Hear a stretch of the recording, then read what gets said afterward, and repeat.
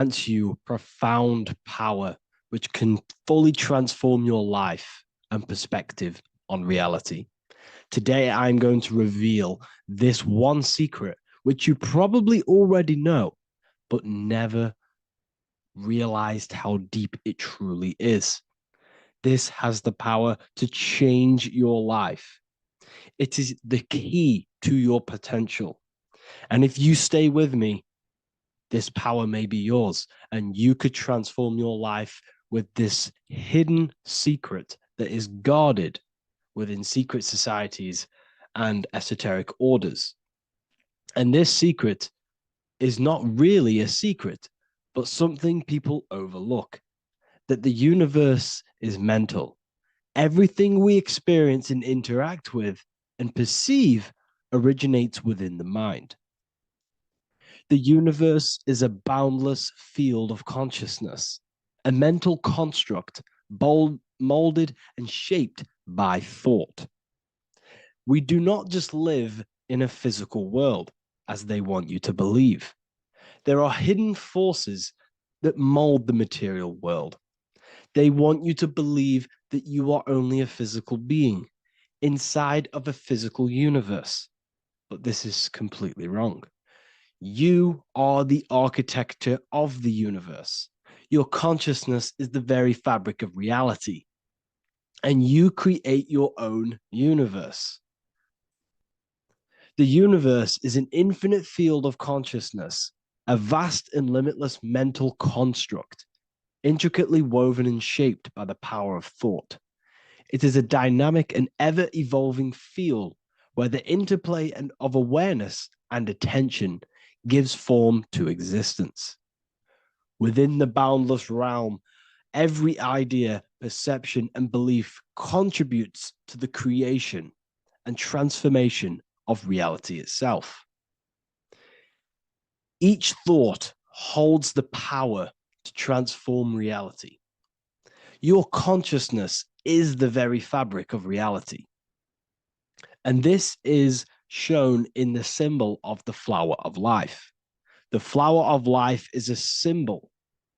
It symbolizes the interconnectedness of all existence, illustrating how every thought is not merely a fleeting moment, but a ripple that reverberates across every layer of reality. Each action, like the intricate overlapping circles of this pattern in the symbol, extends its influence far beyond its origin, weaving a web of interdependence where every choice impacts the whole. It serves as a profound reminder that everything is connected, bound by an unseen field of consciousness. This symbol represents how one action, one thought is a ripple in the whole vastness of the ether of consciousness. To master your mind is to master the universe because your mind is a miniature universe. The mind is the very fabric of reality. So if we gain the hook, if we gain the power and the mastery over our minds, we have now gained the power to create reality to your will and intent. You see, most people live in a cycle, and this cycle is the outer world manipulating how they feel on the inner world. People's external circumstances are creating their thoughts and emotion in the inner world of consciousness, which is producing a constant cycle of negative manifestation. For example, let's say something negative happens to me in my external world, then I start to think negative and feel negative. What that is actually doing is manifesting and projecting more negativity because our thoughts hold the power to control and weave our own life. Your life is a direct correlation of every thought you thought in the past. What we need to do is stop and not let the mind control you in your reality. You need to control the mind so you can control reality. So, what does this actually mean? Reality is an externalization of consciousness. Consciousness and matter are one, they're not separate, they are inseparable. and interconnected. Everything we see, experience, and observe is a manifestation of thought, beliefs, and consciousness, shaping the world around us. Now, this ties in with the secret fifth element that they have hid from you. They've hid from you this sacred and very important symbol and pillar to reality. And this pillar, this sacred thing they've missed, is called the ether. And they've held this from you for a reason, a specific reason. This is the true fifth element. Why do they hide the ether? Because the ether has the power to shape and manifest whatever we imprint upon it. Every thought is a vibration interacting with the ether and actively shaping our reality. The ether, you could see it as the codes to physical reality. It's like an energetic blueprint which surrounds all physical objects. It is the life force that gives life to all things. All energy comes out of the ether and returns back to the ether. Energy, it's 0 point energy, and it is an infinite source of energy. So this is why they hide the ether, because whatever our mind can imprint onto the ether, we can create into a reality. And we imprint the ether through thought and imagination.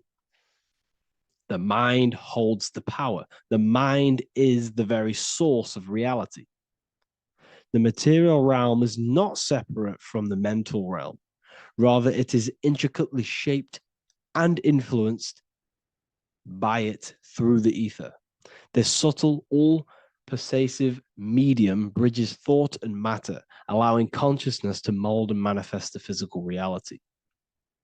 To transform our lives, we must first transform our minds. True change begins within, as our thoughts, beliefs, and perceptions shape the reality we experience. By shifting our mindset, we unlock the power to reshape our world and recreate the life we desire. This is the power of the mind, and this is the power that's been hidden from you. We're not taught these things in schools for a reason, because they don't want us all to be conscious creators. Instead, they feed you your beliefs. They feed you your thoughts through the music, through the entertainment, through the movies, through the news. They're controlling your thoughts with this information. They're installing beliefs and information into your mind. So you are producing their reality. But this is what we need to stop. We need to take control. We need to stop consuming their music, their movies, their information, their news, because all of this is contributing towards your reality. They have the collective consciousness at the tip of their fingers. They do not create the world. We create the world by believing their beliefs and their thoughts and installing their information into our minds. You see, it's mind over matter, and most people live in matter over their mind. Most people let matter, the external circumstances, dictate their mind, when it should be the other way around. It should be mind over matter. This is the mental plane. This is the astral. This is the etheric. This is the physical. The mind holds power over the emotions, over the imagination, over the physical, and over our spirit. It holds power over everything. It's mind over matter. It's the mental body that we must transmute and change. Most of us live in a chaotic state of mind, and this is what we must change. Turn chaos into order. So we need to be mind over matter. We need to install this belief into our subconscious.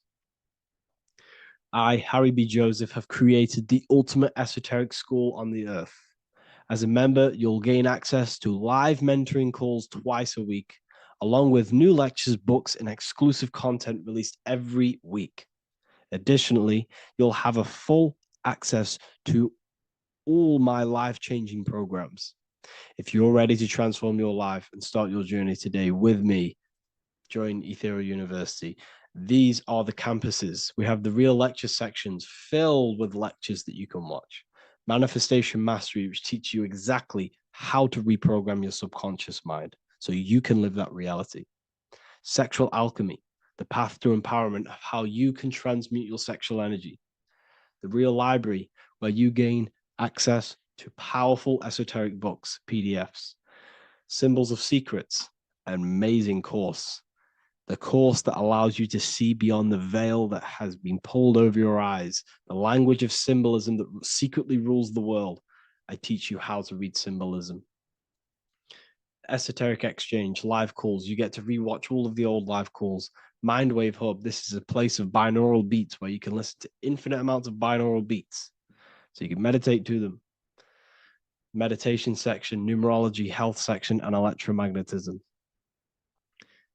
This is a life-changing place. And if you are serious, we only accept serious about changing your life and studying the occult and esoteric, this is the place for you.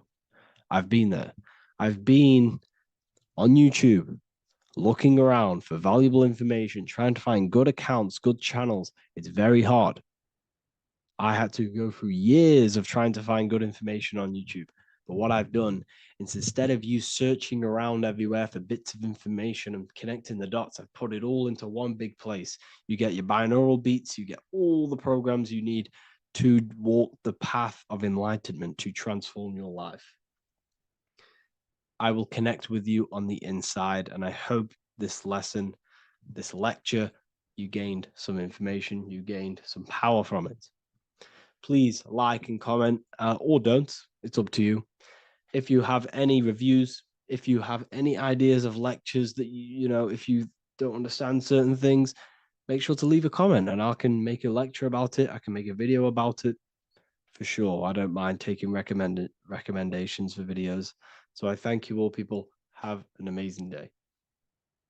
Religions were made to hide the truth about yourself, God, and the universe. You see, religion teaches there is a God separate from you. He created the universe separate from himself. They did this to truly disconnect you from consciousness, from God, and from yourself. Now let me explain. It's going to be very difficult to understand this from a left hemisphere dominated perception. The left hemisphere sees everything individual. The right hemisphere sees the whole. For example, if you're walking through a woods, the left hemisphere sees individual trees, leaves, twigs, and branches. The right hemisphere sees the interconnectedness of the whole woods. We've been trained our whole life to be trapped in the left hemisphere, to think logically, scientifically, with evidence. This way of thinking traps you in illusion, division, and separateness from everything. Plus, in science, they teach you the universe exists outside of you. You exist in a universe, and the universe exists whether you exist or not. This is completely false. You are the universe experiencing itself. There is only one person in the universe. There is only one awareness in the universe, and that is God. That is your consciousness. Not your name, your job, your reputation, your thoughts, your beliefs. That is not God. God is the infinite awareness that you are, the alertness, the essence of life. You are an individual. You have a dual nature, an inner world, consciousness, and an outer world, this physical body. The inner world is the immortal, consciousness, awareness. This physical reality is for the immortal within us to experience and enjoy. And the immortal consciousness, the immortal self, the individualized expression of the only thing that is truly real, which is God, consciousness, is seeking a way to understand itself through infinite vantage points. The same consciousness inside of you, inside of the dog, the squirrel, the plants, the stars, the same awareness is in absolutely everything. Only the right hemisphere can see this connection. The universe is one mind separated into the infinite bodies and life forms. This is why scientists tell you that the universe is forever expanding. It's truth in plain sight, because the universe is the mind. And the mind is always seeking more vantage points to understand itself.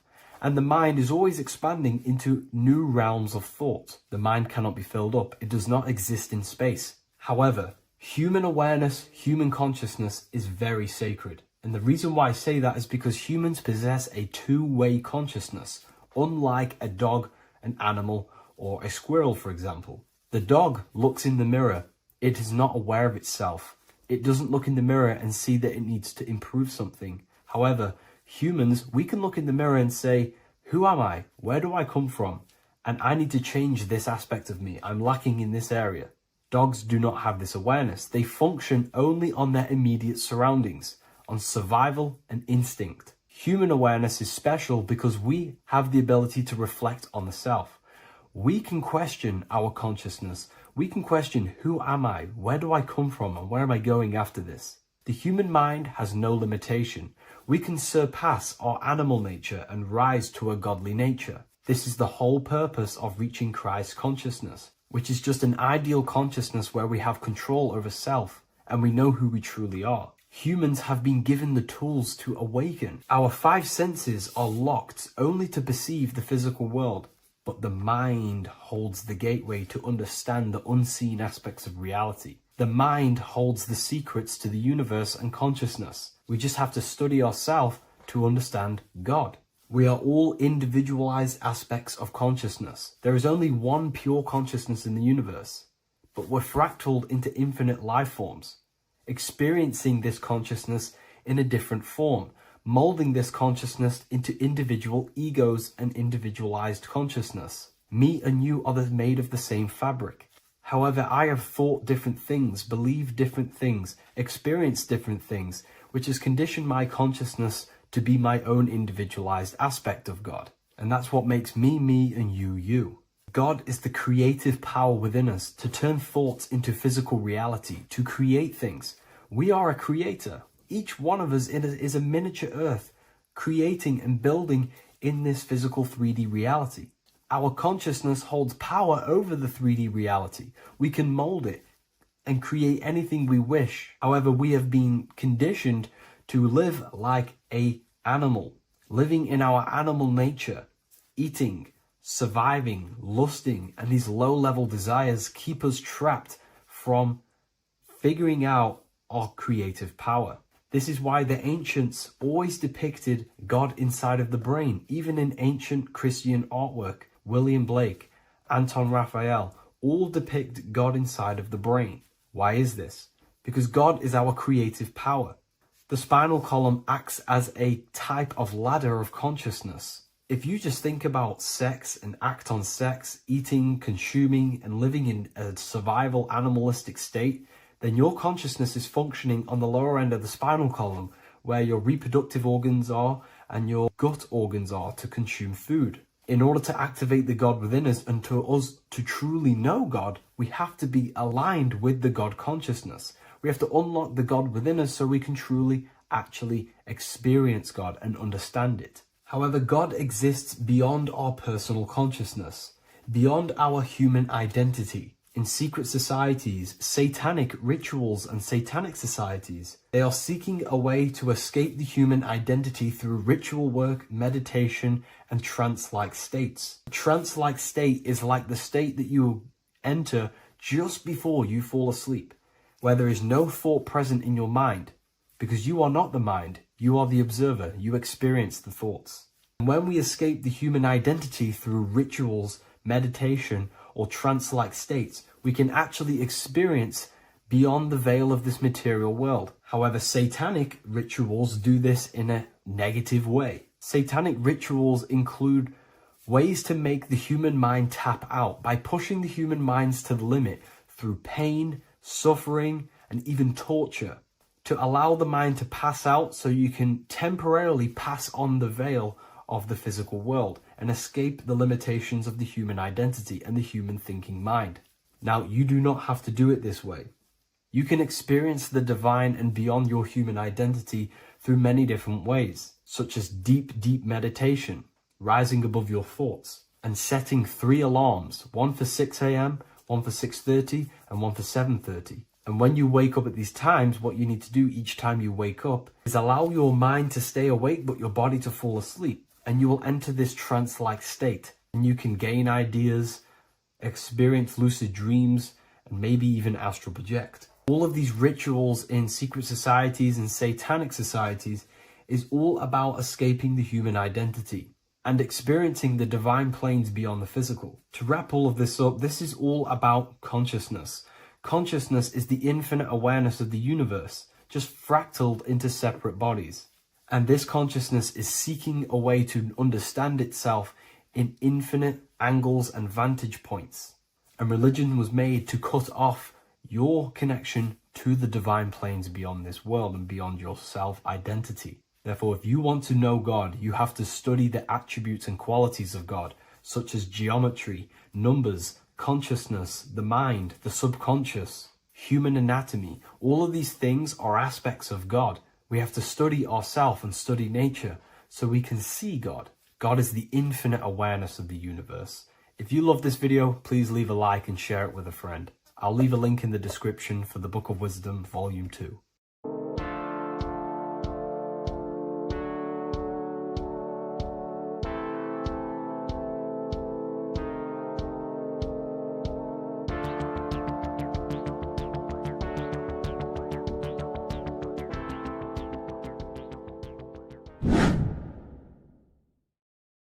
How are we doing, people? It's Revival of Wisdom.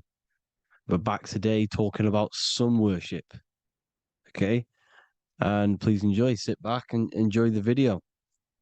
First thing we need to understand is that the sun is the risen savior. It's the light of the world. Without the sun, we have nothing. Now, the sun is the Son of God. We didn't make the sun. No one owns the sun. But who created the sun? Obviously, the Creator created the sun. Therefore, it is the Son of God. And that is what Jesus is symbolizing in the Bible. The Bible is a metaphorical story. That's why it's called the greatest story ever told, because it is a story about the sun, the zodiac. It's about you, the systems in the body. It's about everything that is sacred in this creation. Now you can see the suns behind Jesus' head in all of the ancient portraits, even the ones that are more modern. You still see a sun on the back of his head because he is the sun. He's the light of the world, our risen savior. And this is what Christians are lost because they don't realize it's a symbolic story and they think Jesus was a historical person. He's not a historical person. Okay, this is what we need to get out of our mind. This wasn't a historical person. It's the Son, our risen Savior. The Son is the soul. It's the soul of this creation. Because what is a soul? A soul is pure life force, pure energy. Whatever a soul inhabits, it gives life to. Like our soul feeds our body. The sun feeds the earth because the sun is a soul, and that's why the ancients called it soul. Because it's the soul and it's in you and it's the light of the world. It's the light of everything. It gives life to all things. Here's Jesus and his 12 disciples. The 12 disciples symbolize the 12 zodiac signs. Aries, it rules the head region because the 12 zodiac constellations rule specific regions of your body. Aries, the ram, you have a cerebrum in your head. This is Aries on the head of the table. His Gemini rules the arms and the lungs. The two twins, Gemini. He's holding up two hands for the two hands and arms. The twins. Cancer has a knife in his hand. It's not so clear, but he has a knife in his hand. Cancer is the crab. Crabs have claws. And he's pointing at Virgo's Adam's apple, saying there's no Adam's apple there. It's a woman. Who's the sixth sign? The sixth sign is Virgo, the Virgin, the only woman in the painting.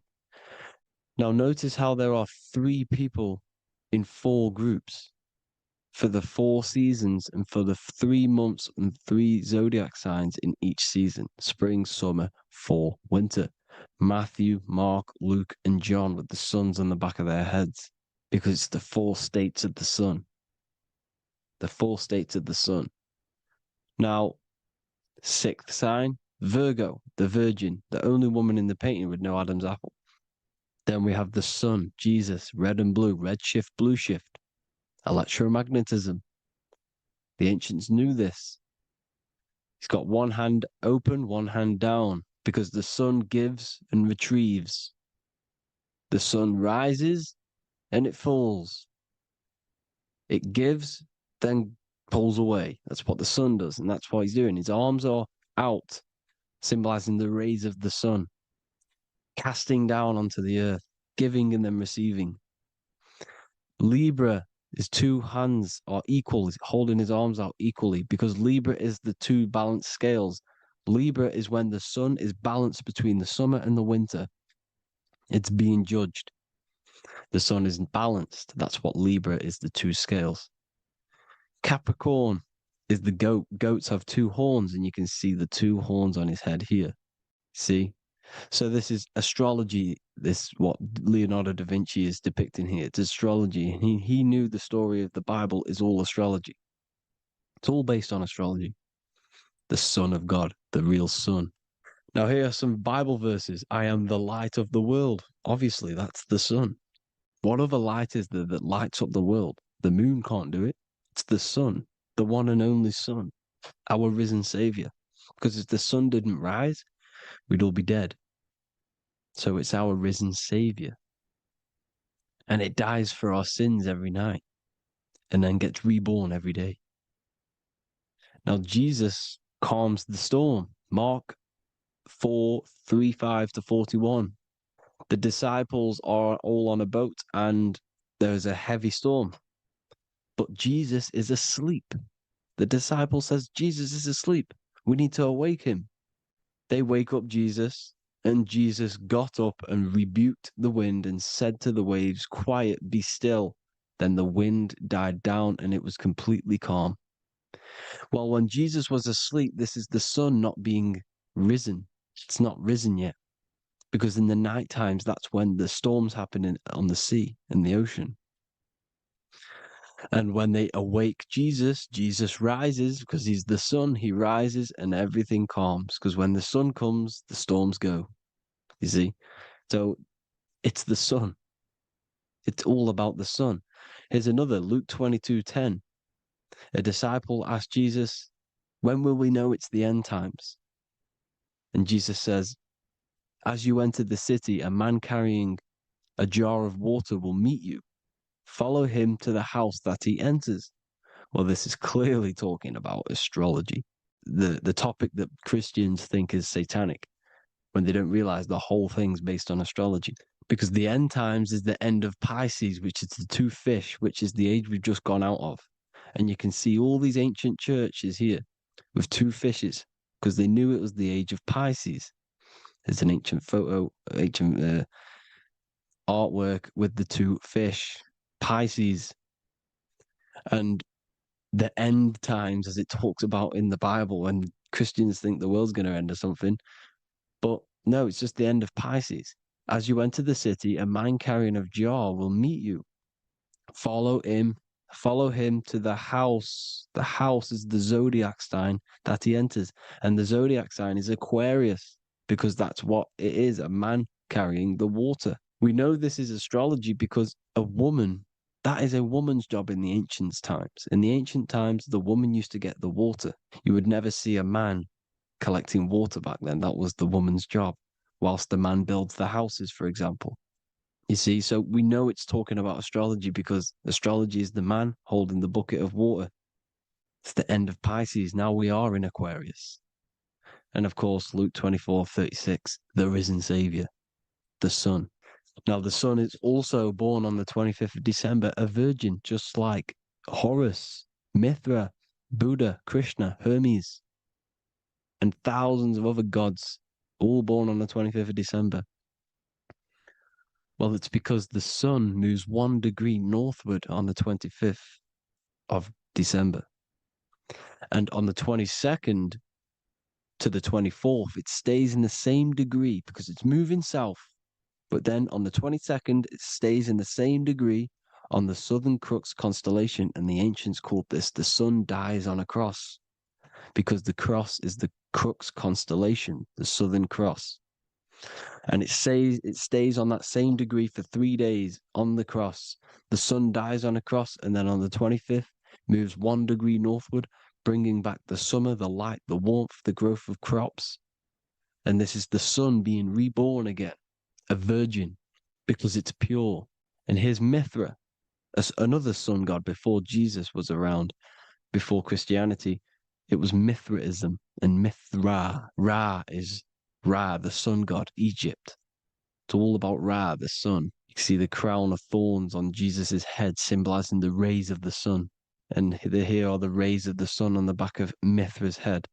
Krishna, the sun. Buddha, the sun. Horus, horizon. All born virgins, all did miracles, all resurrected. Dead for 3 days. Well, here he is, dead for 3 days on the cross. And resurrected.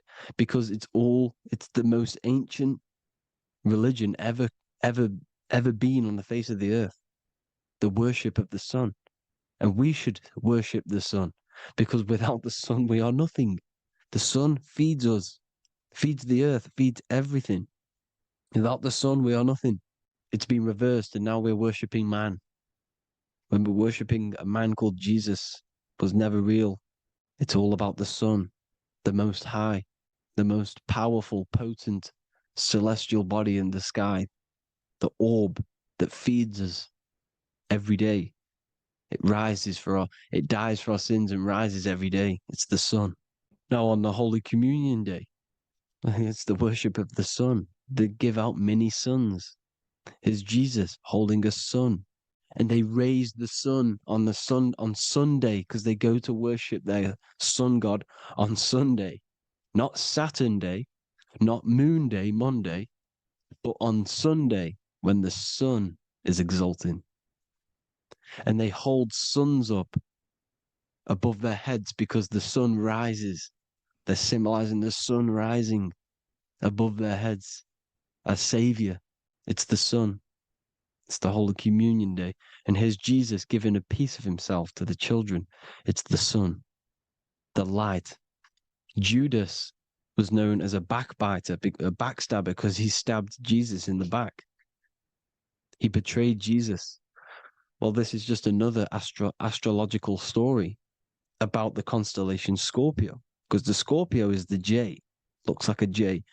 J for Judas, the scorpion, the backbiter. Scorpions backbite, they bite with their back.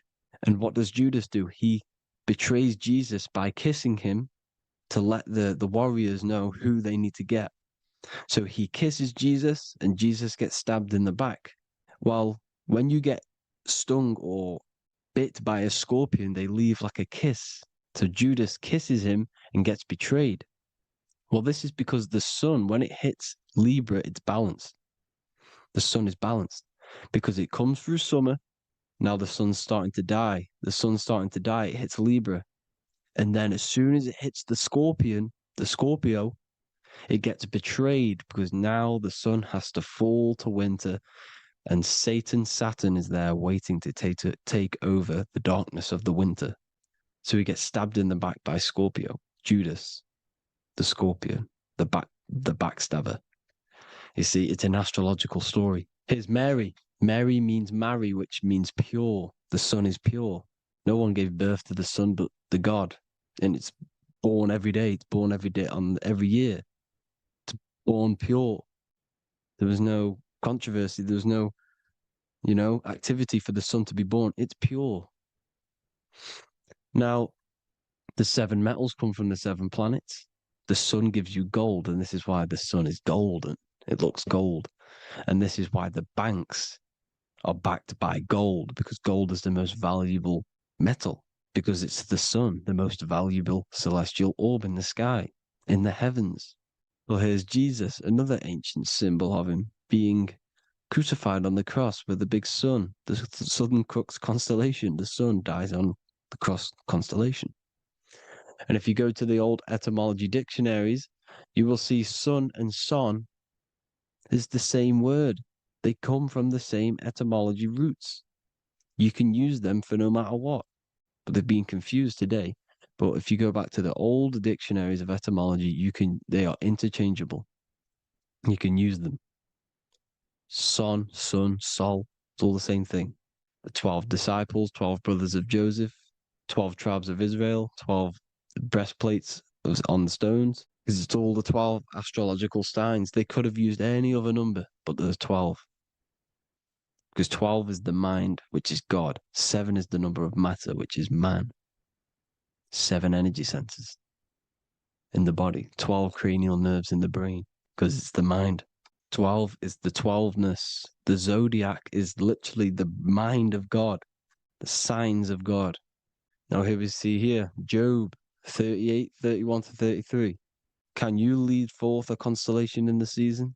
He's asking you, can you read the sky? Can you read the heavens? Canst thou bring forth the Mazzaroth in its season? Mazzaroth means 12 signs, the zodiac. Why did they translated every single Hebrew word in the Bible into English, but they decided to leave out Mazzaroth?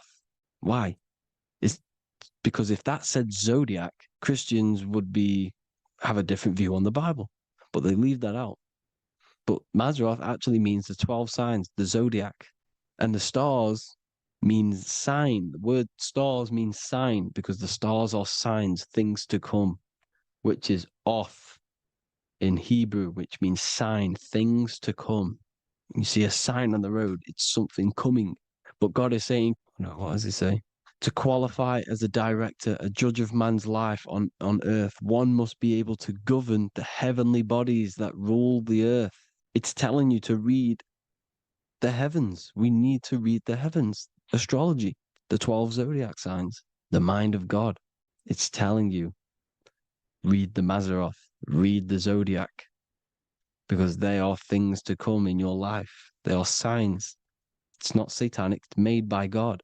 God said, let there be lights in the firmament of the heavens to divide the day from the night, and let them be for signs. Signs are things to come. The 12 zodiac signs. It's all about astrology. Here's Mary holding the sun. His son, her son.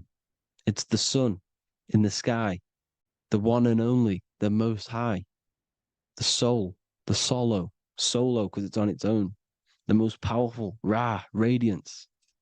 Here's the Pope holding the sun. All three popes holding the sun because they're sun worshippers and they know the true meaning and origins behind Christianity. Sun worship. Here's the Vatican. The Vatican is a sundial. Yes, this is literally a clock. Your clock, your watch is a sundial. It's got 12 sections on it for the 12 zodiac signs. 12 hours, 12 Horuses. Now here you see Jesus walking on water. Well, it's the sun, and here's the beard of the sun. Here's the pyramid of the sun, the illuminated one, the all-seeing eye, the sun. Here's the Ankh. The sun creates these symbols. The ancients knew this. Now, when you see these headdresses, these are actually the days of procession of the sun. Aries, Cancer, Libra. It's all about the sun. Here's some more sun worship going back to Egypt. Ra, Horus, Osiris, and Set. Jesus and Satan is Horus and Set. The sun and Saturn.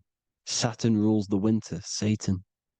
Jesus, the sun, the light of the world, rules the summer, rules the day. Satan's the night, Saturn's the night, the sun is the day. The evil brother, Satan. Well, Horus this is where we get the word hours from. There are 12 Horuses. The sun moves in 12 Horuses, 12 hours. Where's Horus? What hour is it? Where's Horus? His Ra, 12 noon, Ra, radiates, powerful, the most high sun. That's why he has a sun on the top of his head. These are the four states of the sun. Set, sunset. This is why we say sunset, because the sun is setting. His sunset, his Horus, horizon, the Horus is rising, Ra radiating, and the sunset. Then midnight is Osiris. Here's another ancient symbol for the sun, the scarab. Ra, the sun, scarab.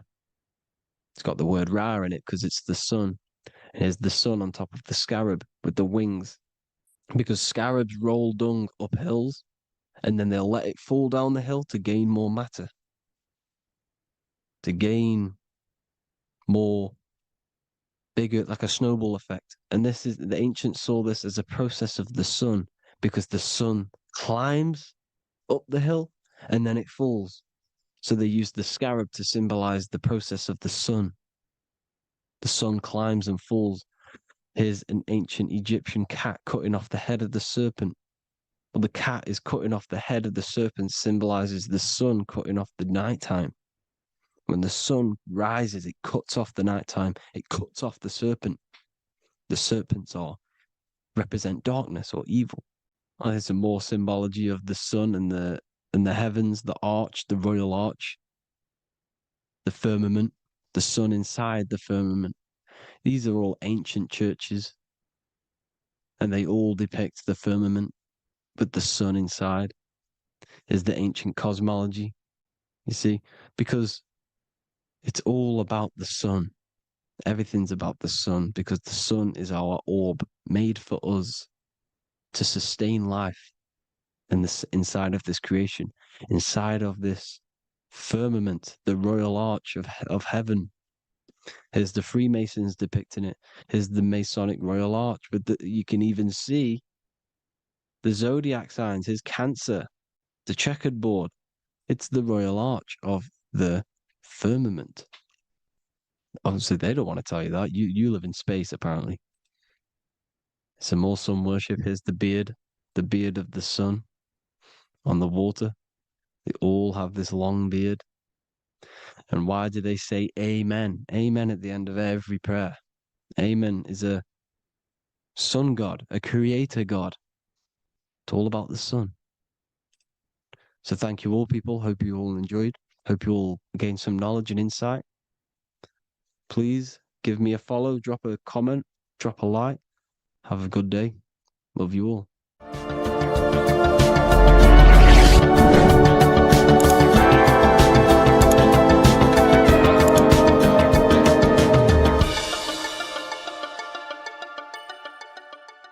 Neo is plugged into the matrix on the back of his neck. And if we look at the human brain, the back of the neck is the reptilian brain stem. And when one operates their life out of the reptilian brain stem, they are unaware, unconscious. They are consciously dead, because the reptilian brain does not really critically think. It acts on instinct, fight or flight mode. This is considered in the occult spiritually dead. When one is taking actions without intention, simply very reactive to life. They're not living, they're simply experiencing. When you're walking down the street and you see someone, and in your mind you think me versus them versus me, that is an animalistic way of thinking. I used to be trapped in this way of thinking, always thinking of fight or flight, always judging people, always reacting to the world, never consciously creating and commanding with intention in the world. This could be considered the matrix, when one lives unconsciously, simply surviving in the world. Another symptom of living in the reptilian brain could be obsession, a constant need to assert your power over others to feel safe or superior. Views relationships as power hierarchies, not as mutual connections. It could be a conquest for sex, lust, seeking validation through sexual activity. Sex becomes a tool for dominance, escape, and self-worth. Intimacy is avoided. Pleasure is pursued without emotional depth. Seeking pleasure all the time. This is all to do with the reptilian brain. Seeking safety. It could be compulsive eating or food hoarding, driven by craving and not actual hunger. Eats to soothe fear or emotional discomfort, often unconsciously. This is the unconscious. Fear-based decision-making. Every choice is shaped by perceived threat or insecurity or fear within the subconscious mind. Long-term vision is sacrificed for immediate safety and gratification. All the reptilian brain. Territorial behavior overacts when personal space, possessions, or status is threatened. Acts as though survival depends on ownership or status. Addiction repeats patterns to feel safe, even if they are harmful. Avoids anything unfamiliar or unpredictable. Low empathy. No empathy or emotional care for one another and for fellow beings in the world. Sees people as threats, tools, or competitors. This is all to do with the reptilian brain. Intense intense jealousy or possessiveness, sees others as rivals or objects to control, cannot tolerate perceived threats to loyalty or status, quick to be angry, slow to reflect, reacts with rage, withdrawal when challenged, lacks emotional regulation or deep self-awareness. So this is considered, this brain could be considered the matrix, hence why Neo is plugged into this brain. He's operating the life out of this brain, unconscious, simply navigating life like an animal. I was in this state, and you can only really realize this when you come out of this brain and you start to function from the higher regions of the brain, which we will discuss very soon. And my life was chaos because there was chaos operating internally. I was never thinking about the future. I was always operating life out of fear, out of lack, never had care for another person. When you operate life out of this brain, the matrix, things outside you, can easily control you. This is why they keep us in a constant state of fear. So we operate life out of this. So we never gain full control over our reality, over our actions, over our thoughts. So Neo is called Neo, and he works at a place called meta cortex, very symbolic of the neocortex, the higher region of the brain. Now, this brain makes you human. It ultimately allows you to hold control over the animal urges, okay? The neocortex is the brain that allows you to have self-mastery, that allows you to control your urges, your instinctual survival urges. So humans can overcome their reptilian animalistic state and start to operate their life in a conscious mastery state. And Neo is plugged out of the reptilian brain, and he starts to use his neocortex, the human brain. This allows one to learn to have self-control, allows one to create, allows one to think about others. It allows one to critically think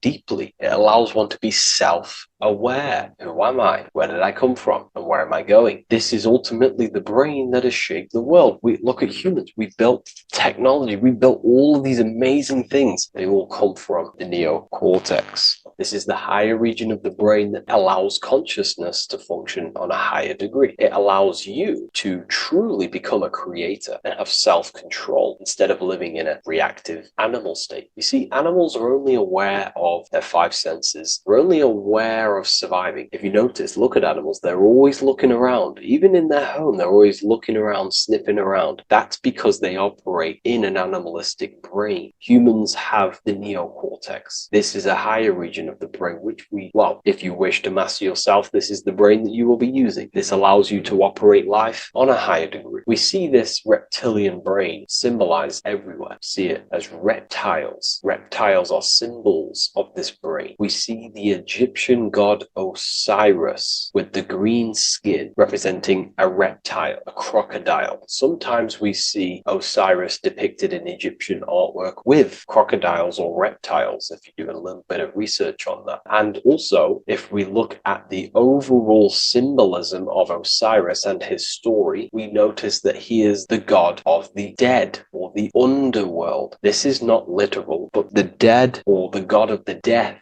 the god of the death of self, the dead of consciousness, because you are a divine being with limitless potential to create. And ultimately, to create, we have to master our reptilian brain. But when we function from this reptilian brain, we are dead to our higher powers of creation, of imagination, of actually gaining control and operating life from the higher mind, operating life as the divine being as you are. But if you operate life in Osiris, he is the god of dead. You are spiritually and consciously dead. You act unconsciously. You are dead, not physically, but mentally and spiritually. So what we're looking at here in the Egyptian artwork is the reptilian brainstem. We have the left hemisphere and the right hemisphere of the brain. Notice a curve. The feminine body is very curvy. This represents feminine. The masculine body is very liney. So if we study geometry, we know that lines are masculine, hence why the word masculine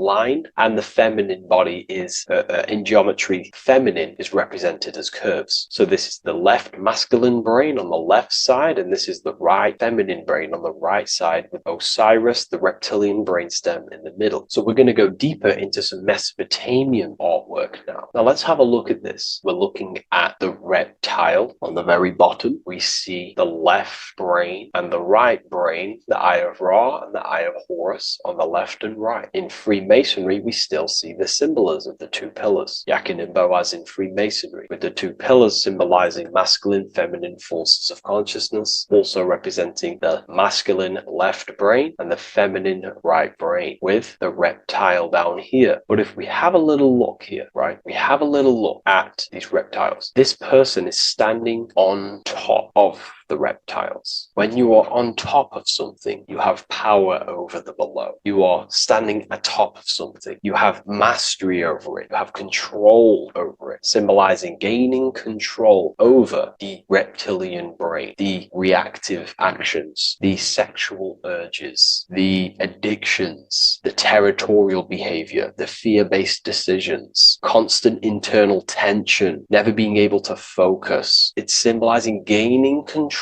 over these internal qualities that happen within us, in our mind, because the universe is mental. And if we do not gain control over this brain, it will dominate our mind, which will ultimately dominate our actions and destroy our life and live in an unconscious state. So this is basically instructions in this ancient Mesopotamian artwork of becoming self-mastery, to operate on a God consciousness level. So we have a person symbolizing your awareness, the internal you, having mastery over the reptilian urges, the reptilian brain, the reptile thinking. We have a person, a face in between, and it's standing in between these pillars, symbolizing balance of the brain hemispheres. Because the face, we see the eyes in the middle, we see the person is you, your consciousness, standing in the middle pillar. It's representing seeing reality as neutral. Everything in the world is neutral. It's the mind's perception that gives it a positive or negative charge. When we adapt this mindset, this view of reality, this knowingness of reality, we see the world for what it truly is. And if you see things as neutral, it allows one to transform the situations in your life accordingly, instead of simply choosing a side.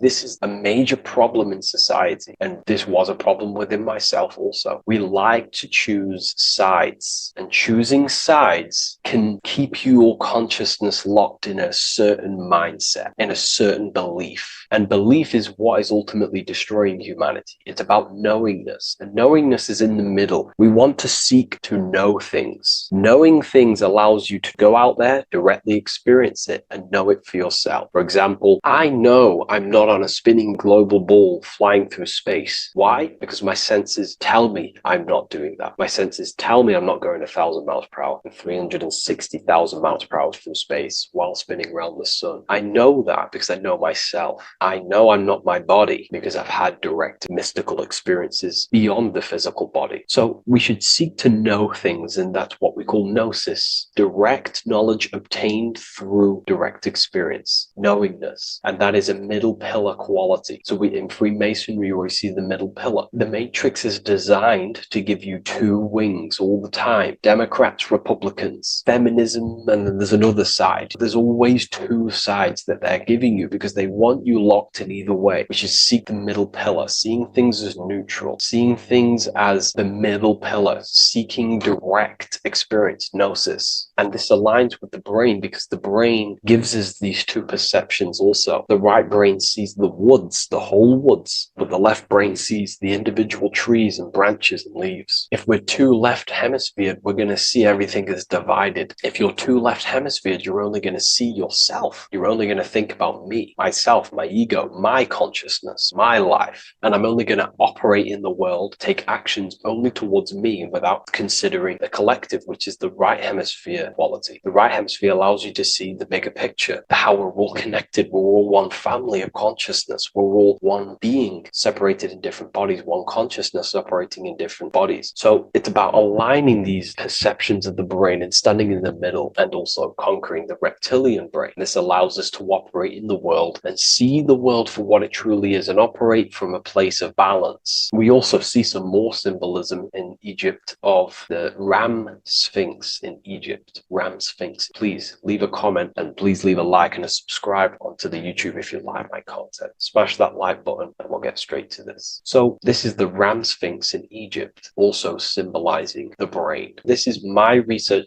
These are my conclusions. You can take this with a pinch of salt and go out and do your own research. This is what makes sense to me based off my information I've gained, my symbolism that I can read. So take what you can from it. I'm not here to obstruct anything. I'm not here to place anything in your mind. I'm simply here expressing my research. Never take anything off anyone as solid truth. I've never have said everything I say is solid truth. This is my research. If the research aligns with you, that's great. Maybe it doesn't with some people, that's fine. Simply take things with a pinch of salt, go out and collect as much research and information from many different sources and place together your own understanding of symbolism and your own perspective on reality. But like I say, seek to know and not believe. So this is the ram sphinx in Egypt. This is a more powerful symbolism of the brain. We have Osiris here, the god of the dead, which is the reptilian brain, and an Aries symbol here symbolizing the hippocampus in the brain. So this is the reptilian brain stem, heavily aligned with the reptilian brain stem here. We can see the connections if we look closely. So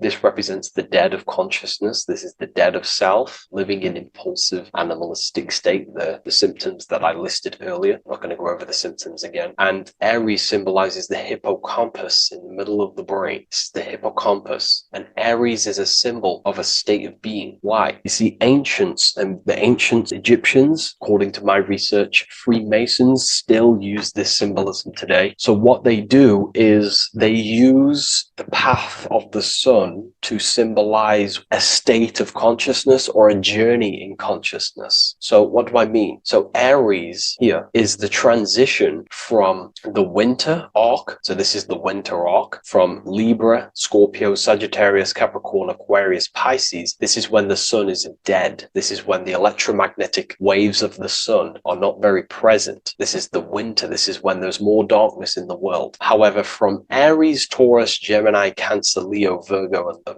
to Libra, this is when the sun is giving more electromagnetic rays. Everything grows. Everything is reborn again. Everything's growing. There's more light. There's more warmth. You can grow crops. So this is very symbolic as a state of consciousness. Aries is used heavily to represent the rebirth of the sun, but internally as an esoteric interpretation of Aries, it symbolizes the resurrection of awakening of the self. It is the rebirth of the sun, of the soul, the rebirth of becoming aware out of the darkness into the light, living in the reptilian unconscious state, the unconscious, not being aware that I possess consciousness, not being aware of my thought, emotion, actions. And Aries is that symbol of the rebirth of the spirit, the rebirth of the self, becoming self-aware. So that's what we're looking at here with the ram sphinx. We're looking at Osiris, dead, the reptilian brain, operating life in an unconscious state, not really thinking,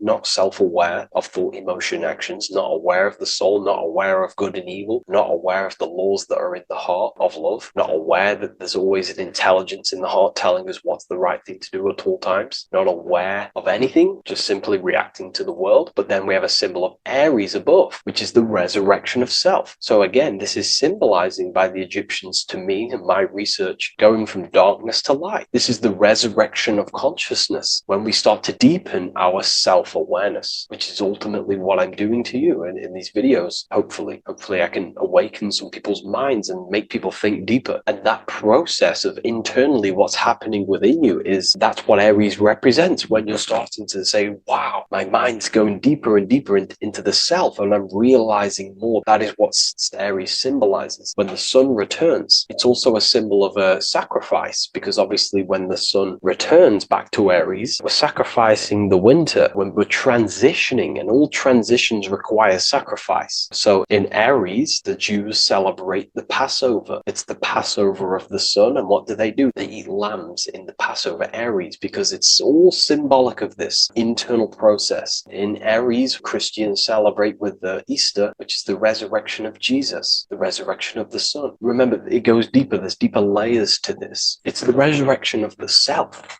and the mind deepening into a deeper awakening. So again, we're going from the lower regions of the brain, and when we start to critically think and become self-aware, we're starting to use the mid part of the brain, and the mid part of the brain then expands into the neocortex, which is the resurrection of the self. The mind is no longer functioning in just the reptilian brain, but then it's going into the light of the higher brain, the neocortex, and this is the reptilian brain. This is the midbrain, what we're looking at here with the Ram Sphinx. Yeah. So this is the resurrection. It's the transition point of going from the reptilian brain into the midbrain, into the neocortex. We're now resurrecting ourselves. Now, this is not putting anything negative on the reptilian brain. Without the reptilian brain, we wouldn't be able to live. We need the reptilian brain, but it's an abuse of the reptilian brain that can keep us in a very low state. It keeps us stuck in an unconscious state. But the reptilian brain is what's allowing you to breathe, to eat, to scan the environment for any threats. If there are threats, we do need the reptilian brain. That's not to say it's evil, but what I'm saying is an abuse of this brain, which is what most people are stuck in. They're operating their life out of this brain. And this is what the Egyptians,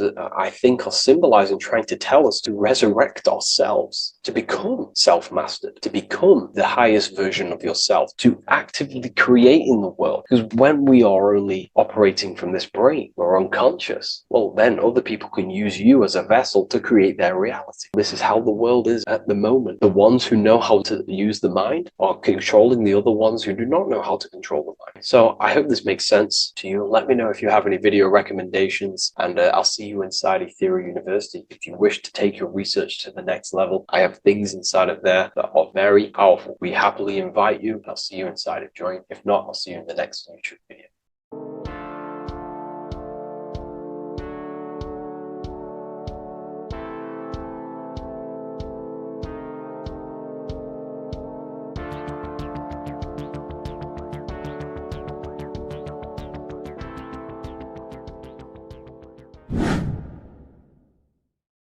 People, how are you all doing? It's Revival of Wisdom, and today we're going to be talking about your birth certificates and how we are slaves to a system and how they have trapped us into this system. Okay, so the first thing you need to understand about this system is there are two types of laws. You have the law of water, which is admiralty law, and the law of the land. So the admiralty law is the law of water, and this is what money is. Money is water. This is why we say liquidity, currency, the current. A current is water, something moving through something. Cash flow. And this is why banks are called banks, because a river bank is on either side of the water and it directs the currency. You see? So money is water. And as you can see here, Ripple, the cryptocurrency, Ripple, water Ripple, and they're building a bridge over water, overseas, international banking with cryptocurrency. So money is water, and this has specific laws about water, but water is the same everywhere, you see. What the difference is with the law of the land is that you can have different laws in different lands. I can't do certain things in the UK that people can do in America, for example. You see, that's the law of the land, but the law of water is the same because water is everywhere. Now, this is very important to understand when it comes to, you know, these birth certificates. So, Pope Gregory, this is where we're going to start off. Pope Gregory in 1582 took the Orthodox Eastern sunrise calendar and changed it to his own Gregorian timeline, not a calendar, a timeline. This timeline was copyrighted by Pope Gregory under the name of the Vatican. So the Vatican owns the timeline that we are using today, 2023. They own it. They own the title of this Gregorian calendar. Okay. Therefore, anyone who is born under this copyrighted timeline, not calendar, they are subjected to Rome because Rome owns the timeline. They have a patent, a copyright for that timeline. What is on our birth certificates? That timeline. We are born underneath, we are subjected to the Vatican. This is why all birth certificates go to the Vatican. They own every single birth certificate. Okay? So when we use this timeline, we are subjecting ourselves to this timeline. Okay? Which the Vatican has a claim over. This calendar or timeline is set to sunset, not the sunrise, which is associated with death, darkness, and the moon, lunatics. You see, so this is a sunset calendar timeline. Okay, this is now, they've changed a couple things, right? They say that the new year is January the 1st. Okay, when we know this is in winter. January is winter, which is associated with darkness, death, the death of nature. So this is a death cult, people. These people are evil. They're so evil. The Vatican. And this is why we use April Fool's Day, because April is in Aries, and Aries is always the start of the zodiac. This is why Aries rules the head region. 12 zodiacs, 12 systems of the body. Each zodiac is associated with each part of the body, and this is why Aries is the head, cerebrum. But we're not going to talk about in this video. But yes, that is what April Fool's Day is. They're putting it in your face. April Fool's Day is the real start of the year, when the sun starts to rise again, when the risen Savior is resurrected, when it's born again. This is when the Jews celebrate the Passover. This is when the Christians celebrate the resurrection of Jesus, and they eat lamb. The Jews eat lamb because we're in Aries, the new year. The sun is now born again, our risen Savior, the light of the world. So yes, this is what April Fool's Day is. It's the first day of the year, which they changed. Pope Gregory changed. So you need to understand is that you are in the womb. You are inside of a ship, because every ship, literally a ship, every ship is female. This is why they say she delivers the product, because she does deliver the product, you, the baby. Same thing with a ship, they deliver products. They are a she. And when they pull up to the bay, like you can see on this picture, they're pulling up to the bay. This is now called the birth canal. The ship is now in birth on paper. Okay, this is law. And when they pull up, they tie up to the bay, and now they get a certificate of manifest certifying all of the products which are on the ship and what they are bringing into that nation. Okay, so you're bringing in this many of that, everything's on the certificate of manifest. And this certificate as manifest is also your birth certificate, because you are traveling through water when you are in the birth canal of your mother, because you are in water when you are in the womb, and you travel through the birth canal.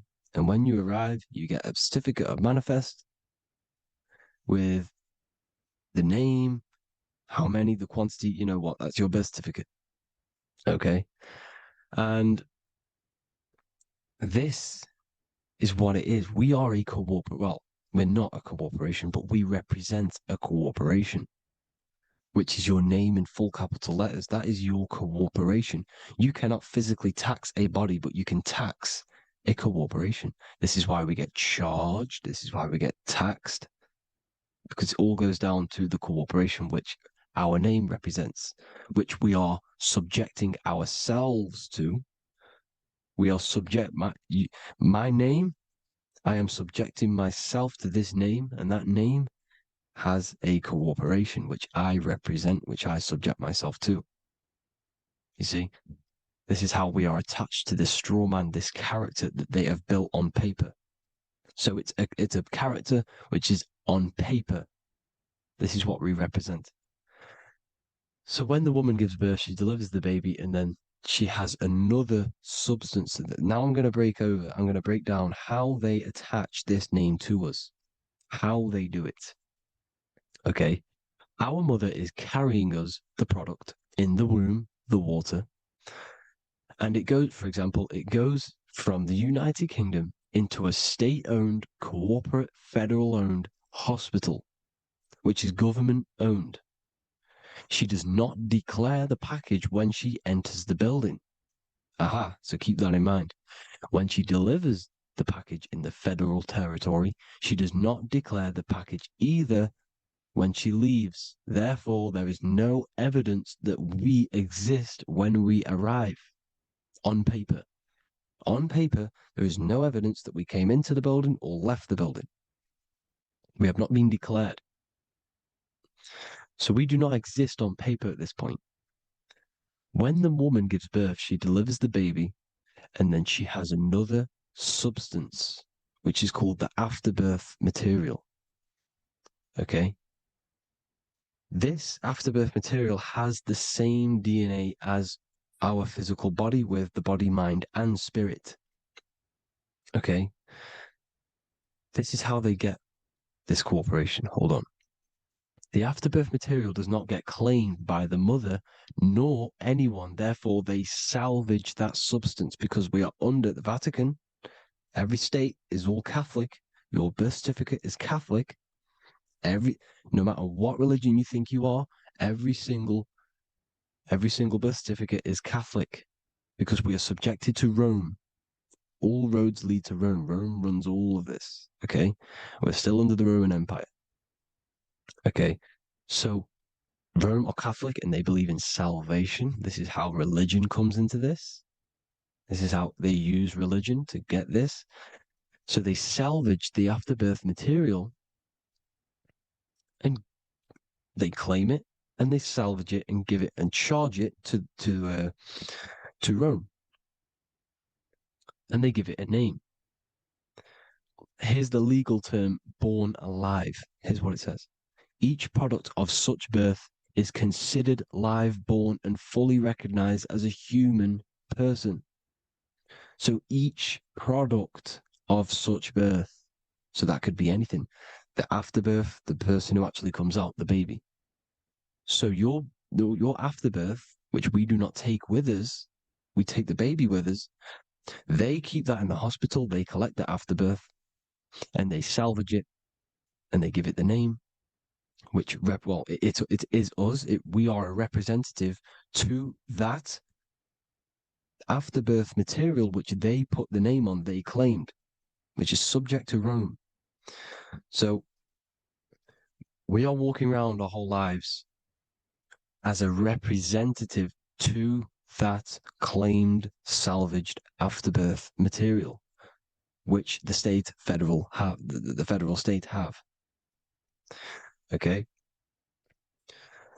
We are under the Catholic Church, Vatican. Therefore, the afterbirth material is a child of God. See, on paper, therefore, they believe in salvation and salvage the afterbirth material. This material has no mother or father. The state pick it up. It becomes a war to the courts and gets charged to the state. So we are a representative to that character they salvaged because it is the exact same DNA as you. Subject is the name or the title, and the matter is the physical aspect left behind in the hospital, which represents us. You see? So now we're moving on to Unum Sanctum. Unum Sanctum was in 1302, a very, very important year. Very important year. Unum Sanctum says this is basically how they claim everyone in the world. So the Vatican had all this power, all this gold, all these people under them. They need to get a claim for them so then they can rule over them and make them slaves. So what they did, they created Unum Sanctum. Pope Boniface VIII did this. And it says, the spiritual man judges of all things and he himself is judged by no man. The spiritual man, keep that in mind, unless he invent like Manichaeus, two beginnings which is false and judged by heretical, since according to the testimony of Moses, it is not in the beginnings, but in the beginning that God created heaven and earth. Furthermore, we declare, we proclaim, we define that it is absolutely necessary for salvation that every human creature to be subjected to the Roman pontiff.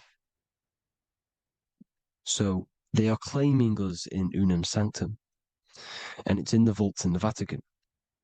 They will put a spell on it because they are sorcerers, they are magicians. They put a spell on it, they lock it up, and whatever goes on that piece of paper goes. And this unum sanctum is claiming all of us. So what does it say in the beginning? The spiritual man judges of all things, and he himself is judged by no man. The spiritual man, the man with the body, mind, and soul, the first baby that comes out the birth canal. That's you, your body, you, body, mind, and soul. You have the Christ, which is I am, which is grace. Grace means here now, in the present. You have the Christ, which means I am. Therefore, you have a soul. If you can say I am, you have the Christ. You have a soul. But a creature can be anything with no soul. You see, so no man can judge the man with the soul. However, as it says in the second part, we proclaim, we define that it's absolutely necessary for salvation that every human creature to be subject to the Roman pontiff. So they are subjecting the afterbirth, not the man with the body, mind, and soul, but the afterbirth to the Roman pontiff, to the Roman Catholic Church. We are the ones who are claiming to be the afterbirth material, which is our birth certificate, which is our representative. We represent that because it is our DNA. This is how we are stuck. We are stuck because we represent this DNA, which is on paper, recorded. You see? So we, being untaught, uneducated in these subjects, we are subjecting ourselves to this system, to this slavery, because we just want to live. We just want to live happily, just peaceful. Think about it. Where's all this coming from? Where's all this war, all this killing, deaths coming from? We just want to live. It's coming from the Catholic Church, these evil death cult, which has subjected us, which has used us as slaves, and we are still slaves, and it's just going to get worse and worse and worse. So this is how we have subjected ourselves to be the slaves to this system. It's a lot to take in, and there's a lot more deeper stuff which goes into this. I'm just going over the surface. I'm going quite deep, but there is little details that I still need to learn myself. But this is the general how that we've been stuck to this slave system. So we are batteries, okay? This is why we get charged. When you go in a court, you get charged, okay? Because you're a biological battery. This is why cities look like motherboards, because we are feeding energy to this matrix. Okay, when we look outside of ourselves, when we give power to so-called Jesus Christ, worshipping idols outside of ourselves, where attention goes, energy flows. We are feeding the matrix with energy. By looking within, placing your attention within yourself, you are taking back your power. Because the I am is Christ. The you, the soul, is Christ. It's God. The awareness is God. Okay? However, we are subjecting ourselves to this system. We're subjecting ourselves to this system and the feeding of our energy. So what we need to look for the future is that, think about it, with the end goal is to change our DNA, is to literally make us robots, transhumanism, slaves. This is why we have smart cars, smartphones, smart watches, smart meters, smart cities. And all of this is going to be connected by the smart grid, which is 5G. This is why 5G is rolling out. 5G is going to connect all of these technologies to one. It's like a big net system. And you know why they're doing this? It's because all of this is going to be connected through AI, through this 5G, and that 5G is going to be controlled by the elites. So you say anything wrong, you do something wrong, you say the wrong thing online, they'll turn off your car, they'll turn off your phone, they'll turn off your smartwatch, they'll turn off your TV, because it's all going to be connected and controlled by the smart grid. And this is what the Great Reset is, people. But they're going to trap us inside of these 15-minute smart cities so we can't leave the area, because they're going to use climate change as a tool to enslave us to not travel because of so-called climate change and the fumes that we are putting into the air, which is all BS. They're doing this to push these new cities, to push all of it. But listen, they're trying to get inside of your body. The only way they can do that is to get you addicted and using this technology. First, they got on the body with the smartphone. Well, first of all, we use the technology. We get used to it with it in our hand. The next step for them was to get on the body, which is the Apple Watch, as you see down here. They have now successfully got onto the body. The next thing is to get inside of the body. This is the brain chip. You see how they've slowly lured their way in, slowly got you addicted to this technology, got you dependent on this technology. And what they're going to do is that they're going to mold society to be dependent on the brain chip. So in order, for example, if you want to go and pay for food, you're going to have to get a chip to pay for the food, because it's all going to be digital money. And that digital money will be connected to the chip, and you'll need the chip to pay for things. You see? So this is how they're slowly transhumanizing us. These phones, these apps, these things which are all we are all using was created by Freemasons. Mason means traveler, because they travel the depths of the mind. They understand human consciousness. They understand the brain. They understand the mind. By the deepest root cause, they understand it. This is what Masonry is. It's the occult. So these technologies is designed by these people. This is why they're so addictive, because they understand how it works. They understand how to get people addicted, because they understand human consciousness, the brain, the body, and the mind. So this is the advantage Freemasons have over us. And these secret societies, which have gone through the orders of Freemasonry and progressed onto these secret societies, which are the evil side, because I'm not saying Freemasonry is evil, okay? But the societies which they go beyond Freemasonry, because you can go beyond the 33rd degree into these secret societies, and they use this knowledge for the bad, to enslave people. And this is what's going to happen. Transhumanism. So I hope you all learned some insight for today.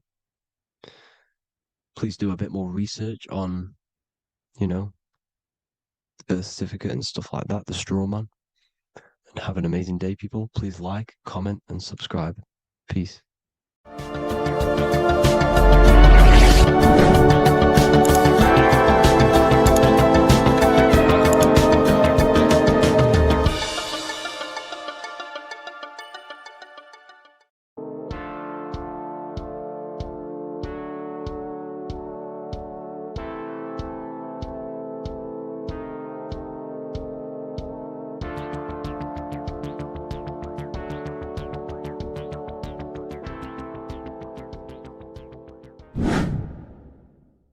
The earth has become a realm in order to trap souls within, so that they can harness our electricity, our energy.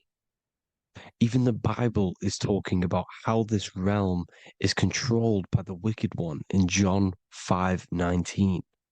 We know that we are the children of God, and that the whole world is under the control of the evil one. Ephesians 6:12. For our struggle is not against flesh and blood, but against the rulers, against the authorities, against the powers of this dark world, and against the spiritual forces of evil in the heavenly realms. So the Bible is telling us that this is not the only world. There are other worlds, there are other realms that we can go to, considered as heaven. Heaven being a higher realm where there is no evil, no darkness. This is a midpoint realm where there is good and evil. Now, we're going to explain how the soul trap is how it's working, and how your soul is being harnessed for its energy, and how you are tricked to come back to this realm after death. What you need to understand is first is that you are the invisible intelligence behind the physical body. You are the mind and soul. The soul is the true you, the good you. It is pure love, pure bliss, eternal, never dies. The mind can be corrupted, though. The mind is the intelligence of the soul. It is invisible. It has no true form. The intelligence inhabits the brain. The brain is the computer to control the electrical machine called the nervous system, which is choice, program, and action. You are the invisible intelligence behind the body, and this will prove it even more. You do not even see into the external world. You are seeing an image produced by the brain, because the light is being sucked through the retinas of the eyes. The image is produced in the visual cortex at the back of the brain. What does this mean? This means that we are the consciousness in the center of the brain, in the pineal gland, that is experiencing the program being ran by the central nervous system in the brain. This is the sigil of Lucifer. Lucifer in Latin is Lucy. Lucy is light in Latin. Lucifer is known as the light bearer. This is how the eyes work, people. It's not a demon or a devil. The sigil for Lucifer is how the eyes work, and how the left eye is controlled by the right brain. The right eye is controlled by the left brain. There is a crossover. It's the same with the body. The left side of the body is controlled by the right brain. The right side of the body is controlled by the left brain. There's a crossover with our hemispheres in the brain. Now, this empty chamber in the center of the brain is where this universal cosmic intelligence is held, known as the most holy place in the Bible, the throne of God. Okay? This is above the 33 vertebrae on the spine. As you can see here, you are the being in the center of this point. All of the nerves are being sent back to this one particular point, which is which is the seat of our invisible intelligence. You can see it's an empty chamber. Our consciousness, our intelligence is not a physical thing. This intelligence is the true voice inside of your head. This is why your head is heaven, your heart is earth, your heel is hell. Your head is heaven because this is the seat, the throne of God. God is in heaven because the consciousness, this divine intelligence that's controlling the body, is sat in the center of the brain. The brain is taking commands of this invisible intelligence. When you close your eyes, you can feel your awareness, your consciousness, your intelligence is all in the brain. Your awareness is not in the feet, the heart, the legs, the arms. It's all in the center of the brain. Now, if you meditate deeply, you will find that you are beyond the mind. You are the being observing the thoughts. You are the soul observing the thoughts. Now, with this being said, you are the consciousness experiencing the program being ran by the central nervous system in the brain, because you're not seeing into the external world. It's an image, it's a simulated image produced by the brain and the central nervous system. You do not experience the external world. You do not feel the external world. You feel electrical impulses on your nervous system. Your nervous system is decoding what you are feeling. So the only thing that you truly feel is the electrical impulses on your nervous system. This is why the nervous system is the tree of knowledge of good and evil, because it gives your invisible intelligence, your mind, the knowledge of good and evil. It can detect good things, it can detect bad things. If it's hot, if it's warm, if I need to go, the nervous system is doing this. It is the tree of knowledge of good and evil. Okay?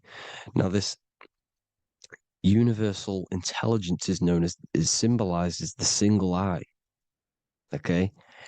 Matthew 18:9. It is better for you to enter life with one eye than to have two eyes and to be thrown into the fire of hell. What does this mean? It's symbolic, it's metaphorical, people.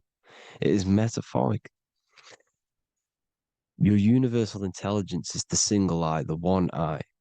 It's the balance between the two poles, between the left and the right, the good and the evil. It knows the right thing to do all the time. This is our inner guide. The inner self is the inner guide. And when you are operating your life off duality, using your two eyes, you'll be thrown into the fire of hell, lower states of consciousness, because you're split. You need to live in oneness, even, balance. Matthew 6:22, the light of the body is the eye.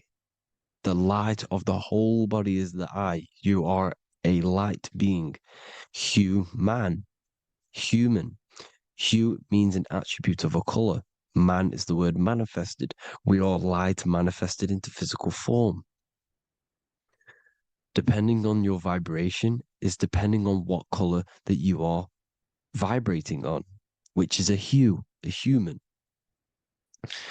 If therefore thine eye be single, thy whole body should be full of light. Again, it's talking about the single eye, oneness, completeness. When you balance the hemispheres of the brain, we'll go over that later. But anyways, the body is the earth. This is what we need to understand, people. The body is running the simulation, the program that our consciousness is experiencing. So when we leave the body during death and astral projection, we leave the earth. This is how it works. The body is the vehicle for the earth, for this realm. Everything exists within our mind. You have the soul, mind, and body. The soul is the observer, the watcher, the true being. This is why she has many different heads, because the soul inhabits different bodies. This is the serpent, which means knowledge, which is the mind, wisdom. And this is the body, soul, mind, and body, Brahma, Vishnu, Shiva. The mind is the bridge between the soul and the body. So what do I mean? When you astral project, you are using your mind to project your awareness, your observing consciousness outside of the physical body. The mind is the projector, projecting consciousness.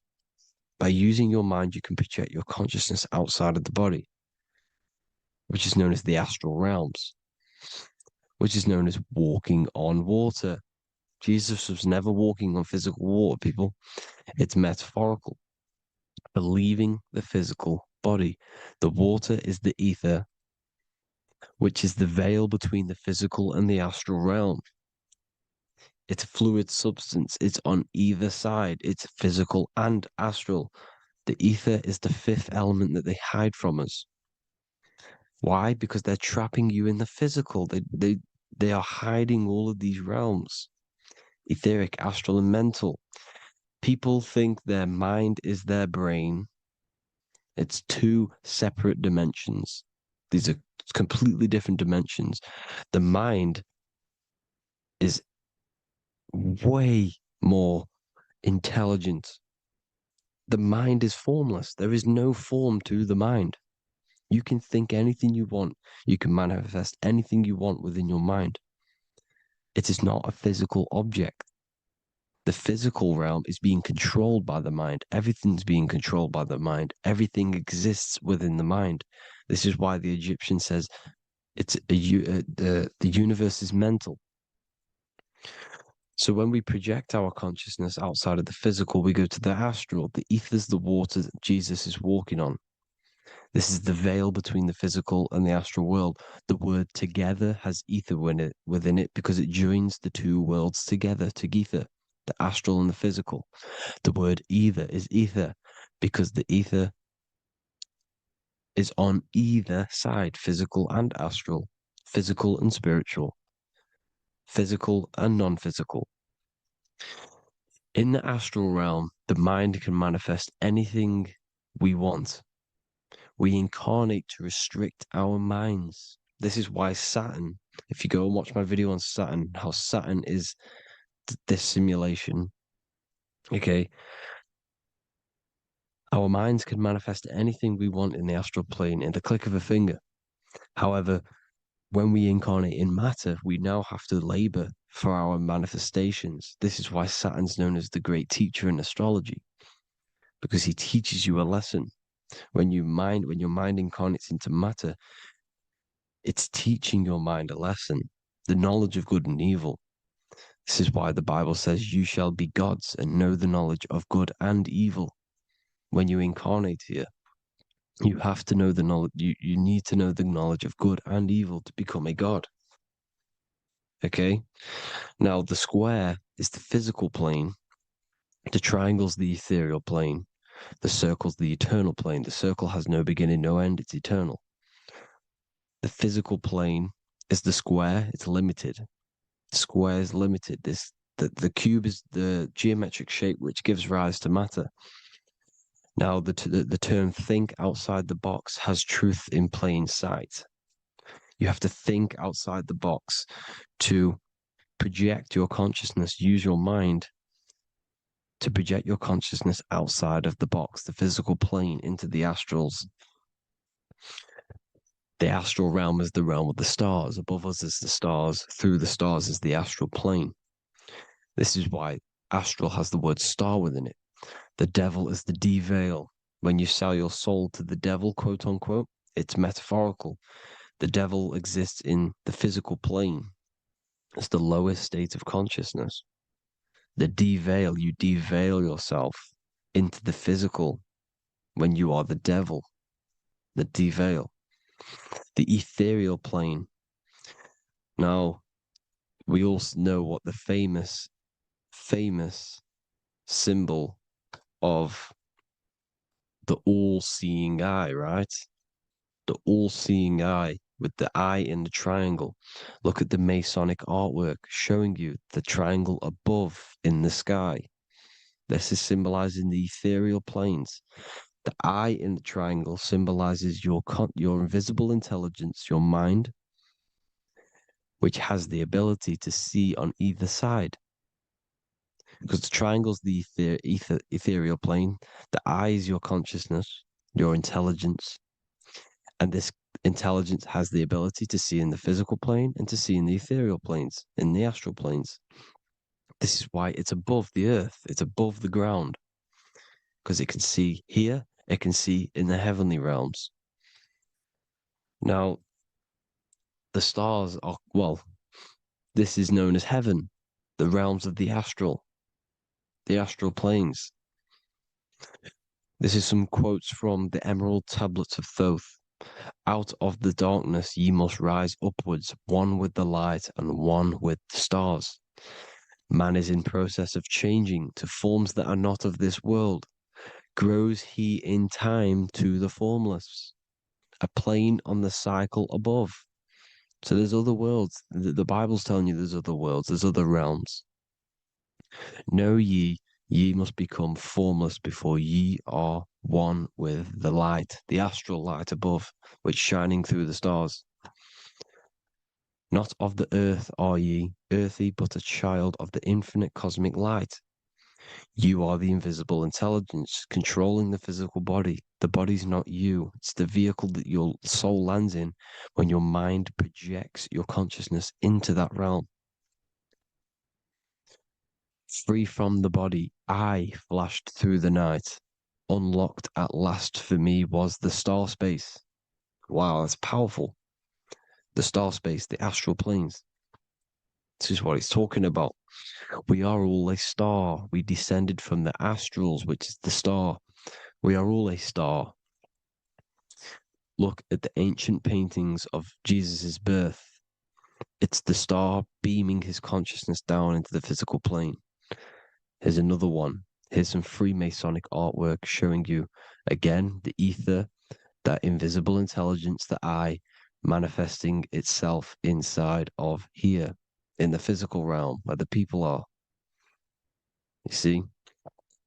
It's the same here. This is Jesus. Here's the bird symbolizes the Holy Spirit, your invisible intelligence, descending into the waters, the ether, the ethereal, everything. The ether's the base of all physical matter. Here's Truth in Plain Sight. Mr. Bean, the famous TV program in England, in the UK. He begins the program like we all begin the program from falling from the stars. He falls down with a beam of light. And this is truth in plain sight. This is false. The aliens don't exist. They're a lie, alien. But this symbolizes the star beaming our consciousness. And when we die, this star will suck us back up. Just like this UFO is doing. It's truth in plain sight.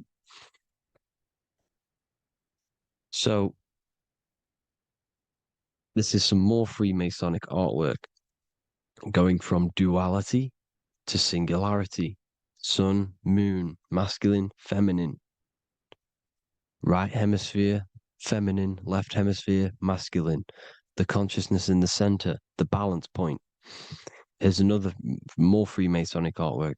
The two pillars, left and right hemispheres, and the invisible intelligence between the left and right hemispheres, the light of the body. This is why light's coming off it. Because it's light, it's pure light. The blazing star. The stairs go from the checkered board, the duality, up to oneness, in between the sun and the moon, the masculine and the feminine. This is symbolizing going into oneness. What did the Emerald Tablet say? You've got to become one with the stars, one with the one with the self. Balancing the two hemispheres so that you can gain, because when the two hemispheres are balanced, you can gain a more deeper connection with your invisible intelligence. Same with the chakras. When the chakras, the seven seals in the Bible, these are seven seals because when you conquer the seven chakras, when you balance the seven chakras, you then gain a more deeper connection with your internal self because your mind is not filled, it's not being ran, it's not being dominated by these seven deadly sins, the seven seals, the seven chakras. These are seven energy centers which are concealing our true form. Balance makes us have a stronger connection with our true cosmic intelligence. Heaven is even. This is why Jesus is pointing at the heart. The even point is the heart. You got to balance the chakras and live from the heart because the heart is the earth. You're in good and evil. The body manifests the lower and the higher self. The higher self is in the higher parts of the body. Wisdom, intuition, expression. The lower self is in the lower parts of the body. Sex, food, and power. This is how they are trapping your soul, people. Like I said, the mind is the bridge between the soul and the body. So by tricking the mind, not giving it the right knowledge, and keeping the mind stuck in the lower three centers, thinking about power, food, and sex, this is low vibrating energy. It's going to keep your mind addicted to the physical realms. Okay? This is why you need to go even, balance, heaven. Okay? I will explain the soul trap in a second, how it fully works. But I'm telling you all the science behind it so you can understand. When you are doomed, you are domed. This is the dome, the firmament, the firmament, the mind. Ment is mind, firm is firm. A firmament is doomed under the firmament. You must have a loose mind, an open mind to expand your consciousness beyond the stars, beyond the ethereal barrier. You have to vibrate higher than this world. Your consciousness must be expanded more than the physical plane. You need to learn how to astral project. You need to learn how to leave the body, how to operate outside of the body, so that you, when you do leave the body, you will have recognition, you'll have knowledge, you'll have practice. But this is as above, so below. The woman's belly is the earth. It's as above, so below. It's a microcosm of the macrocosm. We are the children in the womb. We are the people in the earth being ready to be born into the heavenly realms. As above, so below. It's a microcosm, macrocosm. Everything is in everything on a bigger and a smaller and a larger scale. Now, when the baby figures out that there is a world beyond its mother, what happens? The baby starts to move around and tries to get out of the mother. Because once it starts to hear the external world, starts to hear people, it's going to wonder, what's outside of why am I in here? What's outside? So the baby will force its way out of the mother. It's the same with our minds, as above, so below. When our minds figure out that there are other realms beyond this world, we will seek a way out. This is the womb, the mother earth, mother nature. It's the mother. We're in the womb. We can be born out of this world, which is being born again in the Bible. When you are doomed, you are domed under the dome, under the firmament, the firm mind. The firm mind will keep you under the firmament. Due to the law of polarity, there has to be other realms. There has to be. Because the law of polarity works in this world and it will work on every scale possible. It's universal laws. These are universal laws.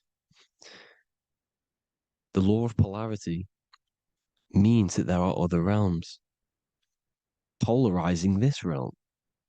There is a hell, there is a heaven. There is a midpoint, which is Midgard, which is the one we are in now. Earth, heart. Earth is the heart. Heart is the center, good and bad. The balance between good and bad. Your reality is your level of realization. Your mind realizes other worlds, you will seek a way to them worlds. It's that simple. The soul trap is to keep you stuck in this physical body, which is the earth. This body is the earth. It's running the program, like I said at the beginning. It's running the simulation that your consciousness is experiencing. You are an electromagnetic being, and you're hidden in a cage, your rib cage, and you're stuck in cells, a prison cells. Look, you're in cells. We produce electromagnetic energy. Your soul produces this energy. And by trapping your consciousness inside of this physical realm, they harness this energy within the astral realms. They're using you to manifest demons, because your mind creates demons through emotions and mental thought energy, which is a whole nother video. I can make a video on that. You're manifesting everything for them because they're trying to create a hive mind. This is why they want everyone to believe in one belief system. one government, one belief system, one religion, because they're creating a hive mind. This hive mind will manifest and be summoned within the astral planes, because the mind manifests the astral plane. The astral plane is the realm of imagination. The mental plane is the realm of just thought alone. The etheric plane is the energy. The physical plane is the matter. So all of our minds together are manifesting these demons within these subconscious realms, the astral. Now, how are they keeping you stuck to this realm? Well, when you die and you're stuck in your lower three chakras, okay, when your mind and soul detaches from the body, which is the earth, when you leave the earth, you're still going to have these mental addictions to the food, the sex, the materialism, the phone, the cigarettes, everything. This is why they get you addicted to everything possible. The TikTok, the YouTube, they get you addicted to as many things possible. Because when your mind is addicted to these things, and when this mind leaves the physical body, you're still gonna have these addictions. Okay? You're still gonna have these thoughts. And you will be manifested into the lower astral realms because you're thinking materialistic, you're thinking negative, because your level of realization was your reality. You were manifesting hell on the earth. When you leave the body, you're going to manifest hell in the astral planes, which means you'll be vibrating on the very low, which will put you in the lower astral realms. So guess what? You're going to come back. You're going to come back into materialism. You're going to reincarnate. Because you haven't prepared for life after death. You must detach from the external world. Okay? Moon is mind. The sun is the soul. The earth is the body. The moon is the mind. This is why we say lunatic. In your mind, you have a specific mood. Moon. Money, M-O-N, is the moon. Money exists in the mind. They get you addicted to the money. The Bible's telling you this. Do not conform to the pattern of this world, but be transformed by the renewing of your mind. It's telling you. Of this world, but be transformed by the renewing of your mind. Who knew that the Bible was this deep? Matthew 16:26, what good will it be for someone to gain the whole world yet forfeit their soul? James 4:4, don't you know that friendship with this world means enmity against God? Therefore, anyone who chooses to be a friend of this world, of the world, becomes an enemy of God.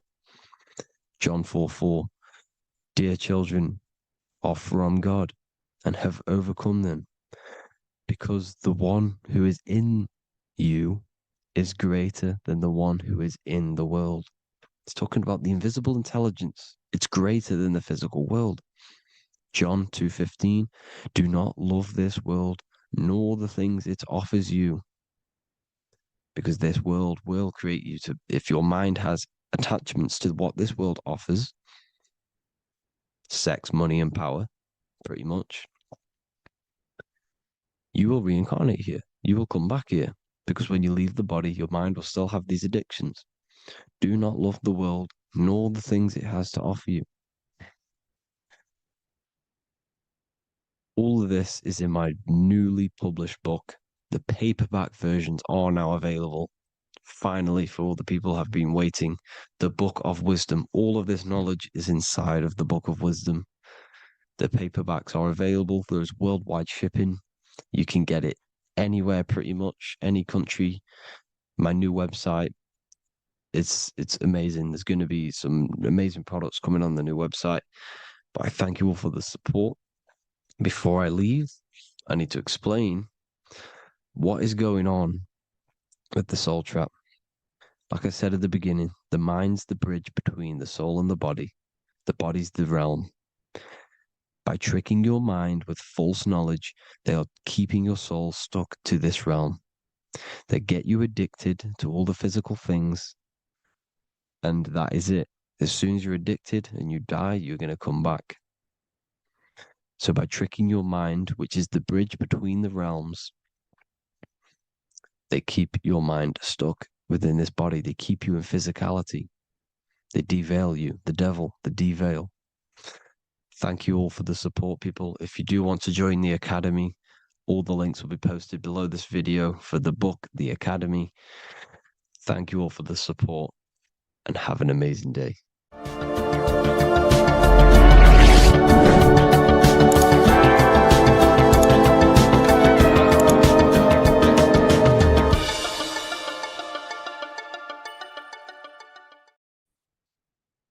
Hello and welcome to another lecture from Harry B. Joseph, also known as Revival of Wisdom, the author of the Book of Wisdom series from revivalofwisdom.com. In this lecture, you will learn how to decode Freemasonic symbolism, gain a deeper understanding of yourself, expand your awareness of consciousness and reality, and receive guidance to navigate life with greater clarity. So today we're going to be breaking down this particular piece of artwork, this Freemasonic artwork, and how this relates to you and reaching a higher consciousness. Because ultimately, this is what it's about, okay? Freemasonry is considered a craft, and this craft is crafting a better brain and heart, crafting a higher consciousness, crafting a better self. Why? So we can operate in the world at a higher degree, operate in the world more efficiently, live a better experience in the world, and getting to know thyself. Okay? So we're going to start from bottom to top because this is important. Every placement of this symbolism is on purpose, has meaning, especially the placements of the symbols. Okay? So we're going to start from the very bottom of the artwork, which represents lower down. When we're looking at symbolism, especially occult symbolism, that's what the word occult means. The word occult means hidden, hidden from the eyes. It has its roots in the word oculus. I'm pretty sure that's Latin, which means eye. So the word occult comes from oculus, which means eye. And the word occult means hidden, from the eye, the unseen, studying the unseen aspects of self. We're studying the brain, we're studying consciousness, we're studying the body, the heart, we're studying the self, the hidden aspects of the human psyche and the hidden aspects of self. Okay? Because ultimately, this is what gives you power in the world, depending on how you use that power, whether for good or bad, depending on the consciousness wielding that power. This is why we say knowledge is power. But I would actually say knowledge of self is power. Because when you know how you function, you gain power. You gain personal power. You gain mastery.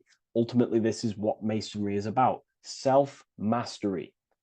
Crafting a higher consciousness. So at the very bottom of this artwork, we have a checkered board with a coffin. The coffin is the beginning of the artwork, the very base. This is the foundation of consciousness. The coffin symbolizes unconsciousness, the state that myself was in, maybe yourself, before we woke up and before we came conscious of our spirit, before we came conscious of ourselves.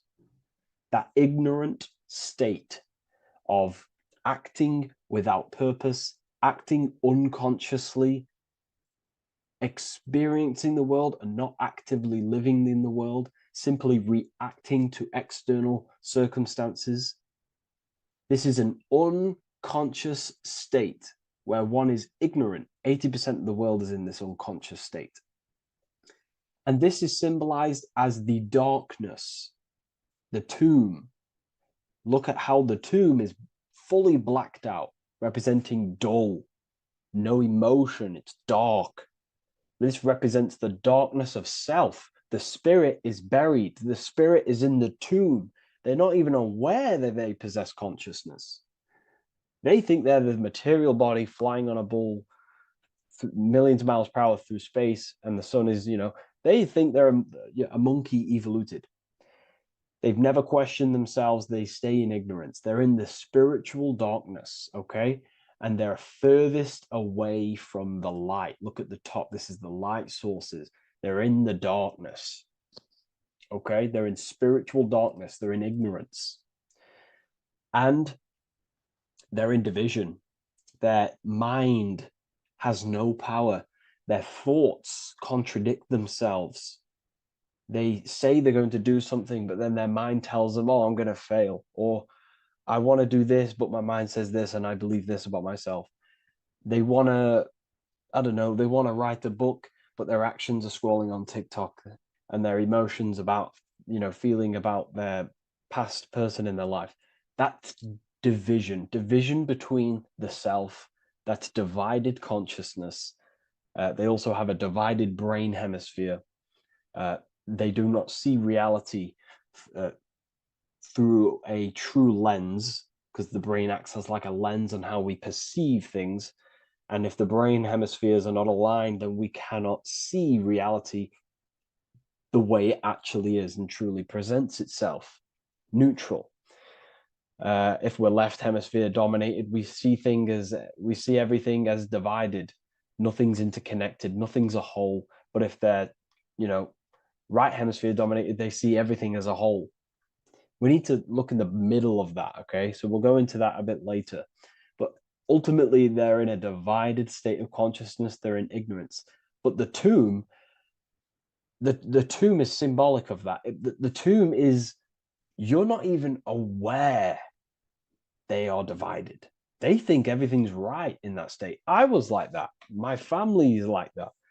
They're not even aware of themselves, and you try and say something to them, and they don't even know they're in division. They don't even recognize that they're in a bad, low, earth base consciousness. Okay? So when we get out of the tomb, which is representing by a spiritual awakening, we get out of the tomb, we realize, wow, I possess consciousness. I've woken up. You're waking up to the things in the world, and you wake up and start to see the world for what it truly is.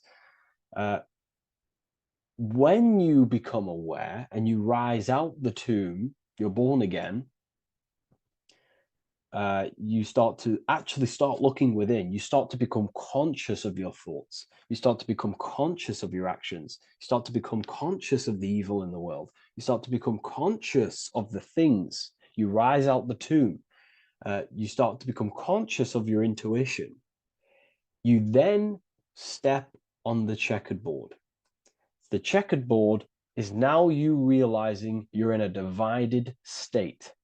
Okay, so you're now putting down the ego, because remember, when you're in the tomb, the ego is fully in domination over consciousness, over your consciousness. It doesn't allow you to say that you are wrong. It doesn't allow you to think that there's evil in the world. It doesn't allow you to believe you have a spirit. It doesn't allow you to see that there is maniacs running the world and trying to control you. The ego is so stuck. But when we start to realize this is part of our awakening, we start to realize that the ego is trying to keep us safe at all times and keep us locked in that state of thinking and believing that we were in before. It's always seeking safety. Okay? So when we come out the tomb, we start to put down the ego and start to, how do I say this? We start to acknowledge that we were wrong about the world. And that is a lot about awakening. You have to acknowledge that you do not know everything. There are people with such higher knowledge. Okay? So when we come out the tomb, we put down the ego. We start to actually say, I was wrong about the world. I was a victim of mind control. I was in ignorance. I was in darkness. Spiritual, I'm divided. My thoughts, emotions, and actions are not aligned. My, my intuition and my action are not aligned. I'm not taking action on I'm not taking action on what I know is good. I'm taking actions against what I know is good. That's a sin. That's a sin against the spirit. Okay. So when you acknowledge this, you acknowledge you're in division, you then take the first 3 steps, which is the Freemasonic Blue Lodge degrees, these 3 steps. Okay. Ultimately, this checkerboard represents illusions as well. You're in an illusion. Okay. This is why we see it heavily used in the music industry. It represents base consciousness, base level awareness, 5 sense thinking. Represents you versus me thinking, walking down the street and thinking everyone's trying to hurt you, and it's always you versus me, judging people in your own mind. That's low thinking, lower thought. And not to notice squares. Squares are an unnatural state. They're an unnatural shape. We do not see squares or 90-degree angles in nature. It's the lower mind. So it represents base consciousness, base level awareness, only aware of the physical body, only aware of the 5 senses, never looked within. That is the base. And this is the foundation we have to rise up to the light from, up to higher consciousness. So this gives us a strong foundation when we realize this about ourselves, that we were in division. Our thoughts, emotions, actions were not aligned. Our brain hemisphere was not aligned. I'm not thinking with love of the heart. Okay. So that is the state we're in. Now, hopefully that's cleared things up about the chessboard. Before we move on, please leave a like, maybe a comment if you wish for me to discuss anything in the further lectures. Please smash the like button, and it would really help me out. And share this with a friend who is interested in the occult. Okay, so the steps are the first steps of the Freemasonic degree, the 3 Blue Lodge degrees. Now, this can be represented as the number 3, a very powerful number, a very symbolic number. Number 3 is the 3 expressions of consciousness. How do we express consciousness? How does consciousness express itself? Well, there are 3 ways. We think, consciousness thinks, consciousness feels, and consciousness acts. They are the 3 expressions that we express our awareness and consciousness. So we're looking at thought, emotion, action. We're also looking at the 3 brains: the reptilian brainstem, the mammal limbic brain, and the neocortex. The reptilian brain governs basic functions of the human body: breathing, surviving, scanning the environment for threats, automatic responses, eating, scanning for food. Base consciousness, that's the reptilian brain. That's what most people operate their lives in, including myself before I woke up. I'm not trying to sound big-headed, but this is the truth. Ignore my tone of voice, ignore my voice, focus on the words I'm saying. If you're judging, that means you have divided thinking. It's always you versus me. So we need to get out of that thinking of you versus me all the time. That's lower consciousness. That's animal thinking. That's earth thinking. We're unified. We need to reach a higher consciousness and do not waste our mind's potential on low-level earth divided thinking. Okay? So we're looking at the reptilian brain, the mammal brain, and the neocortex. Now, the neocortex is ultimately what makes us human. It allows consciousness to operate on a higher degree. Okay? This is what makes you human. The neocortex. The neocortex. The reptilian brain, like I just said, governs natural survival instincts and the respiratory system, things along them lines of basic awareness, basic functions to operate and survive in the world, in the physical plane. And the neocortex is what allows us to critically think. Okay, it's what allows us to be human, be aware of ourselves. Okay, not. I don't think animals have neocortexes. Don't quote on me on that, but this is the part of the brain that makes us human, and it allows us to think deeply, to create masterpieces like we can. Humans have massive potential in creation. Look at the world we live in.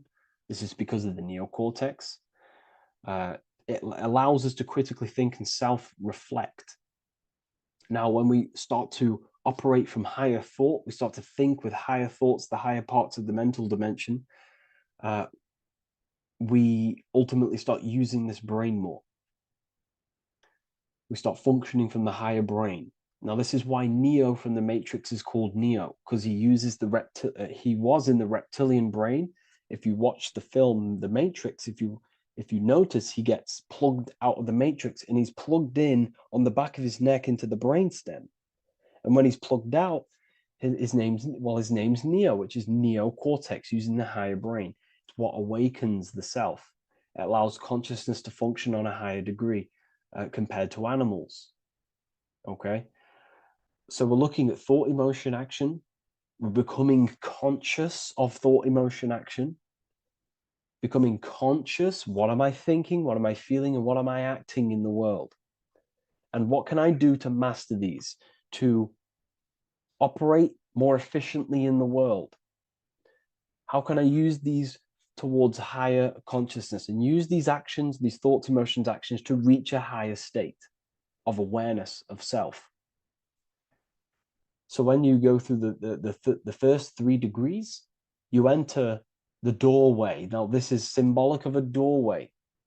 Now, looking at this with a right hemisphere dominated view, you would see a doorway, right? The right hemisphere sees this as a holistic doorway, right? You see a door, you enter the stairs, you go through the door, right? But at the left hemisphere is now going to dissect and analyze each individual little part of this, right? So the right hemisphere sees the trees, the left hemisphere sees the woods. So to dissect this down on a right hemisphere, going back to the right hemisphere, we're entering the door. The door is symbolic of entering the unknown. You're entering a higher consciousness. You're entering the door. You're going beyond. See, this is the earth here in the background. This is the darkness. The darkness represents the abyss, the unknown. You're entering in the self. Okay? This door represents entering in the self, questioning internally. Most of us think externally. We have to, obviously, to operate in the world, but we never give time to think and question and reflect internally. What do I mean? Closing the eyes and questioning the self. Who am I? Where am I from? What's the voice in my head? If the voice in my head stopped using the language that I speak, what is it then? It's about going within, into the darkness, what you cannot see, and finding the light. Okay? It's about entering within the self. This is a doorway to higher knowledge, higher consciousness, higher self, and really digging deep for what you truly are beyond your human form. Okay? So we have, most importantly, I'm not going to go over every single one of these symbols here. I'm going to go over this on a basic, well, not a basic level, very detailed level, but it's not going to go over every single symbol. We have a left pillar and a right pillar. The left pillar has the sun next to it. The sun is more electrical energy. It's very dominant. It's a very powerful masculine force. This represents the masculine quality of consciousness. The masculine qualities. We have many masculine qualities, such as actions, physical actions with the body. We have thinking. Thinking is a very masculine force. We have the left brain, analyzing brain, the brain that's very logical, that's trying to figure things out. That's the masculine pillar. Okay. So this is the masculine qualities of consciousness. It also represents what we can see, the sun. The sun allows us to see, to visually see in the world. So the sun represents the external world, the world outside the self. When we close our eyes, we have a self, an internal dialogue, an inner voice. We have an inner world, outer world. This represents the world we take physical action in, the material external world outside you. Okay? The world we can see. And then on the right pillar, we have the moon, which is associated with feminine qualities of consciousness. Now, the moon is in the night, what we cannot see. The moon is the nighttime.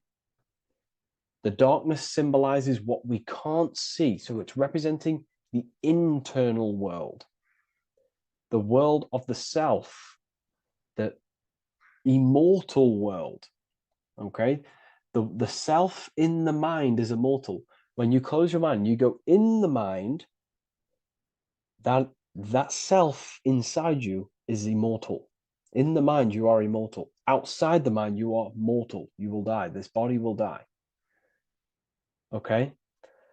So this is representing the internal world on a holistic understanding. It's also representing the right brain, the feminine brain. It's also representing intuition, emotion.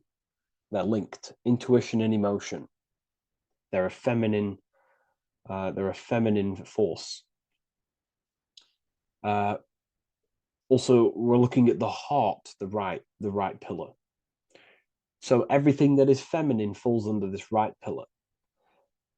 Now, don't get confused. I know a lot of people can get confused about what I've just said. So this represents the inner world, the outer world. It also represents everything masculine and feminine. So thought is, although it's an internal quality, it would fall under the left pillar, because thought is a masculine force. It's a penetrating force. So try not to get misunderstood with that.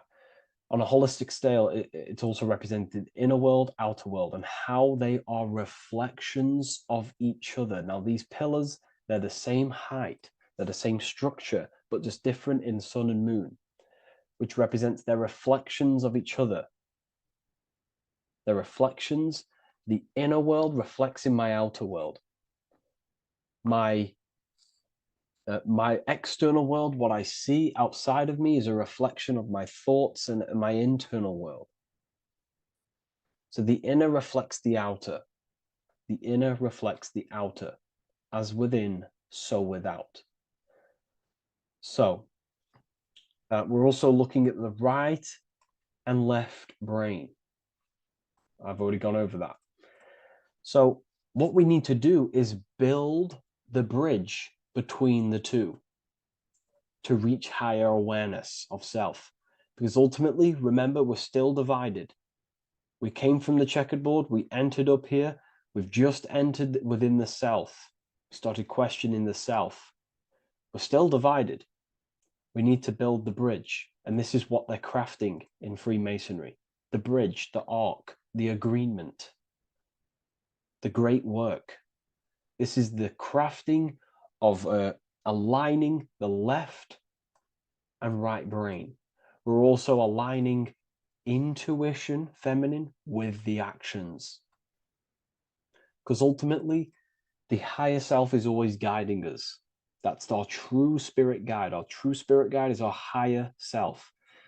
And the higher self ultimately exists in a higher dimension.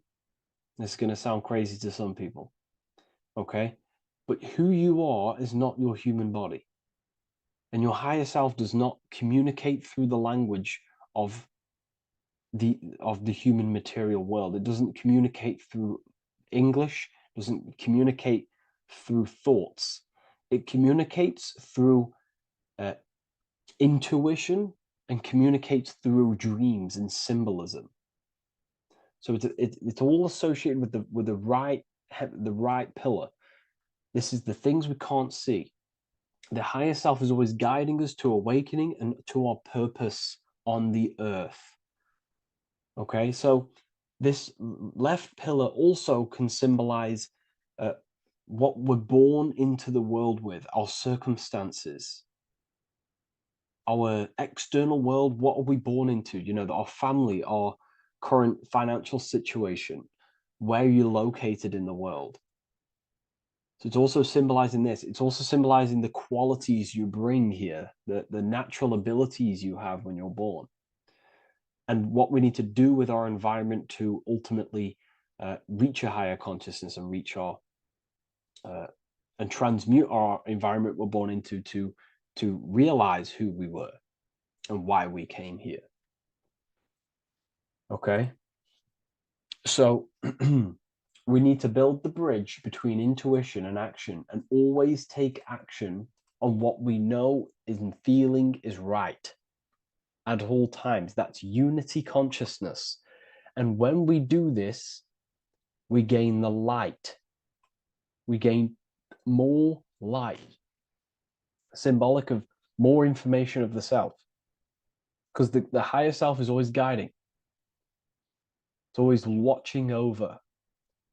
And it's always trying to give us knowledge of awakening, of why we came here. And when we take action on what we know and feel is right at all times, it's like a domino effect and a stepping stone that pushes you closer and closer towards your life purpose. Okay? We're also aligning the right and left brain to perceive the world in truth, to see the world in its true form, to see the world in what it actually is, instead of any distorted left or right hemisphere dominated beliefs or thoughts. We ultimately do that by acknowledging that, yes, you have a self, you have, you know, the left brain is more ego, this like divided thinking, everything's separate, and the right hemisphere is more holistic. So we need to see the world in the middle of this, in the middle, acknowledging the self and acknowledging the collective consciousness, and how my thoughts, emotions, actions contributing towards myself and the collective. We always need to keep the collective in mind. Why? Because we are experiencing this world together. It's not just you. And your actions also have a ripple effect on the collective. We're experiencing the world as a whole as well. Yes, there's yourself and there's the collective. We need to think, feel, and act towards the collective and the self. So aligning our brain hemispheres allows us to do this. It allows us to think holistically and individually and see reality in this. And when we do align the left and right brain, what do? We gain higher insight, the eye. We build the bridge between the left and right pillars. We gain the eye. The eye is what? Insight. The eye requires light to perceive and see the material world. So this is symbolic. This is the inner eye, the inner self, consciousness. And when consciousness has light, which is symbolic of truth, knowledge, light is a massive symbol in Freemasonry. And light represents knowledge of self, information. And when we gain information and knowledge of self, when we align our left and right hemispheres, our actions take action on our intuition, we gain higher light, higher knowledge of self, ultimately. And this is why we also have the square and the compass. Okay? We have a square and compass here. The square and the bottom, base consciousness, also representing masculine qualities. This is the masculine qualities because squares are masculine. And the compass creates circles. So we have the circle on top of a square. Circles are divine. This is oneness. The circle is one line. The square is 4 lines. It's divided. So we need oneness over division. We need to unify the masculine and feminine qualities. Masculine and feminine qualities, okay? This is in the middle because the compass would fall on the right pillar and the square would fall on the left pillar. And it's unifying. It's representing unification of these 2 pillars of masculine and feminine qualities of self to ultimately rise towards this light, out of the darkness and into the light. Okay? Let's go back. The G. This is very important. This is one of the most important teachings I could possibly give you about the G. The G is the generative principle, is what generates things. And the force within you that generates things is care and the heart energy. The heart ultimately expresses our actions. We think, if we care, we act. Everything in your external world is in front of you because your heart cares. You care about the video and gaining knowledge. You're now here watching this video. That's the care energy expressing actions. So in order for us to truly get out of this divided consciousness, we have to go through the G. We have to go from base consciousness, the square, divided, we go through the G, because we have to care. And if we care, we'll reach the higher mind and gain higher self-knowledge and master the self. You cannot do this if you do not care. And if you do care, you will take action towards it. If you're watching this and you don't actually truly deeply care, you won't take the action. You'll just gain the knowledge, which is ultimately useless. You have to take action on this knowledge. And if you do not, there's no point watching the video. It's difficult. It's difficult. It's not easy. And things, throw us off our path sometimes. I understand. I'm not saying I'm perfect, but we ultimately have to give care towards reaching higher knowledge. Seek and you shall find. If you have the care about reaching higher knowledge of self, you will seek it and you will take actions towards it. Okay. We see this everywhere, and I mean everywhere. The Temple of Solomon has the 2 pillars, Jachin and Boaz pillars, feminine and masculine qualities. Sol, O, Mon. Sol is sun, Mon is moon. It's building the temple, which is, the temple is the inner self, ultimately. It's symbolic. The temple's not a real place. The temple of self, building the Temple of Solomon and reconstructing the Temple of Solomon, is about reconstructing the self through masculine and feminine qualities. We see it everywhere. And this is very symbolic, like very symbolic. We have the 2 pillars, we have building the bridge, and we have a stairway that goes to what you can't see because it's going to the unknown. You have to have faith. Okay? What I'm about to say is very important. You don't know what higher consciousness is, okay, until you get a little bit higher.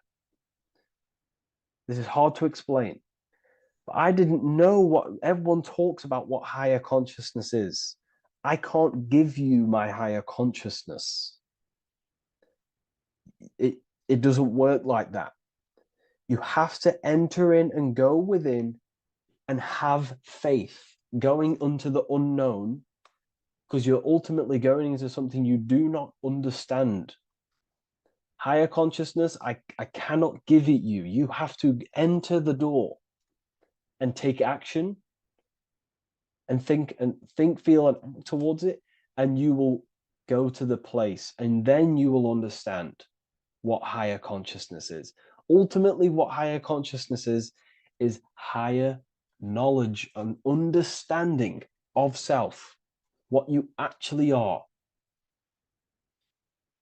Okay, that is what's being symbolized here. It's again in the Masonic art. We have the darkness. We have to have faith to leap into the darkness, into the unknown.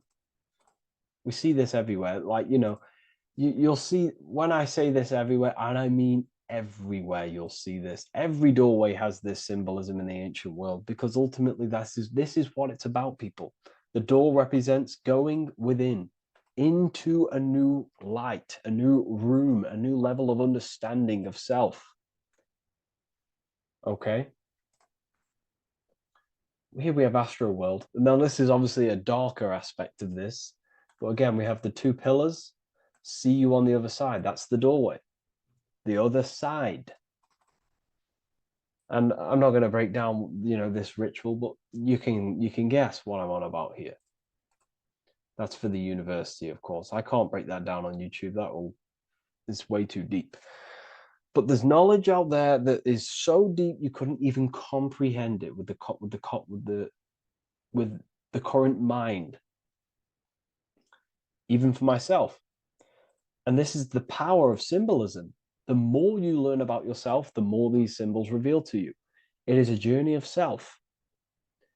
And I can't give you these understandings. You have to go within and question and meditate on these symbols yourself, and have thinking exercises of meditating on a symbol and seeing what your mind does with the symbol, what it lets you think about that symbol, and you'll unlock deeper meanings. I'm going to go over one more symbol before we end this. This is the hourglass, which represents time, a very overlooked thing in today's world. We do not have unlimited time in this body. You have limited time. You will die. You will die. You have limited time in the external world. This is why it's on the left pillar, located on the left side, the external world. You are limited. The scythe represents you will be harvested. Your body will die. It'll be harvested. You will die, and you need to fulfill your mission here. You came with a purpose. You have to find that purpose by going within the self and questioning and taking action on what you know and feel is right. Unity consciousness, aligning thought, emotion, action. So if you wish to learn deeper insights, gain exclusive lectures, astral projection, self-mastery, I've just started a new section on mind control methods and how people are using this in society and becoming conscious of it. I've now opened 5 spots at a limited special price for the Ethereal University. Use the code MIND, all capital letters, MIND, all capital letters at the checkout. And there's only 5 of these codes. Whoever uses them gets them. It's ultimately going to give you 20% off the university for as long as you're subscribed to the university. We go so much deeper in the university. Remember, social media is just the tip of the iceberg. Tip of the iceberg information. There are certain things I can't talk about, but I'll see you inside, and I hope you enjoyed this video. Please leave a like, comment, and a subscribe.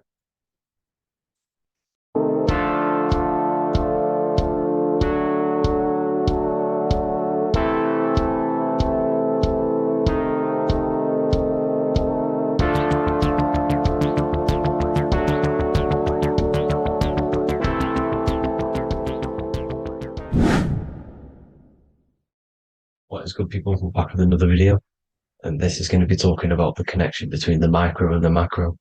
You are the universe. Everything is inside of you. So the first thing you need to understand is that the law of mentalism, we are a thought in the creator's mind. Everything's being thought into existence. We have a spark of this mind, this same mind of the creator. And everything is a state of mind. Particles or atoms, whatever you want to call them, are a mental thing. They're a product of the mind. Everything's thought into existence. Thoughts influence everything. Thoughts are energetic effects which send out waves into the quantum field around you. And your consciousness is actually the universe experiencing itself, expressing itself, and viewing itself. So we are the creator, but viewing itself in separate bodies. And this is why they call the material world the world of illusions, because everything's separate here, but we all forget that we are all one. We've all been brainwashed to think we're all separate, but we're all one. We're all the same mind, the same consciousness, everything. So everything's created out of toroidal fields. God created the toroidal field. That's the only thing that exists because atoms are toroidal fields. And it's the basis behind all creation. As you can see it in the owl's eyes, it creates the infinity symbol. And this was the apple. That apple is a toroidal field. And the toroidal field is made out of dielectricity, which is ether. Ether is black light, and this is counter space. This is another realm. This is what creates God to be omnipresent, to be everywhere at one place at all times. He is everywhere because ether is everywhere. Ether is infinite potential. It connects everything together, and that's what energy moves through. It moves through the ether, and that's black light. Everything is light, as it says in John 4:2. God is light. Everything's a vibrational state of light. So the torus field is made out of dielectricity, ether, black light, magnetism, which is white light, which is the center of the toroidal field. And magnetism radiates, it has no vibration.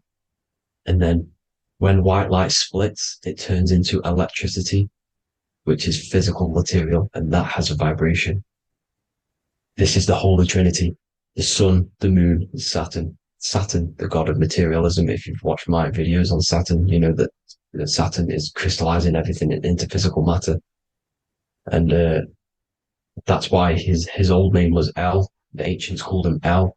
And this is why we get L electricity. This is where L electricity comes from. Because L electricity is only a product of the physical world, which is redshift, blueshift, Adam and Eve.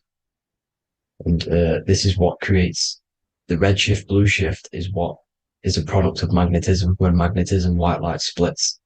And this gives us vibration. And this what creates the toroidal field, which is the basis of all physical creation. The sine wave is created out of the magnetic wave and the electric wave. The electric wave is the blue wave, and the magnetic wave is the straight wave, which is radiation. This is vibration frequency. So the magnetic wave is straight, and then you have longitude and amplitude, which is depth, which is dimension. You see how the electric wave has depth and a dimension. This is why you get the cross. This is the cross of Earth. This is the symbol of Earth, of bondage, of physical matter, because it consists of magnetic wave and depth, which is electric wave. And this is where you get the sun cross or the earth cross, whatever you want to call it. It's the cross of physical matter, and the ancients knew this. This is why they used that symbol. Redshift, blueshift, which is the toroidal field, is the basis of all creation, physical creation. And this is why you have the police siren is red and blue. The Matrix movie, red pill, blue pill. You have red blood and blue blood in your body. The Democrat and Republic, the two parties, red and blue. Like your taps on your taps, you have a red and blue tap. One's generative and one's destruction. Fire, destruction, water, generative. So this is the basis of all things. And electric wave has dimension, like I've already said, depth, material, and it's measured in hertz. It's measured in hertz because it hurts you. It decays because the electric wave has a vibration, and vibration always has to go back to a standstill point. This wave cannot go forever, but the magnetic wave will go forever. It's radiation. Magnetic is radiation. It radiates forever. It pulses, but the electric wave will at some point come back to a standstill point, and that's why it hurts. It decays. That's why our physical body decays, because we contain of electricity. This body is an electric body, and it will return back to stillness like a guitar string. If you vibrate a guitar string, you pull it, it will vibrate, make a sound, and then go back to a standstill point. It's exact same with every single toroidal field within the body. It will decay, and this is why our bodies decay, and everything in creation decays. So we're born into sin, the sin of Eve. The sin of Eve is us biting into the tree of knowledge of good and evil, which is the systems in the body. And the sin of Eve is biting into the sine wave. We bit into the sine wave. The sun moves in a sine wave. Our DNA is a sine wave. Time is a sine wave. Everything in this creation is a sine wave. This is why the dollar bill is a sine wave. Magnetism and electric waves in one. And this is the sun doing its sine wave, which creates, when you go bowling, it kind of creates that pin that you hit over. That's the pin of the sun. The zodiac sign is a sine wave because the zodiac sign is an expression of the toroidal field, because magnetism unfolds into 12ness. And that's why you have 12 zodiac signs, 12 systems in your body, 12 cranial nerves in your head, in your brain. So if you can imagine this, see where my pointer is. Always starts with Aries. Aries is the head. It's the first thing that's created in the womb. And this is Aries, the ram. And this is why it's called a cerebrum in your brain, which is the first thing that creates when you're in the womb. And what's the element of Aries is fire. Fire is the first element. F-I-R, first, because it's the first thing on the wheel, the first expression of energy. As you can see here, my pointer, this is the center of the toroidal field. It would go Aries, Virgo, Capricorn, Pisces, Scorpio, Cancer. Then we go back to Libra. Libra would be center. But you see how the toroidal field is the expression of the 12 energies. That's what the constellations are, the energy expressions of the toroidal field. So it would go outwards, starting from Aries here, all the way back to Pisces, which is beyond the bottom half. But Libra would be the center. That's why Libra is the equinox. It's the equinox. Libra is when it goes from summer over to autumn. It's the equal. It starts to transition into the winter side. Equinox, equal, which is Libra. And that's why Libra has the two scales. It's symbolized with the two scales. That's because of, the sun moving over. It's being judged. It's equal now, but then it's going to tip over into the winter. That's why Libra is here, the center of the sine wave. And like I said before, magnetic energy unfolds into 12ness. Magnesium is number 12 on the periodic table. It's the sacred number. And this is why the scientists are NASA is trying to bring in another constellation to destroy the holy science of astrology. So Aries rules the head, which is Mars. Taurus rules the neck, the lower head. Gemini, the two twins, which is your lungs, your two twins, your arms, two twins. Cancer, the breasts, or the chest area. Leo, the heart, which is the sun, which is fire, the center of the toroidal field. Virgo, the belly, which is the intestines. Libra, the kidneys, the two scales, the kidneys, balancing out everything. Scorpio, the sex organs. Sagittarius, hips and thighs. Capricorn, I've missed that out, which is the kneecaps. Capricorn, kneecap. Aries, which is the ram, which is the cerebrum in your brain. And then Aquarius, the calves and the ankles. And the Pisces, the two fish, the 2 feet. So everything corresponds, as you can see here. This is an ancient way of depicting it, of the folded human. And this is everything. Each constellation rules that part of the body, gives energy to that part of the body, makes you do certain things.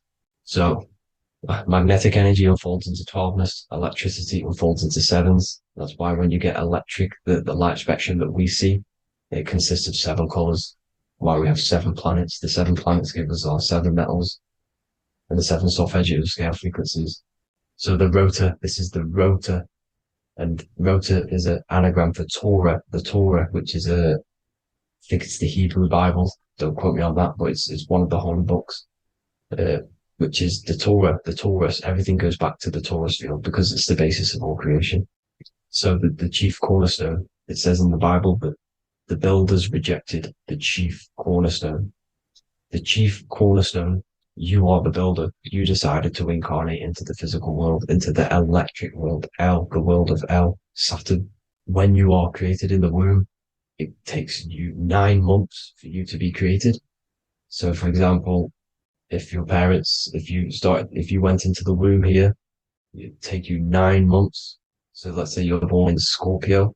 So you'd go back 9 months, 1, 2, 3, 4, 5, 6, 7, 8, 9. You consist of all of these 9 energies because it takes 9 months or however long you took to be born. Some people are born earlier. You'd have to find out how many months you were in the womb for. But you consist of these 9 energies, and each constellation has a cell salt associated with it. And these cell salts are vital for your health, and your cells are the optimal health of your body. So the chief cornerstone that you rejected is these 3 cell salts, these 3 constellations. So you're mineral deficient in these 3 constellations. For example, fluoride, magnesium, phosphate, and potassium sulfate. So that's the chief cornerstone. And a cornerstone, people always get it rejected with the cornerstone. The cornerstone is not, it doesn't say the cornerstone in the Bible, it says the chief cornerstone. The cornerstone is a cornerstone of a building, but a chief cornerstone is the top of the pyramid. This is where we get the pyramid of the wheel. So you're mineral deficient in whatever 3 zodiac signs you're not. You were not in the womb for. This is the chief cornerstone you rejected. So the human body is the micro. It is the universe in a physical form. It consists of everything in the universe. Just like your consciousness is the universe watching itself, experiencing itself. Your body is the whole universe. 12 systems in the body, 12 zodiac signs, 7 chakras are the 7 planets. The Holy Trinity of you is your Temple of Solomon, the soul and the mind, the sun and the moon. You know, everything is in you. You consist of everything, all the energies, everything. Heaven and hell. Heaven and hell is a mind state. It's a state of the mind. Head, H-E-A, which is heaven, and the heel, the bottom of your foot, is hell. And the bottom of your foot is the soul. So they're basically saying, well, it's wordplay. They're saying that your soul is in hell because, you know, with the elites being in control. So they call the bottom of your foot the soul, trying to say that you're in hell. The Christ is in you. And this Christ is Greek for what? Christos. Christos is Greek for the oil, and this oil is produced in the cerebrum, the Aries, the ram, the cerebrum. It goes down the pineal, the pineal and the pituitary are underneath the cerebrum. Goes down the pingala and the ida. The pingala being the positive charge connected to the pineal gland, pin, and the ida connected to the pituitary. And this is the 2 serpents going down the spinal column. And this is why Jesus goes from Nazareth to Bethlehem, and then Joseph and Mary are waiting for Jesus in Nazareth. Joseph and Mary are the pineal and the pituitary gland waiting for Jesus to come back up the River Jordan, your spinal column. So this is the oil. This is the story of Santa as well. Santa comes from the North Pole. Why? Because the North Pole of the Earth is the center of the toroidal field, and the North Pole of you is your spinal column, which is the North Pole of the toroidal field. The North Pole. He comes from the North Pole. This is the North Pole. This is the South Pole of the toroidal field. Comes from the North Pole, which is your mind. And he goes down the chimney and then back up the chimney. This is the chimney. And he drops off the present, which is the Christos, the oil. And this is why Jesus is crucified at 33, because he crosses over the vagus nerve at the top of your spine. When this oil comes back up the 33 vertebrae, these are your vertebrae here. When it goes up to the 33 vertebrae, it gets crucified at 33 because it crosses the vagus nerve, and he's crucified on a cross at 33. This is the story behind Jesus and Santa. The Ark of the Covenant in the Bible is the 2 hemispheres which cover the vital parts of your mind, the brain side, which is the cerebrum, the pineal, the pituitary, etc. So the 2 hemispheres are the 2 angels, the Ark of the Covenant. This is the Ark of the Covenant covering the 2 vital parts of your brain. So these are the optic thalamus is another part, and it protects the Christ oil, which is inside at the center of the brain. See, the Bible is all a massive metaphor about yourself because you are the universe. You are a microcosm of the universe. Your consciousness is experiencing itself, and the universe experiencing, and your body is the whole universe. Your head's heaven. So Moses crosses the Red Sea. These are the 2 hemispheres of your brain. This is the corpus callosum, the Red Sea. So he's pretty much saying that he's uniting the two hemispheres of your brain, because most people in this generation are stuck in the left brain, which is just logic, reasoning, science and maths, writing. And this is what school teaches you to do. It keeps you stuck in your left brain. And you want to cross over to you want to cross the Red Sea, which is the corpus callosum, to the right brain, which is awareness, creativity, imagination, intuition, insight, using the higher mind, creativity, imagination. If you don't have intuition, then you can't read energy, you can't pick up on bad things. This is what Moses is symbolizing by crossing the Red Sea. And it's also the upper room where Jesus met the 12 disciples. 12 disciples are the 12 cranial nerves in your brain. It doesn't just represent the 12 zodiac signs, the 12 disciples. It symbolizes many different things. It's like I said, energy the universe consists of 12ness. So you have 12 cranial nerves in your brain. And that's the 12 disciples as well. And they want you stuck in your left brain, which is the five senses materialism. So they say in the Bible that Satan blinds the mind. Satan is Saturn. If you've watched my videos, Satan is Saturn. And you consist of the whole Trinity, which is the sun, moon, and earth, the soul, moon, the soul being your sun, the solar, the moon being your mind, the earth, your physical body. And Satan blinds the mind. Why? Because we enter a soul system. This is a soul system, not a solar system. And Saturn is the Lord of the Rings, which is the outer ring. When your soul enters the soul system, your soul starts to materialize. It hits Saturn. Why? Because Saturn starts to materialize you. You take on the 7 virtues, which are the 7 planets, which are your 7 chakras. And to get out of this soul system, you must get out of your lower nature, your animal nature, which is lust, desire, greed. The number of the beast, 666, which is Saturn, Satan. So you enter the soul system, you take on the 7 energies, which you turn into physical matter. And this is your descension from heaven to say hell. And then you must raise back up from matter to spirit. They say Satan blinds the mind. Why? Because your mind gets materialized. Your soul and mind get materialized. And when you get materialized, it's an intense experience. You lose the divinity within you. You forget the divinity. So Satan, which is the first planet, the first energy you take on, the material body, he blinds the mind. He makes you forget everything, your divinity. Then you must ascend up Jacob's ladder, the 33 vertebrae, to heaven. And this is a microcosm of the macro, because you will ascend back up to heaven if you do this, when you leave your physical body, when your body decays. So when it talks about in the Bible, completely destroy them, the Hittites, the Amorites, the Canaanites, all the ites, this is what God says to the Israelites. It says completely destroy them. It's basically symbolizing saying destroy your lower nature. The Canaanites, cannibals. We're under a Canaanite system now, which is cannibalism. And this is flesh eating, lust, greed, all the demonic stuff, all the lower vibrational stuff, the lower nature, eating, sex and survival, the lower 3 chakras.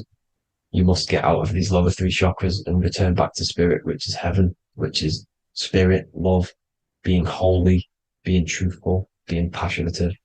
Going back to Satan blinding the mind, all of the planets are made out of these 3 symbols. Satan blinds the mind, and that's why Satan's symbol, this is the symbol for Saturn, Satan, the symbol of Saturn is the cross, which is physical matter, the earth, over the moon. The moon is your mind. So the Saturn symbol saying matter over mind. He blinds the mind. Satan blinds the mind once you enter the soul system. And you must remember, in the Bible, it talks about the Genesis, which is Eve, the sin of Eve, which is biting of the tree of knowledge, with the serpent, which wraps around the tree. It says the serpent placed himself on the tree. Well, the serpent is the spinal column.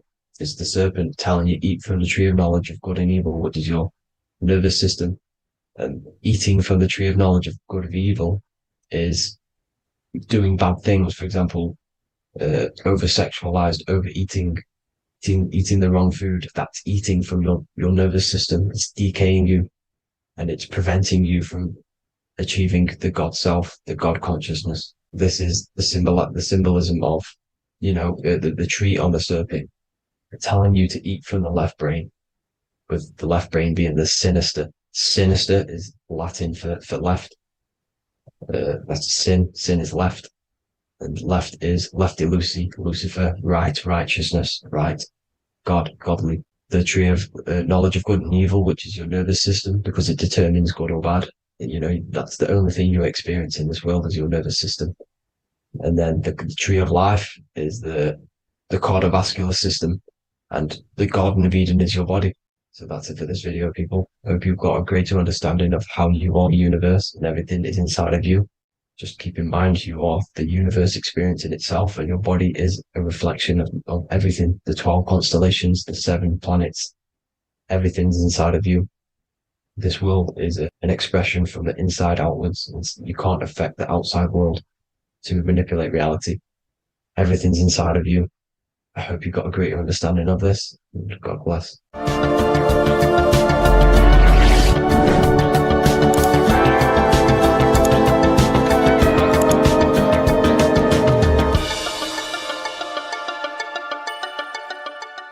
There is a secret meaning behind the number 666. 666 is 3 sixes. The number 3 in occult and esoteric numerology represents the 3 aspects of human consciousness. We see this symbolism in the all-seeing eye with the light and the triangle. The triangle is the number 3. The eye represents consciousness, observation, and the light represents the light of consciousness, because consciousness is pure light. The 3 aspects of our consciousness is thoughts, emotions, and actions. Every thought creates a feeling, and the feeling creates the action. All physical manifestation is driven from these 3 aspects of our consciousness. All physical manifestation comes from thought. Every object you see around you, this screen, the phone you're on, the laptop you're using, or the iPad, was a thought in the invisible realms of consciousness. Then it was brought into physicality through feeling and action. This is because man is made in the image and likeness of God. We are all mini creators. We are all extensions of God's creative consciousness. Therefore, the number 666 represents 3 sixes. 3 is thoughts, emotions, actions. The number 6 represents the cube, because cubes have 6 sides. This material world that we experience, everything has 6 sides. Everything's created by cubes. We can move forward, we can move backwards, we can move left, right, up and down. This is the cube that we are stuck in. Therefore, 666 represents our 3 aspects of our consciousness, thoughts, emotions, actions, all contributing towards our physical self, material world, material pleasures, completely cutting ourselves off from our spiritual, true, divine self, which means 666 is representing a state of consciousness. A state of consciousness where we only operate from a place of material needs and survival things. As humans, we possess a physical material body in the physical material external world, but we also possess an invisible inner world, which is what we call spirit. When we disconnect ourselves from our inner world, we become lost in this materialistic way of thinking and acting, which can lead to no life purpose, a feeling of emptiness and voidness in our hearts. Humans possess the ability to transcend our animal instinctual natures and turn to the divine mind, to the spiritual inner world. It is our inner world that is projecting our outer world. The outer world is just an effect of our inner state of consciousness. It's important as we go through this human life to not lose ourselves and look for our validations outside of ourselves. The external world is simply just a mirror, mirroring with mathematical precision what happens inside our consciousness. When we change our inner world, we produce effect in the outer world. To get back on track about this number, this represents when we are lost in our material self and we are completely cut off from our true divine self. The devil is always having goat horns, which represents a ground animal. This is the lower animal self of man. He's always red. The frequency of red is the lowest vibrational color, and it also represents the root chakra. This is all to do with survival mode and our physical needs and physical self. Red represents chaotic and intense emotions like hatred and anger. This is why the devil is always red, because it represents anger and an uncontrolled state of emotion and consciousness. You see, we've been taught in the church and all through religion indoctrinations that the devil is an external deity which influences humans. And in fact, this is nothing but a metaphorical story. The devil is a character which represents an aspect of the human mind, the lower aspect of the human mind, a facet of our own consciousness and psyche. The voice that we have in our head that tells us to do these negative things is not an external deity pushing us to do something bad. This is an aspect of our own mind. Jesus and Satan are just two characters which represent the two voices that we have in our own consciousness. In fact, the word devil was never present in the early Gospels. Instead, what was mentioned was a spirit of evil. A term spirit of evil was not meant to denote a specific deity or being, but rather any force of negativity, whether it manifests as a destructive thought, emotion, or action.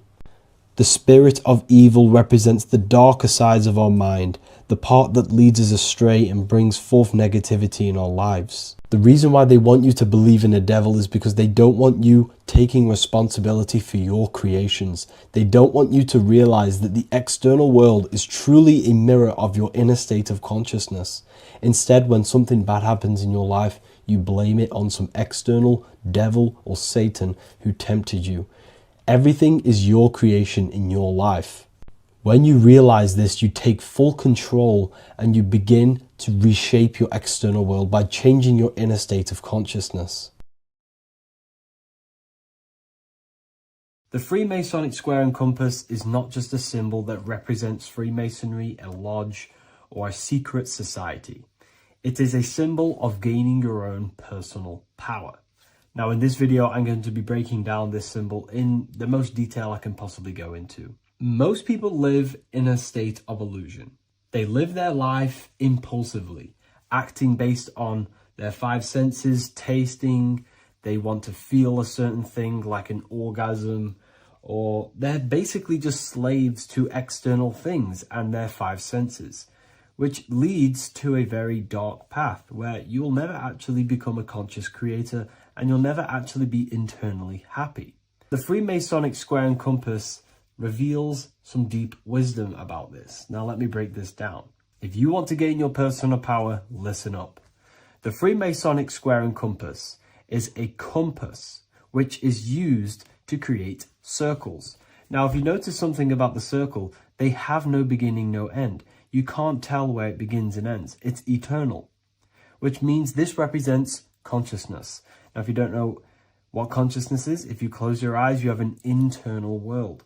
You have thoughts, emotion, visualization. This is all consciousness, spiritual. Then we have the square. The square creates squares or lines, which represents matter. It has a beginning and an end. You can quite see where the beginning of the end is, right?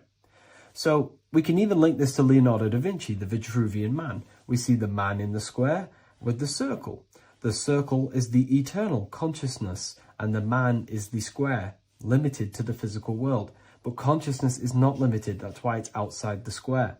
This is eternal, the body is mortal. The body will die, consciousness will never die. If we look even closer at the symbol, we notice in this particular symbol, we have the compass overlapping the square. This is very, very symbolic. This represents spirit over matter, also known as mind over matter, consciousness over matter, the circle over the square. Like I mentioned earlier, most people are slaves to their senses. They go through their day and all they do is chase validation and feelings. They eat all day to feel good, which means they're a slave to their taste. They're slaves to their feeling. They masturbate, which means they're a slave to orgasms and external things. They're literally being governed by the external world controlling their internal world. They're literally living life on autopilot. And don't get me wrong, I was guilty of this too. We're all guilty of this when we join this world because we're not taught this sacred knowledge. Until you actually stop and recognize this, you'll be living life on autopilot, literally not even living. You'll be running off subconscious programs, seeking external validation, and being ruled by these 5 senses. The square underneath the compass represents consciousness on top of matter, which means the internal world is controlling the external world. It is the mind controlling matter, and not matter manipulating the mind. In the occult and esoteric world, it's very important that you are conscious of every action that you are taking in your day-to-day life. Never act subconsciously. Always be conscious. What are you thinking? What are you acting? What are you giving your attention? All of this is contributing towards creating, because you are a creator. Consciousness is a creative force. You need to make sure that the compass is on top of the square, that your inner world is controlling the outer world and not the outer world controlling the inner. As I've mentioned in many videos before, the internal world of consciousness is what's producing the external world. Your life is just a result of every thought and emotion that you felt in the past. Everything you own, everything you possess, your friends, are all reflections of your consciousness. They're all reflections of what you are thinking about. When you change your thinking, your external world starts to rearrange itself. On a basic level, this symbol represents the combination of spirit and matter. You are a spiritual being and a material being. You are heaven, the sky, and earth, the ground. You are heaven and earth, spirit and matter infused into one. You are a bridge between the divine and the earthly worlds. And you can bring down these higher realms of consciousness, thought, imagination, and emotions into a physical, tangible reality. To do this consciously, we need to make sure the external world is not manipulating the inner world. Because if your internal world is being controlled by external circumstances, for example, you have a circumstance happen in your reality, an emotion triggers inside of you, and that emotion is a command to create more of that. And the thoughts that you think are creating more of that negativity. So it's a constant cycle of negative manifestation if you let the external world control your internal world of consciousness. So we need to make sure the compass is on top of the square, that the internal world are commands and not reactions to create your external reality. And not only just to create, but to actually enjoy life. If we let the external world bother our internal world, this means that we have some sort of mental or emotional attachment to the external world. We need to detach from the external world. Why do I say that? Because it's temporary. It's an illusion. We are going to die one day, and none of this will matter. You need to understand that everything in this world is temporary. You have to be okay with losing things, losing family, losing things in this world, because it's guaranteed to be temporary. We need to make sure the internal world is order and not chaos, commands and not reactions. Now, at the back of the Book of Wisdom, Volume 2, the book that I've wrote here, I go over the different meanings of the different arrangements of the square and compass. Sometimes we see the square overlapping the compass, which is the opposite of what we've just broken down. Or sometimes we see one leg of the compass on top of the square and one leg of the square on top of the compass. These are all highly symbolic. When we see the square overlapping the compass, this pretty much represents the beginning of the Freemasons' journey. When their internal world is being controlled by the external, they have a lot of spiritual growth and a lot of learning and inner work to do. Now, when we see half and half, one leg of the square on top and one leg of the compass on top, this represents the Masons' gradual emergence from the material realm into the spiritual. This interplay of symbols reflects the process of gaining greater light and knowledge as the Masons ascend from material concerns towards spiritual enlightenment. And of course, we've just broken down what this means. This represents spirit over matter.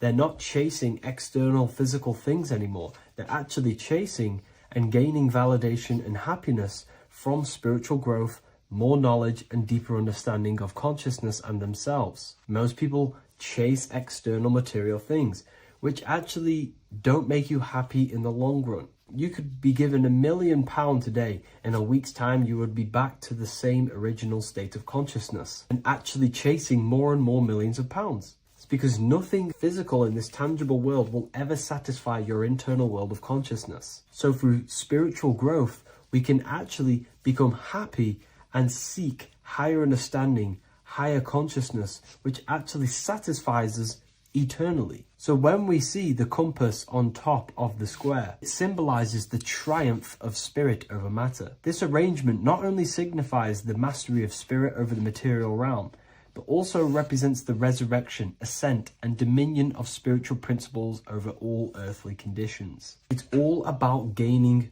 personal power and spiritual growth. It's all about spiritual evolution, going from matter to spirit. The external world controlling the internal world, to the internal world ruling over the external world, where the mind becomes a powerful tool to actually create and command reality. The mind cannot create and command reality if it's being governed and tossed all over the place by external circumstances and thoughts. Here's a quick tip on how to know if your mind is controlling you. If your phone notification goes off and you're working on something, and you instantly go to reach and pick up the phone as soon as the notification goes off, that is an indication that your mind is controlling you and you are not controlling it. The mind is the direction of consciousness, the direction. It directs the flow of your attention, your energy, your consciousness. So to practice to gain mind over matter is simply just meditation, allowing the mind to sit still and focus on one thing for long periods of time. And over time, this will gain mastery over your attention and your mind. If you are on your spiritual path, this should be your goal, your internal world becoming the master. The mind becoming a vessel for you and not a vessel controlling you. It needs to become a command center and not a reaction. Please like, share this with a friend, and subscribe to the channel if you're new. Leave a link in the description for the Book of Wisdom Volume 2.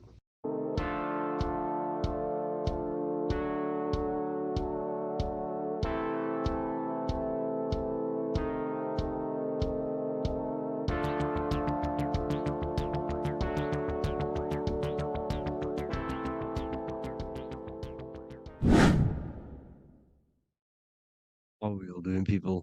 Survival wisdom. Today we're going to be breaking down the Bible and its real, true metaphysical meaning. All of these slides within this video is taken from my book, The Book of Wisdom, so you can get all of these slides. So the Temple of Solomon, you are body, mind, and soul, which is the Holy Trinity, the moon, sun, and earth. The sun is your soul because the sun is its infinite source of energy. It is its own source of energy. And that is what your soul is. It's its own source of energy. The moon is mind. This is why you call people a lunatic. You're a lunatic. Luna means the moon. And inside of your mind, you have a specific mood. Mood is moon. And mind in German is Mond. And the word Mon means moon. And earth is your physical body because your body contains of the four elements, the four physical elements. Well, the Temple of Solomon is the temple of the soul and the mon, the soul and the mon, the soul and the mind. And it's the temple of the Holy Spirit in the Bible. Everything leads back to one singular point in the center of the brain. The brain is not the mind. It's mind over matter. Okay? The brain is the physical manifestation of the mind. The brain is the electrical computer which decodes the light waves given to it by the mind. This is why everything in the body leads back to one singular point. And we'll go over this in a minute. But this is controlling the physical body. This is the within. If you rearrange within, it spells high twin because within you is your twin, your true self. And it's just an entity in the center of the mind. And if you shut your eyes, you can feel it. Your awareness is in the center of the brain. So there's just an empty chamber in the center of the two cherubs, the two brains. They are two separate brains. They're two hemispheres. And the empty chamber, when scientists chop it up and see it's just an empty chamber, well, because you can't see in that plane of reality. You cannot see the mind. You cannot see thoughts. It is invisible to the human eyes, to the visible light spectrum, to the two eyes. The reason why we call it the third eye in the center of the brain, it's not the third eye, it's your true self, it's the mind and soul. It's an eye because it does see. It's the all-seeing eye that you always see here. There's some Masonic artwork showing the two pillars, the two cherubs, the two hemispheres of the brain, and the inner eye. This is the eye that sees all things. What do I mean by seeing all things? Not physically. It sees the mind. It's what, because your soul is watching the mind. You can observe the mind. You are not the mind. And if you meditate deeply enough, you can go beyond the mind. It's the all-seeing eye. It sees the mind. It sees what emotions you're feeling. It sees what you're thinking. It sees what you're seeing with the two eyes. It's the all-seeing eye. It sees all things. It's omnipresent. It's everywhere. Because the mind can be anywhere. The mind can switch itself into any place it wants. There is no limitations with the mind. So there is two hemispheres in the brain. And in the Bible, there is a quote saying, the most holy place between the two cherubs. The two cherubs is the two hemispheres of the brain, and the most holy place is between them, which is what the Masonic artwork is showing. This is the all-seeing eye, the soul and the mind in the center of the brain. And you will not see this with the two eyes. So when scientists come to seeing the empty chamber in the center of the brain, they wonder because they do not understand the occult side of the world. They do not understand the layers of reality. How the two eyes, everything physical comes from the unseen. Everything seen comes from the unseen. Now, the two hemispheres of the brain play a major role in our lives. The right hemisphere is the artist. The left hemisphere is the scientist. The right hemisphere controls the left side of the body. The left hemisphere controls the right side. So there's a crossover. Now, the right hemisphere is to do with your feminine energy, creativity, unification, metaphors, visualization, intuition. The left hemisphere is to do with sequencing, facts, materialistic details, language, and logic. So they keep us normally trapped within the male aspect of our mind, which is the left hemisphere.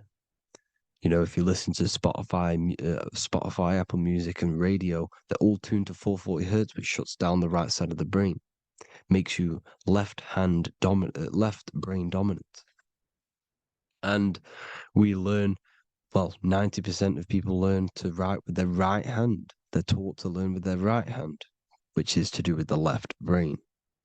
You see, so we are being trapped within this left side of the brain, which is all to do with logic, thinking logical, not creative. You know, very analytic. But the right side of the brain is to do with your creativity.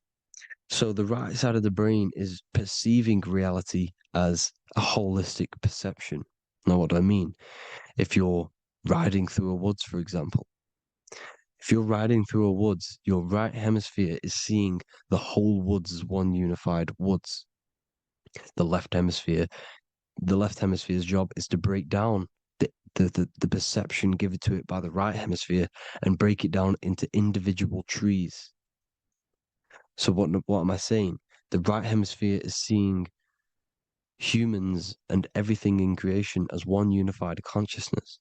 The left hemisphere is seeing individual egos. This is why the left hemisphere is the place of the ego, the right hemisphere is to do with the higher self. They're both needed, though. I'm not saying one's better than the other. It's balance. Now, they don't want you to see the unified picture, perception of creation. They want you to think everything is individual, everything doesn't come from the one, because all things come from the one. And we experience the two in this reality, dualism. In order to understand the one, we have to experience the two to advance. So, anyways, let's get away from the two hemispheres. The right hemisphere, like I said, is to do with the higher self. And this is why in John 21:6, it says, cast the net onto the right-hand side of the boat and you will find fish. Meaning, cast your energy, cast your perception into the right hemisphere of the brain, and you will find God, unification, and higher self. You will see things from a unified perspective. How we are all one, because we are all the same consciousness. The same spark that is in me is in you. This is why I am you and you are me. We are all the all-seeing eyes of God, just split up into individual bodies. We are all made up of the same essence, consciousness.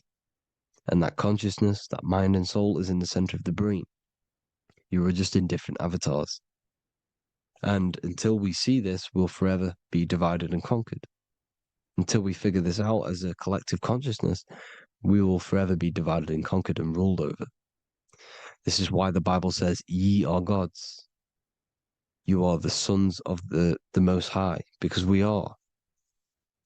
We are the Word made flesh. We are God made flesh. Mark 16:19. So then after the Lord had spoken unto them, he was received up into heaven, head is heaven, H-E-A, and sat on the right hand of God. God is the consciousness in the center of the brain. Heaven is the head, and the right hand of God is the right hemisphere of the brain, meaning he sees things in unification, creativity, intuition, the higher mind, the higher brain. When Moses crosses the Red Sea is the corpus callosum, moving from the left to the right hemisphere of the brain to see unified perception of reality. Head, H-E-A, heaven, same root word. This is why the ancients always depict God in the center of the brain. Here you see ancient Christian artwork showing God in the center of the brain, the light. Here you see it here. Here you see Ganesh, an Indian god, which is the brain. Here you see the Father, the Son, and the Holy Spirit in the dome, the brain. This is the brain, because you are God made flesh.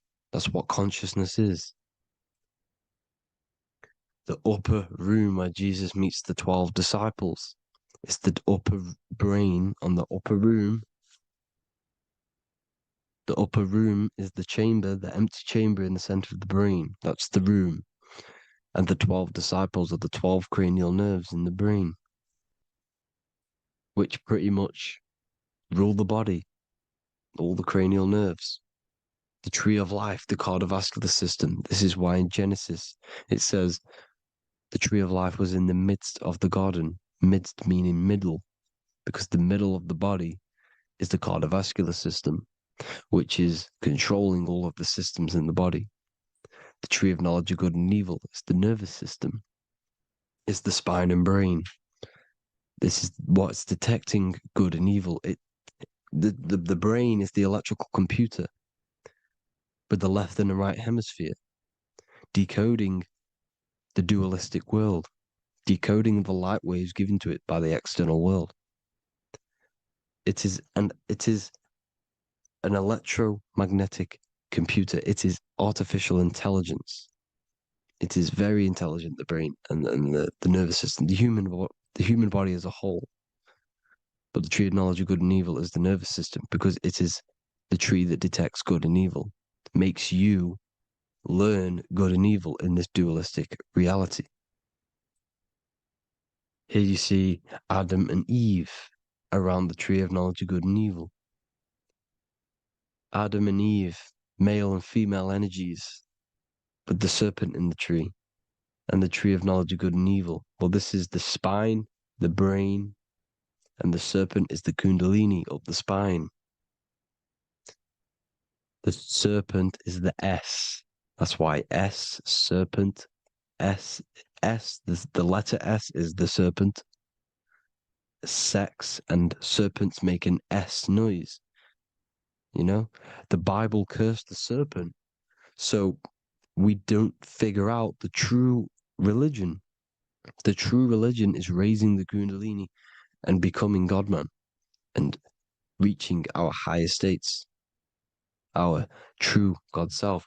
Because once the Kundalini is saved and hits the pineal gland, it activates 100% of the brain when we're only using around 20 to 10% as of right now without the Kundalini awakening.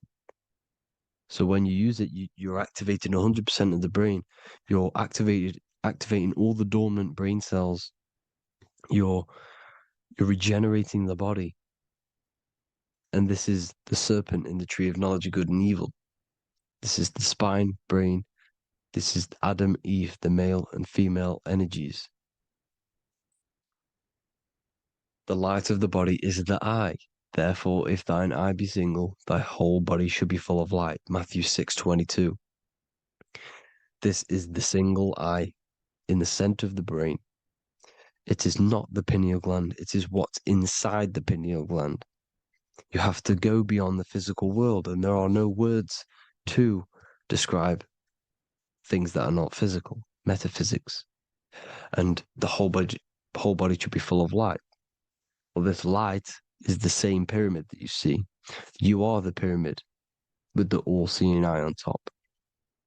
This is why the ancients built the pyramids with the stairs in the middle symbolizing the spine, because once you open all the chakras and balance them and raise the Kundalini, you activate all of the brain, which gives enlightenment. The word enlight in ment. Ment means mind, light in the mind. Enlighten the mind. And this is enlightenment. We are the temple. And Jacob called the name of the place Peniel, for I have seen God face to face. Within spells high twin. Within you is the God self, which you need to manifest into the external world. And he's seen God in Peniel, the consciousness. He's seen his true self, consciousness, in the pineal gland. Genesis 28:10, Jacob's ladder. Jacob, he took a rock there and laid his head on it to sleep. Jacob had a dream. He dreamed there was a ladder that was on the ground and reached up into heaven. Head is heaven. The rock he fell asleep on is the sacrum bone, because he's symbolizing the oil that comes down the spine, hits the sacrum bone and rests there, falls asleep, and it looks up and it sees the ladder to heaven. Because when you raise this oil, you become God-man. You become God in heaven. You can leave the body at will. Do you not know that your body is the temple, that your body is the temple of the Holy Spirit? Corinthians 16:19-20. Or do you not know that your body is the temple of the Holy Spirit within you? Your body is the temple of the Holy Spirit, the soul and the mind within the center of the brain, the temple of Solomon, temple of the soul and the mind. Romans 8:10. Christ is in you. It's not external. When you give where attention goes, energy flows. When you give your energy to external things, your attention, your worship to external things, you're giving energy, meaning it's draining you, and you're feeding something within the astral plane, a mental thought within the astral plane. So with you realizing that the Christ is in you, that you don't have to worship anything outside of you, this means that you're internalizing your energy. You're not giving your energy, because where attention goes, energy flows, which means you become more present.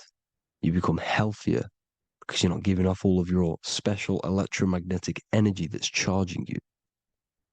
This is why the religions run by the Vatican is all external. They're exoteric. Exoteric means external teachings. The esoteric is the internal, the hidden teachings. In Psalms 82, I have said, ye are gods, and all of you are children of the Most High. because we are the Most High, split up into individual bodies. That's what consciousness is. Consciousness is the Most High. And we have to raise ourselves to the Most High. Brahma, Vishnu, Shiva, the Father, the Son, and the Holy Spirit. Why is it always a trio? It's a trio because it symbolizes us, the soul, mind, and body. The mind is the bridge for the soul to be in the body. What is the soul? It's the life force. It's the watcher. It's the all-seeing eye. The soul sees into different realities, and it gives life to the body of every reality it goes in. This is why you always see light around the all-seeing eye, because it is the energy, the life force, the light, life, L-I. Life is light, and it's the eye because it sees into the different realities. It sees into the dream world. When you're going to sleep at night and you dream, it's not a dream. It's another reality. You're a multi-dimensional creature. We live in a multiverse. There's infinite amount of yous. And there is a version of you which is the highest self in a reality somewhere. And this I has the ability to switch realities, which is exactly what astral travel is. Astral travel is the ability to switch reality beyond the 3D construct of this world. The Father, the Son, and the Holy Spirit, Brahma, Vishnu, Shiva. Brahma, the soul, inhabits different bodies. This is why they have different heads. Vishnu, the mind, symbolizing gnosis, meaning knowledge. This is the serpent. The serpent symbolized knowledge. Shiva, the body. Father, the Son, and the Holy Spirit. The bird, the soul, because the bird symbolizes the soul. This is why you have here the Egyptians showing you the soul leaving the body. Here you see here with the twin head, the same head, and it's a bird. This is the soul self. This is the ego self. The Egyptians knew this. They knew all of this. Of course they did. Now the whole story of Jesus is all metaphorical for the process which goes on within your body. Your neck and head is the Holy Grail, which the sun and the moon creates. Sorry, the sun and the moon creates the fluid within the Holy Grail, the brain, the skull. And the moon creates the milk. Sorry, the moon makes the milk. The sun makes the honey, the land flowing with milk and honey in the Bible. The land flowing with milk and honey is the center of the brain in the Holy Grail. Here you see the Masonic artwork showing you the sun and the moon creating the fluid in the spine. Here's the serpent. Serpent symbolizing the two Kundalini channels, the Ida Pingala up the spine. Here's the furnace raising the Kundalini, raising the oil, heating it up, and rising it to the crown. You see? So here you see more Masonic art, seeing the sun and the moon creating the holy fluid in the brain, in the cup, filling the cup. This is why it's a cup, because it's the Holy Grail. This is the holy oil in the center of the brain that gets released down the spine, which is Jesus coming down from heaven. It comes down the spine, down the River Jordan in the Bible. This is when Jesus goes from Nazareth to Jerusalem. He comes down the River Jordan, and Joseph and Mary are in Nazareth waiting for Jesus' return. Joseph and Mary symbolize the pineal and pituitary gland, which produce the two oils created by the sun and the moon. And he returns. When he returns, he gets crucified at 33, because there's 33 vertebrae at the back of the spine, and it crosses the vagus nerve.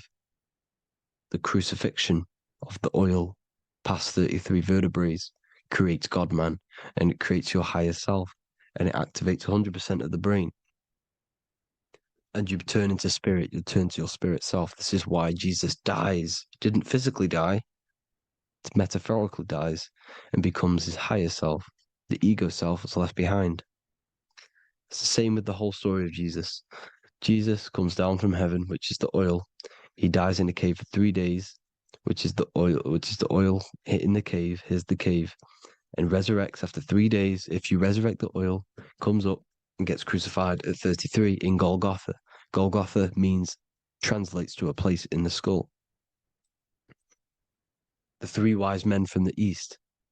Well, if you look at the Masonic artwork, they'll always show you a ladder up to the east. Okay? Here you see north, south, west. This would be east. Here you see east here. East here. The ladder up to the east. The east is the top, up. 3 wise men from the east. The thalamus, pituitary, and pineal gland in the center of the brain. The most important glands in the body. Here you see the Egyptians with the spine, the sun, and the 2 hemispheres of the brain. What did I say at the beginning? The sun is the soul. The sun is its own source of energy. It's the life force, which gives life to anything it inhabits. The soul is the same thing. That's why sun and soul mean the same thing. So, what I'm saying is consciousness is God. And this is why when it refers to as God in the Bible, it means your higher self, pretty much. And returning back to this higher self, because God is something that you need to manifest. Consciousness is God, and your body is a reflection of the creation by God. This is why everything in the body corresponds with the stars. The stars rule the body. We are an image of the stars. This body is an image of the whole of creation. Aries rules the head. This is the cerebrum, the ram in the brain. Here's the ram, Aries. And we have something called the cerebrum, Aries, the ram. This is the Lamb of God moving to the higher mind. Taurus, which is the lower brain and neck, the cerebellum, the bull Taurus, the lower mind, and the cerebrum and the cerebellum, the ram and the bull, is what makes you ramble on. Ramble meaning walking. The higher mind and the lower mind working together makes the body ramble. Ramble is what makes you walk along. Thank you to Santos Bonacci. Gemini, the 2 twins, rules the 2 arms, the hands, and the lungs. These are the 2 twins of the body. Sagittarius, the horse, which rules the hips. Hips means hippo. Hippo means horse. Hippopotamus means water horse. Hippo means horse, and this is why we call them hips, because horses have massive hips. Capricorn, the kneecaps. Pisces, the 2 fish, the 2 feet. Then they make us swim. We are an image of the stars, people. Well, the body is anyway. Consciousness is God, and the body is the image of the whole of creation. It's a reflection of the whole creation, as above, so below. 12 systems in the body, 12 cranial nerves for the 12 constellations, 12 cell salts. The body's made out of 12 cell salts. So, this is where it gets kind of deep. This is where we get deep.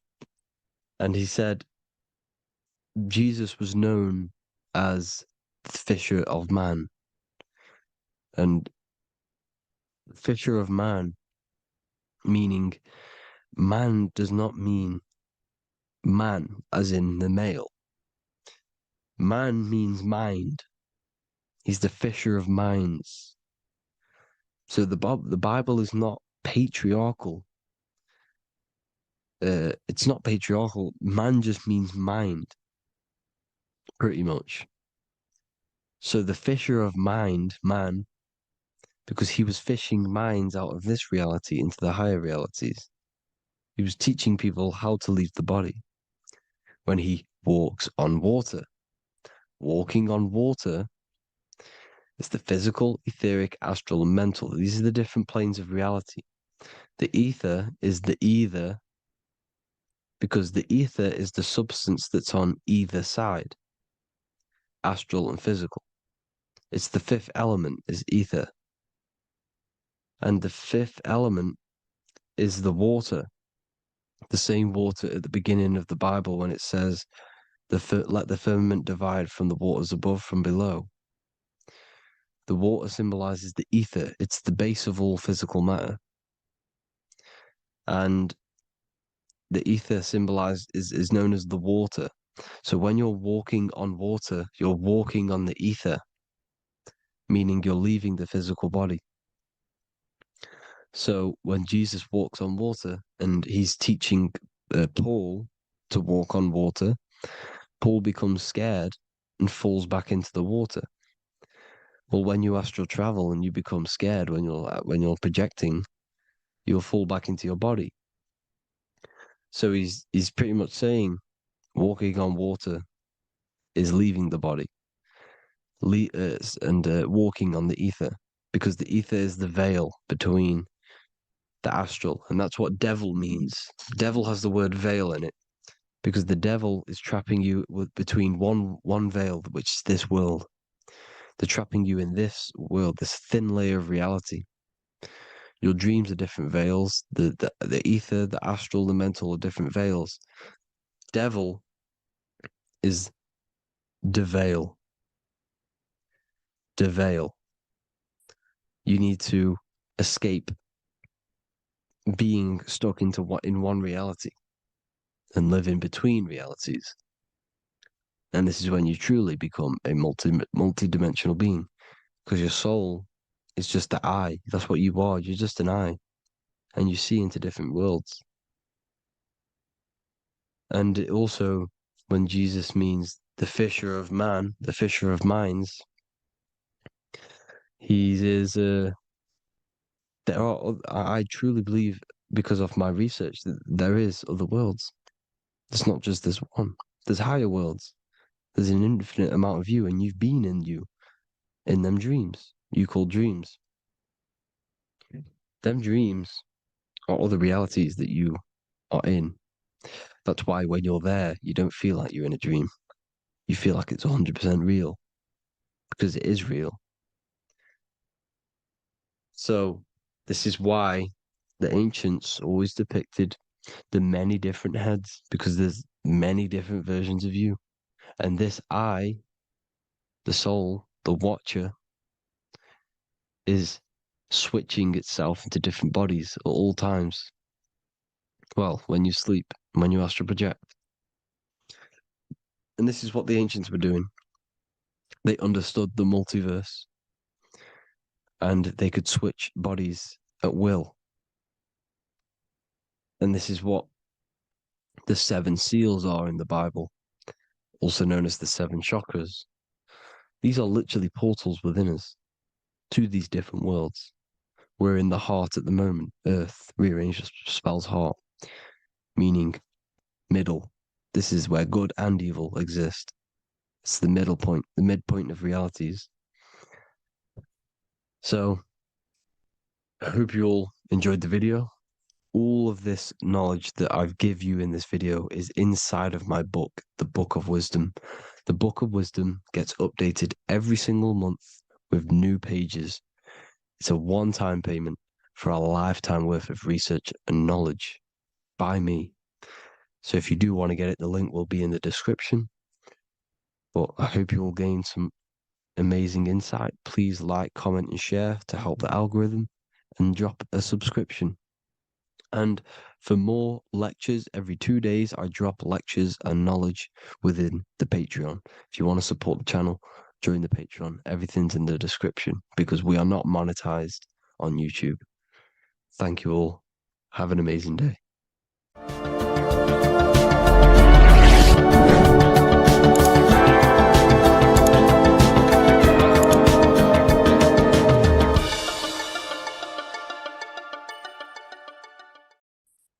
The Pope is supposedly opening 5 portals on Christmas Day. Now, I know this video is a bit late, but I'm going to be commenting on what I think this symbolism and this ritual truly means, and what they are trying to do to society with this symbolic ritual. So the first thing we must understand is that everything these people do on a mass scale, all of these major events that they take place on, are all symbolic. They're all ritual. They all have purpose. Okay? So when we look at the locations of these 5 doors that are in Rome, we actually see the sigil of Lucifer when we connect the dots of all of the 5 door locations. This is the sigil of Lucifer. Lucifer is not what you think. Lucifer, sigil of Lucifer, represents the outline of the human brain and our visual perception field. Now, the human perception field is how our brain interacts with the external reality. Our external reality is not physical. The only thing that exists outside of you is pure energy, formless, vibrational energy and light.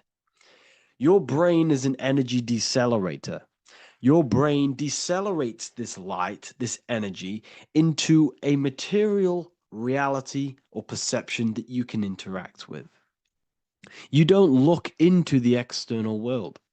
The energy, the light enters the eye retinas, goes through the optic nerve, and travels to the back of the brain called the visual cortex. And the visual cortex is what shapes your visual screen.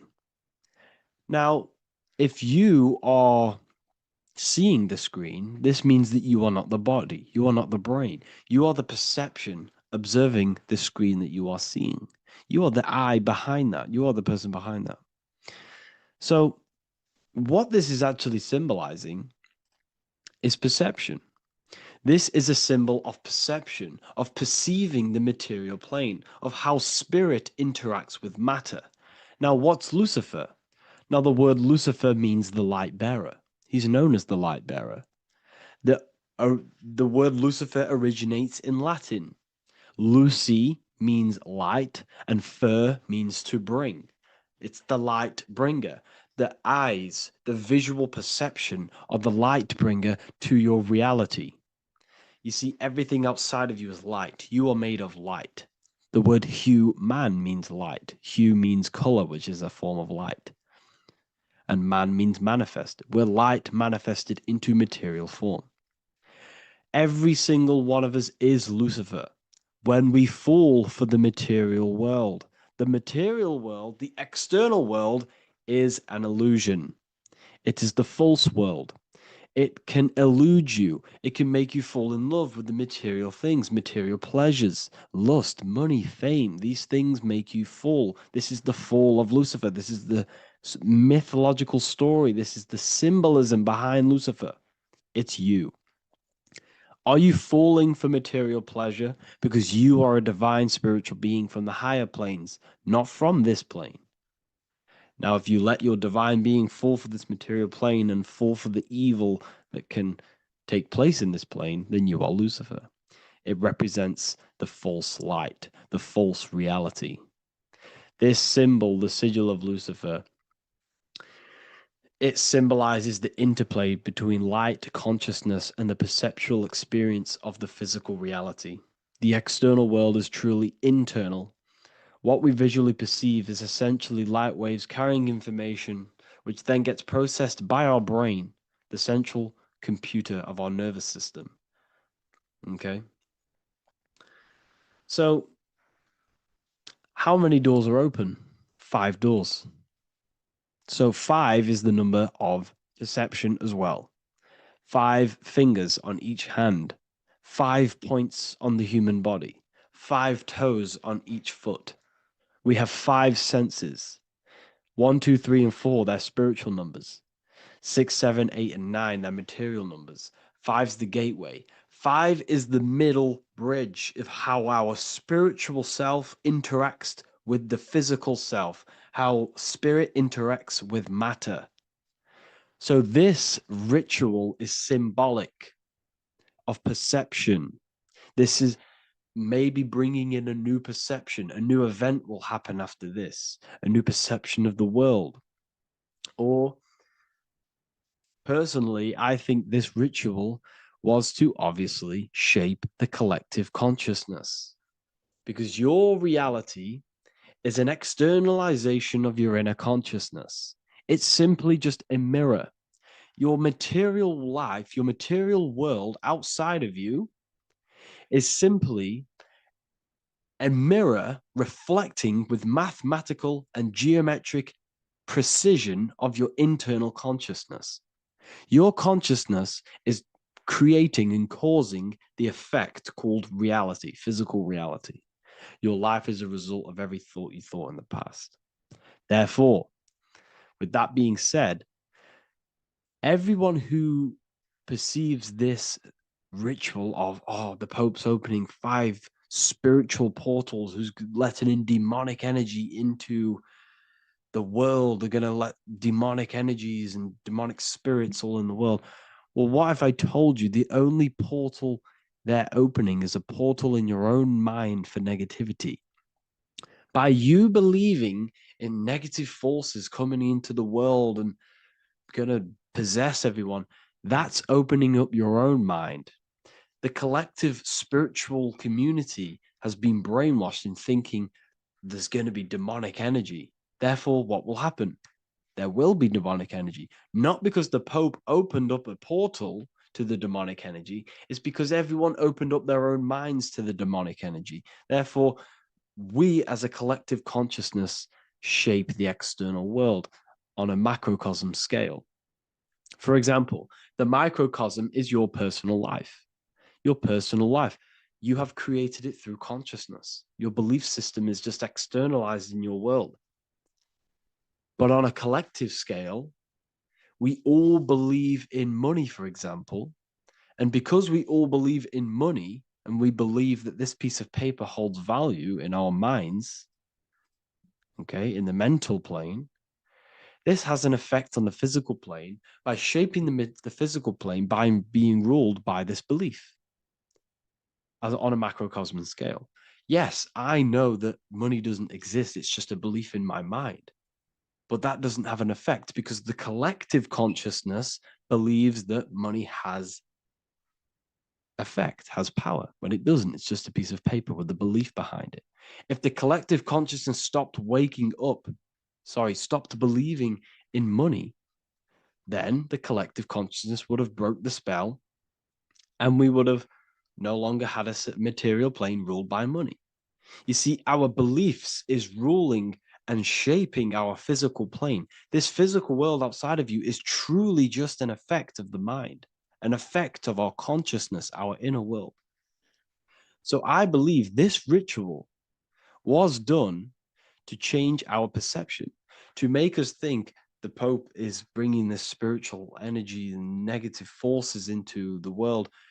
And it's just simply us creating the negativity in the world by believing in this, by thinking this. Remember, they have the power to send messages into millions of people's minds through media. And then messages are then believed, and that belief is shaping our world. What have I told you? That the New World Order is not manifested by the elite, it's manifested by you and us. We're all manifesting the New World Order. They can't manifest it. We can, because we are the ones believing it. We believe it. It is reality. It shapes our own prison. We're all shaping our own prison by believing in the prison, by believing in money.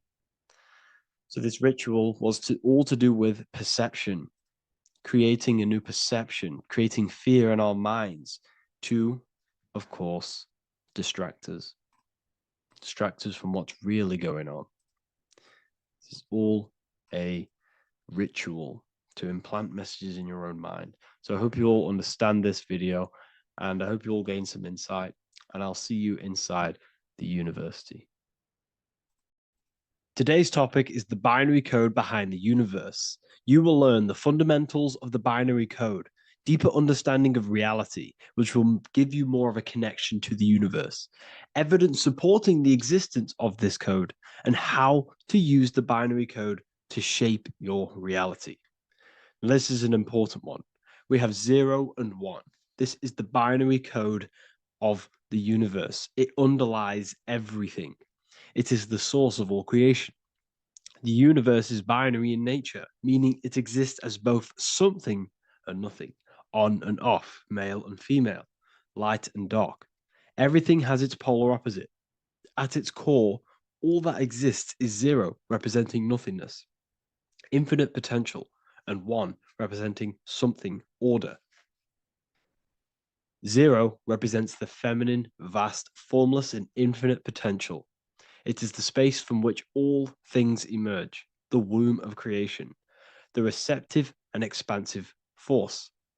1 represents the masculine, structure, form, and order. It is the active principle, the initiator, the force that defines and shapes reality. Together, they create the fundamental duality that underlines existence, the balance between chaos and order, the void and creation, yin and yang. We see this in the masculine and feminine bodies. This is deeply encoded into the fabric of reality. And once you see this, you will never unsee this. So please leave a like on this video if you love my content and you love the wisdom that I share with the world. So we see this with the masculine genital areas. Remember, this is the genital area. This is all to do with creation. These are the generative principles, the generative organs in the body that allow creation to continually outfold into new life. The genital areas are all to do with the code. The male is the 1, the action. He's the initiator. The feminine is the 0, which is the infinite potential, the womb of creation. 0 and 1. This is why we have 10 numbers. 0 and 1. Masculine and feminine. We even see this in the bodies. The feminine body is made out of curves, which is 0, curves. And the masculine body is made out of lines. So please leave a like and comment if you love this. And if you have any lecture ideas, feel free and I can make a lecture on any suggestions that you have. So look at the word masculine. Masculine, line. Line is just one line, which represents order. 1. Feminine. 9. 1 and 9 equals 10. 0 and 1. The binary code of all creation. Why is feminine? Why the number 9 for feminine? Because the moon has to go around 9 times to create a human in the feminine's womb. And look at this image of nature. All nature is zeros and ones. Now you can tell. The stick is a 1. It's a line, and here we have curves. It's curves and lines. Curves and lines create reality, creates matter. Everything is 0 and 1. We even see this with the sky. The sky represents zeros. They represent curves, the heavens, the heavenly bodies, the sun. These are circles, the moon, circles, the planets, circles. Down here is matter, representing the square. We have the Freemasonic square and compass, representing lines and circles, masculine and feminine. We see this with Leonardo da Vinci, with the circle representing the spirit, the void, the womb of creation, and matter, which is the body. This is the soul in matter, infinite potential in matter. This represents spirit over matter. This represents the architect of reality, zeros and ones, spirit and matter. This is all the same thing. Understanding this binary nature of the universe, where 0 feminine represents the infinite potential and 1 masculine symbolizes order and structure, can benefit you in several ways. Manifestation and creation is the first way it can benefit you. Now that you understand this, you understand that everything comes out of infinite potential. 0, infinite potential. 1, action equals manifestation equals creation. So you must pull things out of infinite potential. If you have ideas but don't take action, too much 0, nothing materializes. You'll never materialize if you sit there imagining all day, visualizing all day. You have to take action. They both come hand in hand. If you only take action without tapping into intuition and creativity, too much of one, your actions may feel hollow and misdirected. Using both effectively leads to greater success in life, work, and relationships. This is the 33rd degree motto, or this is on the 33rd degree of Freemasonry Scottish Rite logo, and it's called Order ab Chaos, order out of chaos. Chaos is the zero, infinite potential. Chaos is the dimension of the imagination. This is where this all ties in now. Imagination is the dimension of infinite potential, pure potential, formless creativity, and the realm of infinite possibilities. It is the void, the unmanifested energy that contains all that could ever be. That is the imagination. The imagination is the dimension that you are connected to, and you can pull any idea out of and materialize it into a reality. Matter, on the other hand, is order brought out of the imagination, chaos. It is when raw potential is structured, defined, and crystallized into form. This is the fundamental principle of order out of chaos, the process of turning the unseen into the seen, the abstract into the concrete, the dream into reality. That's why we say dreams into reality. Dreams are in the imagination, infinite potential, and the human mind is connected to higher dimensions of consciousness, which we can pull ideas, things out of, and materialize it into our lives. Whether that's good or bad, that's completely up to you. But we have access to higher dimensions beyond the physical plane. And this is the secret that the human mind is connected to, and that you are not just a physical body. Okay? The universe itself was born from chaos. Before form, there was only energy and potential. Our minds function the same way. The mind is a microcosm of the universe.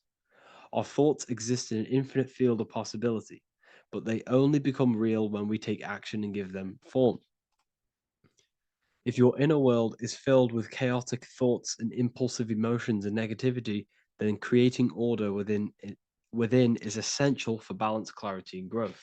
What do I mean? Order out of chaos, 0 and 1. All creation comes out of infinite potential. The mind, the imagination, is the infinite potential. The material world is the order. It's the effect. Therefore, if your material world has chaos, if your room is messy, if your body is out of shape, if you do not look after yourself, everything in the physical world is just a reflection of what's going on inside of you, what's going on inside of you. So if you have a messy room in a messy house, this reflects as a messy mind, a chaotic mind, and we must create order in our mind. So this applies to all realms of your life. This applies with your mind. It applies with your emotions. It applies with your manifestation. It applies with the physical world, with the masculine and feminine. 0 and 1 is heaven and earth. It's everything. It's duality. It's on and off. It's everything. So it applies to all realms of your life. Okay. So in order for this to benefit our lives, we must, one, have awareness and observe the chaos. Step back and observe your thoughts and emotions without reacting to them. Recognize that you are not your thoughts. You are the observer of them. You are the soul. You are in between them. You are the midpoint between the left and the right, the 0 and the 1. You are the soul. Journaling or meditation can help you identify patterns and negativity and impulsivity. So it's important that we recognize these patterns. We recognize the chaos within us and we transmute it. 2, implement structure, mental discipline, mindful practices, meditation, breath work, and slowing down your reactions. Cognitive reframing, replace destructive thoughts with constructive ones. This is so, so important. For every negative thought that you place attention to, place your attention onto 5 more positive. Never think about something that you don't want to manifest, because whatever you're placing attention on inside that mental field of consciousness, you're giving attention to it. giving attention to, which then can manifest into your action, and that will materialize into your world. Routine and ritual. Create daily habits that anchor you. Morning routines, exercise, or creative outlets bring stability. We must master the inner world of thought and emotion. We must bring chaos into order. In order to create anything in your life, you're turning chaos into order, order out of chaos. You're turning 0 into 1. This is the binary code. All things underlie it, 0 and 1. So it's so important that we master our minds, we master our emotions, we master our inner world so we can produce effect in the outer world. We cannot create consciously and effectively if we have chaotic thoughts and impulsive emotions. So I hope this has made more clarity to you so you can implement this into your life. I know I haven't given you much strategic things to implement into your life, but now that you have a better understanding of how this world is pulled out of infinite potential, you can use that. Everything in your life is pulled out of your imagination. Every text you send, everything you think of, oh, I'm going to do this later, that is your imagination thinking about the future. So you just have to do this on a mass scale to create something big in your reality. So I hope this gives you a better understanding of how the universe works and has benefited your life.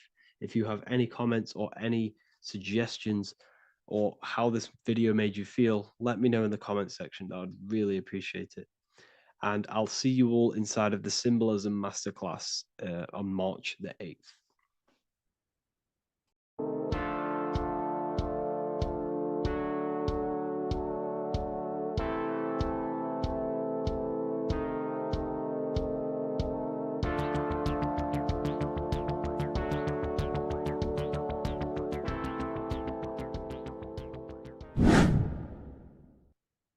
Left and right hemisphere, and what are they doing? How does it contribute towards your perception in this world? And this is what we're going to be talking about in today's video. We're going to be breaking down the two hemispheres of the brain and how they function in your life. So first, we have the left hemisphere. This is the logical hemisphere. This is the analytical, divided, scientific, or verbal hemisphere. The right hemisphere is creative, wholeness, artistic, symbolic, and metaphorical.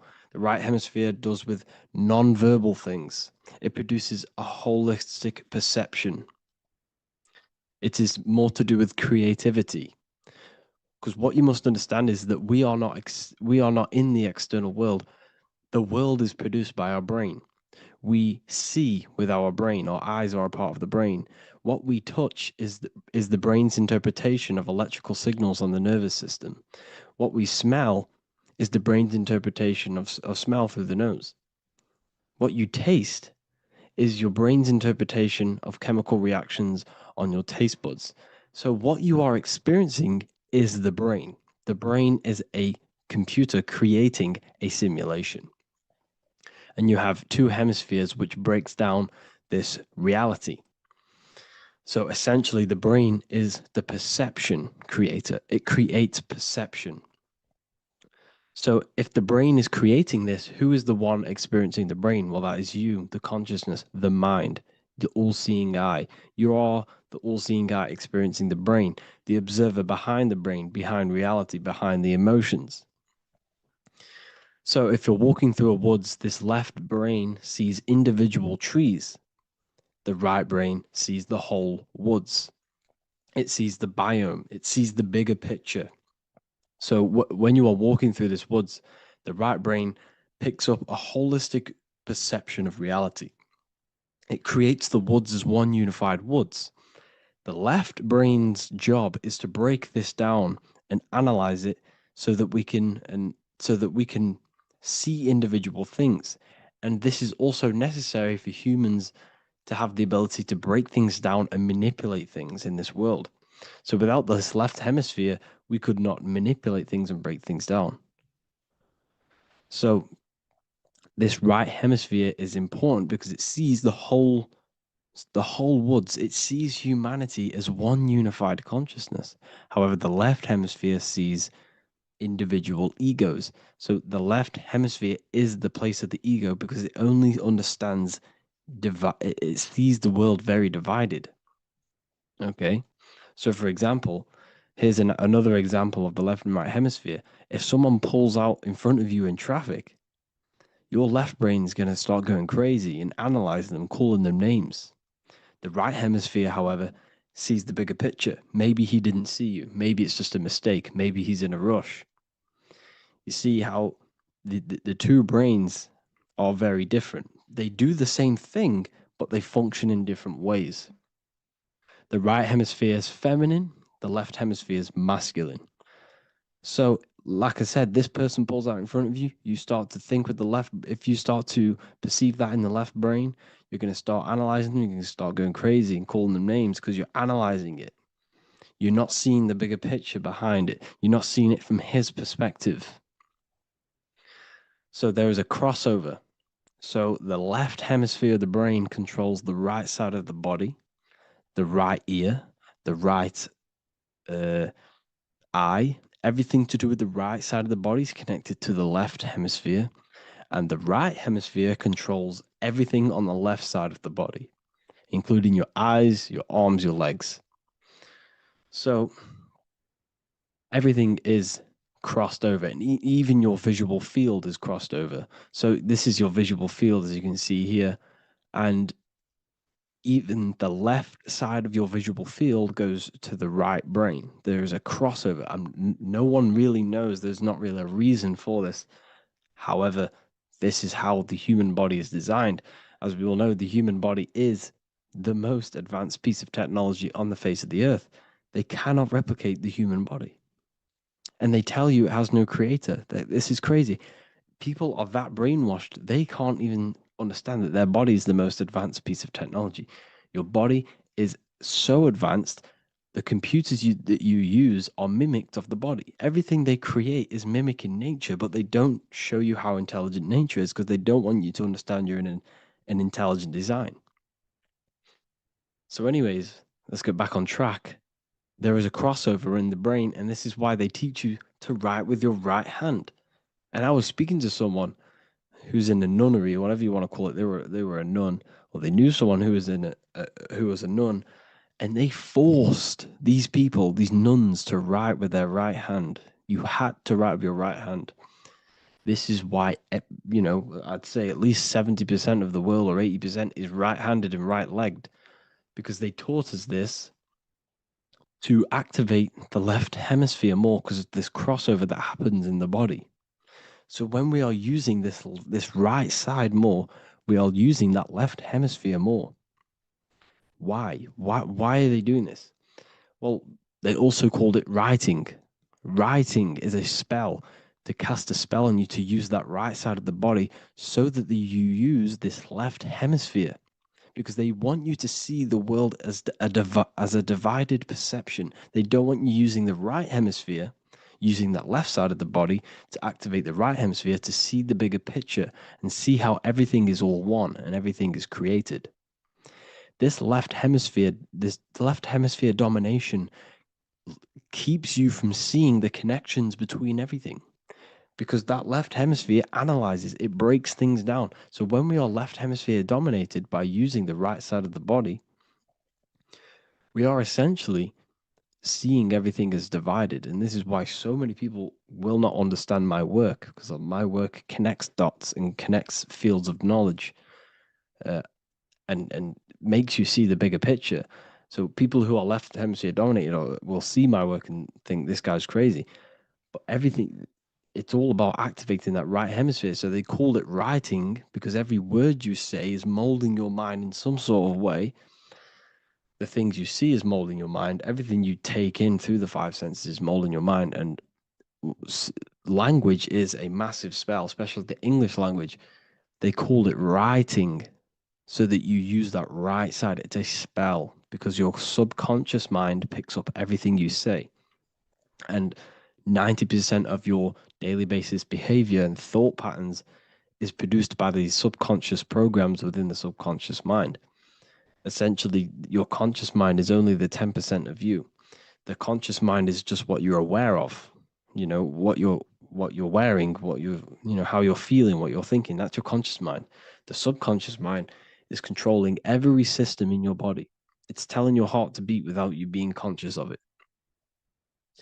So essentially, this is what they're programming. They're programming this system in the back of the mind, which is controlling everything through the words. And this is what spells are, because it's all about creating perception in the subconscious. So they want you to use that right side more. I truly believe the ancients, they were balanced. They used the left and the right side of the body. They didn't have a stronger side because they understood this science of the body and how the body works. So this is actually called phonetics. It's not etymology. Etymology is the study of root words. Phonetics is the study of how words sound similar. The way words are spoken. So phonetics, phone, is why we call them a phone, because you speak into a phone. So this is write and writing, to use that right side to activate the left hemisphere more. So your hands are a manifestation of your brain. The left hand is the right brain, the right hand is the left brain.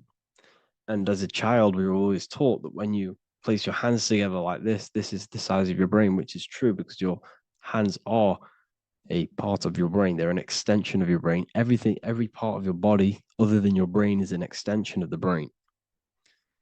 Everything's working and feeding back information to the brain because you're experiencing the brain. So another trick that you can do, or another exercise, is looking in the mirror and closing one eye at a time. If you close your right eye, if you take your top off, for example, you'll analyze your body if you close your right eye, because you're using that left hemisphere. Sorry, other way around. If you look at yourself through your right eye, you'll use that left hemisphere, which will analyze yourself. You'll see individual body parts. If you close the right eye and use the left eye, you'll see your body as a whole. You won't really analyze it. This is how you can analyze yourself using these two hemispheres. So this whole system is created to keep you thinking logically and to restrict you from creating and restrict you from understanding symbolism, allegories, metaphors, and teamwork. They want you stuck in a logical way of thinking and a logical way of seeing the world. This is why when you go to school, you are told exactly what to do. You're told to think this way and no other way. You're told to do orders, do this. It's a very left-brained system, because if we all started to open up this right hemisphere, we'd all see, wow, everything is all one, everything's all connected. And this is what my work is doing. I'm showing you everything is one. The physical world is an illusion of duality, but everything comes from the one source, the one mind. The universe is a giant mind. I am mind, you express mind. We all possess mind. Behind the physical body is the same mind consciousness. And we are all expressions and fractals of this infinite consciousness called mind. And this is what they don't want us to figure out, is that we are all just one consciousness expressed. It's an infinite consciousness. It's even in the squirrel, it's in the dog. All of these different animals, they're just different bodies, but behind the bodies is the same consciousness, which is mind. That's what the pineal gland is. The pineal gland is not the mind, and it's not the third eye. The third eye is your mind. If you have a closed third eye, it just means you have a closed mind. If you have an open third eye, it just means your mind has expanded from beyond physical things through astral projection and mystical experiences. This is how you gain an open third eye. It's just an open mind. A mind that has astral traveled, has explored the realities within the mind. So everything they do is to keep us in a divided state. Divide and conquer, right? That's their motto. All to keep you thinking how everything is divided. Everything they've done is division. Postcodes, countries, everything is divided. Like football teams and all this stuff.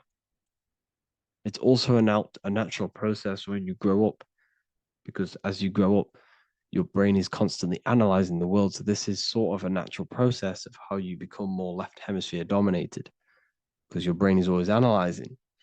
And unless something awakens you, you can awaken that right hemisphere where you can start to see the bigger picture. Even the music, all tuned to 440 hertz, shuts down the right hemisphere of the brain. 440 hertz, Spotify, Apple Music, the radio. Every time you turn on the radio, it's tuned to 440 hertz. This was specifically tuned. It never used to be tuned to this. It was in the 1950s. It was changed. The standard music tuning was changed to 440 hertz because it shuts down that right hemisphere of the brain. They don't want you thinking, seeing the world in this way and perceiving things as one. I'm going to show you. It tells you this in the Bible. Cast the net onto the right-hand side of the boat and you will find the fish. What was Jesus saying? You see, people read the Bible and they don't understand it. If the Bible is not talking about you, then it has no meaning. The Bible, everything you read in the Bible is about you and how it can better your life. It occurs to you. So if Jesus says, cast the net onto the right-hand side of the boat, this is an allegory. The boat is your body. Cast the net. It's the awareness, the perception onto the right hemisphere of the brain, and you will find the fish. What's fish? What do fish do? They swim deep in the ocean. It represents the knowledge. Deep knowledge.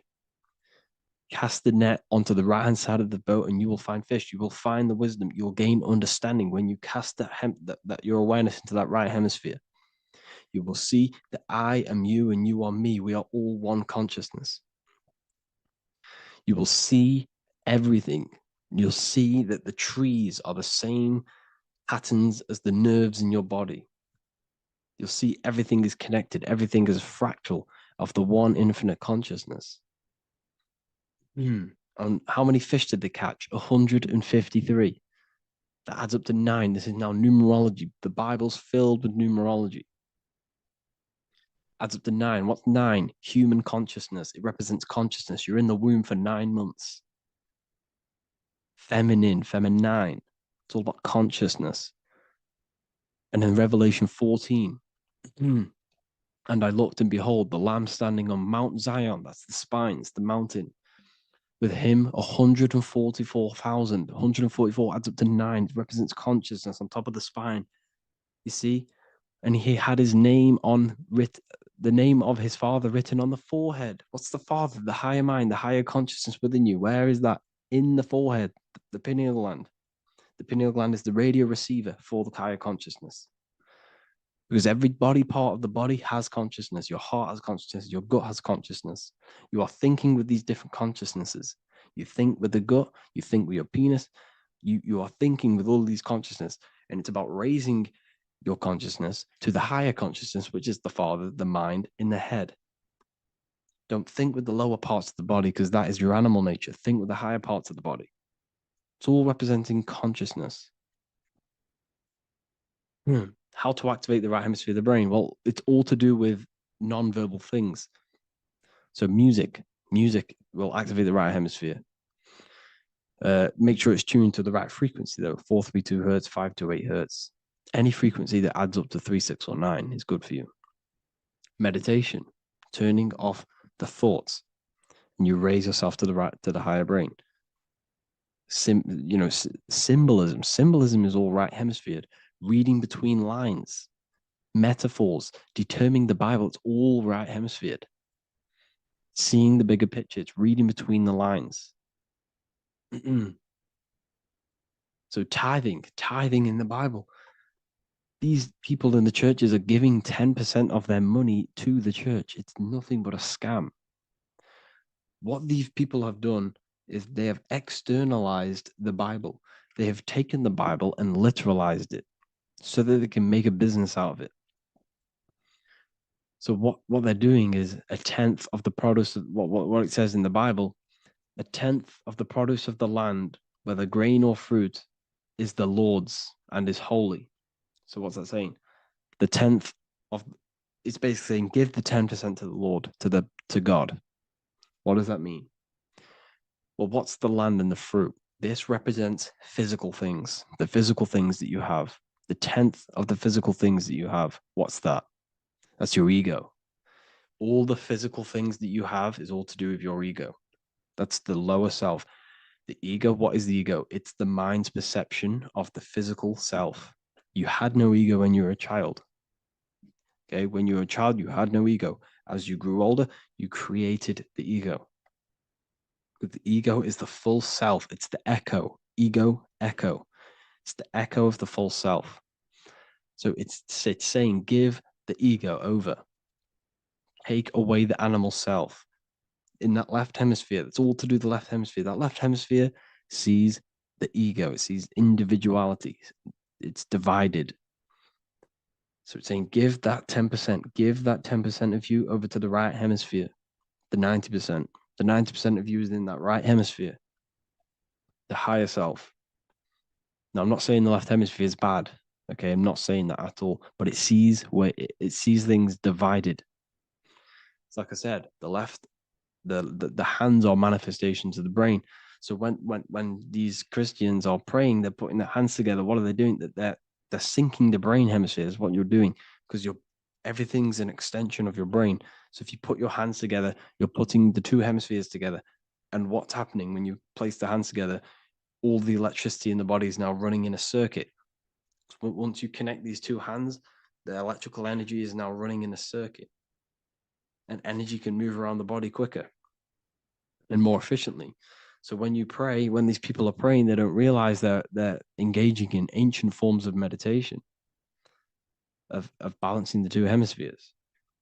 So now we're talking about balancing the hemispheres, not the right hemisphere. This is what Israel is.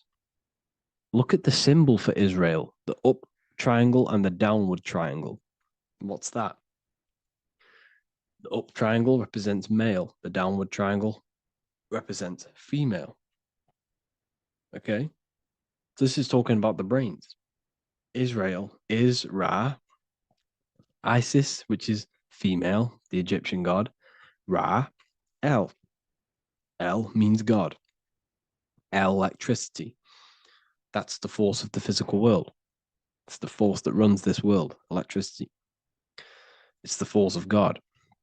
El, consciousness. It means God. Is Ra, El. Isis, Ra, and El. It's the two hemispheres of the brain, the holy land of Israel. It's the holy land, it's the brain. Once these two hemispheres are synced, this is how you unlock your consciousness. This is the easiest way of astral projecting. Hemisphering, I forgot the word for it. Hemisphere syncretization, something like that. It's about syncing the hemispheres. This is how you unlock your consciousness. Once the brain is running as one electrical system, this is how you balance the two masculine and male opposing energies. Once these opposing energies are no longer in war with each other, the brain, they come together to work as one. You unlock your consciousness. You are born again. What happens when a male and female have sex? It creates a new child.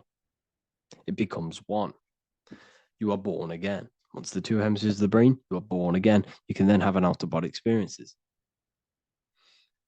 So this is why the symbol of the Holy Land, Israel, is the up and down triangle back combined together, because it represents unification of the male and female, unification of the hemispheres. You're born again. You unlock consciousness. And you can get this for free. It's called the Gateway Tapes on my website. Basically, it's a audio track from the government, and they did this in the Gateway Experience. It's a CIA document, and what they do is there are different forms of meditations you go through. I think there's about 5 waves of meditations you do, half an hour each one, and it will teach you. It will sync your hemisphere, because what does it do? They understood that playing one frequency into one ear and another frequency into the other, they understood that the right ear is connected to the left hemisphere, the left ear is connected to the right hemisphere. So when you play 2 different frequencies into both ears, what happens? The brain picks this up, the 2 hemispheres of the brain picks this up, and it syncs it it syncs these two hemispheres, these two frequencies together. So now the brain is working as one to sync this frequency. So this is how you can sync your hemispheres through listening to these frequencies. Okay, you can get them for free and do the meditations yourself. This will definitely help you. This is an easy way to astral project. So it's all about syncing the hemisphere and seeing reality from a unified perception. We should all aim to get out of that left hemisphere. I'm not saying don't use it, but we should now start to see, we should now start to read between the lines of the Bible, read between the lines of the symbolism they're showing, study symbolism, study allegories and myths. What are they trying to tell us through these allegories? And, you know, this is how we start seeing things in a better way. Once we understand that we are all microcosms of an infinite consciousness, we can all come to one, because love is the unifying force of this infinite consciousness. We are all divided. We are all disconnected from our hearts. Once we all connect with our hearts and see that everything is one, we can all start to love and come together as one, because love is the unifying force of consciousness. So if you haven't already seen, I now have launched the Ethereal University. I will be doing lectures like this one, but even better, deeper, and even releasing knowledge that I can't talk about online as they are censored. I'll be doing lectures every single week. I'll be doing live calls every single week. You also gain access to my library, which is filled with over 45 occult books, filled with knowledge. Okay, I'll show you now. Plus, you get my book, The Book of Wisdom, PDF form, and the Human Health Guide, PDF form. You also get all of this stuff, the health section, Q&As, ethereal meditations. We've got some celestial studies, cosmology, numerology coming soon. You also get the brand new Manifestation Mastery course, plus the library. And there'll be new books, new lectures, new live calls every single week. Or you can get the Book of Wisdom, use the code WISDOM in all capital letters to gain 40% off. This sale will be ending very, very soon. So if you're watching this, be very quick to get yourself a physical version or a PDF of my book. You can get it in all these languages. Hope you enjoyed this video, people. I'll see you inside the Ethereal University, the real university. Have an amazing day.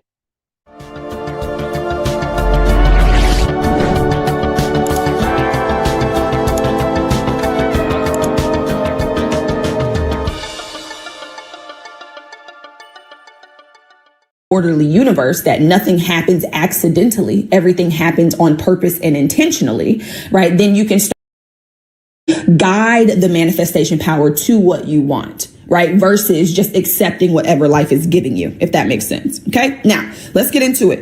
If you are new here, like I said, this is the Great School of Life. I want you guys to understand the basics of how life works. Okay. You are not a human being.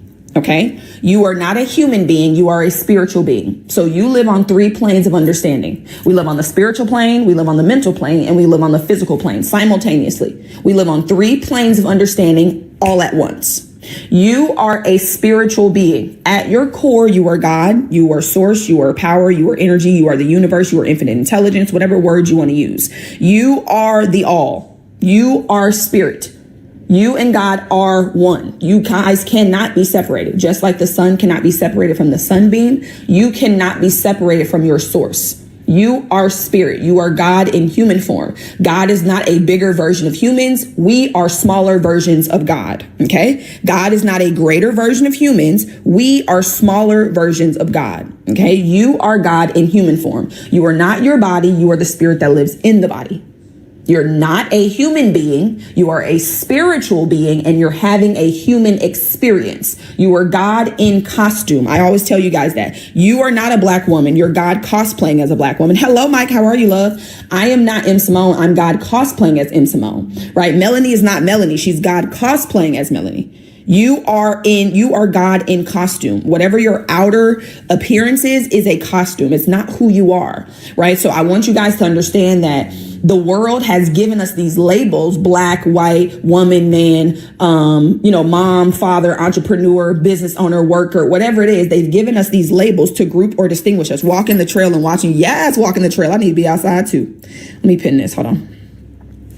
Right? So I want you guys to understand that, I don't remember what I was about to say. What was I saying before I read Mike's comment? What was I talking about? Oh, yes. Cosplaying. Yes. So the world gives us these labels to group or distinguish us, right? To make us feel like we're less than, or make us feel like we're in some group, or we're more better than others, or we're less than others, right? You are all the same. We are all one. If I took you out of your human meat suit, you would be a walking mass of energy. You would be a walking mass of power. That's what we all are. We are all energy. Everything is energy. Everything at its base is energy. If I took you out of your human form, you would be a walking mass of energy. Right? Everything is energy. This pen is energy. This glass is energy. The water that was in this glass was energy. This is energy. Everything is energy. Everything is energy vibrating at different frequencies, right? So I want you guys to understand how everything works. Everything is energy. This is what Albert Einstein said. Okay. Everything is energy, and that is all there is to it.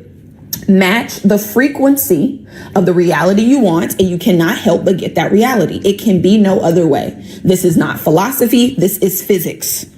Everything is energy. Everything is energy.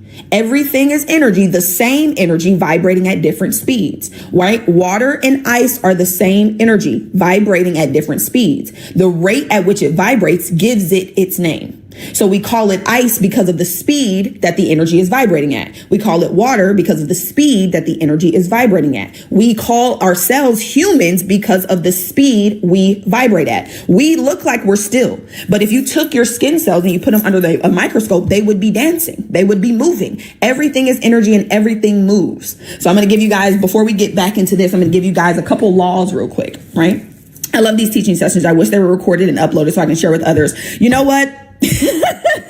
I need to find somebody to actually get these on YouTube, because I tried to do it and I gave up. I just didn't want to do it. But yes, that is the goal, to get these on YouTube. The other thing is, though, I have these communities and I have these courses where I teach and it is recorded, right? So I'm getting into the point now where I'm going to start adding more courses or adding more visuals to my teachings so you guys can see it. But you can watch it over and over again. You can stop it. You can play it back later. Like, all of that is inside the community.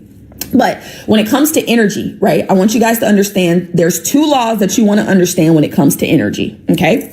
There's the law of vibration, and then there's the law of attraction. Absolutely, love. I appreciate you. Right. We typically hear about the law of attraction, right? And you hear about it online, and they tell you that, attraction is about what you want. You attract what you want. That's not true. That's actually a false statement. Okay, now let's back up a little bit and let's talk about how this actually works. Everything is energy, and everything, or all energy, vibrates at different frequencies, right? All energy vibrates at different frequencies. The law of attraction is a secondary law. The primary law is the law of vibration. The law of vibration states everything vibrates. Everything moves, nothing rests. We literally live in an ocean of motion. Everything moves. This pen is moving so fast that it appears to be still, just like this whiteboard, just like my skin, right? Everything vibrates. Nothing rests. Everything is moving, okay? The law of attraction then states that you are going to attract what you vibrate in harmony with. So it's not about what you want. It's about what you are. It's about who you believe you are. It's about the frequency of your beliefs. It's about the frequency of your thoughts. It's about the frequency of your emotions. Your emotions are energy in motion. Energy in motion. The dominant feeling that you are in, is what is manifesting. That is what's going out. And that is what's being sent back to you. Okay. What are your thoughts about anxiety and panic attacks? What are my thoughts about anxiety and panic attacks? We talk about anxiety on here, to be honest. I don't think I'm going to talk about it today too much as far as a visual. But I can give you a little bit of an example, right? As far as panic attacks, what do you mean? Like, what are my thoughts on it? Like, do I believe in them? Do I think what do you mean by that part? But as far as my thoughts on anxiety, I'll answer this briefly, right? Anxiety they call it mental health for a reason. And honestly, let me just actually real quick. Hold on, y'all. Hold on. 1 second, love. Let me just,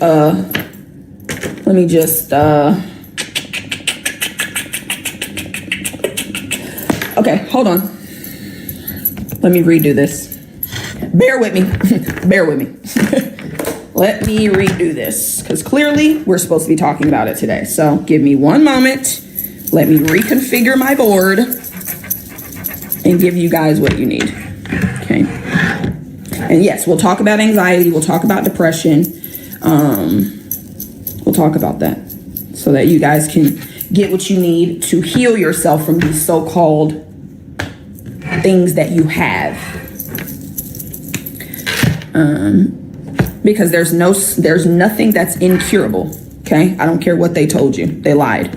Just like they lied to you and told you had to go to college to get a good job to be successful. So many people out here who didn't go to college, did not go to school at all, and are swimming in money. So we're not going to listen to what the outside world says, because they don't know what they're talking about.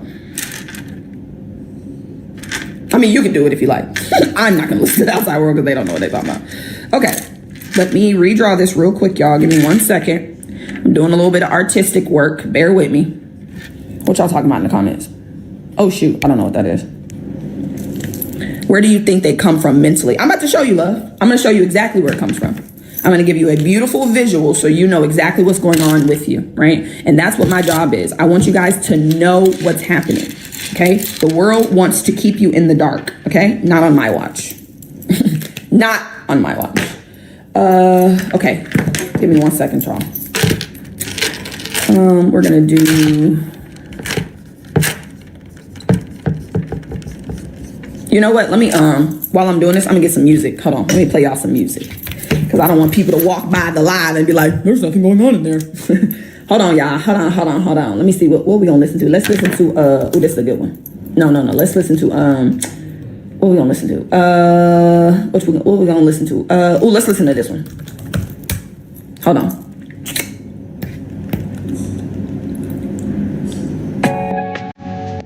Oh, shit. Let's make it fun. Exactly. This is fun. Creating the life of your dreams is fun. I don't want you guys to struggle with it. Like, oh, I'm not doing it right. Have fun with it.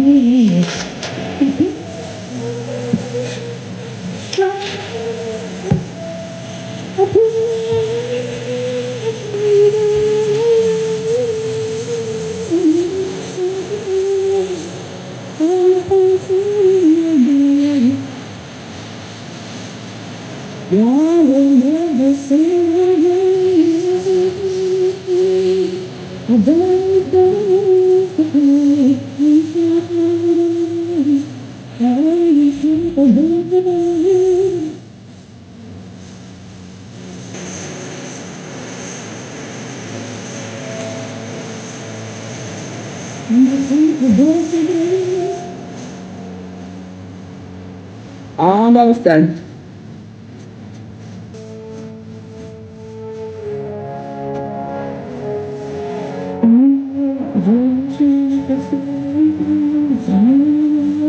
Just showing what's happening. I'm redrawing the board, y'all. So give me 1 second, Kit Kat. I'm going to give you guys a visual about anxiety, how anxiety works and how depression works. So if you give me a couple seconds, I will have it ready for you. But just enjoy the music for now.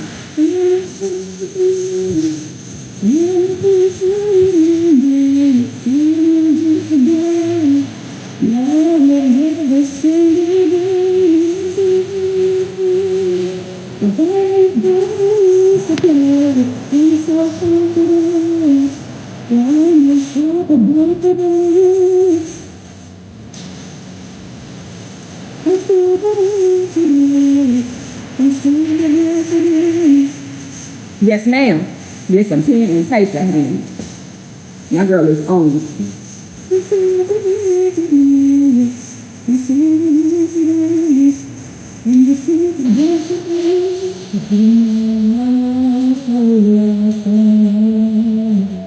What's the other, okay, almost done.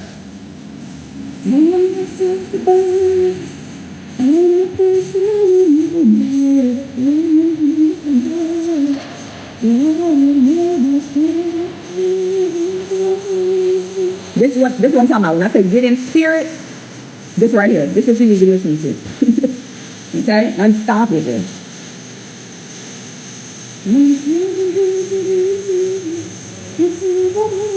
Okay, almost done. One more thing.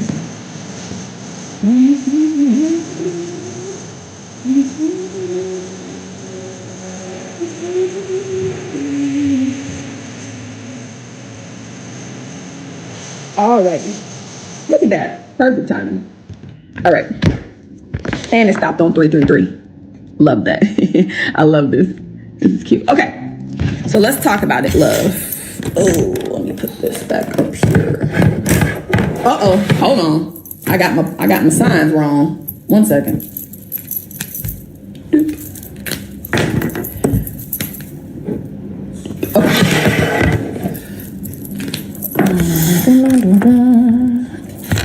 Alrighty, so we're back on the board. Let me clean this off a little bit. It's kind of crazy. Alrighty, perfect. So let's talk about, I'm going to give you, before we get into the drawing, before we get into the anxiety, let's go back through the beginning piece, okay? Now, you are not a human being, okay? Hear me clearly. You are not a human being. You are a spiritual being, and you're having a human experience. You are not your body. You are the spirit that lives in the body, okay? You are spirit, you are God, you are source, you are energy, you are infinite intelligence, you are the all, whatever word you want to use. You are the divine. That's who you are at your core, okay? You're a spiritual being. God gave us the mind. God gave us an intellectual mind, the conscious mind, and an emotional mind, the subconscious mind, okay? So you are a spiritual being. You have an intellectual and an emotional mind, and you live in a physical body. Okay. You are not your body. You are the spirit in the body. You are the presence in the body. Okay. You're not your body. You live in the body. You are a spiritual being.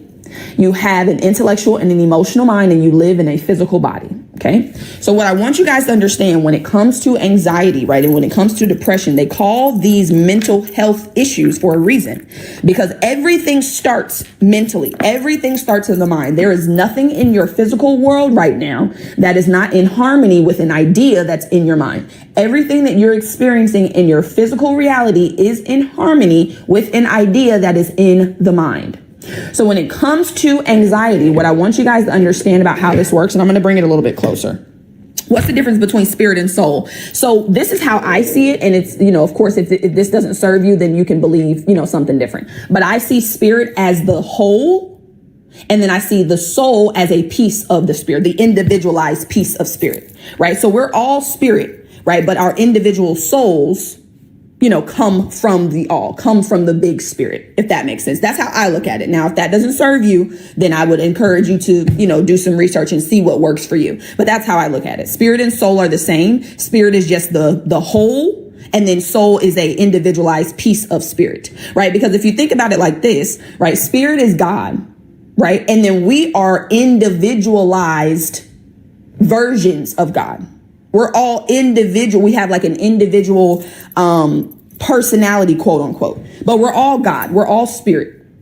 And then our soul is the individualized piece of it. That's how I see it. Like I said, if that doesn't serve you, then I would encourage you to do some research and see what makes you feel good. And then with saying that, right, I'm not here to tell you guys what to believe. I'm just here to inspire you to create new beliefs. I'm here to tell you how your life is created right now and to give you the tools to be able to create beliefs that will actually get you where you want to go, right? If what I believe does not serve you, you do not have to believe it. I'm not here to push my beliefs down your throat. I'm not here to tell you that you don't know what you're talking about and this is the way and the only way. I'm just here to give you a higher perspective so that you can create beliefs that actually serve you to get you to the reality you want to create. Okay. So these are the three pillars for permanent manifestation. God created you with everything you need to be successful.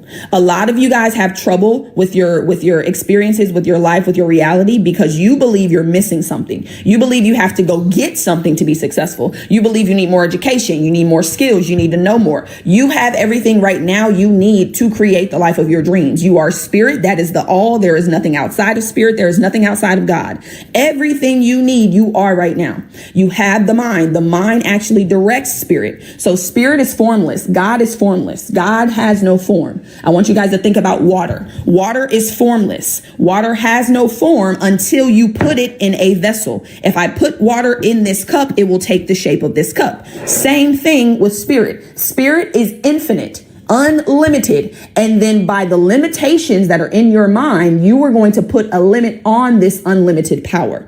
By your mind, by the thoughts, feelings, and beliefs that you are predominantly holding and in. So spirit is unlimited. There is no limit to God. We can all agree to that. There's no limit to God. But somehow in our reality, we're experiencing limitation. That's not because God is limited. That is because we have limited thinking and feeling that translates into limited actions, which creates a reality that appears to be limited.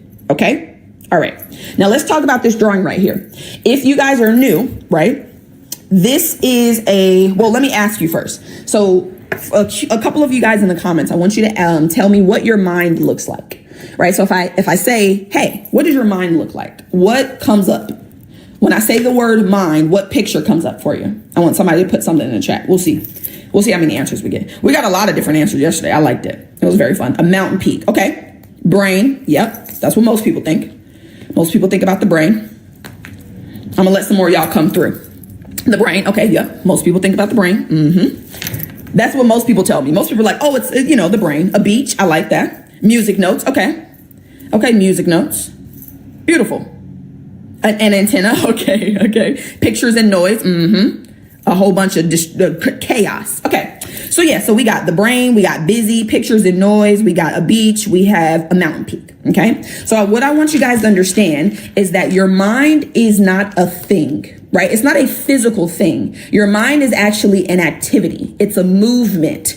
Right? But when we think in pictures. If I ask you what your mom looks like, there's a picture that pops up. If I ask you what your favorite food looks like, there's a picture that pops up. Your favorite car, your dream house, there's a picture that pops up. But when I ask you about your mind, there's no picture, or it's confusing, or you're thinking about the brain, right? The brain is a physical instrument of the body. Okay. Your mind is an activity. It is a movement, and your body is the physical manifestation of that movement. However, the mind is the cause of everything. So it's sometimes, let me say, difficult for you to understand how to actually change your mind, be ye transformed by the renewing of your mind, because you don't really know what it looks like, right? You hear about it and it seems like this, abstract thing that, nobody's ever seen, but somehow it controls everything. So basically, there was a doctor back in the 40s who created this drawing to represent the mind, right? So this drawing right here is what the mind looks like. So the next time you think about your mind, this is the picture I want you to think about, right? It's a stick person. It's so simple. It's very easy to understand, and I'm going to explain it to you. Now, if you don't want to believe your mind looks like this, that's totally fine. You can create whatever picture that serves you. This is so simple, and it looks just like a person, that it's the best drawing that I've ever seen of it, right? This is what I use. Now, you can use whatever you like, but this is what I teach my clients, and this is what I teach my students, right? So this whole picture is the mind, right? And then the top circle is the mind part of the mind. And then the smaller circle is the body part of the mind. As I told you guys earlier, the body is an instrument of the mind. The body does what the mind tells it. If the mind tells it to do nothing, the body does nothing. People who are brain dead, right? When they say brain dead, the mind is no longer functioning the way that it's supposed to. So the body does nothing. The body's not going to move without the movement. Okay. Now the mind is split into two. Now, for creation's sake, it's split into two. So we have the conscious mind and we have the subconscious mind. The conscious mind is going to be your thinking mind. Okay. So this is your educated mind. This is the intellectual mind. When you went to school, right? And they dumped all that shit into the cup thinking the cup was empty when your cup was actually full, and their job was to pull the stuff out of the cup. They dumped all of that stuff into the conscious mind. They just dumped a whole bunch of knowledge in there that you're not even using. It has nothing to do with anything, just a whole bunch of busy work, right? But then the subconscious is your feeling mind. This is your emotional mind. This is the part of the mind that actually creates. This is the part of the mind that actually manifests. Okay. So I want you guys to think about the conscious mind as the seeds, right? You get to choose whatever seed you want. Consciously, you get to choose what type of life you want to live. You get to choose the type of partner, choose the type of house you want to have. You get to choose these things consciously. But the subconscious mind, I want you to think about as a garden. The subconscious mind has no ability to reject. It will accept whatever you give it. If you plant a negative seed into the subconscious mind, you're going to reap a negative fruit.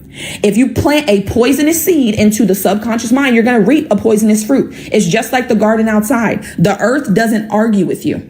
When you want to plant a poisonous seed, the earth doesn't say, oh no, that's poisonous, I couldn't take that. No, the earth accepts whatever you give it, and it will outpicture whatever you give it. It will create fruit in harmony with whatever seed you plant. It does not matter what seed it is. If you plant $1 million seed in the subconscious with emotion, you will reap $1 million life. Now, right now you're reaping the seed you're reaping, or you're reaping the fruit you're reaping because of the seeds that are in your subconscious. So one of my jobs, right, is to help you understand what seeds are currently planted, because as long as those seeds are planted and rooted and undisturbed, they're going to continue to produce fruit in harmony with it. And your life is going to continue to stay the same. So you must uncover what seeds are planted in your garden right now, because you have seeds. You got lots of them, tons. I'm not enough. I don't know enough. I don't have enough. Money is hard to get. Money is evil. All the rich people are hoarding the money. Niggas ain't shit. I never have any great relationships. Everybody treats me bad. You know, I don't know enough. I'm not confident. I don't have any faith. I'm too fearful. I have anxiety. All of these seeds that have been planted over and over and over and over and over into the subconscious mind become habits. Okay. So I want you guys to understand what a habit is. A habit is an idea that is fixed in the subconscious that causes your actions without any conscious effort. You guys have a multitude of habits. You wake up every day and you just move into a routine. You don't have to think about it. You don't have to think about putting your shoes on, how to tie them, how to get in the car, how to drive it, how to cook. You don't have to do any of that. Even with your breathing, I want you guys to understand that you're not breathing consciously right now. You're not thinking about, okay, let me take a breath. Let it go of breath. Let me take a breath. Let me let go of a breath. It's an automatic pattern. It's a habitual way of operating. You don't have to think about breathing. Do you know how difficult life would be if we had to think about breathing and all the things that actually happen within us? Oh my gosh, we would be overwhelmed. And that's why a lot of you are overwhelmed, because you think that you make things happen. You think you're the one that's going to manifest it. You have to know how. You have to do the work. God is doing the work, baby. Your job is to pick the seed, plant the seed, and tend to it. That's your job. You're not going to actually make that seed grow, though.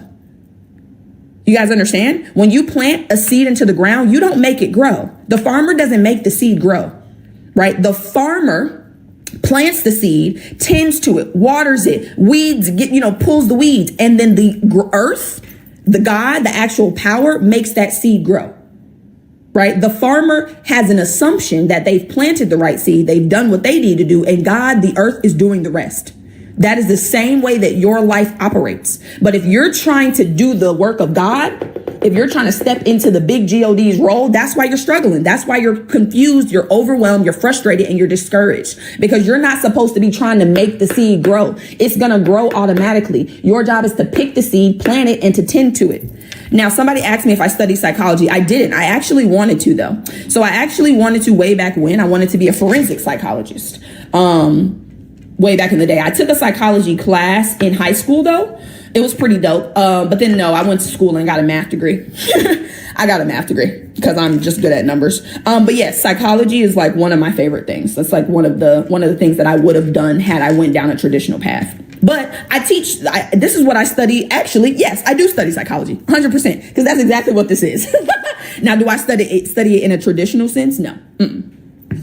But based off what I teach, absolutely, I study psychology, and I teach people about the psychology of the mind, right? And the psychology of the Bible, right? Somebody said that yesterday. It's like you're teaching the psychology of it. Yes, I teach you how to actually use it, right? These scriptures that we hear in the Bible, seek the kingdom first and his righteousness, and all these things shall be added. And then be ye transformed by the renewing of your mind. That is psychology. That's exactly what it is, right? So what I want you guys to understand, though, is that the conscious mind is selective. Where are you going?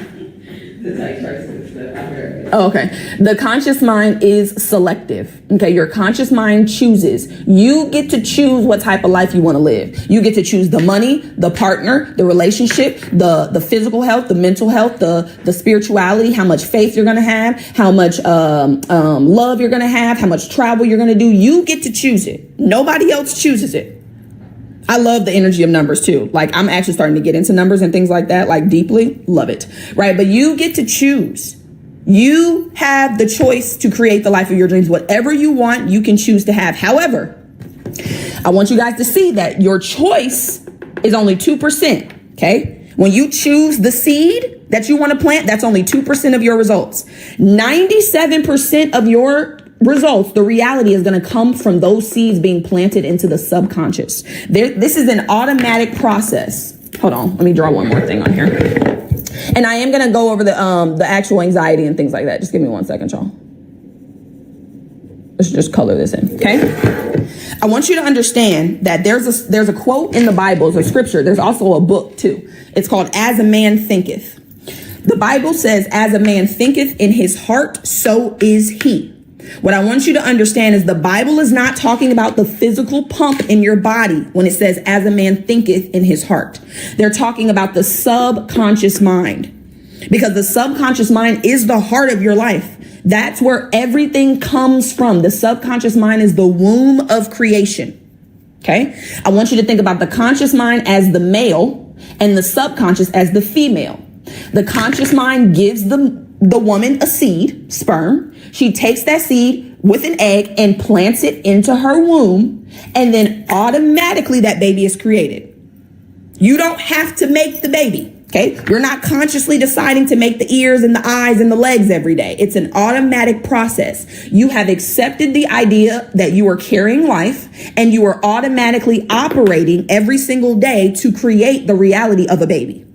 Okay, that's how your mind works. So what I want you guys to understand is just like this little quote down here. Your life is 99% consciousness, 99% beliefs, thoughts, feelings, emotional convictions, identity. 1% of your success. Hear me clearly, because we get real tied up in the actions. Oh, I need to do this. I need to do that. I need a strategy. 1% of your results come from the strategy or action you're taking. 1%. How you see yourself trumps the actions you take. You can take all the action you want. If you don't see yourself as somebody who's successful, if you don't see yourself as someone who can have the life of their dreams, if you don't see yourself as God in human form, it ain't gonna matter what actions you take, baby. You can take all the actions you want. I took actions for 4 years trying to monetize my social media and did not. I got a mentor 2 weeks later, changed my consciousness and monetized my social media. How is that? I'm doing the same things. I've never changed my actions. I've been doing the same exact thing on social media for 5 years. It's just that I changed how I saw myself. I changed my belief about myself. I changed my thoughts about myself, my feelings. The way you see yourself, you're never going to outperform your image, baby. You're never going to outperform the concept of who you believe you are. If you believe that you are not successful, you don't know enough, you don't have enough, you're not confident enough, you don't come from money, you ain't going to have no money, if you believe money is evil, if this is how you see yourself, if that's how you see the world, baby, the world is going to respond to you as you see it. The world is a mirror. If you look at a mirror and you smile, what you gonna get back? A smile, 100% of the time. Absolutely, I'm gonna do a podcast. There's a lot going on right now in my life, to be honest. But yes, I am gonna do a podcast, right? But you have to understand, it's how you look at it. If you look at a mirror and frown, it's not going to smile back at you, baby. It don't matter how long you frown at it. You can frown at that shit for years. It is never, ever, ever, ever, ever going. I would love to invite you on my podcast. Yes, Kylie, send me a DM, baby. I would love to be on your podcast, love. Yes, send me a DM. The mirror's never going to smile back at you. You have to smile first. You are the catalyst. You are the catalyst, baby. You got to plant the seed in order for God to give you the fruit. Y'all want God to give you the fruit and you ain't planted the seed. You want God to give you all the things, but you haven't sought the kingdom or the righteousness. You want God to give you the things, but you haven't transformed your mind. You're just trying to transform your actions. That's not how it works, my love. That's not how it works. You do not change your reality by changing reality. You don't change reality by working with reality. Reality is an effect. It is an effect. It's not the cause. In order for you to change an effect, you must go to the cause of the effect. The cause of your reality is the frequency of your beliefs, the frequency of the ideas that you hold to be true. A belief is an idea that you have accepted as true. Doesn't mean it is true. Thank you, baby. I'll check it when we get off here. It doesn't mean it is true. It just means that you've accepted it as true. Let me give you some examples. Money is the root of all evil. How many of y'all's parents, grandparents, old people told y'all that? Money is the root of all evil. You must understand, if you have a belief that money is the root of all evil, there is never, ever, ever, ever going to be a time where you get a reality where you're swimming in money. You believe money is evil, my love. You have a belief that money is bad. You are not going to have a reality where money is good. It's not in harmony. They are literally on the other ends of each other. Because if you believe money is bad, what are you going to think about when you see people with money? Oh, they did something shiesty for that money. Oh, they're evil. Oh, they're doing whatever they're doing, for that money. They're getting money illegally. You're using your God-given power to judge somebody else negatively, and you wonder why you don't have what it is you need. Baby, when you're saying these things about other people, your subconscious mind doesn't know you're talking about somebody else. When you're talking about how evil other people are because they have money, your subconscious mind is not like, oh, I know you're not talking about us. I know you're talking about them. I want you to understand there is no them. There is no us. We're all one. It's all one, baby. We are all the same spirit. So you think you're talking about somebody else. You think you're downing somebody else. No, baby. All you're doing is downing your light, your potential. You're not hurting that other person at all. When you see rich people, that is not an indication for you to belittle them. That is not an indication for you to down them. That's an indication God is showing you clearly, I got my other children getting money. You can get money too, baby. If you see somebody else having something, you can have it. That's all that means. It don't mean shit else. If you see somebody bringing in $1 million a month, it means that you have the potential to bring in $1 million a month. That's it. That's all. Stop looking at rich people or people of great wealth and looking and feeling being judgmental or envious or jealous. Because those energies, that energy that you're putting in motion, it's going to come back to you tenfold. Because God doesn't just give you what you give him back. No, God multiplies everything you give and then sends it back to you. Whatever you give God, if you give God fear, if you're in the emotion of fear, what's God going to do? Press it down, shake it together, run it over and send it back to you, love. You cannot get anything that you don't already have. If you are in the vibration of fear, baby, God is going to send more of that to you. God is a reactor. God is the reaction to your action. You have to do first and then God does. You send out emotion or energy in motion and God sends it back to you. I say that's for me. That's the way to do it. And it may take some time. Believe me, I used to be envious and jealous of wealthy people as well. Because that's how we're programmed. We're programmed to believe that the wealthy are hoarding all the money, and that's why we don't have none. Let me ask you this. Not let me ask you this. Let me tell you this. Okay, I'm going to give you 2 examples. I want you to understand that when people win the lottery, right, more often than not, when they win the lottery, a year later, they are worse off than before they won the lottery. Why is that? Why is it that they just got a windfall of money? Because this is what a lot of you want. A lot of you want God to give you what you want, but you don't want to change. So let me explain this to you. God gives you $1 million today, but you're the same person, same beliefs, still believe money is evil, still believe it's hard to get, still believe you don't know how to use it, still believe you can't save, still believe you don't know how to invest. What's going to happen? You're going to use that money the same way you've been using money. Just because your reality changed, you got a windfall of money. If you don't change how you see money or see yourself, you're going to lose it immediately. Automatically. Everybody talks about, well, what we should do is we should take all of the money that's in the world and we should split it up evenly between everybody. I'm going to let you guys know. We could do that. We could do that today. And in a year, all of that money will be right back in the hands that it started in. Because if you don't change the consciousness, if you don't change your beliefs, thoughts, and feelings about money, about your relationship with it, about yourself, about success, about life, baby, you're going to run it up. You're going to have the same actions you've always had. God's going to react to you the same way, and your reality is going to go back to the way that it was. It's not about taking the money that somebody else has. It's about understanding that God gave you everything you needed to be successful, but you can't see it because you're looking at others. You're too busy looking at the people that got so much. Oh, well, I don't have any money because they have it. No, you don't have any money because you believe that your power is outside of you. That's why you don't have any money. It's not because anybody else is hoarding it. This is an infinite universe. And I know some people lose me on this. This is an infinite universe we live in. All of it's within. This isn't, and she said, I got an inheritance, and well, here I am. And it be like that. You know, and that's what we want. We want God to give us this life, but we ain't the person to actually sustain it. God could give you your dream life right the fuck now. Today, immediately. Drop it in your lap. But you are not the person that can sustain it. You want God to work these miracles for you, and you ain't the person to sustain the miracles. Like, you aren't that person yet, baby. You have the reality you have because you see yourself a certain way. If you expect God to give you a different reality, you're going to have to change the way you see yourself. It's all within. I don't teach you guys anything about the without. This verse right here, seek first the kingdom of God. Where is the kingdom of God at? Within. Number one, God gave us the first thing he said was seek the within. What are you doing? You seeking the without.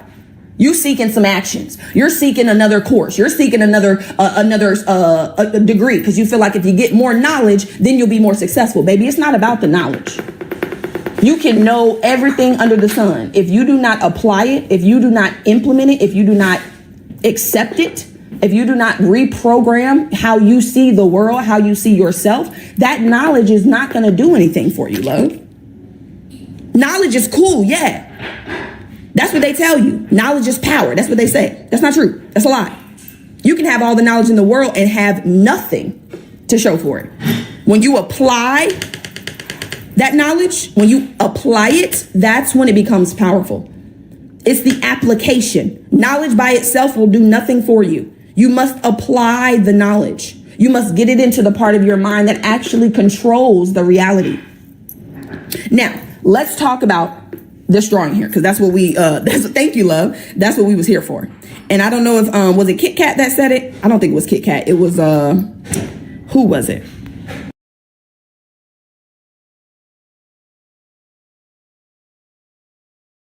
It wasn't Kit Kat.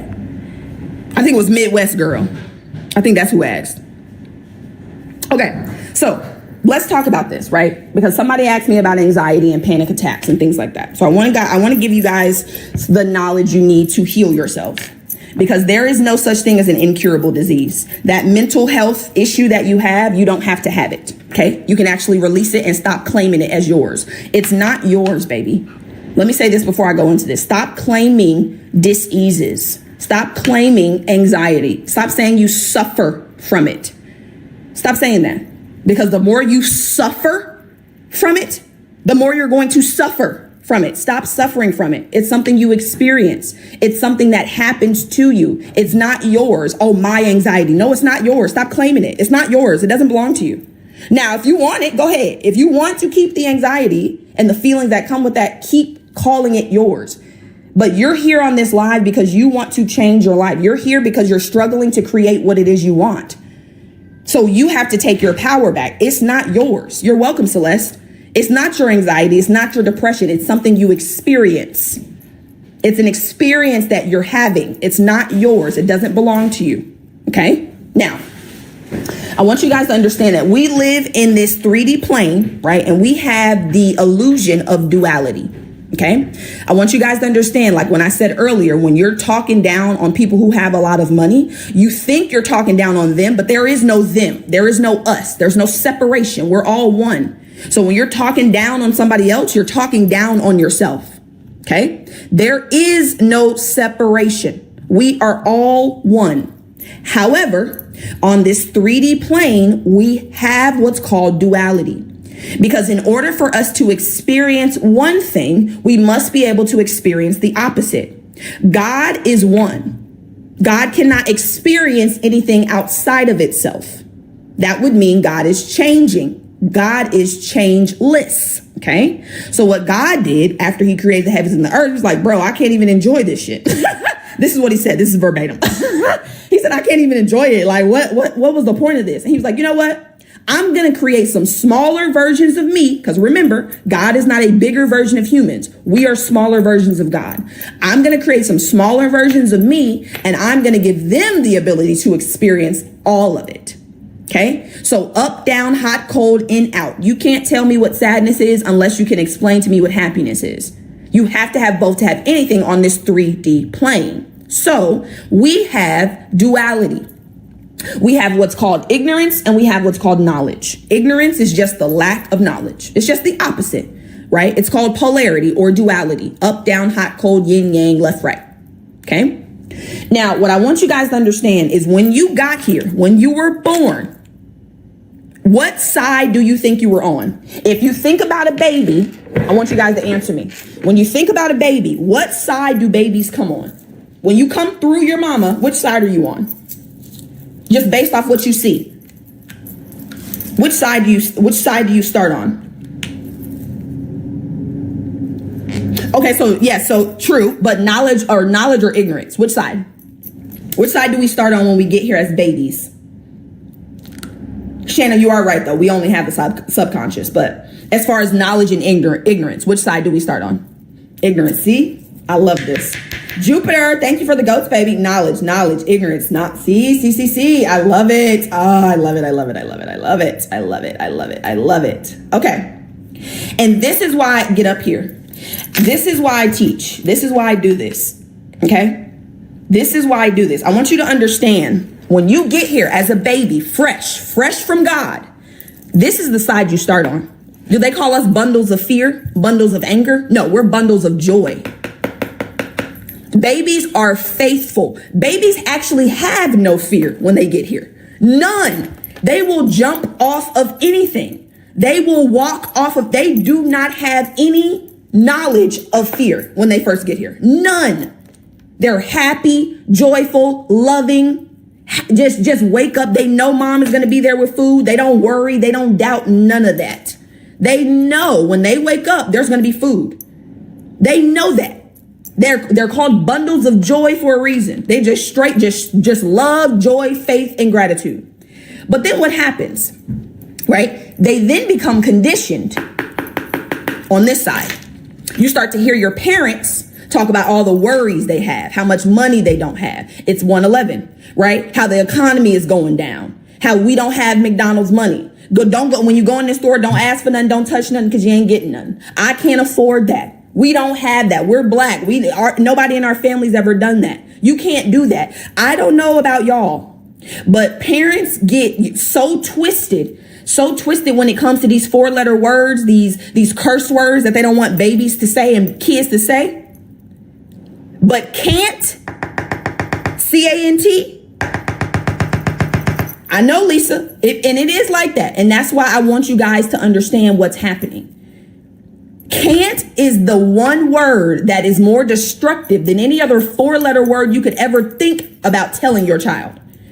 Oh, you can't do that. Oh, no, you can't do that. No, don't do that. Be careful. Stop. You can't do that. You can't do that. Oh, no, you can't. All of that. Babies have the greatest imaginations when they get here. They think they could be astronauts, teachers. They can bring in, they think houses cost $5. They just have the biggest imaginations. Literally. Like no type of any of this. But then we program them that way. Your parents programmed you to doubt, to worry. And you've been doing it for so long, it's second nature. That's why you think we start over here. Somebody else said that too on another lie. They were like, oh yeah, we start on this side. No. You start over here. Because I want you to think about what you are, a spiritual being in a body, correct? You just came from God. I mean, perfect. You just came from the divine. Ain't no fear up there. Anger, envy, jealousy. No, it's faith, joy, love, gratitude, and bliss. But then we come into this physical world, and because the outside world conditions us to fear, to have doubt, to worry, to feel like we're not enough, we don't know enough, we don't have enough. You are more than enough. God created you with more talent and ability than you could ever hope to use in your lifetime. When you went to school, this is what they were supposed to do. Okay. So the word education comes from the word educo or educa, right? That word means to draw out from within, to develop from within. When you went to school, your cup was already full. It was filled. It was overflowing. It had all that it needed. But the school believes that the cup was empty. So what did they do? Dump a whole bunch of shit in there that you don't need. A whole bunch of nonsense. Just BS for 12, 14 years. Nonsense. A whole lot of nothing. Hello, Jalen. Hi, baby. How are you? A whole bunch of nonsense. They gave you a whole bunch of nothing. What you were supposed to do is go to school and have them help you develop what you already have. I have been speaking since I got to daycare. And you know what they tried to do? Shut it down. They put me in timeout. When I was in school, they tried to move me around in the class. My mom got emails on emails on emails every year until 11th grade. Maya is such a great student. She does all of her work. She gets it done. But she won't stop talking because I got something to say. And I'm going to say it. I've been speaking my whole life. They were supposed to develop that skill, not shut it down. But the school doesn't know that because they're not taught that. You can only give what you already have, just like your parents. Your parents couldn't give you anything other than what they had, baby. And one of the steps that I take my clients through is that forgiveness step, forgiveness of self, forgiveness of others, forgiveness of God, whoever you need to forgive. Because your parents gave you what they had. Yes, it was probably trash. We understand. I got it. I got some trash stuff too. I got some good stuff and you did too, but a lot, it was a good bit. Okay. But we have to forgive others, ourselves, for what we didn't know. They didn't know. They gave you what they had. They gave you all they had. And it might not have been enough. But I want you to understand that regardless of what your parents did or did not give you, you have everything you need right now to rewire your life and get it on track to the life of your dreams. Right now, you are spirit, you have the mind, and you have a body. Spirit is the power through which all comes. The mind is the channel through which this spirit flows, and it manifests through the body into your reality. Already gave it to you. You were born with it. You don't have to do anything for it.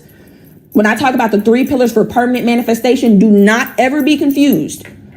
Spirit, mind, body. Those are the 3 pillars, and you were born with them. You were born with them. You don't have to do anything for it. God gave it to you. I mean, from literally conception, you have everything you need. But what does the world tell you? Oh, you're not good enough. You don't know enough. You need to go to school, get another degree, get some more education, learn some more, spend some more money on some BS on the outside world. Well, Susie, I could cry from you saying that, baby. Like, I want you guys to understand, I didn't start the great school of life. You know what, Whit? I love you, baby. I did not start the great school of life, from a place of love, from a place of joy, from a place of faith. That's not how it started. It started from a place of anger. I was literally fuming, boiling, and I still do when I think about it. The fact that you have been programmed to believe that you're not enough, to believe that you don't have it, to believe that you need something outside of yourself. I don't like that. It irks me. Like it boils, it boils my blood. Okay. So what I have done is I've transmuted that anger into unconditional love, but it started out as anger. Cause it is no way that we went to school for 20 years, 12, 14, 20, 2 decades. And we are struggling. That makes no sense to me. It doesn't make sense. How is it we have all this education? I know people that got PhDs that are struggling because they told us education, right? Traditional education was what was going to make you successful. It's people that dropped out of college, out of school, didn't even get to college, didn't even get to high school, and are millionaires. How is that? Because we've been programmed to believe all of these lies, and I'm not going for it. Okay? I'm not going for it. They do that so that you don't know. My job is to make you aware. You need to know who you are. Because when you know who you are, you can actually do something different. When you know who you are, you can change things. But they keep you in the dark. They tell you you're just a body. They tell you that God is some man in the sky who sits on a throne and looks down and judges everybody and loves some of us and some of us he doesn't. And then he banishes all of us to burn eternally. This is crazy work. The programming is insane. It's literally insane. Now we're going to talk about hell really briefly when we get down here. Okay. Cause I want to, anybody who still is really, tied to that. I want you to, give you some perspective, but let's talk about this. Okay. So yes, we all start on the knowledge side. We all start on the faith, joy, love, gratitude, bliss, calm, and peace. And then we're programmed to doubt, to worry, to fear. Okay. So this is how this process works. Them classes be fun, having nothing to do with majors, nothing at all. Nothing at all. Just a whole bunch of busy work. Literally a whole bunch of busy work. Even my math degree, I didn't need all that. It was a whole bunch of busy work. Now I went because they told me I had to go. That's the only reason why I went to college. Because they said I had to. That's it. If they would have told me that I could have created a business or I could have did something else to be successful, I wouldn't have went to college. There would be no reason. But that's not profitable. It's not profitable for you to start your own business. No, I need you to go to college, get all this nonsense, believe that you got to work at a job for 40 years, and then you'll be a millionaire. How is it that people are becoming millionaires in month time? Less than 12 months. But you're telling me I got to wait 40 years to become a millionaire? That's how they get you. Anyways, okay, so let's get into it.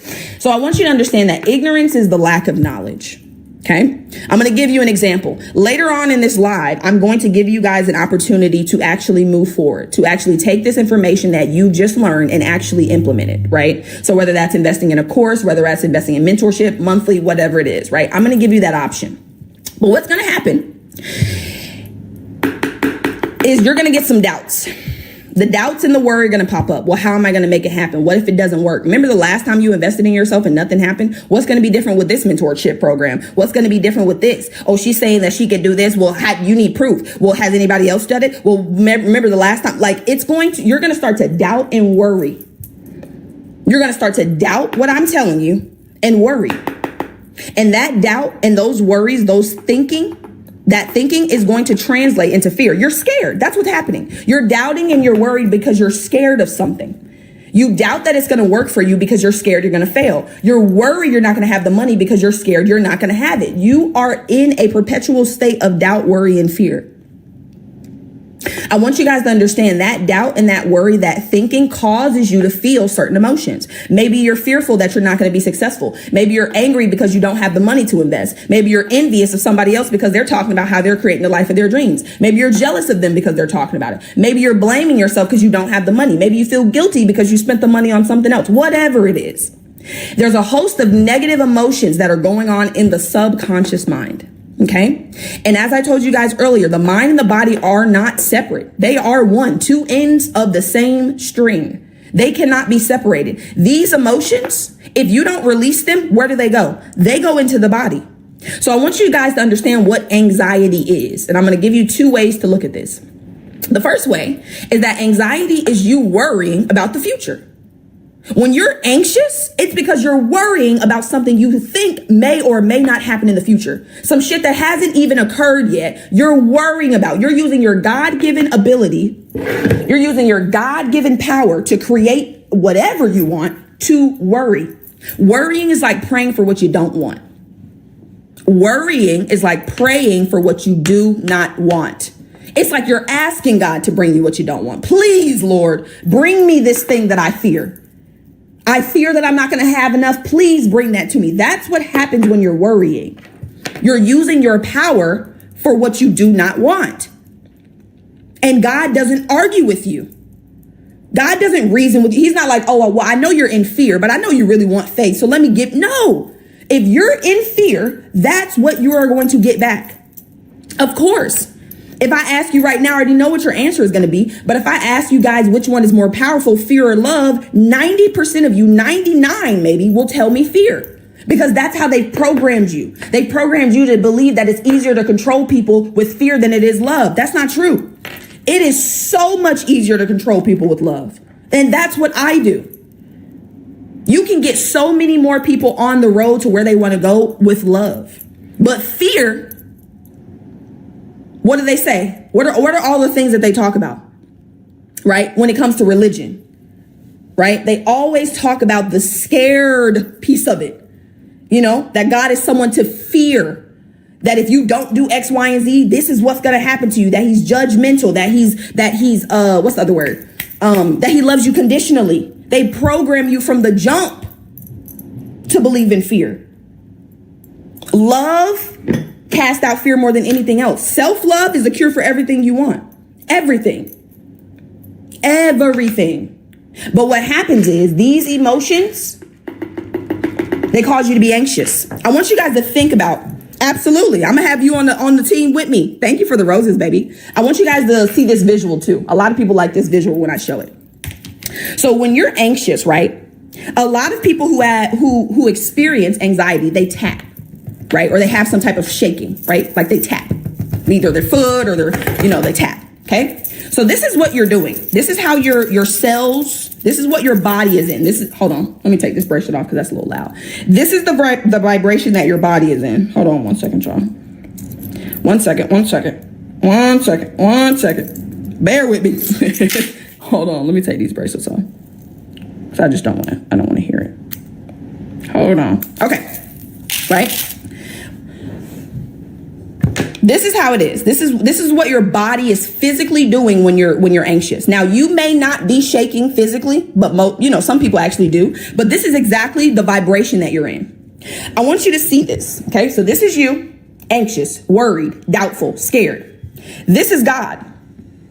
This is God trying to give you the life of your dreams. This is God actually trying to give you the things that you're worried about. But you see how you cannot receive like that? You see how you can't, because you're going to drop it. Whatever God is trying to give to you, you're going to drop it. So this right here, this anxiety actually repels what it is you want. Because God knows if I give it to you, baby, it's going to hit the ground.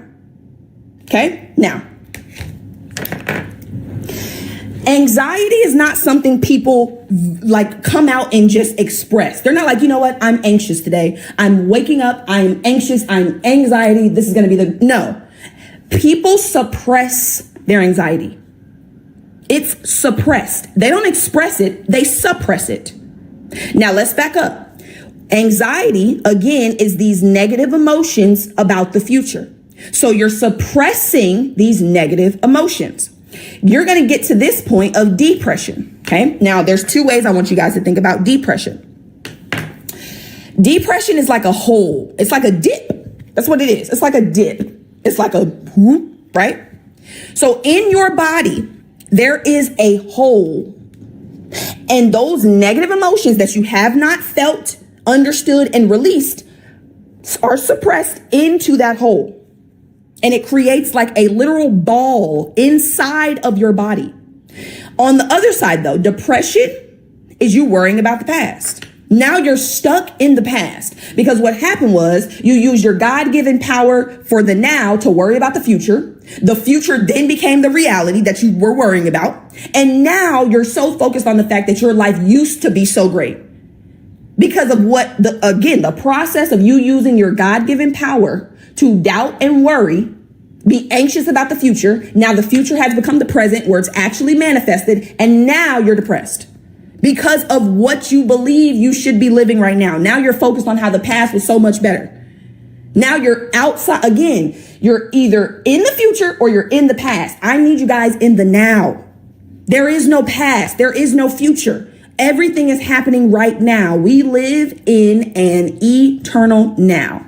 You can go in your mind right now and you can see the best birthday party you ever had. The best experience, the best party you went to. You can go in your mind right now and experience it. It's not happening in the past. It's happening right now. Same with the future. You can go into the future and see your highest version living the life of their dreams. Is it happening in the future? No, it's happening right now. You are using the God-given power of the now to worry about the future or worry about the past. Now, that depression, those negative emotions that are in your body stored, they cause dis-ease. Y'all have seen that word before, right? Disease. It's a body that's not at ease. You are dis-ease. Now, I want you guys to understand this. Every dis-ease that you believe runs in your family doesn't run in your family. What runs in your family is the belief in sickness. That's what runs in your family. The disease doesn't run in your family. The belief in sickness is what runs in your family. Oh, you know, Grandma Charlene had it. You know, Auntie Kay had it. You know, your sister got it. Shit, I know I'm gonna get it. What? No. This disease, the physical, doesn't run in your family. The belief in the sickness is what runs in your family. The way that you cook your food is what runs in your family. The way that you speak about yourself is what runs in your family. I don't know about y'all, but I need us, especially as African American people, I need us to relinquish ourselves from eating these foods that our ancestors had to eat because they had nothing better, because they were given the lowest of the low. Why are we still eating these things? Why are we still cooking our food in these same ways? I'm not saying there's anything wrong with soul food. What I am saying is, a lot of the things that our ancestors ate, they ate because they had no choice. And they had to doctor it up the way they had to make it taste like something. We have, I know you do, Steph, and I'm not coming for you. All I'm saying is, okay, you ain't got to do it. Right? But what I want you guys to take from this is that it's not the disease that runs in your family, baby. Right? It's the belief in the sickness that runs in your family. Hold on, Kendra. Hold on. Let me pin Kendra comment. We are still living in survival mode because that's how we're programmed.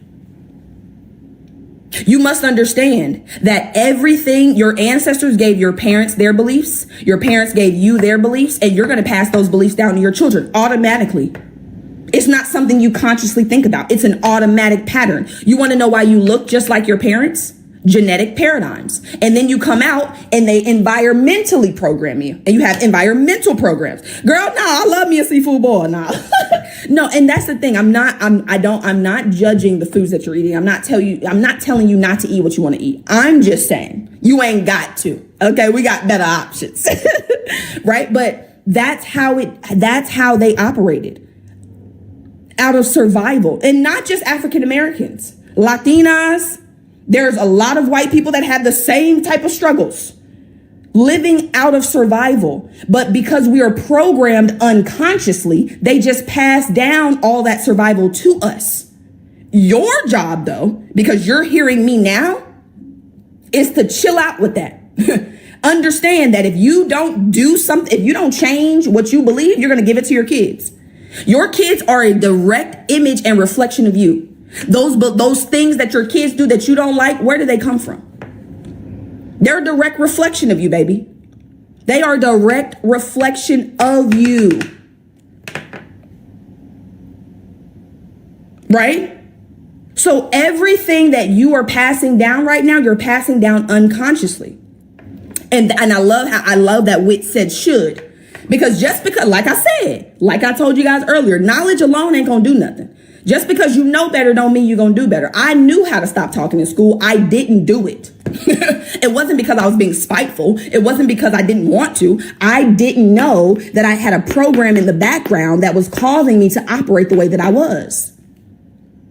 So you can know better all you want. You're going to have to actually make a choice to do better. Just knowing better is not going to have you get better. Knowing better is not going to create better. It's the actual application of the knowledge. Okay. Now that dis-ease that's in your body causes your body to disintegrate. It starts to literally break down. Your physical vessel starts to break down. Okay. And then there's a point that you come to where we call death. Okay. Now I put death in quotation marks because I want you to understand that there's no true death, right? It's just a transition. Now I want you guys to hear me. And this again, if you don't want to believe this, that's totally fine. But I feel like you will because it makes sense. Now the Bible tells us, and the religious people tell us, because, you know, that's, and let me say this before I say that. The Bible that we're reading has been altered. I want you guys to understand that. It has not been altered to give us power. It has been altered to keep us in fear and to keep us away from our power. Okay. When King James got that Bible way back when, and he went through it and he said, oh no, take this out, reword this, flip this around. Now send this out. Okay. So I always tell you guys, when you're reading the Bible, when you're reading these books, to take what feels good and leave the rest. Take what feels good and leave the rest. Okay? You do not have to believe everything that is in the Bible. You can if you would like, but I have a feeling it's not going to serve you. So take what serves you, listen to God's voice. You'll know if it's God speaking. Anything that sounds like fear, like worry, like doubt, like anxiety, like love, conditional love, that's not God. Now I understand some people are not going to like how I'm saying this, and that's okay. But I want you guys to be freed from the chains. Okay? Now, the Bible tells us, and the religious leaders tell us, if that God is a man in a sky, right? He's sitting on this throne and he's looking down at everybody. And he's picking and choosing whose prayers he's going to answer. And he's loving us conditionally. And if we don't follow a certain set of rules, then we are going to be banished to burn in hell. Oh, also, it then tells us before that, right? The leaders tell us that we were born in sin. It also says that, right? That we were born in sin. How is it that we were God in human form, but we're born in sin? Again, none of my business. Now, this is the part that I want you to understand. If you believe that you are a human being, or you believe that you are your body, then somebody telling you that you can burn in eternity or burn in hell for eternity, it makes sense. It definitely does. It makes sense. If you believe you're a body, then yes, you can burn in hell for eternity. However, you're not a body. You're the spirit that lives in a body. Let me ask you a question. And I will answer your question. Do you believe hell is real? I'll answer it in a second. Let me ask you a question. Can you burn a spirit? Can you burn a ghost? Can you burn steam? Can you burn the air? No, you actually can't. It's actually impossible to do that. It's not how it works. Absolutely. And that's what I was about to say. Let me pin this comment. Thank you, love. I appreciate you. Your mindset is amazing too. You got the same potential. Everything y'all see me say and do and have, you can have too. Right? So I'll go over this pinned comment, but yes, right? So listen to that. Can you burn spirit? Can you burn energy? Can you burn a ghost?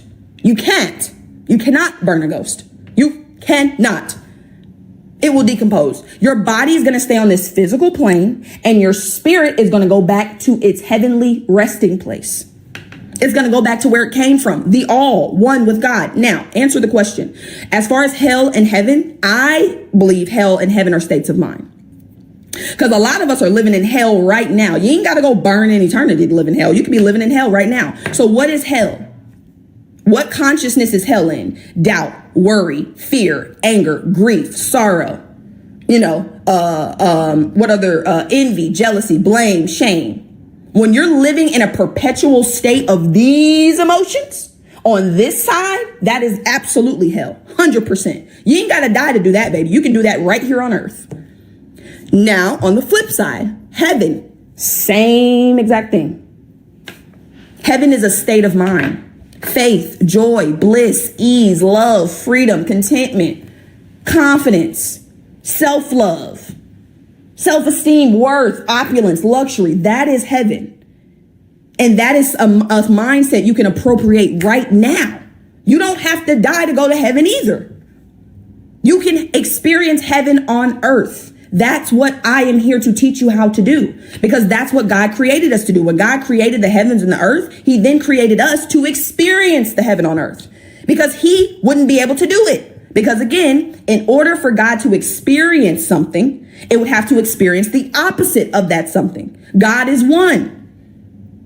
So yes, your job is to appropriate, listen to what God said. And this is not what M. Simone said. This is what God said. Okay. Jesus loves you too, baby. Seek first the kingdom of God. Where is the kingdom? Within. Number one, he was very clear. Seek the within first. First. What's the other thing that God said in the Bible? He said, you have sought me after the loaves and fishes and you can't find me. You sought me after. No. He was clear. First. Seek God first. Beforehand. Originally. At the start. Genesis. The beginning. The origin. Seek the kingdom of God, which is within first.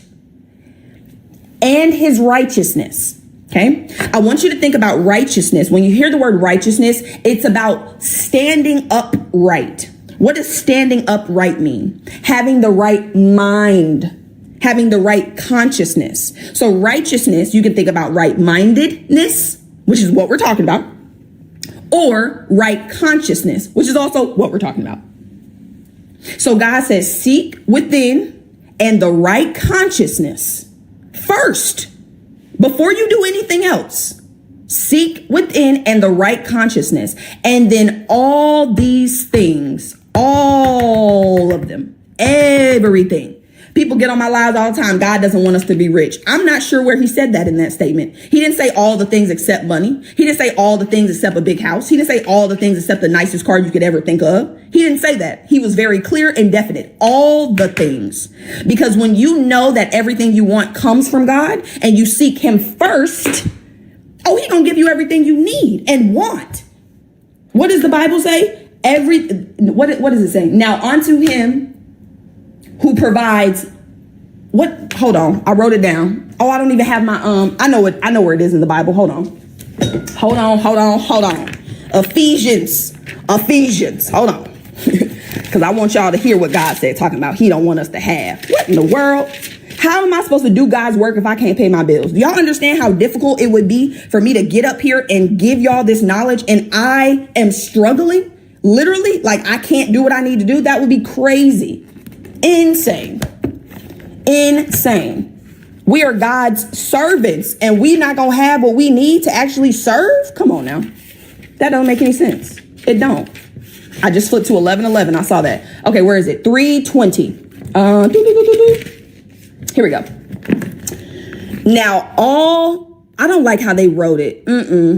I don't like how they wrote it. Well, this is what it says. I don't like this version though, but it says, now all glory to God who is able through his mighty power at work within us to accomplish infinitely more than we might ask or think.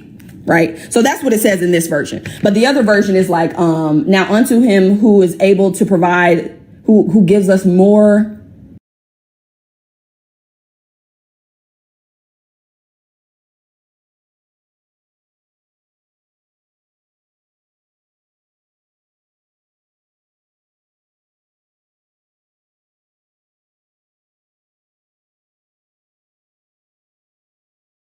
Sorry about that. I had to go get it. So yes. So now unto him who is able to do abundantly and exceedingly above all we ask or think through the power that works within us. Abundantly and exceedingly above. That don't sound like just enough. That don't sound like a minimum. That doesn't sound like just enough to pay my bills. No, that sounds like more than enough.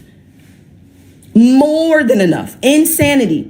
Doing the same thing over and over and over and over again and expecting a different result.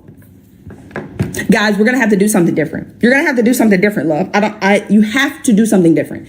In order for you to have something different, you got to do something different. And in order for you to do something different, you must be something different. You must have different beliefs, thoughts, and feelings. It's not optional. What was the other thing God said? Be transformed by the renewing of what? I haven't actually seen the movie and I don't know too much about it, so I really can't speak on it. But I have heard good things, so maybe I'll go see it and then I'll be able to talk to you guys about it. Your mind. He was clear. I mean, crystal. It says, be not conformed to this world, but be transformed by the renewing of your mind. It's very clear. There's no room for interpretation. If you want to be transformed, if you want anything to transform, what do? You renew your mind. That's it. If you want all the things to be added unto you, you seek within first, and the right consciousness, the right state of mind, the right belief, thinking, and feeling.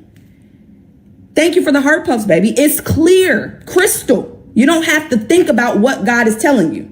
Seek the kingdom of God. It's within. Seek the righteousness, the right thinking, feeling, and believing. And all the things that you want will be added. All of them. There's nothing outside of all. There's nothing outside of God.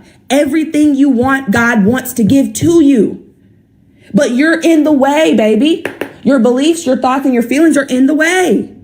God wants to give you everything you want. Oh my God, it's going to make me cry. Why am I so emotional? God wants to give you everything you want, my love. Literally. God gave you his power when he created you. Gave you his power when he created you, and gave you the mind to be able to direct his power to what you want. Gave you what you needed. You have it. You have everything you need. You just need to do what he told you to do. He told you to seek within and the right belief, thought, and feeling, so that all the things you want will be added unto you. Because just like I have right here, guys, 99% God gave, he told us what it was. 99% comes from your beliefs, your thinking, and your feeling. 99% of your life. Absolutely. I may have released it. You got to reprogram it. Now it's time to reprogram it, right? But let me explain this side to you guys, because this is the side I want to get you back on. Okay? So this is where we are right now. But you've been on this live and you're hearing me speak, and you know what I'm saying. You know what I'm saying is true. That's why y'all still here. It resonates. What I'm saying resonates with you. Because you know at your core, you know that you're God in human form. You can never actually not know that. You can't not know that you're God. You can never not be. You will always be. You can never not be. And what are you? You are a spiritual being. Not a spiritual doing. A spiritual being. You can never not be. You will always be. Always.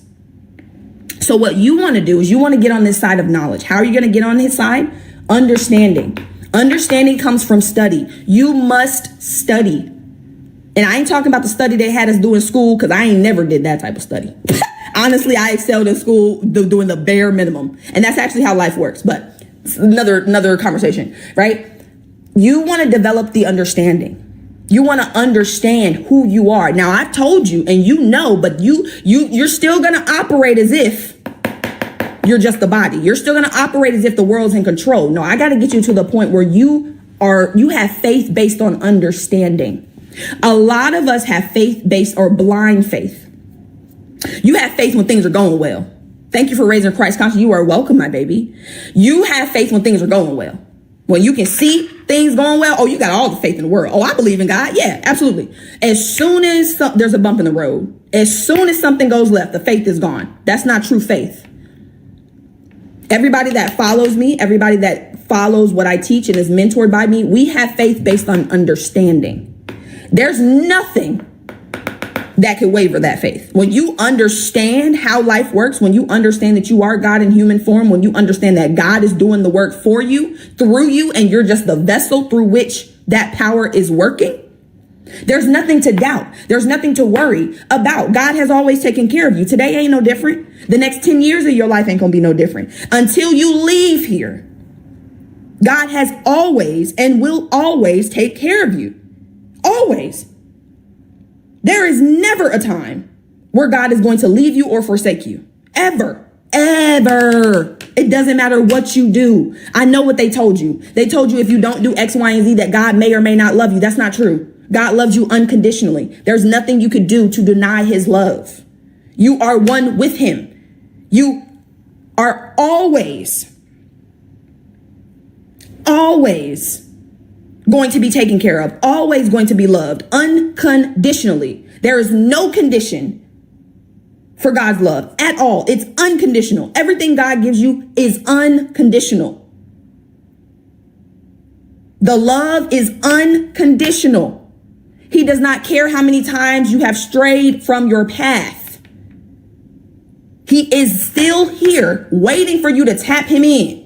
I keep trying to tell y'all, when you're at the track meets and y'all are you're in the blocks, God is waiting for you to shoot the gun to tap him in. I'm here and I'm waiting for you. God will never leave you, ever. There's nothing you can do. Nothing. I don't care what it is. There's nothing you can do for God not to love you. Now, when you start to build this understanding of who you are, of how life works, of how God works, the understanding that God gave you spirit, mind, and body to create the life of your dreams, that builds faith. I don't have to see anything in my outside world changing to know that God is working to and through me. That's going to build faith. It's going to build joy. You're going to feel love, gratitude. When you start to find things to be grateful for right now, that puts you in a certain vibration. It's a certain frequency. Gratitude is one of the highest frequencies. Gratitude and unconditional love, baby. If you can get in gratitude and unconditional love, you will magnetize everything you want to you. Because the more that you actually appreciate what God has already given, unconditional love, you will magnetize everything you want to you. Because the more that you actually appreciate what God has already given, how much about y'all? We're not talking about the little one. You're the little G-O-D. God is the big G-O-D. So when you show gratitude for what he's already given you, oh, baby. Now, I don't know what other word to use, but God is like a trick for real. I don't know what other word to give it. When you show appreciation for what God has given to you, oh,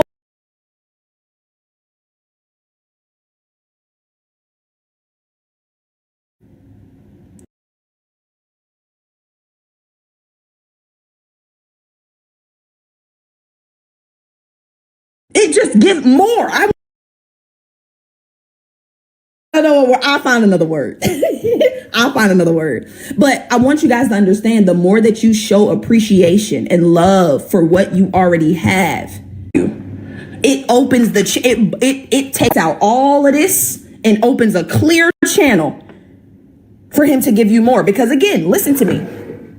All day, every day, right now, as we're speaking, all day, every day, that spirit is on. That power is on. It's never speaking. All day, every day. That spirit is on. That power is on. It's never omniscient. It is always on. Always. It never turns off. Never.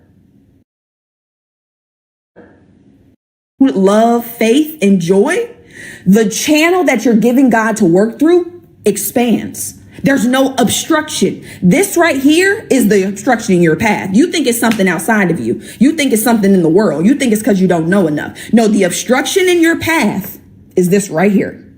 This is the obstruction. Because what's happening is God's infinite power has to go through doubt, worry, fear, anger, envy, jealousy, blame, all of this before it gets to the body, into the reality. So when it gets to you, it's so minuscule, so small. How is it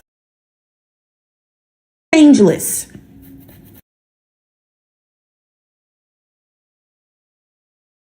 Changeless. Get all of this out of the way. Feel that shit.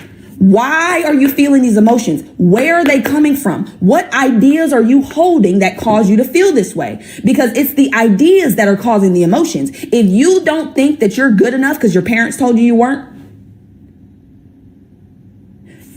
the feelings attached to not good enough are lack, limitation, scarcity.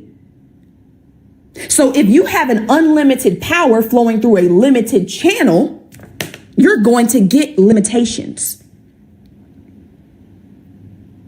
You got to get out of the way We got so much outside world programming going on. I'm still programming you from the outside, but I'm giving you what you need to free yourself. So when you get of well-being, you are when someone knows who they are, when someone has that power that they've tapped into, they express themselves naturally. You can't suppress it. When I got back on social media, back on TikTok Live the week of my birthday, y'all came out in droves like, oh my God, you're so inspiring. You're so inspirational. Oh my God, I love your energy. I love this. I love that. I wasn't doing anything. I was just being. Naturally expressing myself. And when you naturally express, you're going to pick up speed. For the first 5 years of my business, I had 2 paid clients, maybe 3 unpaid clients.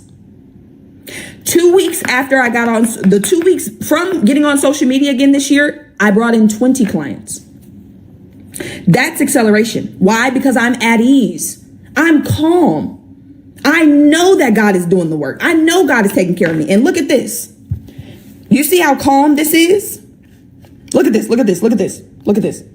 Oh, wait. I dropped it. Right? But do you see how you can just... This is why you must be in that calm state.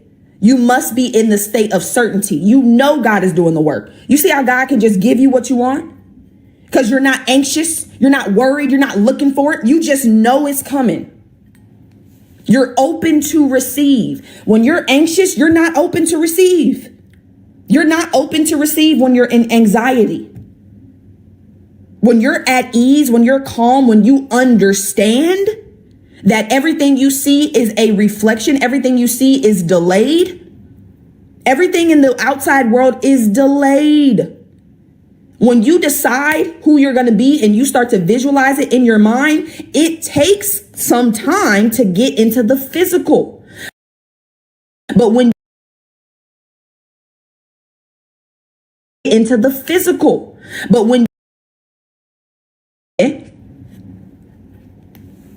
you're open to receive. I am in joyful expectation every day that people are going to join my courses, my mentorship, the monthly mentorship, the new course that I just launched today. I am in expectation, joyful expectation. I expect to enroll clients every single day. I have an expectation. However, I am detached from how and when it happens. The how and the when, I'm not attached to. I know it's on God's time. I already know that. Right? But when you're at ease, you can create. That's what I'm doing here. I am creating. That's what I'm doing for you guys. Right now, this is creation. This is me providing my life service in a way that serves you. I am creating service. And that is what life is about. Life is about moving forward. It's about growth. It's about progression. Where there is no life, there's no forward movement. There's no growth. Where there's no growth, there's no life. If you're not growing, baby, that stagnancy, that standing still, you want to create. You are here to create. What you can receive while calm, receive. Hold on. The question is, how does one get there? How does one get to this spot, this side over here? Is that what you're asking? Using the time you're waiting to prepare yourself for what he has called. Hold on. Am I following you? Hold on. Let me see. I am now. Prepare. I talked about this yesterday. Hold on. I talked about this yesterday. You asking God for a new house. You said, God, I want to move. God said, all right, bet, let's do it. And you ain't packed up your current place. You're waiting for evidence that he's going to give you what you want before you do it. Oh, so you want to see it before you believe it. That's what they told you. They told you that too, though. Seeing is believing. Seeing is believing. Seeing is not believing. There's actually no belief in seeing. When I see something, I don't have to believe it. It's already there. The belief creates the seeing. When you believe in something, that's what brings it to you. Hold on. Let me flip this real quick and then I'm going to come back. It's not reality, then beliefs. It's not see it, then believe it. It's believe it and then see it. It's not see it and then believe it. No, you believe and then you see it. Everything you see is because you believe it. This is the order. You believe it first and then you see it in your reality. But you're waiting on God to show you something. You want evidence.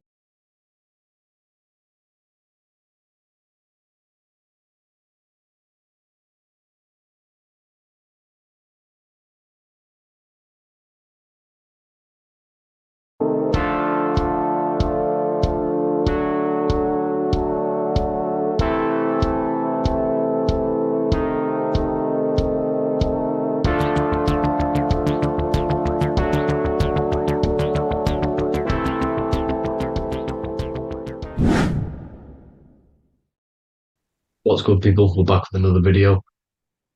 This is going to just be a quick video. Manifestation, magic, bending reality. So let's jump straight into this. So you have a conscious and a subconscious part of your mind. The conscious is what you're conscious of, what you're actually doing, where you can choose or not. However, the subconscious is the part of your brain which is automatic. So all of the systems in your body, like the digestive system, your heartbeat, these are automatically being ran.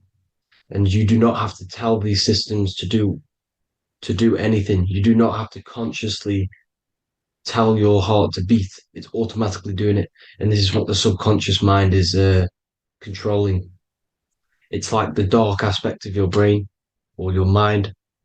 It is the way bigger aspect of your mind. Okay, it controls all the systems in your body. Okay, and this is where all of your programs are. So when you're in it from your childhood, what you've learned in school, all of these things are being kept in your subconscious, maybe traumas and stuff like that. So the subconscious is the female aspect, and the conscious is the male aspect, because the male is all about action and doing, and the female is more about creation, creativity, intuition. So you have a right and a left hemisphere of your brain, and these are obviously male and female. The right side of your brain is your female. It's to do with creativity, imagination, intuition, insight. Okay. And this is one of the most important sides of the brain. This side of the brain is the most attacked by the elites, whatever you want to call them. This side is one of the most important, because obviously your intuition is a massive part of reality. And if you don't have intuition, then you lose track of the things around you. You can't consciously feel if things are wrong or right. They don't want you to have intuition or creativity or imagination. They want you in the left side of your brain, which is just reasoning, logic, and basic things. So they just want you to tell you what you want, tell you what to learn, and then that's it. They don't want you thinking for yourself, which is the right side of the brain. So whatever the conscious side of your mind impresses the subconscious side of your mind.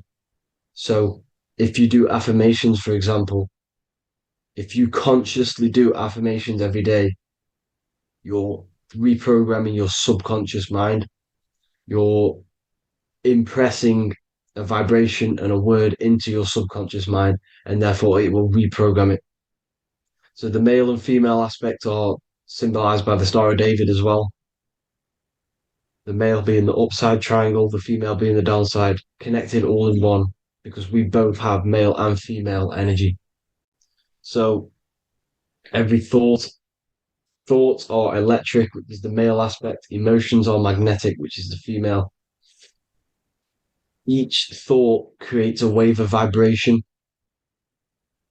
in all directions. So think of it like a water drop in a pool, but it going out in every single direction. It's not just flat. And these thoughts have a certain frequency, has a certain vibration. That vibration has a certain frequency. And this affects your aura. Every thought, every emotion, directly impacts your aura and the strength of your aura. So if you're angry all the time, your aura in the astral plane will look red. However, if you're happy, it'll be more like blue and green. So it's very important. Your electromagnetic field is created out of your emotions and thoughts, and that affects reality because you're 60% water, and frequency and vibration create certain patterns and has a certain effect on water. We'll get into that after this slide. So each thought that people are thinking around you, you are actually subconsciously picking up these thoughts because it's emitting this vibration in all directions. So this is why you can pick up thoughts of other people on the odd occasion. However, when you're more in tune with your intuition, your right side of your brain, you can start to pick up on vibrations, thoughts, and other people's auras. You can pick up on the energy once your third eye is open, and you know whether you should be in that environment or not. This is what we call an atmosphere when we go into a room and you can feel the tension if someone's been arguing, for example. This is the atmosphere, this is the vibrations, these are people's auras emitting these certain frequencies and vibrations. Okay. So our aura is contained of multiple layers. Obviously, we have the physical body. This is the electromagnetic layer. However, you have the different planes of existence, the spirit, mental, astral, etheric, and then physical. The physical is the lowest plane of existence. And the physical plane is a product of all of the planes above. So the mental impresses on the astral impresses into the etheric, and then the etheric creates the physical object. So the mind is the root cause of reality. The mind is the cause of everything. Your consciousness is pure cause. There's no effect. Everything you see in this reality is the effect. Everything that you experience is the effect because the root cause was the mind. The decisions you made you experience that certain experience. And that decision was created on the mental plane. And this is just pure thoughts. And thoughts are things. If it exists in your mind, it is a thing. It's a certain frequency. So if you have a certain level of thoughts, if you're thinking positive, for example, you're going to have a strong aura, you're going to have a higher vibration. And that attracts like. Like attracts like when it comes to thoughts and vibrations and electromagnetism. So if you're thinking positive all the time, speaking positive, doing positive, you're then creating a higher vibration, and that's going to attract people on that similar frequency to you. Everything is electromagnetism, frequency, and vibration. Everything. You see, so this is why, for example, if I put my hand to a TV screen, if my finger was the same vibration as the TV screen, it would go straight through it. However, the particles in my hand and the particles on the TV screen are two separate vibrations, and this is what causes the friction to stop and not my finger to go straight through it. So, like I said, when you don't feel the vibe of someone, when you don't feel right, you don't really get along with someone, this is a vibration. Your vibrations are not matching, they're not similar, they're two complete different vibrations, and they're not aligning properly. So music has a massive part on this. Music is a massive, massive tool for the elites because music is frequency. And in 1975, the musical instrument are all tuned to 440 hertz. So Spotify, Apple Music, most of the music on YouTube is all set to 440 hertz. And 440 hertz is not divisible by 3, 6, or 9. And when you can't divide a frequency by 3, 6, or 9, it's not a natural frequency. As you can see here, this is 432 hertz. This makes a nice geometric pattern. However, 440 hertz is a distorted pattern. So when you listen to this actually shuts off the whole right side of your brain. Like I said at the start, this is the most attacked side of your brain. It's to do with creativity, imagination, intuition. When you listen to 440 hertz, it shuts off the whole right side of your brain. And obviously shutting off all of these forms of your brain. Music is very, very powerful tool for the elites because it's the only thing which can enter your soul or your ears without consent, your body without consent. Everything else has to be through consent. You choose whether to eat something, you choose whether to drink something, but frequency, you're going to hear it no matter what.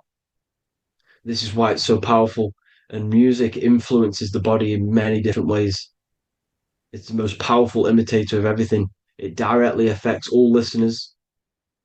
It directly affects intentions, gestures, movements, and actions. It stimulates your mind, and certain songs, certain catchy songs, can reprogram your subconscious mind, invoking certain emotions. This is why when you listen to slow beat songs, it makes you feel more sad. When you listen to upbeat songs, you feel more energetic. This is because these frequencies have a profound influence on reality and on how you feel. Because, like I said, you are 60% water. And as you can see here, each frequency creates a different geometric pattern. And inside of you is 60% water.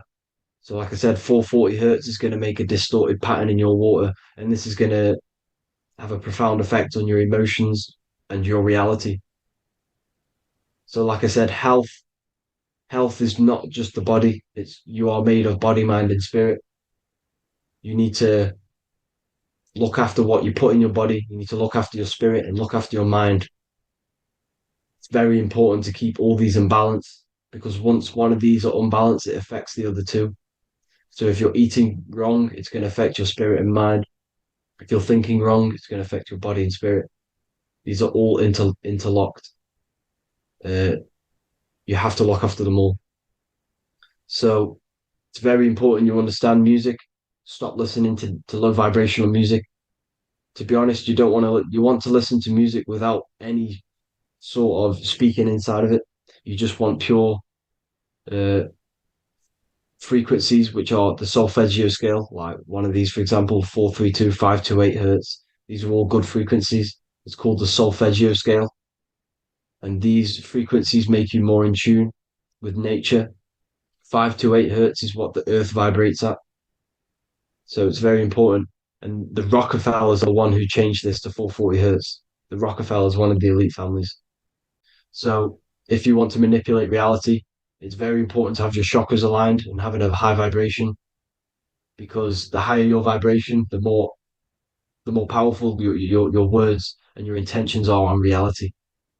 So the lower your vibration, the harder it is to affect reality because you're in a lower state of consciousness. Like I said, you have the mental, astral, etheric, and physical. Everything is a product of the one above. As above, so below. This is what Hermes Trismegistus was saying in the Egyptian days. This is where it comes from. As above, so below. If you affect above, it directly affects below. So, like I said, meditation helps on this, helps align your chakras. Think positive, feel positive. Like I said, your feelings are magnetic, your thoughts are electric. So once you combine these two together, you're then creating an electromagnetic frequency, and that will have profound effect on reality. So the law of cause and effect. Every law, so the law of cause and effect. Every effect has the root cause. Like I said, your mind is the root cause of everything. Every decision you make is having a different effect on reality. Everything happens for a reason due to the root cause, which is your mind. You choose everything that happens in your life. Okay. So it's very important you understand this and you constantly make the right decisions, the good decisions to have good effects on your reality. You have to be very conscious of this law because nothing escapes this law. This is the law of all consciousness. So think about it. Imagine a massive ball of consciousness. However, off this ball are different sparks, and each one of these sparks are in each and everyone's body. This spark is governed by these laws, the law of cause and effect, the law of correspondence, the seven hermetic principles. It's very important you understand this because this mass ball of consciousness is what is obeying these laws. And everyone has this spark of consciousness inside their third eye. And like I said, everyone is the same consciousness. This is why if you do bad onto someone else, that will directly affect your reality. So if you hurt someone, it's going to come back to you in one way or another because you are that same consciousness.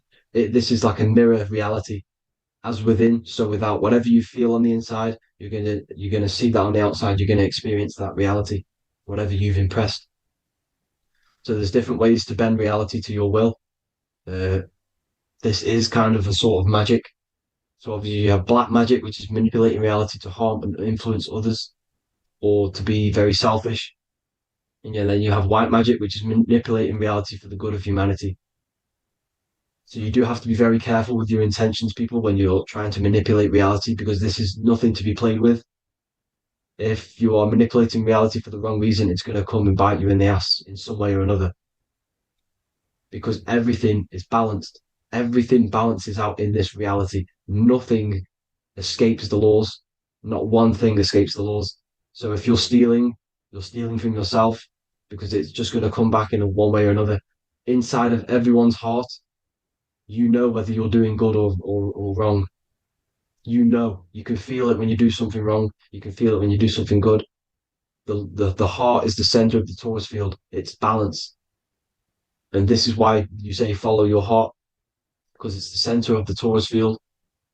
It's very important to listen to this inner voice inside of you, because that is telling you the right things to do, the good decisions to make.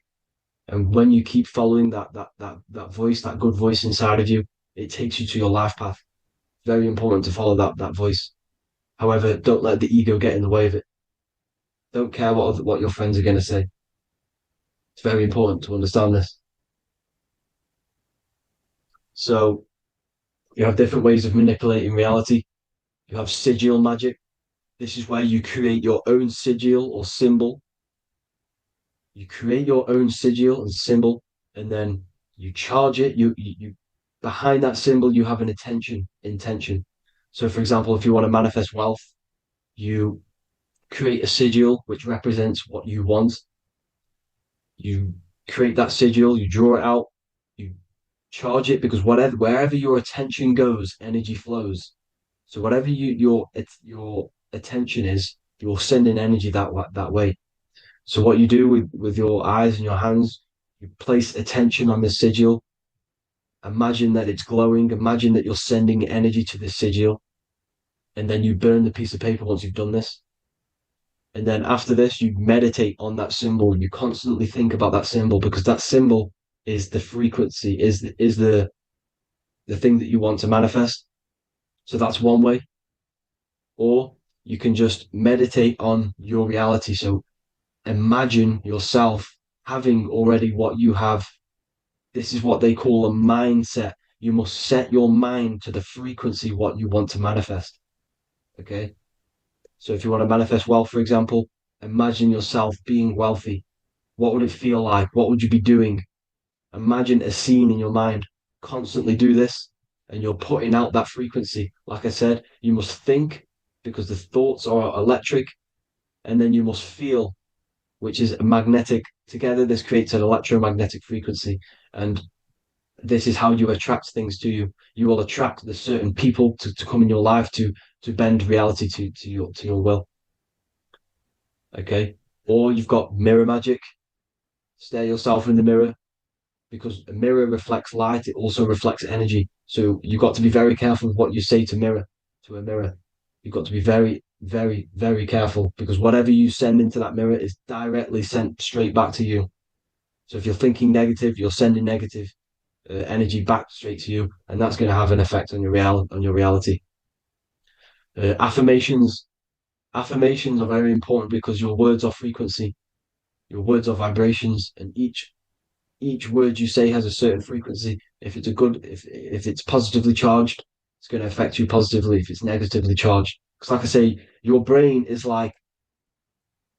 your mind is like the director of energy. That's what your brain is.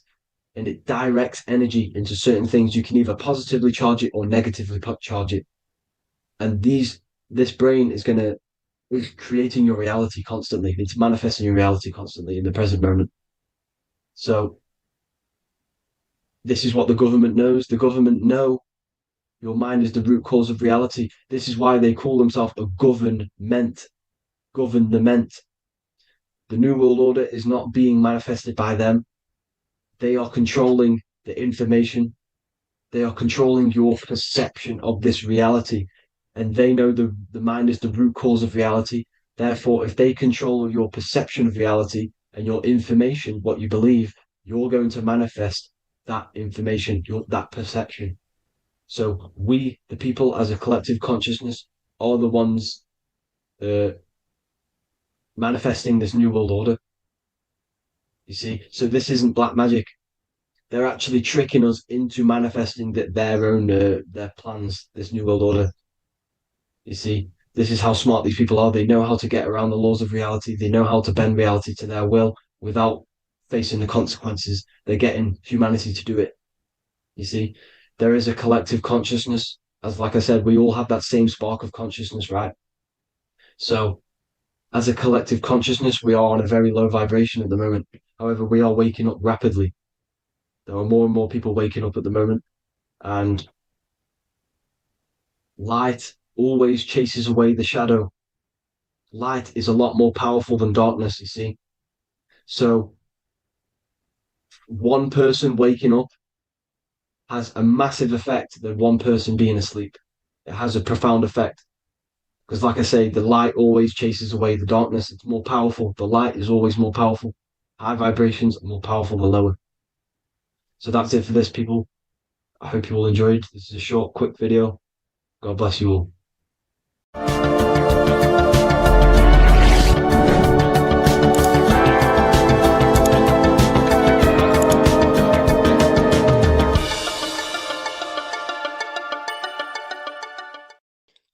What if I told you don't have one body? You in fact have four. There's a secret hidden right in front of you, and most of you overlook it. And by learning these teachings today, this will change your perspective on life, on yourself, and completely change the conception of yourself. This is the key to your highest potential. If you stay with me today, you will find secrets about yourself that will change your life. But I warn you, once you step this path of esoteric knowledge, there's no going back. Once you see, you can't unsee. So stay with me, and we will discuss the four bodies of your soul and how you can master yourself to reach your highest potential. The first thing we must understand is that there is a sun. And just like the sun gives life to the earth, there is this life force within the sun that gives life to all matter. We must understand that matter itself is dead. It has no life potential. It has no ability to create or destruct anything. All of the life comes from above, from the sun, from the life-giving power of this infinite energy source we call the sun. No matter what model you believe, the sun still gives power to this physical realm, giving life to all of the crops, giving life to animals, giving life and growth to all things that the rays come in contact with. This is a macrocosm process. We must understand the teachings of as above, so below. This means that the macrocosm repeats itself in a microcosm form. Now, what do I mean? Humans are made in the image and likeness of God. You are a miniature version of God, a spark of the divine consciousness made in human form, in physical form. Just like the sun gives life to all physical matter and growth to all crops on the earth, your soul is a miniature sun. And your soul is giving life to the body. Your body is a miniature earth, which also goes through the cycles of the 4 seasons of the sun. We feel different in each one of these seasons. It's because our body does not only go through these cycles externally, but these cycles happen within ourselves, within consciousness. Your soul is the sun. The sun you see in the sky is an externalization of your soul. Your soul is the life force. You are the soul, not the body. And like the sun gives power to the earth, the soul gives power to your body. So first, let's look at the etymology of the word sun. The word sun comes from it's a Latin word solis or sol, which means the sun. Sol then became soul, sun, soul. And in fact, S-O-N and S-U-N in the old etymology dictionary mean the exact same thing. They are interchangeable. So when we look at the symbol of the sun, we look at a circle and a cross, which represent the four aspects of the sun, the four seasons of the sun: summer, winter, spring, and autumn. These are the four states of the sun. Like we said, this is why we get this symbol. You have the four states of the sun, which represent the four bodies of the soul. Now, this is where we get deep. Like I said, the sun you see in the sky is a macrocosm of your soul, an externalization of your soul. Just like your sun has four seasons, the four seasons within us are the four bodies. Our soul is incarnated and split into four sections. We have a mind, we have a physical body, emotions, and spirit.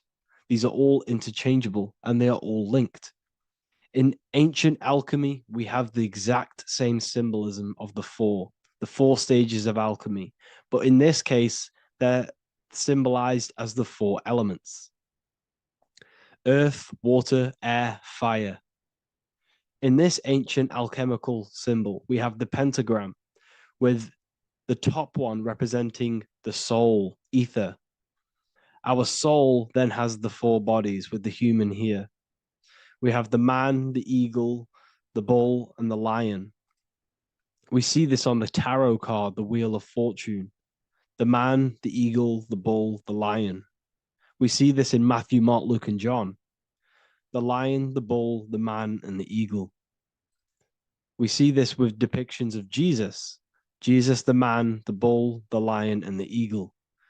These represent the four fixed signs of the zodiac: Taurus, the bull; Scorpio, the eagle.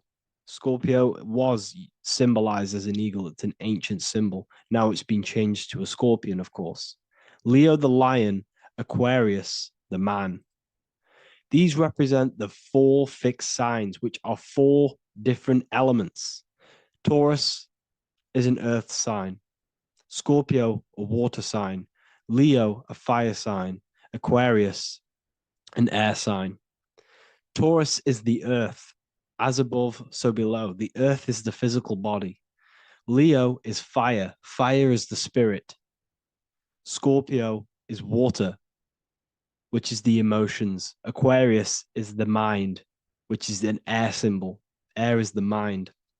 That's why we call people airheads. Okay? So what we're actually looking at here are the four aspects of our soul. We have the sun in the middle and the four bodies of the soul. This is what Jesus is symbolizing. Jesus represents you. God made flesh with the four aspects of the soul. The four gospels are all depicting Jesus in four different ways according to the different body of consciousness. The Wheel of Fortune are representing the four bodies of the soul. This represents the four bodies.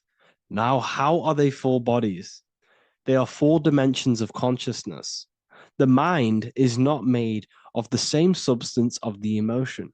The emotion is not made of the same substance of the physical body. The spirit is not made of the same substance as the physical body also. They exist in four dimensions of consciousness. They are four bodies of our soul. And the most important teaching here is what I'm actually getting to, is the powerful one. This is what gives you power. Most of us live in chaos. Our mind is thinking of doing something. Our emotions are feeling something else. Our body is lusting and wanting to do something else. And our spirit's energy is completely off. Most people live in unbalance. None of these four bodies are working together. This is why we produce chaos in our lives. When these bodies are in balance, are not working together. So in alchemy, they symbolize the four elements, which are the four bodies of consciousness. These are the furnaces with the fire. They represent transmutation of each body. We have to sync these bodies. We have to sync the mind with our emotions, and our emotions with our actions, the physical body, and with our spirit. These four key bodies need to be in line in order for us to create consciously in our life. Because each one of us is a creator, a miniature version of God, creating our own earth, creating our own material reality. And in order for us to create consciously and with effect and power, we must have these bodies unified so that we can create consciously and not create chaos. So this is very, very important. And this is a secret teaching found in all ancient societies. But this is what the hidden symbolism of astrology actually is. The sun is our soul, and the 12 zodiacs are 12 aspects of our soul. And we have the four aspects of the four main bodies. This is what we're looking at. We're not looking at the sky. We're actually looking at aspects of ourselves, aspects of our soul that we must master and transmute in order to become our highest potential. So I hope this makes sense. And it may take a while for you to fully understand this, but the key knowledge in order for you to understand any of these teachings that I've gone through today is the major, major teaching of as above, so below. What is above is below. What is within is without. Your inner reality projects the outer reality. What is inside of you is outside of you in some form or way. Whatever trees, whatever roots that go down will always shoot up. When you throw a bouncing ball, you shoot it down, it will go up. As above, so below. As within, so without. God did not make a creation separate from himself. We are all extensions of the divine made in physical form. And we are incarnated into four sections.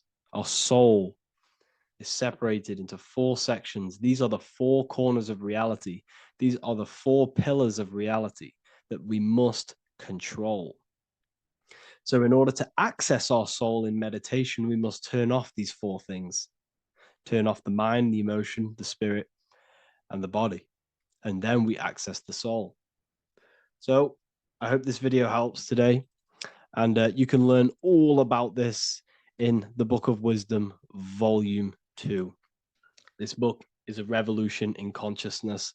I do not recommend everyone reads this book. This book is only for people who are serious and want to transform their lives. This book is a book that will change the scope you see reality. It will change your perspective on yourself because you will resonate with this. This book does not just give you information. It gives you a sense of well-being. It gives you truth, and you will find your power from this information. This information is not just information, it's a key to your path of enlightenment and transformation. So you can find this book in the description of this video. And if you are part of the university, I will see you on the live calls. Thank you, everyone. Please leave a like, subscribe, and a comment, and let me know whatever videos you want me to make next. Anything that you fail to understand or have any confusion with, I can make a video on it. So let me know in the comment section any reviews or anything I should do. Thank you all, people. Have a great day. Creation demands destruction. Every time you release your sexual fluids, you're destroying a part of yourself to create an extension of yourself. For example, if you want to create a business, you have to destroy your time, attention, and energy in order to create the effect of the business. All creation demands some sort of sacrifice or destruction. This falls under the law of polarity in the universe. It's the same with your sexual fluids. Your sexual fluids, especially as a man, contains minerals, all the minerals in your body. It contains your vitality. It contains your DNA. It contains the blueprint of you, and it can create a whole new human being. You are literally playing with the power of creation if you are releasing your sexual fluids too much. Sexual fluids also extend beyond the physical plane. They contain astral forces because all physical creation is a mental creation. We live in a mental universe. Everything begins as a thought in the mind, then the thought takes the form and the body of imagination, which is an astral force. Imagination turns into etheric emotional energy. Then the etheric emotional energy turns into the physical action and the physical manifestation. We live in a mental universe. Therefore, these dimensions do not exist separately. They are permeating and mixing in with all. Your physical body has an astral body. Everything physical has astral forces behind it. Semen is known as the astral fluid of the soul. It feeds nerves, the channels of life force and consciousness within the body. And every time you release it, you're destroying a part of your vitality, your brain, your nerves, your energy levels, your creativity, and your DNA to create an extension of you. Therefore, it is a sacred fluid within your body and not something to be played with and to be released too much. Think about it. This is a very creative energy, your sexual fluids. It can create a whole new human being. This is how powerful it actually is. It is the power of creation, and the misuse of this power can destroy your own vitality and your life of your body. Because that life you are giving in order to create an extension or a child is the same life you could keep inside of you and not waste to recycle and regenerate the body. Sexual energy has been for thousands of years associated with regenerating the body, longevity of life, and maintaining youth. Not only that, every time you release your sexual energy, it floods the brain with dopamine. Dopamine is the brain's reward system. Created within the middle of the brain, it releases every time you've achieved something. However, sex or an orgasm is the most powerful feeling you can feel. It's the most amazing, intense feeling and release of dopamine you can possibly feel as a human. Therefore, if you flood your brain with this high amount of dopamine every single day, you are getting the epitome of human feelings every single day. Therefore, you will become numb to everything else in reality. You won't be able to enjoy the small things in life. And I know this firsthand because I experienced this myself. As soon as I stopped, this is when I started to enjoy the little things in life, seeing family, and I actually gained more energy, more ideas. We'll get into this a bit later. It is a creative energy. It creates a whole new human being. Therefore, if we maintain this energy, we can maintain our creative power within us because that's what we are. We are all creative beings, moving energy from higher dimensions of consciousness, the mind, into lower dimensions of consciousness, the physical world. You hold the power to create. You are not in a world. The world is working through you. You do not possess a life. Life is working through you. You are not in a universe. You are the universe. It's moving through you. There is no past, present, and future. The present moment is you. When we release every single day or frequently throughout the week, like I said, we're triggering the brain's reward system, dopamine, which makes you feel as if you have already achieved something. And if your brain is telling you you have already achieved something by overusing your sexual fluids, then you will not have the motivation to achieve other things in your life. I know this firsthand. I became very lazy. I didn't want to work. I didn't want to do anything because subconsciously my brain felt as if I've already achieved. If we look at the symbol of the Baphomet, we notice the Baphomet has horns and a goat head. Now we look at the word horny. When you become sexually aroused, it's known as horny, which is the horns, representing the lower mind. The lower mind is the mind we use for our animal instincts. We have two parts of our mind. A higher mind, which is contained of higher thought, which chases spiritual things such as love, wisdom, knowledge, and God. Then we have a lower mind, which chases the things of the material world closely associated with the ego, chases validation, material gain, status, and physical sensation, physical pleasures. It is these physical pleasures that can keep you in an endless loop, making you feeling empty inside, because nothing material can ever satisfy our internal world. Nothing. You can achieve millions of dollars. You can achieve your dream house, your dream car, your dream watch. And if that is the only thing you are chasing, you will feel empty inside when you achieve it, because nothing of this material plane can satisfy you. Nothing of the lower mind can ever satisfy you. This is why we must sacrifice the lower mind and overcome the lower mind and the lower instincts. One thing I found amazing when I mastered my sexual urges and my lust is that my mind became a lot more clear. The thoughts and the time and the attention that I used in my mind to go towards lust, sex, and chasing these things was taking up a lot of mental space, time, and energy. But as soon as I removed it and mastered it, my mind became an open vessel for higher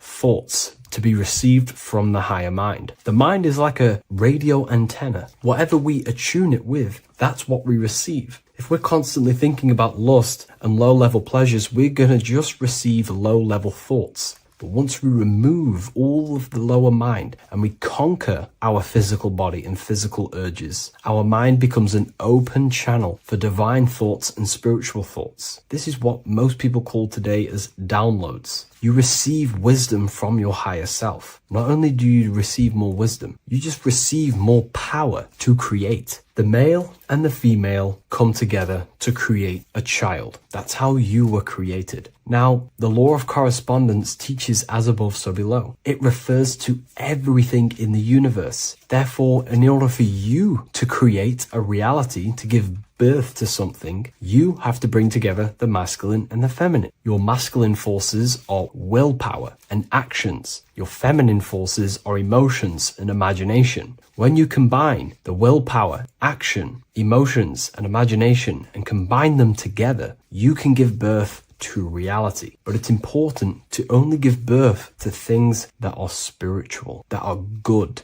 that are for the benefit of yourself and humanity, and not for the ego and the lower mind. Killing our lower mind is essential for spiritual ascension when we die. The thoughts that we give the most attention and energy to when we die are pretty much the same thoughts that we're going to think when we die. When you die, your physical body and external world is stripped and you're left with your internal world of consciousness, more than likely be resonating within the lower astral plane before you move on to any higher dimensions of the astral. It's important that we kill any addictions such as sex, food, attachments, emotional attachments to people, any desire for material things before we physically die. The Hindus taught this, Buddhism taught this, the ancient Egyptians taught this. We have to remove the desires in our heart for material and things before we physically die, because when we die, we cannot fulfill physical pleasure. Therefore, we will create our own suffering within the astral dimension. So sex is the biggest part of this. We have to remove the desire for sex or releasing any of our sexual fluids before we physically die to master ourselves. And not only that, it's going to benefit the way you feel, the way you think, the way you act towards people once you have mastered this. Porn psychologically damages you. You are quite literally the person in the corner of a room watching two other people give pleasure to each other. Psychologically, that is not good. And what happens in darkness is always revealed in light. What you do in your alone times will show in your confidence, in your eye contact, in your presence, in your aura, your energy. You cannot hide things that you do in the dark. because they always reveal themselves in a subconscious way, whether physically or through an energetic spiritual way. Sex can be known as sacred energy exchange. You are exchanging energy, bioelectrical energy. It's a scientific fact that when you hold hands with another person, your brain waves of each individual become synced, your emotions sync, and you exchange electromagnetic energy because you are an electromagnetic being. But when you have sex with someone, you are literally exchanging emotional energy. Your aura is not just an electromagnetic field. It is literally a manifestation of your internal consciousness. Your consciousness contains your thoughts, your beliefs, your traumas, your emotional state. And this manifests externally through the vortex of your heart into an energy presence around your body. This is why you can feel sad when someone else is sad next to you, because their energy is merging with yours. When you have sex with someone, you are quite literally exchanging consciousness, beliefs, traumas, emotions, feelings, vibrations, and your consciousness merges with their consciousness. So be careful with just having casual sex. Now, I'm not here trying to say never release, never have sex with your partner. I'm not saying that. I'm saying take caution with these things. Take my teachings with a pinch of salt. If it benefits you, that's great. I'm not here to tell you how to live. I'm simply giving you my research and the things that have helped me in my life on my esoteric research, awakening, or spiritual path. I don't like calling it a spiritual path, because it's not spiritual. It's simply just life, the knowledge of consciousness and the self. So I hope this video helps. If you'd love to read this book, I'll leave a link in the description. This book I wrote myself called The Book of Wisdom, Volume 2. So depression doesn't actually exist. And in this video, I'm going to show you how depression is actually a choice. And I'm going to give you some solutions on how to deal with it. And this is probably going to change your life forever just by doing this alone. Okay. So the first thing you need to understand about depression is that it exists in your conscious mind. It exists in your thinking mind. So what is inside your thinking mind? You have your body, your name, your reputation, your trauma, your memories, your family, your worries, your interests, your bills, your passion, dislikes, goals, right? Most people identify their lives with this. They identify their lives with their thinking mind. They think they're their name, their job, their reputation, their memories. But this is not who you actually are. Who you actually are is the observer of that. What happens if you stop thinking? What is left? You're left with unconditioned consciousness. You're left with the self, which is what we refer to as I. We are the consciousness, not the thinking consciousness. You are not these labels. You are not your thoughts. You are not your job, your name, your reputation. Okay? And the reason why I'm telling you this is because it's very important, is that we are something beyond this body, beyond this name, beyond our thoughts. We are the consciousness. So depression exists inside of the thinking mind, the conscious mind. Okay? So if you want to get rid of depression, you must learn how to escape the thinking mind. And not only just escape, but that's step one. In meditation, you do meditations, right? We sit still and we have to learn how to control the mind and turn off the thoughts. And when we turn off the thoughts, depression goes out the window because there's no thought present in your mental field of consciousness to be depressed. Okay? You must understand, who is the one suffering from the negative thoughts? Who is the one suffering? Your mind is not suffering because the mind is producing the thoughts. Your body's not suffering from the negative thoughts. You are suffering. And who is you? You are a soul. You are that feeling. You are that person beyond the thoughts, beyond the feelings, beyond that. You are the one experiencing. You are that. Meditation gives us the ability to turn off the thinking mind. This allows us to escape our thoughts, okay? And it gives us, over a long period of time after meditation, you'll be able to turn this switch, and this switch will be able to turn off your thoughts. And by doing this, we will be able to control our conscious mind directly by the hand. So when you notice yourself gaining them negative thoughts, we can then turn off the switch of turning off the conscious mind and rising to our authentic self and knowing the thoughts are just illusions. Now, let me tell you something that's very powerful. Most of your thoughts are coming from beliefs. Most of your feelings are coming from beliefs. So if you have a feeling of lack, this is coming from a belief that you don't have much. If you are feeling alone, this is coming from a belief that you are alone. So what we must do is restructure ourselves. We must restructure the subconscious mind, and we do this in many different ways. We can do this with meditation. We can do this with visualization, visualizing our desired reality as if we are living it. We can do this with affirmation. Now, a lot of people think, oh, I'm trying to speak something into existence with affirmation. No, you're not using vibration to try and change reality with what a lot of these new age people will teach you. Vibration, your words will not have much an impact on reality. That's the truth. But what they do have an impact on is reprogramming and recrafting and refining your mind. If you repeat, I am wealthy all day long, your subconscious mind, that word will be lingering inside your subconscious, and you will start to mold that into your conscious. You'll start to be consciously thinking about this. Most of your thoughts are coming from your subconscious. So if you want to get rid of depression, you got to figure out the trigger. What are you depressed about? What are you feeling? What are the beliefs that are making you feeling and thinking this way? And that's what you must restructure. You must restructure your subconscious mind through visualization, meditation, and affirmation. You do these all the time. You do these every single day, and you will slowly, if not surely, restructure your subconscious mind. While by doing the practice of meditation, you'll gain the off switch as well. Sometimes depression comes from not living in your authentic self. You're not doing the things that your soul is telling you to do. We all know what we should be doing at all times. I don't care what you have on. We all know we should be doing something. We all know that we have there's a higher aspect of our mind that tells us, oh, we need to be doing this, but I'm actually sat here on my phone. Oh, I shouldn't be eating this, but I'm doing it anyway. There's always that higher voice. And that is the voice that has to be connected to. And when your body's not acting out the voice of the soul, then the soul becomes sadder, and suffers more and more and more.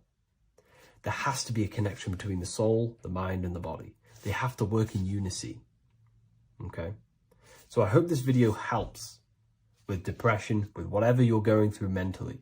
What if I told you the devil is closer than you think, and it's not actually a real person, force, or spiritual entity outside of you, but a being and an aspect of your own mind and psyche? In this video, you will learn exactly what the devil is and the true esoteric meaning of the devil. The first thing we need to understand is that the universe is a mental universe. Look around you. Every action, every building, everything you see around you was begun first as thought in the mind, then manifested. We use the mind to build and shape our reality. The universe, the world, only exists inside of our mind. Therefore, God and the devil exist inside of our own psyche. So first of all, the devil is not a literal being, but a symbol of the lower self. It represents the unmastered, ego-driven part of the human mind, a symbol of destructive thoughts, emotions, behaviors, lives in realms of chaos, fear, hatred, lust, and ignorance. This is why we see the devil as red, because red is the lowest vibrational color on the color spectrum. It also corresponds with the root chakra, which is all to do with survival instincts. Red represents chaotic and intense emotions like hatred and anger. When we are angry, our face turns red. The devil represents our animalistic fundamental needs, our instinctual needs, our survival state of consciousness. We have a survival state of consciousness and a godly state of consciousness. Our godly state of consciousness is creating, not just experiencing in the animal state, but consciously creating reality. This is why we see the devil with a goat head, an animalistic head. And the head is where the brain is. The animal head represents living off instinct, the part of our mind that lives on urges, impulses, and instincts. Eating, sex, power, ego-driven actions, and ego-driven thoughts. Animals are only aware of themselves. Animals live on instinct. They have no ability to consciously create like humans. This is our lower desires for the material world. That's not to say the material world is evil. However, when our consciousness is only seeking material things, this leads us down a path of self-destruction, because nothing material can ever satisfy our soul. Everything material is temporary. Therefore, the devil represents the part of us that seeks only material desires, only material fulfillment, the ways of thinking where we only think about ourselves and ego-driven thoughts. It also represents the unchecked, unconscious self, where we have no mastery over our thoughts, over our emotional impulses, and no mastery over our actions. We're living in instinct and impulsive states, which causes chaos, selflessness, destruction, and keeps us bound to our lower material 3D state of consciousness. It's important to recognize that the word devil was never present in the earliest Gospels. Instead, what was mentioned was a spirit of evil. This distinction is crucial because it underscores that the idea of the devil, as popularly conceived, does not actually exist as an independent entity. Rather, it is a personification of the lower aspects of the human mind, a facet of our own consciousness. The term spirit of evil was not meant to denote a specific deity or being, but rather any force of negativity, whether it manifests as a destructive thought, emotion, or action. A spirit is a force, an energy, and we have three forces that create our reality: thoughts, emotions, and actions. We have full control over these three aspects which transform and mold reality. A destructive thought, a destructive emotion, a destructive action is a spirit of evil, and it originates from the darker aspects of the human psyche. So now, because we're on the topic of the devil, we have to look at the pentagram, which is obviously connected to the devil heavily. The upright pentagram represents spirit, air, water, earth, fire. Upright, which represents spirit, the most important element on top of the earthly elements, showing spiritual principles over material principles. As spiritual beings as we are, we have to put our spirit first, our higher self first, and material things second. Why? Because material things never satisfy us long term. Seeking material fulfillment will leave us feeling unfulfilled in the long run and very unhappy, and we can lose ourselves in illusions. We have to put our spiritual principles first. Seeking wisdom, knowledge, connection to the divine, and connection to our higher self is what gives us true fulfillment in our hearts and souls. But when we see this pentagram inverted, we now have spirit on the very bottom, which now represents earthly principles on top of the spiritual principles. We're putting our earthly elements on top of our spiritual element, which this inverted pentagram represents no longer caring about spirit, no longer caring about our invisible internal world, and only caring about this external body, food, sex, material things, cars, money, and all the things outside of us, the world outside of our mind. This is what true Satanism is. Satanism is not worshipping an external deity, but it is worshipping the self, only fulfilling the ego's desires. This is what true Satanism is, and we have all been conditioned to live in this state. Satanists want us to believe that there is an external deity called Satan or the devil, and the reason they do this is because they trick us, making us believe that we are not Satanists, while they are actually conditioning us to be self-seeking, ego-driven people, where we only care about sex, food, material things, and money, which is actually conditioning us to be Satanists. 80% of the population today are unknowingly involving themselves in Satanism, which is ego-driven thoughts, actions, and emotions, dwelling and living in this state where we only care about ourselves. When we are spiritual, we realize we are all one. We are all one consciousness family, and we need to do things that help and contribute towards our collective experience, helping others, instead of seeking to serve only the self. The angel is depicted with wings, which represents elevation, higher self. The devil is represented with an animal horns, which is on the ground. A goat is on the ground, which represents the lower self. This is the elevated mind and the lower material mind. Horus, the bird, higher self. Set, the ground animal, lower self. Jesus and Satan. These are two forces, two characters that exist within the human psyche, not real entities. They are forces of our minds, and there is a battle between our higher self and lower self all the time within our own minds. There's always a part of us that's telling to do one thing and another thing, to do something bad and to do something good. There is this battle inside of our own consciousness. Here we have the human spinal column. The human spinal column is showing you the higher and the lower self. The higher self represents the head. The head is where the mind is. This is the creative essence of the universe. This is where all material things begin as a thought in the mind. We create with the skull, with the brain. This is our higher self, the heavens, connected to the heavens, the sky. And the lower end of the spinal column is where our reproductive organs are, where our gut is. Our reproductive organs and our gut is all to do with survival. The lower end of the spinal column, lower instinctual 3D based consciousness. The lower end of the spinal column is where our lower self dwells. Eating, consumption, power, and sex, lust. These are all emotional forces and instinctual based organs that are not inherently evil, but when we dwell and live off this lower end of the spinal cord, it keeps us in low states of consciousness. Our goal to raise to our higher mind is to balance this, not to overeat, not to abuse power, not to abuse sex and lust, but to master these organs and gain the ability to say no to these organs so that we can raise to our creative side of consciousness. Instead of dwelling in our instinctual nature, we can turn to our creative nature and consciously become a builder and constructor of reality. This is the true way of raising consciousness. This is the stairway to heaven, out of the animal consciousness to the higher consciousness. To wrap all of this up, it's all about gaining control over our instinctual lower nature and allowing our spirit to rule over our body and not our body ruling over our spirit or mind. The moment you let a thought become instantly an action is the moment you are an impulsive person. We are all trained to be this way. It is okay if you are in this state. The moment you let a thought turn straight into an action without questioning, that is the mind controlling you and you not controlling the mind. We need to gain control over the mind, and we do this through many different ways, through meditations,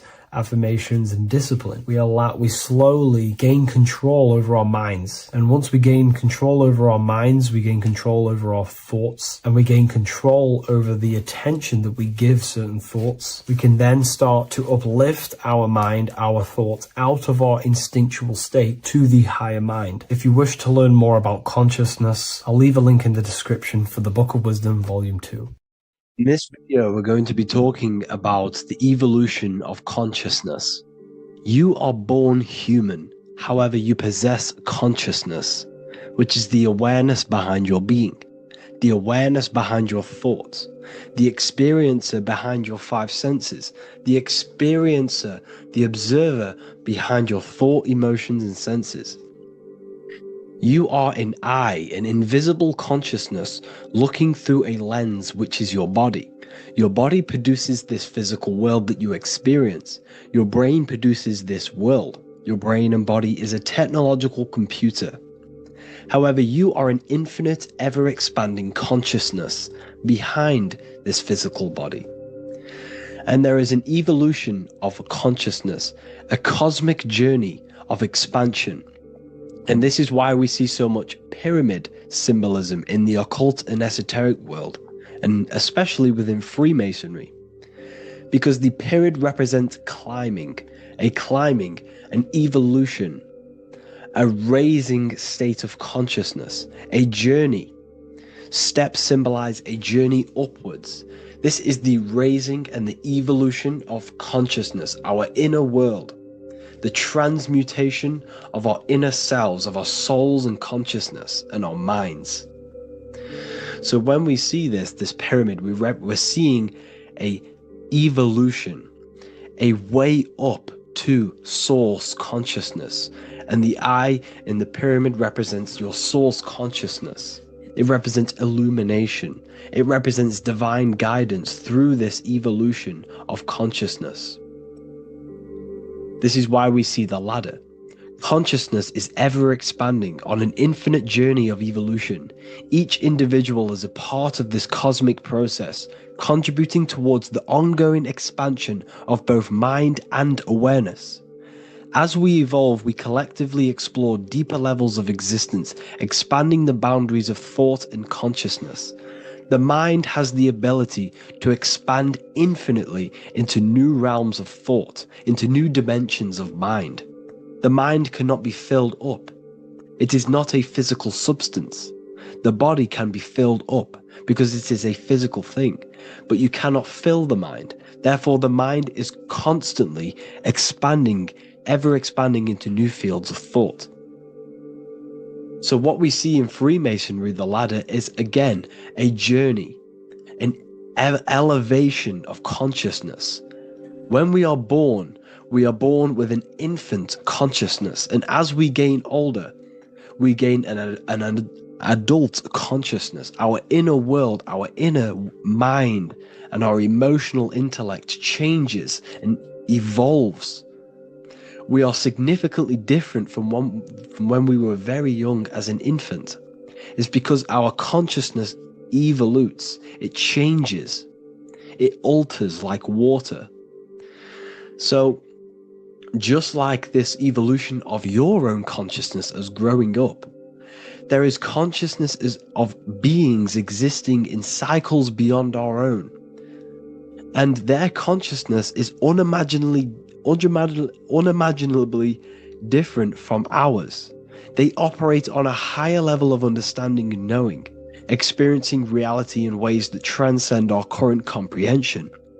Our minds right now cannot comprehend the highest states of consciousness.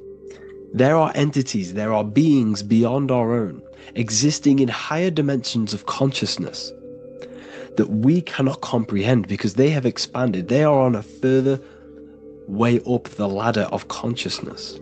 However, we are all on the same journey. None of us can take the same journey. There is one ultimate goal, reaching source consciousness. However, this is always ever expanding. However, we are all on a different journey. There is one truth, one source, one goal. However, there are billions in different ways of reaching it, and we are all on these different paths to source consciousness, to this ladder, this evolution of universal evolution. Okay? Their awareness is attuned to new dimensions of existence, reflecting a more advanced stage in the cosmic journey of consciousness evolution. So when you take DMT, you are shot into these higher realms of consciousness where you meet these beings who look similar to these images. They are not speaking to you physically. They don't speak to you three-dimensionally through vibration and words. They speak to you mentally. If you have done DMT, then you know this. And if you have met these beings, then you know this. You might have even met some of these types of beings on mushrooms or any psychedelic drugs.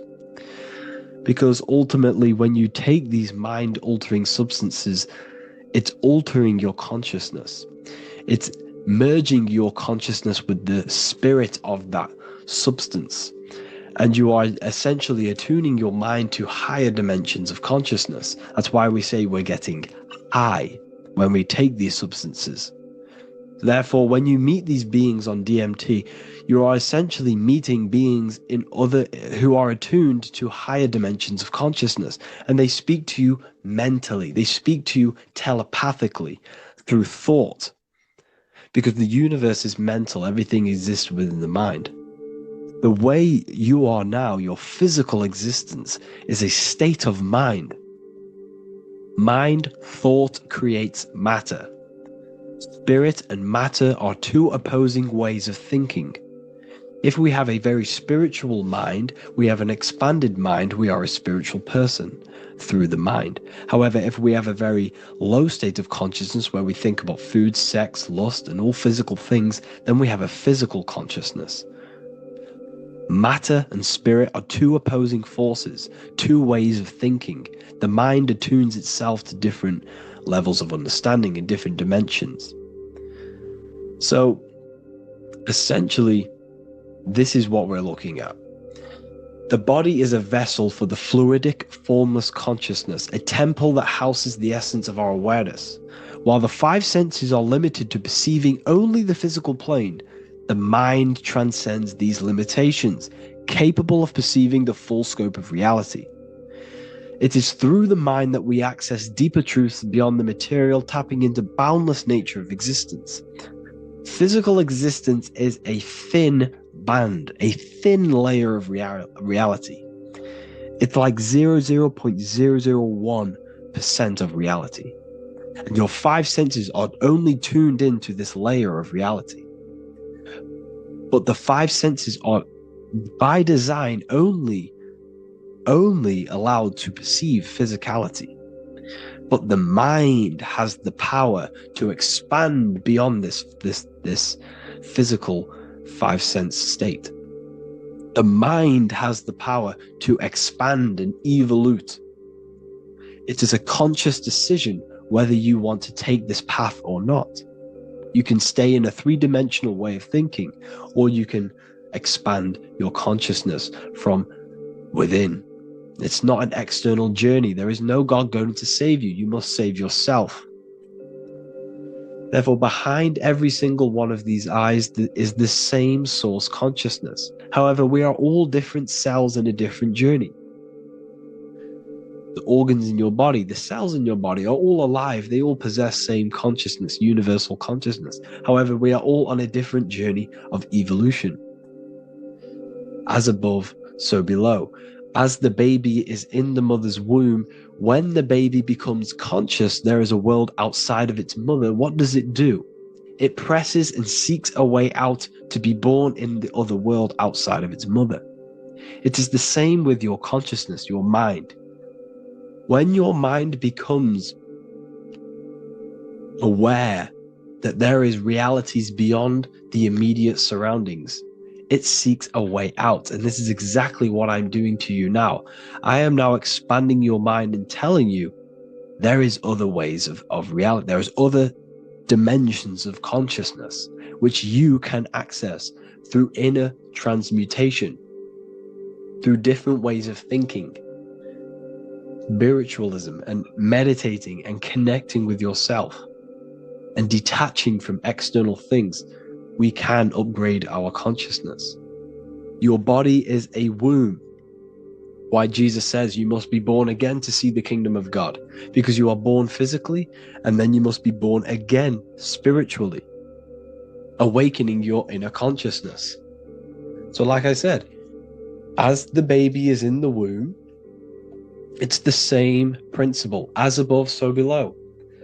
You were a baby, you were in your mother's womb, and you figured out there is a world outside of your mother, so you seek to weigh out your mother to be born in another world. It's the same now.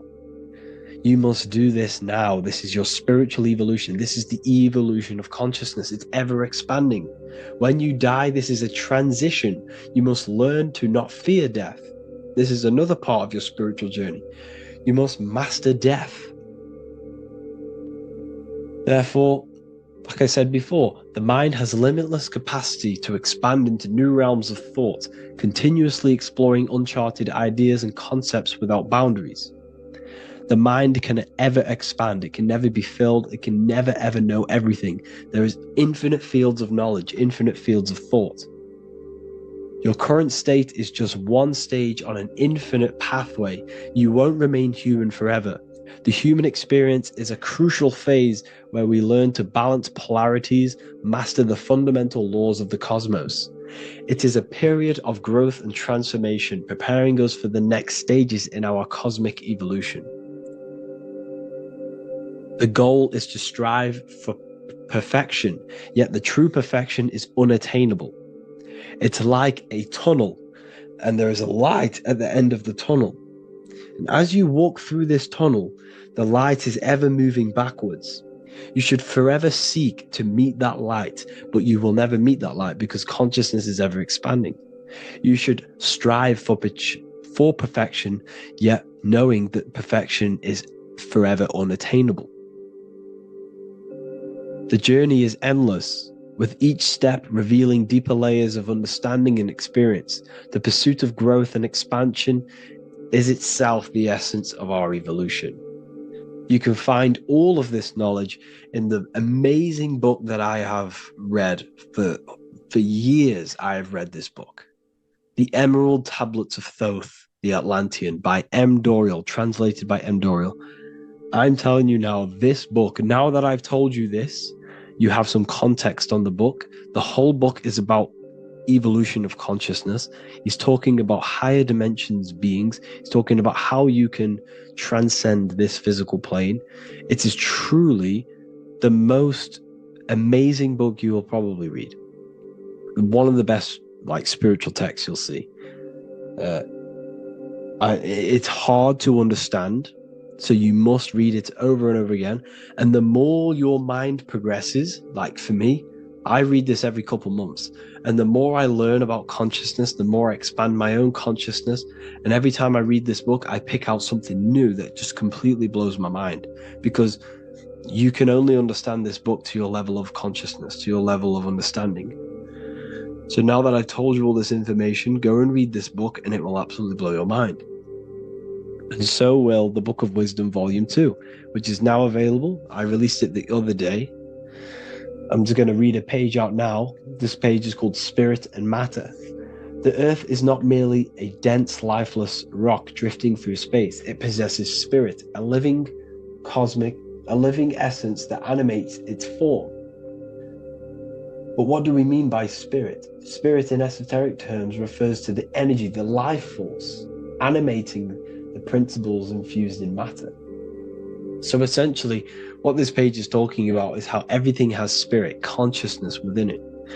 You are the middle, you are spirit and matter. You have the ability to expand your mind to the God self and raise above our animal instinct, our material self, and know the divine and expand. Animals cannot do this.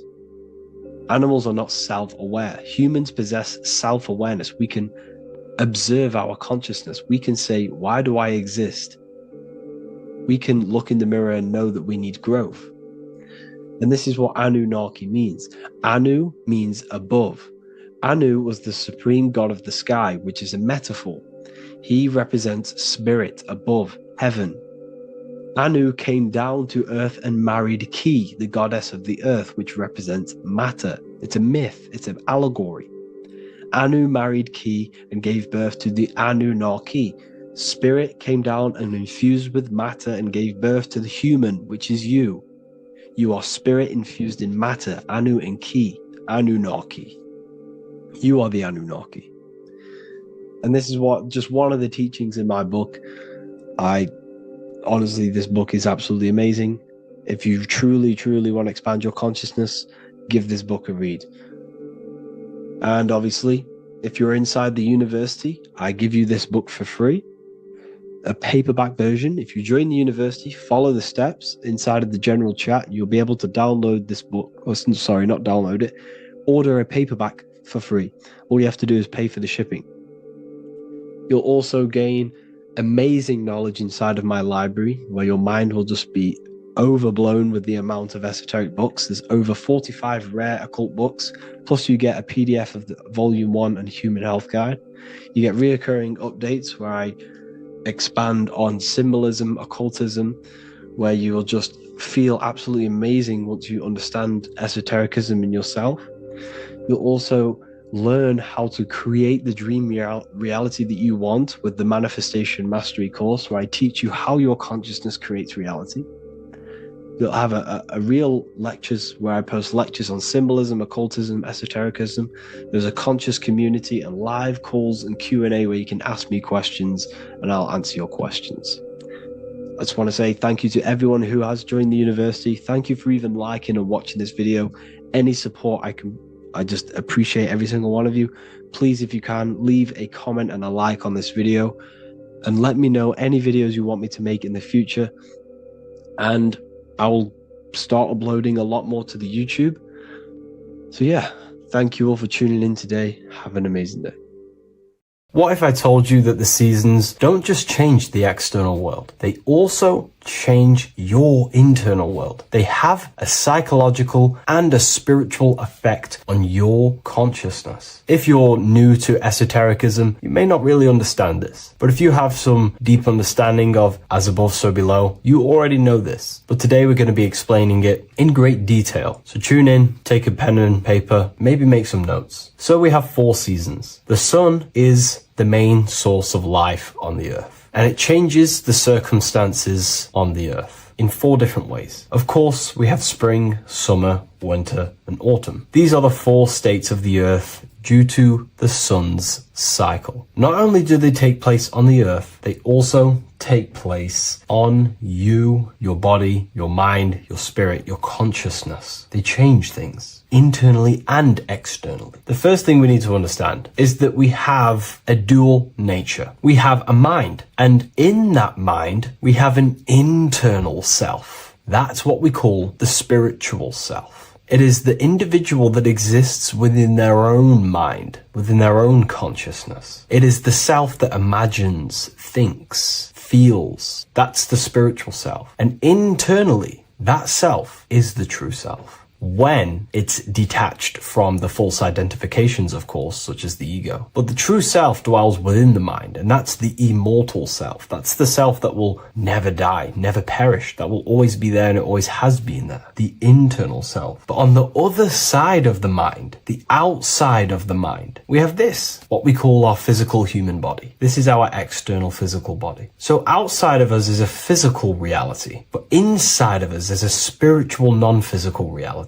Inside of us cannot be measured. Outside of us can be measured. So we have an internal world and an external world. I think this is the reason why the word individual has the word dual at the end. Dual meaning opposing or two. We have a dual nature. Inner world, in the mind, and a self out the mind. And the mind acts as some sort of doorway. It is a doorway into ourself. So in esotericism, this is what it's all about. It's about we work with the internal world. We try and figure out who we are from the inside out, not who we are outside of us. Because we realize that the external world is nothing but a crystallization of what's happening inside of us. Our lives are a result of every single thought that we thought in the past. So let's not get off track here. Let's carry on. As I was discussing the seasons, we have an internal world in the mind and a self outside the mind. And this is reflected even in the cycles of the heavens. This is how you know the universe is intelligently designed, and the law of correspondence corresponds with everything. The law of correspondence is as above, so below. It's not a Hermetic principle. It's not a Freemasonic principle. The law of correspondence, as above, so below, is just the law of life of the universe. It is in everything. So the daytime, the sun, this is external impressions or expressions, should I say. We express ourselves outside the mind, in the outside world, in the material body, taking actions outside of us during this daytime. The sun represents outward expression. The daytime, this is when we wake up, we're conscious, we do things outside of our mind. But then the nighttime comes around and it becomes dark and the moon rules over the nighttime, and we return back to our internal world. We return back to the darkness. We return back to the internal self, the self in the mind. Really is fascinating. And this is as above, so below. This follows the correspondence. This follows the law. Although that the outside world has a cycle of day and night, so does our own mind have this cycle. As above, so below. As within, so without.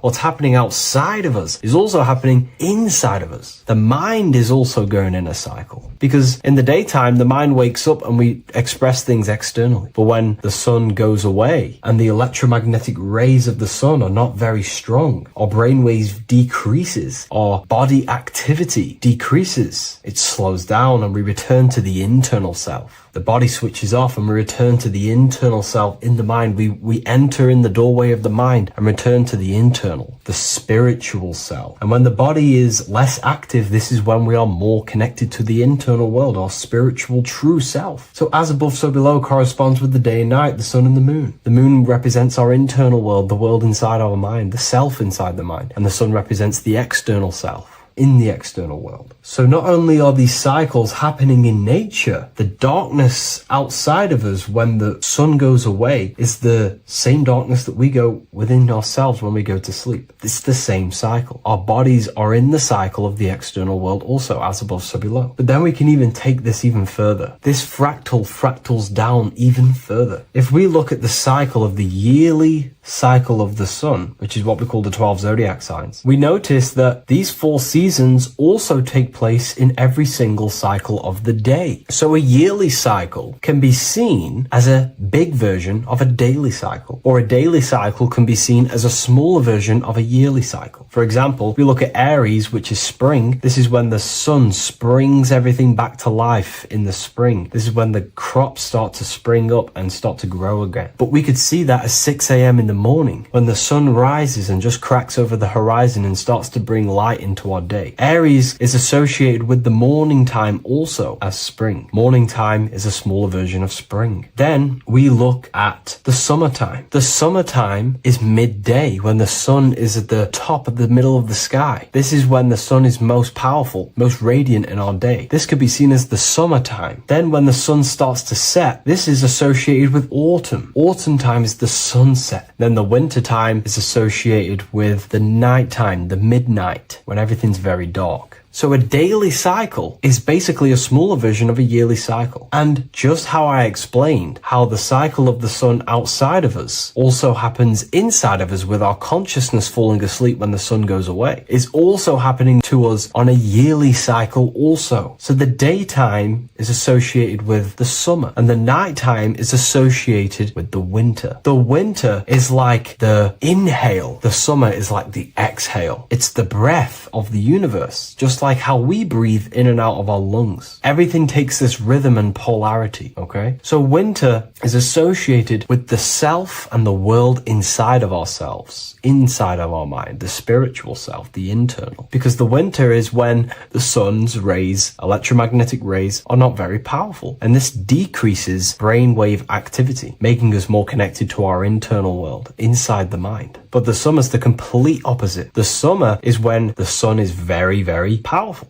And the sun's powerful electromagnetic rays increase brain activity, making us more actionable in the physical world, outside of our mind, in the external world. So summer is the daytime and winter is a big version of the nighttime. Vice versa. Just like how in the winter, we're more in the house. We're inside buildings because it's very cold outside. Animals hibernate. They go inside. They go into little places. They collect all their food and prepare for the winter. They go inside. They go in darkness to hibernate. So does our consciousness, our spirit, the self inside of our mind. We can use these cycles to our advantage, to evolve spiritually, to connect and be more balanced. You know, I've mentioned a lot of this inside the university to my members, to the family inside of there. We discussed this. We had a great discussion about this. And, you know, the live calls we have are priceless. The conversations you can have with someone when they're awake, you never forget them. You always have deep, meaningful conversations. And we discussed this deeply, and we're going into some interesting things about how we can use these types of changes in the seasons for our spiritual growth. We even discussed about spring and autumn and how they're associated with the different spiritual bodies that we have. But anyways, let's not get off track. Lucid dreaming,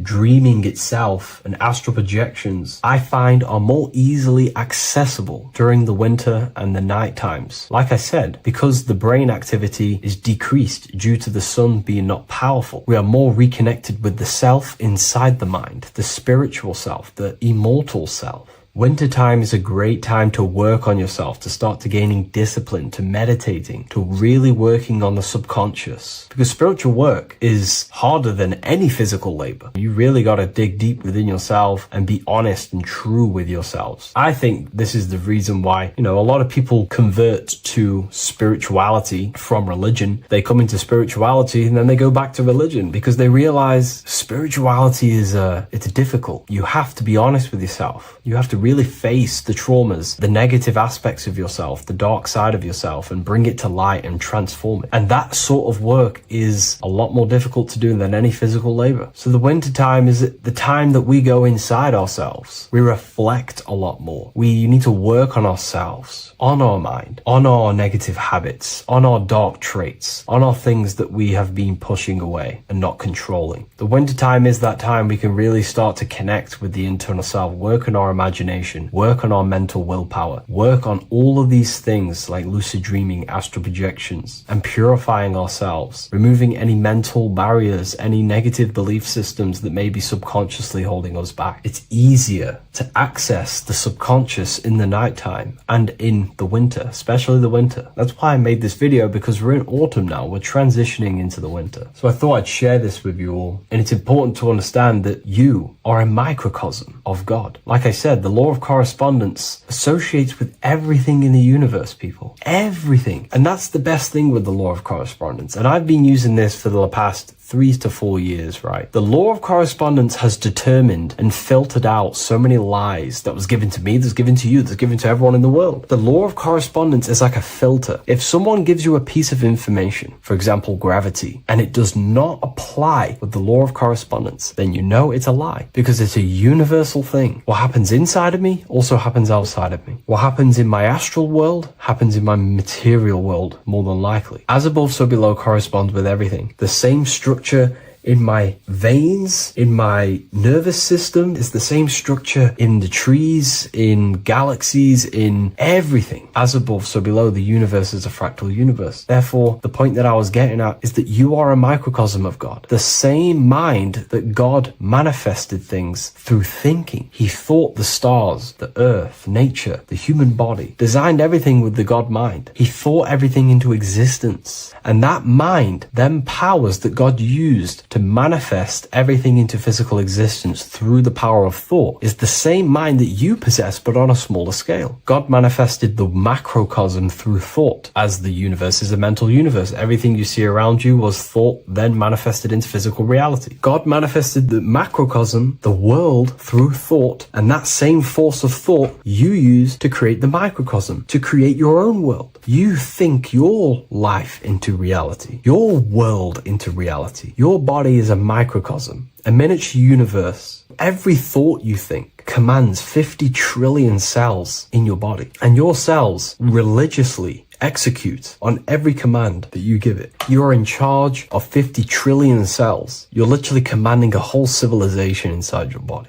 And this is how you are a reflection of the divine. The God mind created the macrocosm, the world, and you create your own world inside that world using the same power as thought. Very powerful. So everything that happens outside of you is also happening inside of you. The law of correspondence is the most important, the law that you could possibly learn, because it makes everything so clear for you in the universe. Makes life so clear. You see reality for what it truly is. It's a reflection of the higher dimensions. Just like how reality right now is a reflection of what's happening inside of people's minds and consciousness. We can't blame the elites for all the negative things that's happening in reality, because all the negative things that's happening in reality is the negative things that's happening in people's minds. We need to take control of ourselves. So with that being said, thank you all, everyone. If you wish to read more, 90% of you watching this video have already got this book. I want to say thank you for your support. It means the world to me. It makes me research more and write more books. And the book of symbolism is coming very soon. So thank you, everyone. I'll leave a link in the description for the university, for the live calls, and for the book if you wish to join. Have an amazing day.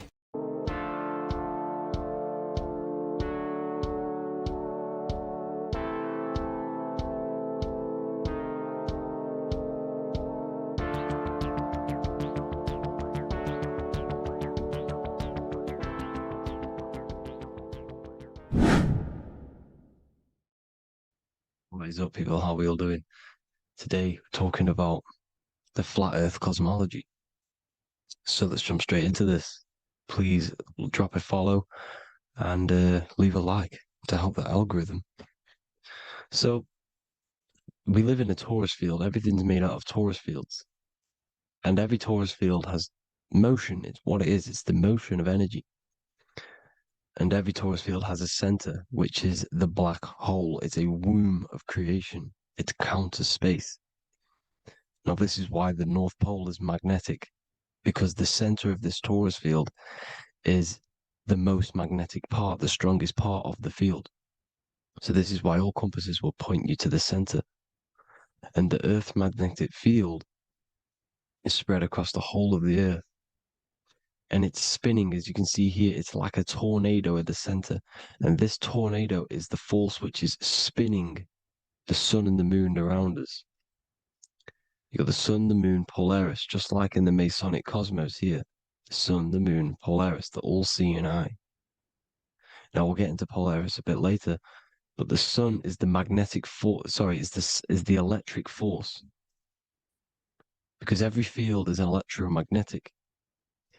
Now, the sun is electric. It's positively charged. It's gonna give you energy. It's feeding energy. The moon is more magnetic energy, which is taking your energy away from you. And this is why you become sleepy when the moon comes out, because it's taking away your energy. So these two forces is the balance. It's the yin and yang. It's the balance. Everything in this creation is balanced, because the torus field is the Earth is the plane of inertia, the 0 point within the field, because physical matter is a result of two opposing forces equalized on the plane of inertia. And that is where matter crystallizes into physical results. And this physical plane is the plane of inertia, planet Earth. And at the center of this plane is the black hole, the womb of creation. And outside of this black hole gives birth to light. So the torus field is constantly rotating, going into counter space, the black hole, and then out of counter space gives birth to the white hole, white light. You see? So it's going around, black hole, birth again, black hole, birth again. And it just keeps going around. It's an infinite cycle of energy. And this is where the infinity sign comes from. This is the motion, this is the force which is creating everything to spin inside of this circle. Okay? And it's making the stars spin. It's making the sun and moon spin around us, around this center point. Now here you see Horus and Set. Horus and Set putting their feet inside of this dome.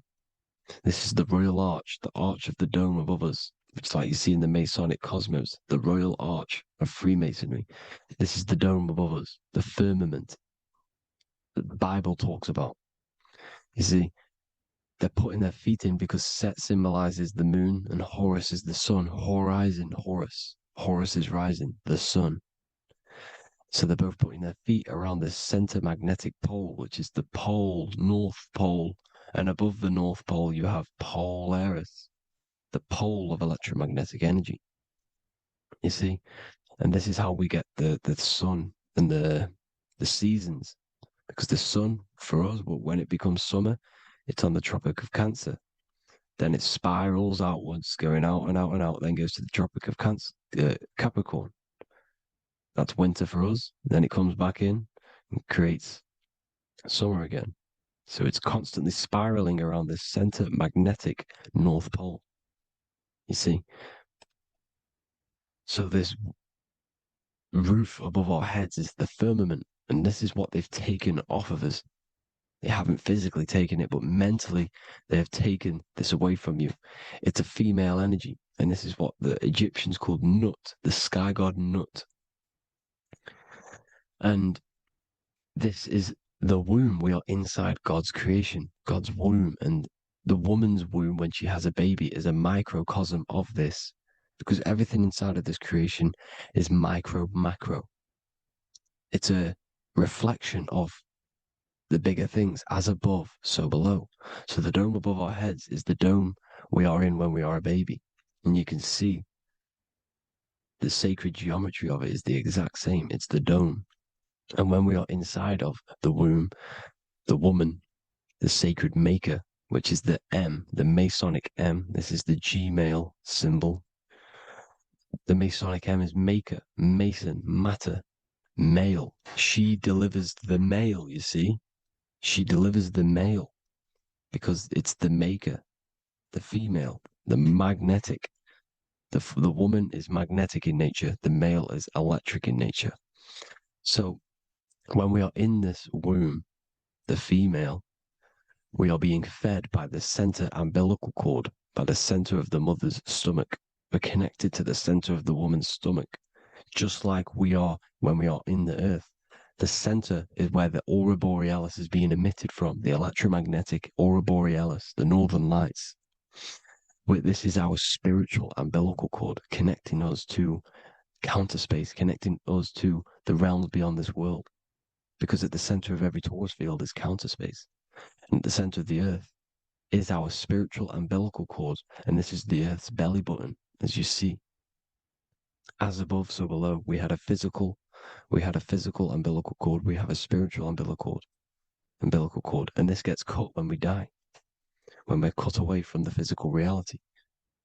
You see, here's the ancient Egyptian tablet showing this female. You can see the hair, it's a female above us, because the female energy is nurturing, helping, looking after. And that's exactly what the dome is. It's protecting us. It's the Ark of the Covenant, the Ark covering us, you see? And this is what they've taken away from us. By you believing in space, it completely destroys the idea of this being a sacred creation. They've taken the roof off your head, whether if you believe in space, you believe that there's chaos, there's planets, there's asteroids that could kill us at any moment. But this isn't true. They've made you fear your own creation that you're inside of. They've made you fear what's above you. You see, and it's to hide the power of astrology, the power of the lights in the firmament, which are constantly flowing through the ether. These powers which are above us are sending rays down to the earth, which are influencing our psychology and how we behave. And this is what astrology is. It affects human consciousness. It interacts with our consciousness. And there's a different energy every day because the planets are in different houses, different alignments. And this is, we'll go into this a bit deeper later on.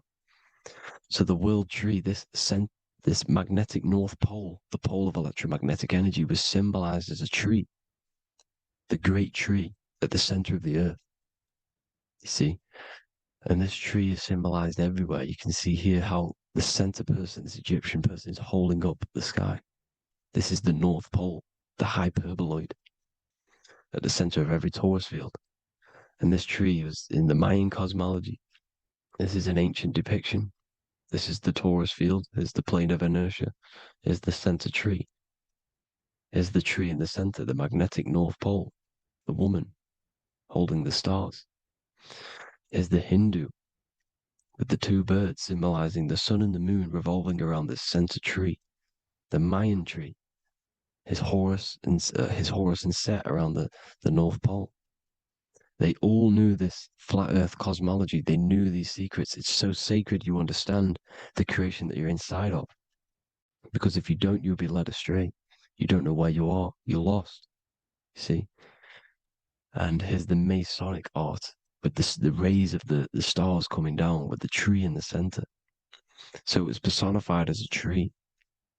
And we are in Asgard, Midgard, the middle garden, where there's good and evil. So the 7 layers of heaven, which is talked about in the Quran. Each planet has a different layer of the firmament, and this is the 7 layers of heaven, and these are our 7 layers of the energy centers in our body. So we start in the stars, so we are stars in a physical body. And this is why we say Mr., sister, fraudster, sinister. Stir is star, and we are in the stars, and our star descends into the soul system, not solar system. And as we descend into the soul system, we enter Satan's kingdom, Satan's world. As it says in the Bible, Satan is the god of this world. Well, if you've been into my research for a while, you know Satan is Saturn.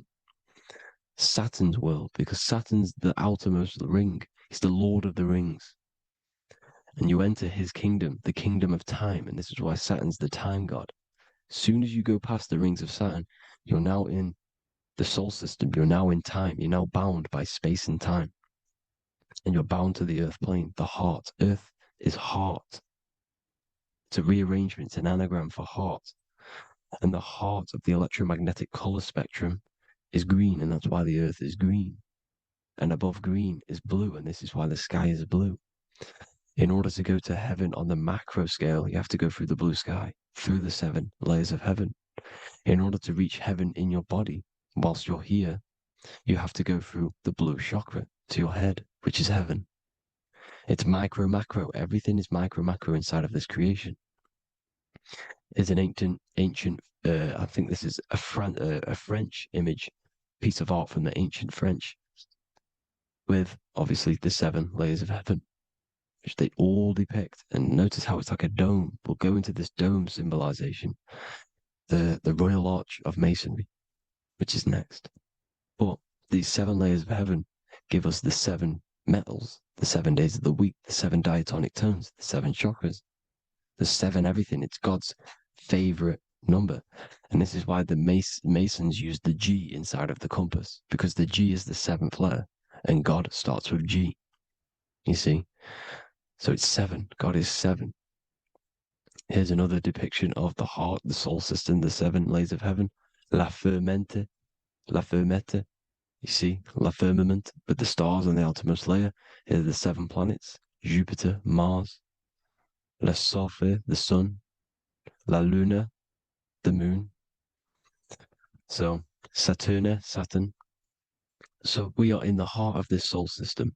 In order to ascend, we need to ascend up our chakra system, reach 144,000 hertz, God consciousness, the God man. You have to unfold God man, master of the mind, mastery of the mind.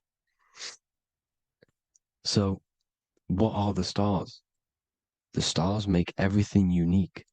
The stars are constantly rotating around the center, magnetic North Pole, the tornado at the center, which is stirring everything. It's stirring the ether. The center is the ether, and the 4 elements are born out of this ether. There's 5 elements: ether, spirit, water, air, and earth. The ether gives birth to the 4 other physical elements, which the whole of creation are made out of. About them 4 elements. 4 is the number of stability. You know, a chair, a table has 4 legs. It stables things. It's a foundation, and these 4 elements are the foundation of this creation. You see, and this magnetic North Pole is stirring this, and the 4 vibrational states of the ether are the 4 elements. Now let me get back to the stars. I just wanted to give you that. The stars are being stirred around this center point, center. It's stirring everything, and they're always in different alignments. Every millisecond, they're moving in different placements of the stars. And the planets are called the 7 wanderers because they're not fixed. The stars are fixed, but the planets are called the 7 wanderers, the 7 layers of heaven, because they move faster and slower than each other. Each planet is slower and faster, has a different rate of speed it's moving. So these alignments are mixing in with the energies of the different 12 constellations. And this is why you have a unique characteristic. You have a unique look, a unique energy, a unique personality. This is because when you were born and you took your first breath, that energy which was in the ether, because the ether is all around you, and energy travels through the ether. The energy that the stars were casting down and the energy that the planets was mixing in with the 12 constellations was in the ether. So when you came out of the womb and you your first breath, because breath is spirit, okay? So that first breath you took, that is the energy that is imprinted within your DNA, your soul. And you reflect that energy, you emit that energy. That's the energy that is with you forever until you die, till this physical body dies off. And that's what the stars are. The stars are giving a unique energy, characteristic, personality to every living thing. Every dog, every cat, every animal has a unique personality because it was born at a different time and place in the sky. Okay, the stars are your destiny. Now, the stars are constantly changing as well. If you look at stars through a telescope, they're constantly changing and forming different forms. You can see here, it looks like water. It looks like light through water. because it's the ether above us, a sea of ether. And this light is being emitted through it, and it's just constantly changing, giving different energies, each star. So this is why this is what the zodiac is. It's the expression of energy. It's the expression of the stars. And each constellation has many different personality, different energies, different traits. Each planet has different traits, depending where your planets are, depending what energies you hold. No two person have the same energy. There's no one. It could be similar, but no one's the exact same. It's because of the stars. The stars are never in the exact same split place. The planet's always in different houses. So here's some Royal Arch symbolism. Here's the Royal Arch of Masonry, as it says here. The sun and the moon, the constellations. Here's Cancer, the 7 planets, the 7 stars. Here's the Royal Arch. This is the firmament. Here's the duality. Black and white, duality, good and evil, rest and motion, dielectricity, magnetism. See? So this is what the Royal Arch is. It's symbolizing the cosmic dome above us. The womb we're in. We're inside God's womb. And here's George Washington, the Freemason, inside of the Royal Arch. You see? With the G, the Masonic G, God, 7. Here you see another depiction of George Washington with the stars in the dome above his head, his Polaris, the sky vault, Polaris. We'll get into that later. Go inside of all of your ancient churches, you will see the dome. Go to the Vatican, you'll see the dome. All of your ancient churches have this dome because it's the dome above your head. The ancients knew this. This was known. We did not live in space. It was known back then. They all knew. This is Crown Court, which is one of the most important courts in the UK. You can see it's clearly so much Masonic symbolism. You've got the 4 pillars of Masonry. The Royal Arch is like an arrow pointing upwards to Polaris. His Disney World is under a dome. In his Polaris, the sky vault. You see? And also 666 in the symbol. Here's more 7 layers of heaven. Here's an ancient depiction. The firmament. Here's the astral plane outside of the firmament. The Royal Arch. You see? It's everywhere. Here's Polaris, the 8-pointed star. Polaris is in between the sun and the moon. It's at the center of the Taurus field. And Polaris corresponds with the pineal gland as well because it's the all-seeing eye. See? So is Polaris, the 8-pointed star, which is at the very top. It's the very center. It's on top of the North Pole. And it's an 8-pointed star that's always symbolized as an 8-pointed star. Here you see the Vatican.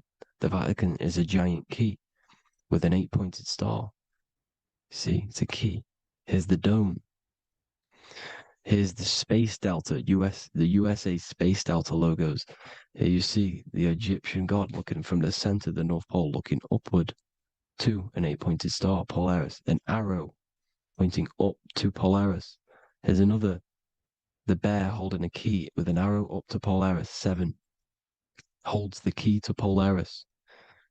Here's an eagle holding a key above the North Pole to Polaris. Polaris, and here's another one.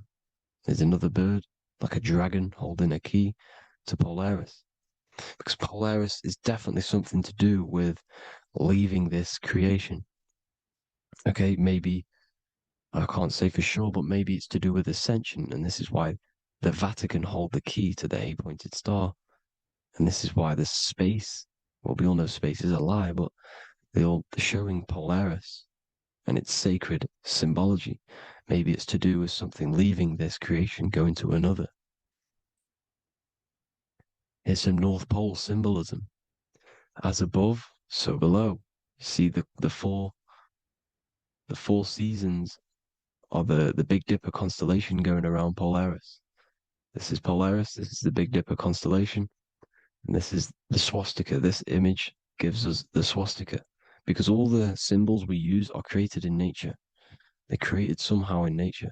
This is how we get them. As above, so below. This is the map of the North Pole. with the 4 rivers, looking like the Big Dipper constellation. It's the Masonic, there's the ancient cosmology with the 4, you see the 4 islands, Mayan cosmology, 4 islands. This is the alchemical symbol for Earth, 4 sections. The windows, because the center at the North Pole is a window to another dimension. The 4 lucky 4-leaf clover, which is supposed to be lucky. It's truth in plain sight. And here's Hitler looking at 2 flat Earth maps. So this swastika has been used for thousands of years, thousands and thousands of years. And it's symbolic for the most sacred land on this plane, the North Pole. Shambhala. Do some research on Shambhala, people. It's a it's a Hindu mythology about the sacred lands at the center of the earth. And it's known to be full of enlightened beings. And it's all symbolized at the center. You can see their paintings of Shambhala. It's all at the center, the North Pole. And it's known to be the most godly place ever, because it takes you to a portal to the higher places. And maybe this is something to do with Polaris, connecting you to this sacred land at the very center. But anyways, people, thank you all for tapping in. Hope you all learned something. Have an amazing day. Please follow, subscribe, like, all the links in the description for the courses, the PDF. Please have an amazing day. God bless.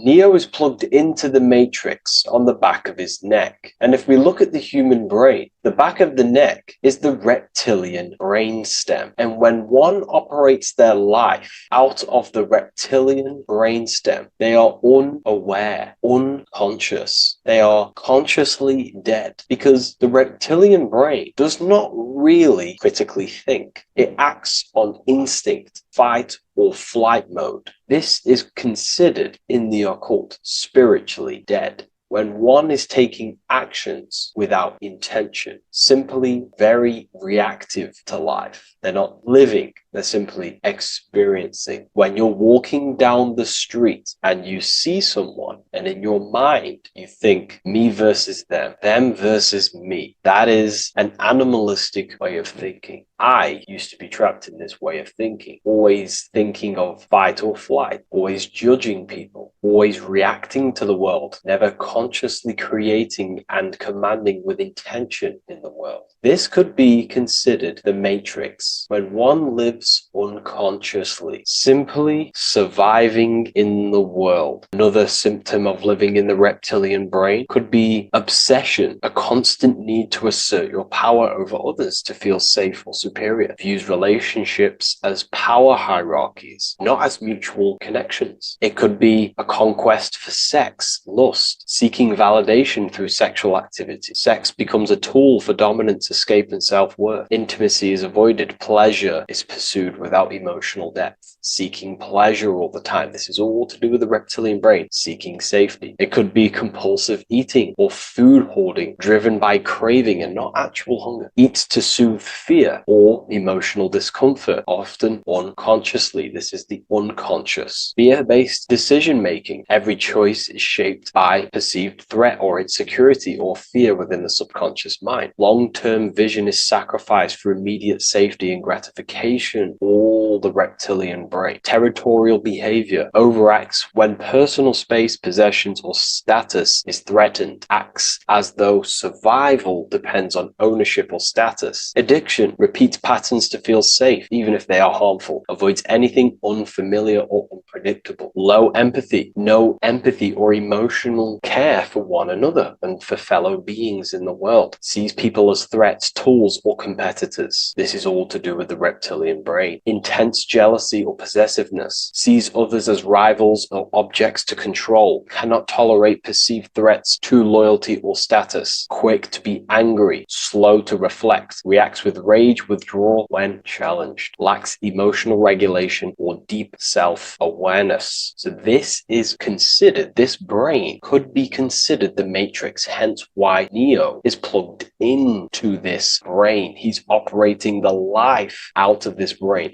unconscious, simply navigating life like an animal. I was in this state, and you can only really realize this when you come out of this brain and you start to function from the higher regions of the brain, which we will discuss very soon. And my life was chaos because there was chaos operating internally. I was never thinking about the future. I was always operating life out of fear, out of lack, never had care for another person. When you operate life out of this brain, the matrix, things outside you, can easily control you. This is why they keep us in a constant state of fear. So we operate life out of this. So we never gain full control over our reality, over our actions, over our thoughts. So Neo is called Neo, and he works at a place called meta cortex, very symbolic of the neocortex, the higher region of the brain. Now, this brain makes you human. It ultimately allows you to hold control over the animal urges, okay? The neocortex is the brain that allows you to have self-mastery, that allows you to control your urges, your instinctual survival urges. So humans can overcome their reptilian animalistic state and start to operate their life in a conscious mastery state. And Neo is plugged out of the reptilian brain, and he starts to use his neocortex, the human brain. This allows one to learn to have self-control, allows one to create, allows one to think about others. It allows one to critically think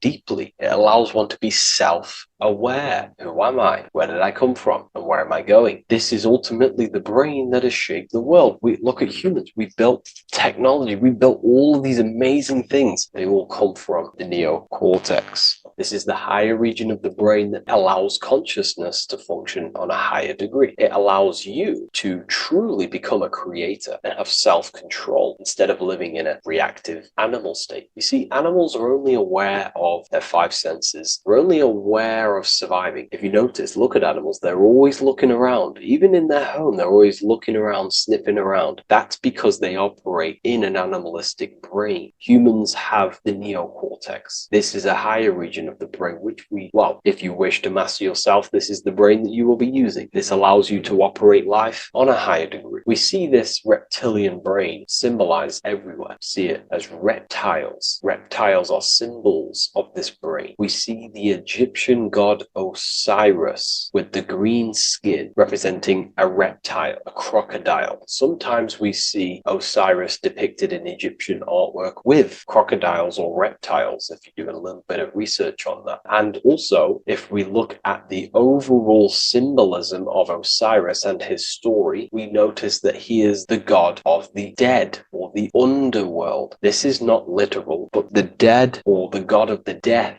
the god of the death of self, the dead of consciousness, because you are a divine being with limitless potential to create. And ultimately, to create, we have to master our reptilian brain. But when we function from this reptilian brain, we are dead to our higher powers of creation, of imagination, of actually gaining control and operating life from the higher mind, operating life as the divine being as you are. But if you operate life in Osiris, he is the god of dead. You are spiritually and consciously dead. You act unconsciously. You are dead, not physically, but mentally and spiritually. So what we're looking at here in the Egyptian artwork is the reptilian brainstem. We have the left hemisphere and the right hemisphere of the brain. Notice a curve. The feminine body is very curvy. This represents feminine. The masculine body is very liney. So if we study geometry, we know that lines are masculine, hence why the word masculine line, and the feminine body is,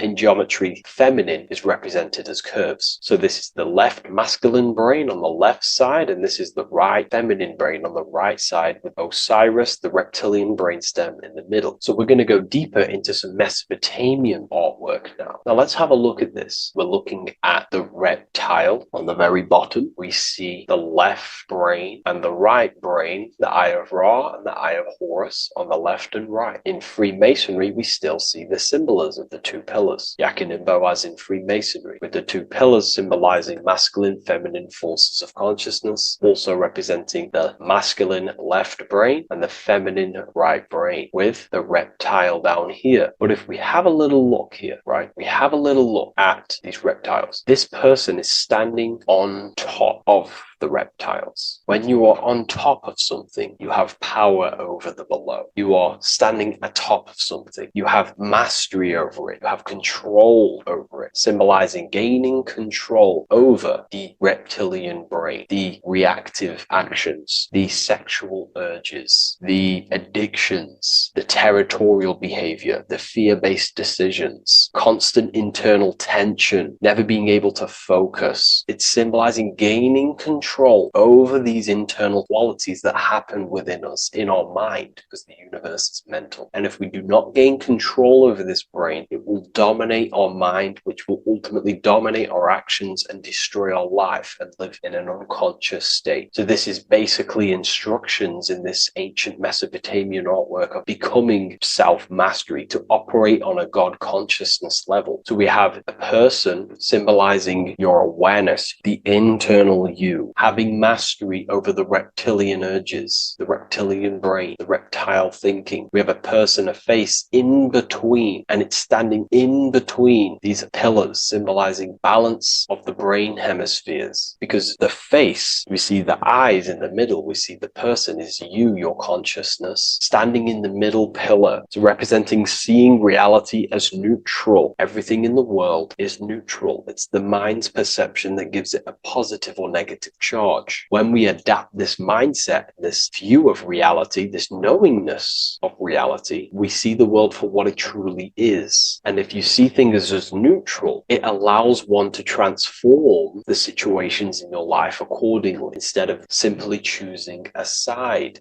This is a major problem in society, and this was a problem within myself also. We like to choose sides, and choosing sides can keep your consciousness locked in a certain mindset, in a certain belief. And belief is what is ultimately destroying humanity. It's about knowingness. And knowingness is in the middle. We want to seek to know things. Knowing things allows you to go out there, directly experience it, and know it for yourself. For example, I know I'm not on a spinning global ball flying through space. Why? Because my senses tell me I'm not doing that. My senses tell me I'm not going 1,000 miles per hour and 360,000 miles per hour through space while spinning around the sun. I know that because I know myself. I know I'm not my body because I've had direct mystical experiences beyond the physical body. So we should seek to know things, and that's what we call gnosis. Direct knowledge obtained through direct experience, knowingness. And that is a middle pillar quality. So in Freemasonry, we see the middle pillar. The matrix is designed to give you two wings all the time. Democrats, Republicans, feminism, and then there's another side. There's always two sides that they're giving you because they want you locked in either way, which is seek the middle pillar, seeing things as neutral, seeing things as the middle pillar, seeking direct experience, gnosis. And this aligns with the brain because the brain gives us these two perceptions also. The right brain sees the woods, the whole woods, but the left brain sees the individual trees and branches and leaves. If we're too left hemisphered, we're going to see everything as divided. If you're too left hemisphered, you're only going to see yourself. You're only going to think about me, myself, my ego, my consciousness, my life. And I'm only going to operate in the world, take actions only towards me without considering the collective, which is the right hemisphere quality. The right hemisphere allows you to see the bigger picture, how we're all connected. We're all one family of consciousness. We're all one being separated in different bodies, one consciousness operating in different bodies. So it's about aligning these perceptions of the brain and standing in the middle, and also conquering the reptilian reptilian brain. This allows us to operate in the world and see the world for what it truly is and operate from a place of balance. We also see some more symbolism in Egypt of the ram sphinx in Egypt. Ram sphinx. Please leave a comment and please leave a like and a subscribe onto the YouTube if you like my content. Smash that like button and we'll get straight to this. So this is the ram sphinx in Egypt, also symbolizing the brain. This is my research.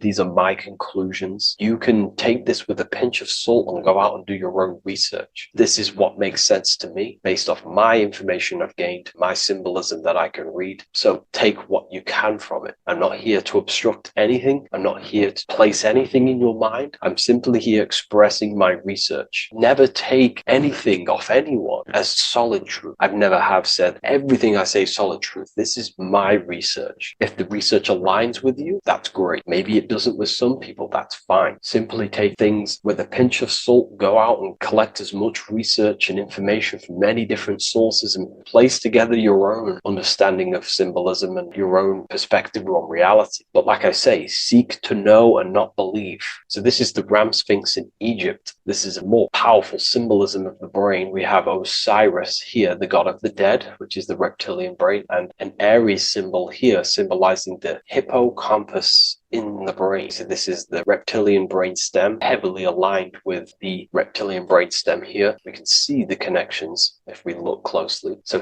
this represents the dead of consciousness. This is the dead of self, living in impulsive animalistic state, the symptoms that I listed earlier. I'm not going to go over the symptoms again. And Aries symbolizes the hippocampus in the middle of the brain. This is the hippocampus. And Aries is a symbol of a state of being. Why? You see, ancients and the ancient Egyptians, according to my research, Freemasons still use this symbolism today. So what they do is they use the path of the sun to symbolize a state of consciousness or a journey in consciousness. So what do I mean? So Aries here is the transition from the winter arc. So this is the winter arc from Libra, Scorpio, Sagittarius, Capricorn, Aquarius, Pisces. This is when the sun is dead. This is when the electromagnetic waves of the sun are not very present. This is the winter. This is when there's more darkness in the world. However, from Aries, Taurus, Gemini, Cancer, Leo, Virgo, and to Libra, this is when the sun is giving more electromagnetic rays. Everything grows. Everything is reborn again. Everything's growing. There's more light. There's more warmth. You can grow crops. So this is very symbolic as a state of consciousness. Aries is used heavily to represent the rebirth of the sun, but internally as an esoteric interpretation of Aries, it symbolizes the resurrection of awakening of the self. It is the rebirth of the sun, of the soul, the rebirth of becoming aware out of the darkness into the light, living in the reptilian unconscious state, the unconscious, not being aware that I possess consciousness, not being aware of my thought, emotion, actions. And Aries is that symbol, is of the rebirth of the spirit, the rebirth of the self, becoming self-aware. So that's what we're looking at here with the ram sphinx. We're looking at Osiris, dead, the reptilian brain, operating life in an unconscious state, not really thinking,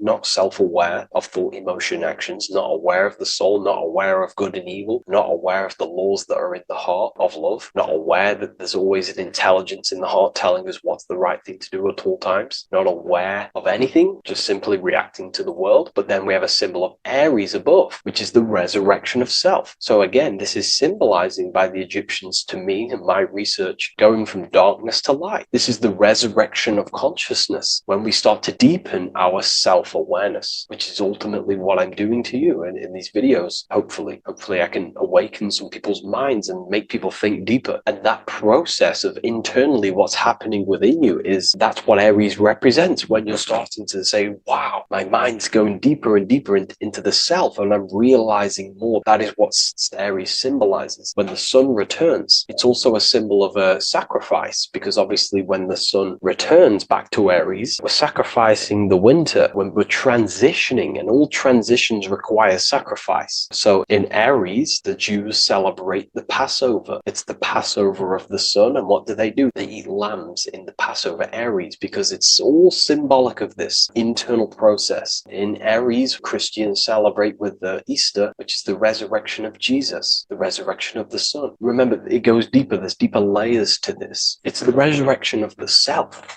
and the mind deepening into a deeper awakening. So again, we're going from the lower regions of the brain, and when we start to critically think and become self-aware, we're starting to use the mid part of the brain, and the mid part of the brain then expands into the neocortex, which is the resurrection of the self. The mind is no longer functioning in just the reptilian brain, but then it's going into the light of the higher brain, the neocortex, and this is the reptilian brain. This is the midbrain, what we're looking at here with the Ram Sphinx. Yeah. So this is the resurrection. It's the transition point of going from the reptilian brain into the midbrain into the neocortex. We're now resurrecting ourselves. Now, this is not putting anything negative on the reptilian brain. Without the reptilian brain, we wouldn't be able to live. We need the reptilian brain, but it's an abuse of the reptilian brain that can keep us in a very low state. It keeps us stuck in an unconscious state. But the reptilian brain is what's allowing you to breathe, to eat, to scan the environment for any threats. If there are threats, we do need the reptilian brain. That's not to say it's evil, but what I'm saying is an abuse of this brain, which is what most people are stuck in. They're operating their life out of this brain. And this is what the Egyptians, I think, are symbolizing, trying to tell us to resurrect ourselves, to become self-mastered, to become the highest version of yourself, to actively create in the world. Because when we are only operating from this brain, we're unconscious, well, then other people can use you as a vessel to create their reality. This is how the world is at the moment. The ones who know how to use the mind are controlling the other ones who do not know how to control the mind. So I hope this makes sense to you. Let me know if you have any video recommendations, and I'll see you inside Ethereum University. If you wish to take your research to the next level, I have things inside of there that are very powerful. We happily invite you. I'll see you inside of Join. If not, I'll see you in the next YouTube video.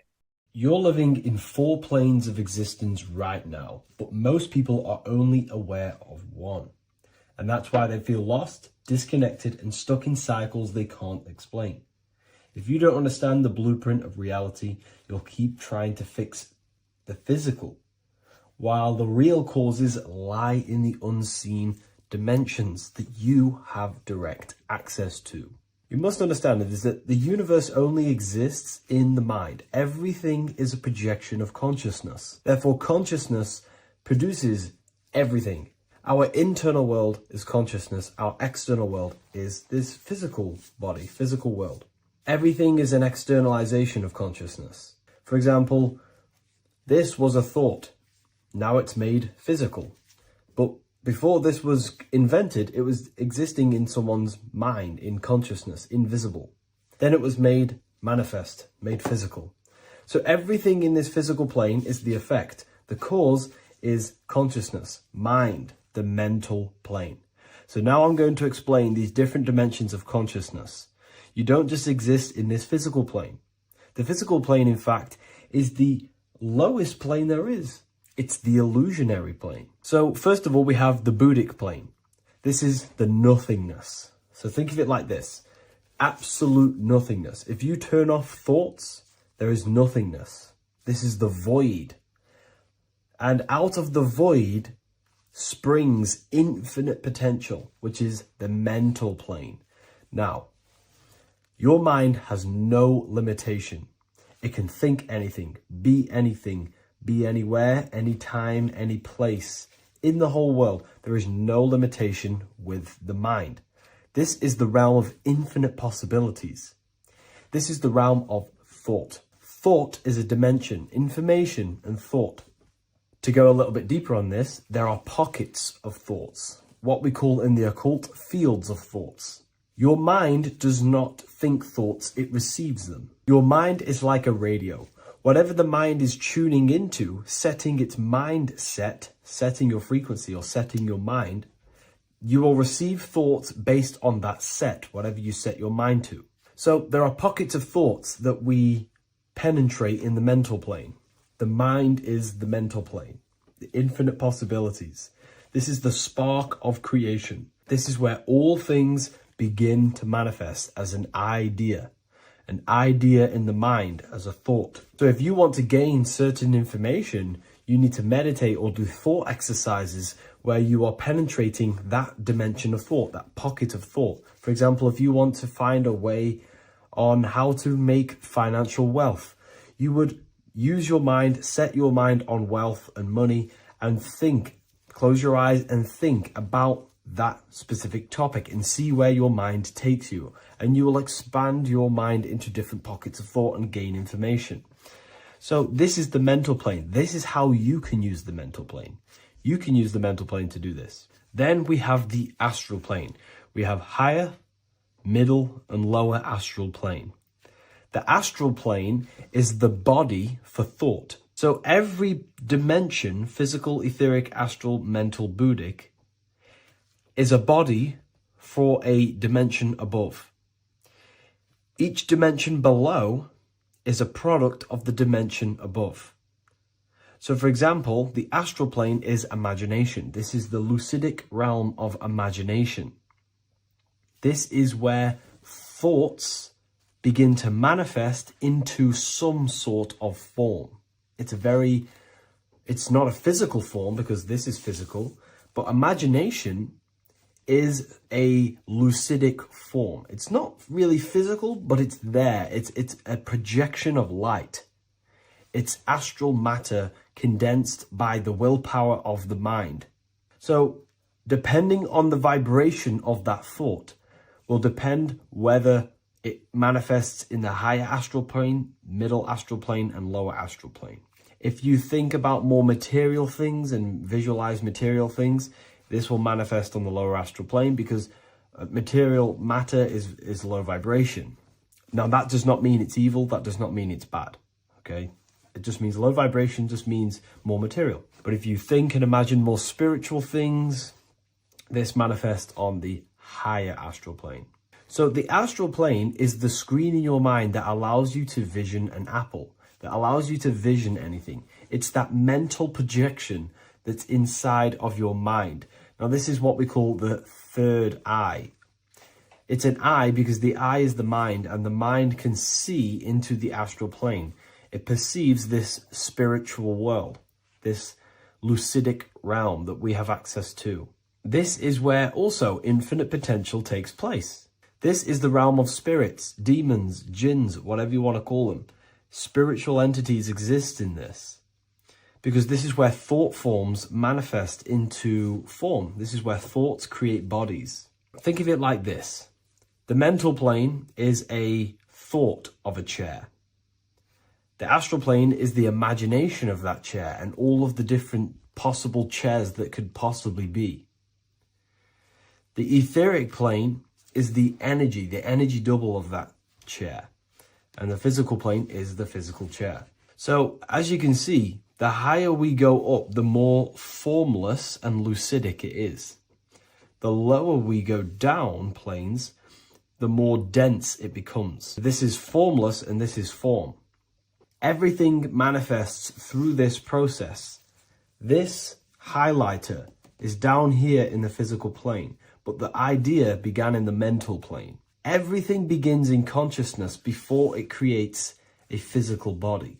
It goes through this process. Therefore, if you want to start to mold and create your own reality and create things in your world, you can use these planes to your advantage. You can use your mind to do mental thinking exercises by closing your eyes and expanding your mind into a different pocket of thought to gain wisdom, gain information, gain downloads.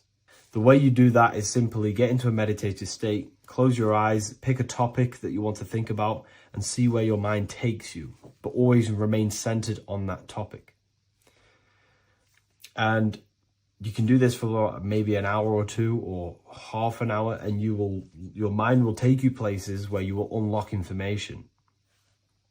You can even use this to make decisions in your life.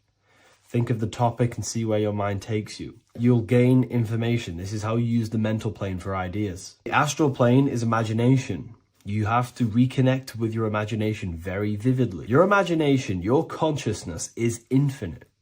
It's not a three-dimensional plane. It's an infinite plane. You can think and make form anything in your consciousness, in your imagination. You can think anything and you can imagine anything in the most vast details.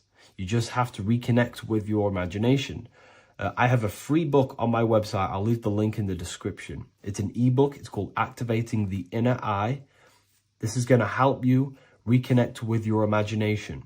It's a practical guide on how to imagine. So once you know how to use the mental plane and astral plane, thought and imagination, you pretty much need to use the physical plane to take physical action with this physical body that you have and start to manifest these desires you have in the higher planes.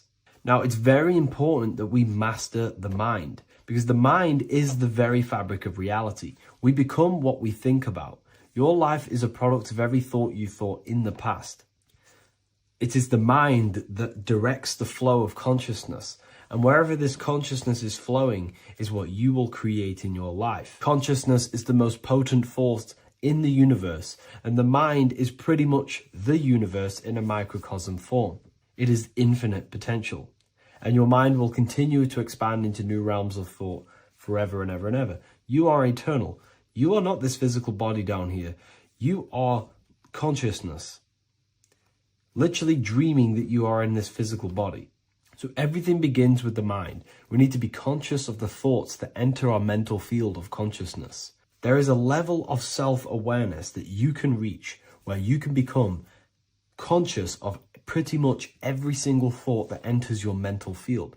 Now, we have over 7,000 thoughts a day. You can gain such mastery over your mind where you can become conscious of every thought you think. And that is when you gain superior power. Because when the mind is fully under control of self, you can direct the mind's potent force into a specific goal. Most people's minds are dualistic. They want something, but their mind is thinking something else. They have limiting belief systems. They have the little voice that comes in and says, you can't do this, you're a failure. That is a fractaled mind. The mind needs to be singular. It needs to be on your team and not an enemy. Do not let your own mind take away your power. Your mind should be on your team, giving you power, giving you the best possible thoughts and the best possible beliefs. When the mind is in this condition and on your team and not taking away your power through the destructive thoughts, it becomes a potent, powerful force used for manifestation to create anything. And the way we get the mind on your team is through constant meditation to learn how to control the mind and turn it on and off. Subconscious reprogramming through visualization, affirmations, cultivating emotions associated with your goal. All these three ways we can reprogram the mind slowly over time so that it becomes powerful and becomes on your team and doesn't give you negative contradicting thoughts. When the mind is fully aligned on one thing, it can create massive empires and things in your physical reality. So I hope this video helps, and I'll see you in the next one. Greetings everyone, it's Revival of Wisdom. I facilitate human enlightenment through occult and esoteric teachings. I hope this video expands your mind into a new field of thought. In this video, we're going to be discovering the true esoteric meaning of the 7 planetary energies. So let's jump straight into this. In order to fully understand this, you must understand the esoteric teaching of as above, so below, and as within, so without. Our inner world is mirrored into our external material reality. We have a physical voice, which you are hearing right now, and I also have an inner voice, which no one else can hear. The inner world is invisible, and the external world is visible. In other words, the inner world is the spiritual world, and the outer world is the material world. The inner world of ourselves reflects and projects our outer world, which means everything in our external reality is somewhat reflection of our internal self. You are made in the image and likeness of God. You yourself are the universe experiencing itself in a 3-dimensional physical form. The Newtonian science has programmed you to believe that you are a physical being inside of a physical universe. They did this to limit your mind to only believing there is a physical universe and that you are separate from the universe or God.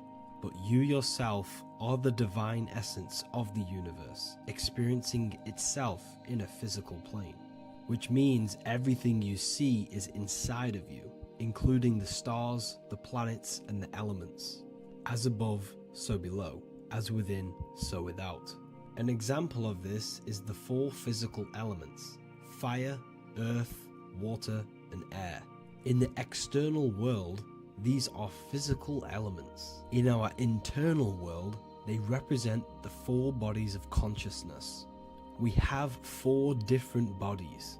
We have a material body, we have a spiritual body, an emotional body, and a mental body. The mind is not made out of the same substance as the body. The emotions is not made out of the same substance of the mind and the body. These bodies exist in 4 different dimensions, 4 layers of consciousness. With that being said, the 4 physical elements are inside of us. The earth is our material physical body. Fire represents our spiritual astral light body. Water represents our transformative and emotional body. Air represents the mental body, the communicative and thinking body. This is the teaching as above, so below. If that resonates with you and you can comprehend it, please leave a like and a subscribe to this channel to see more content. And feel free to leave a comment on any video suggestions.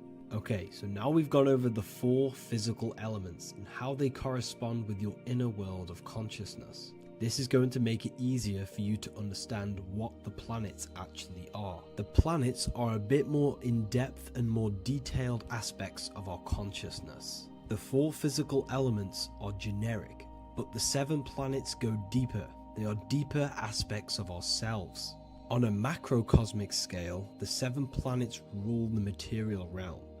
Every object, every animal, every plant, every stone, everything we see in this plane is governed and created under one of the 7 planets. I don't really like calling them planets. They are energies. They are spiritual forces that drive things into existence. An example of this is if we look at a tree.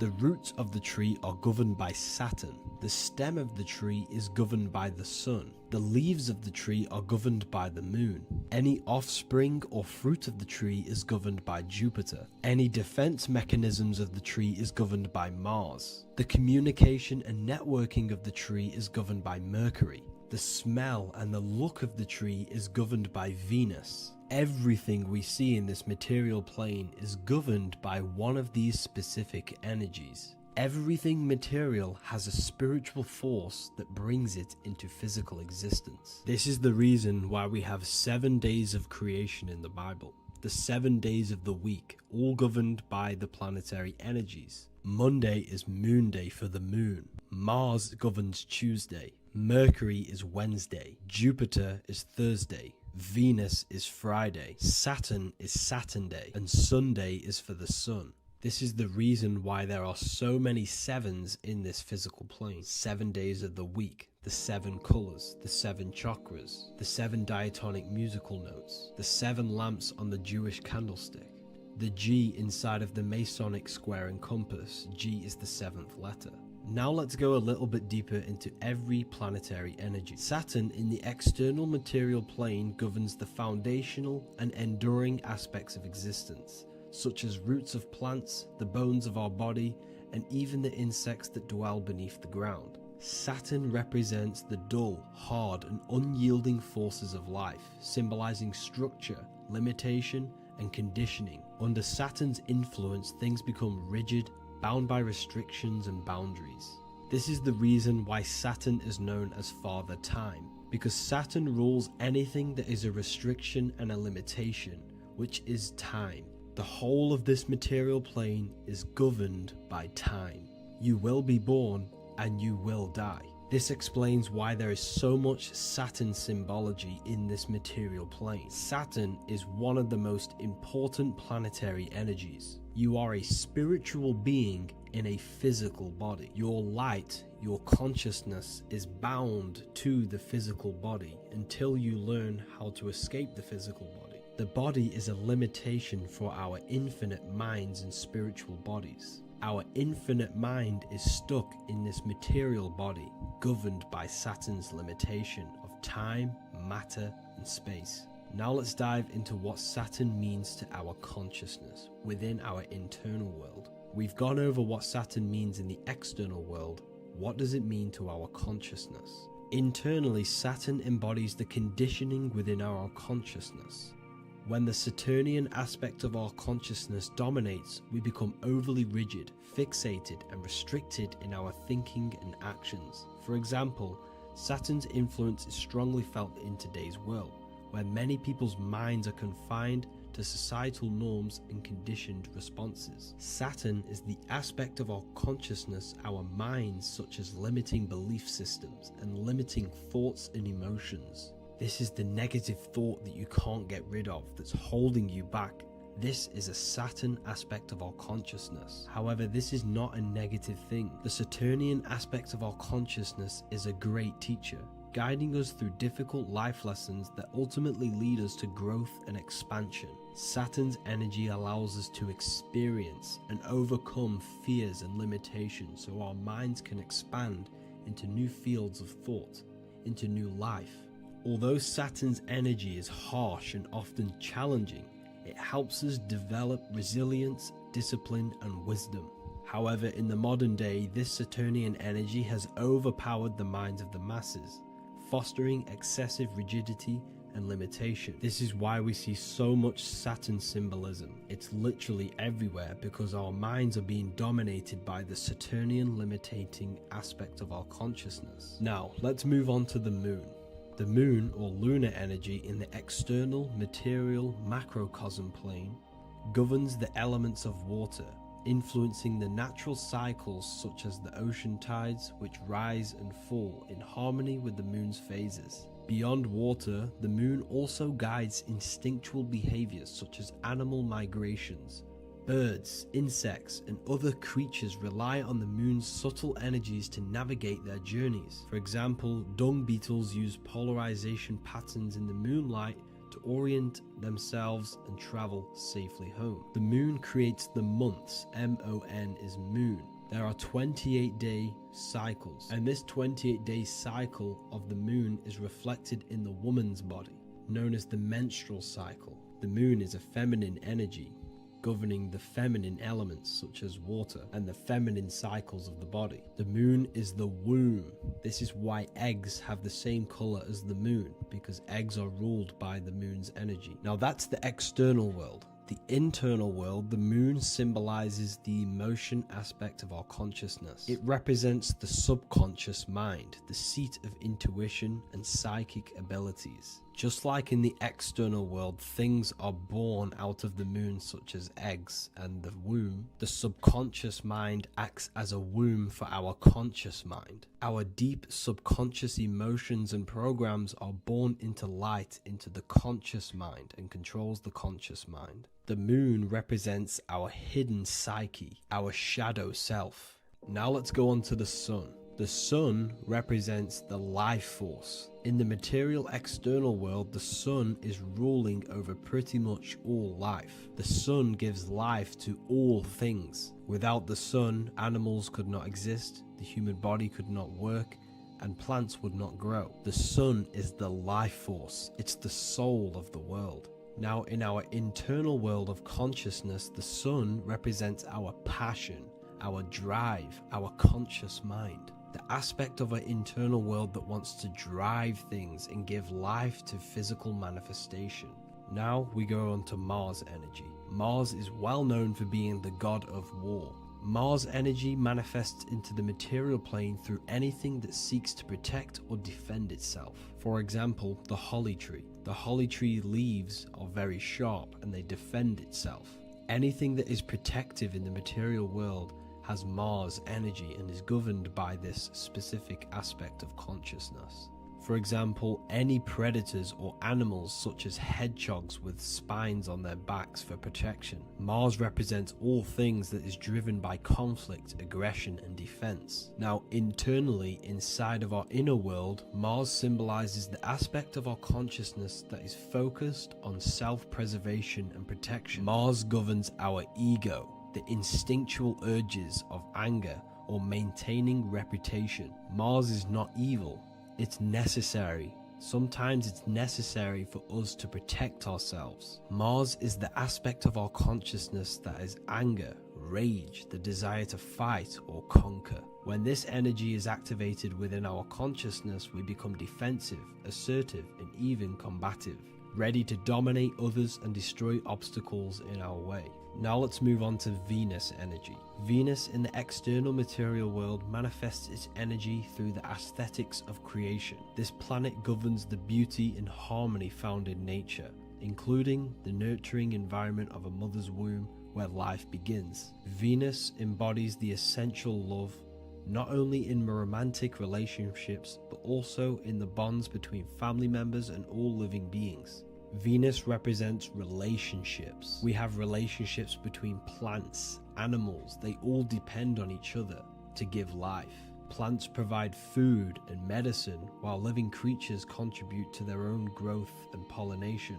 Internally, Venus represents the aspect of our consciousness that yearns for relationships and connections with others. This is an aspect of our consciousness that encourages to care for our physical appearance and embracing beauty. Aesthetics play a role in our interactions and self-expression.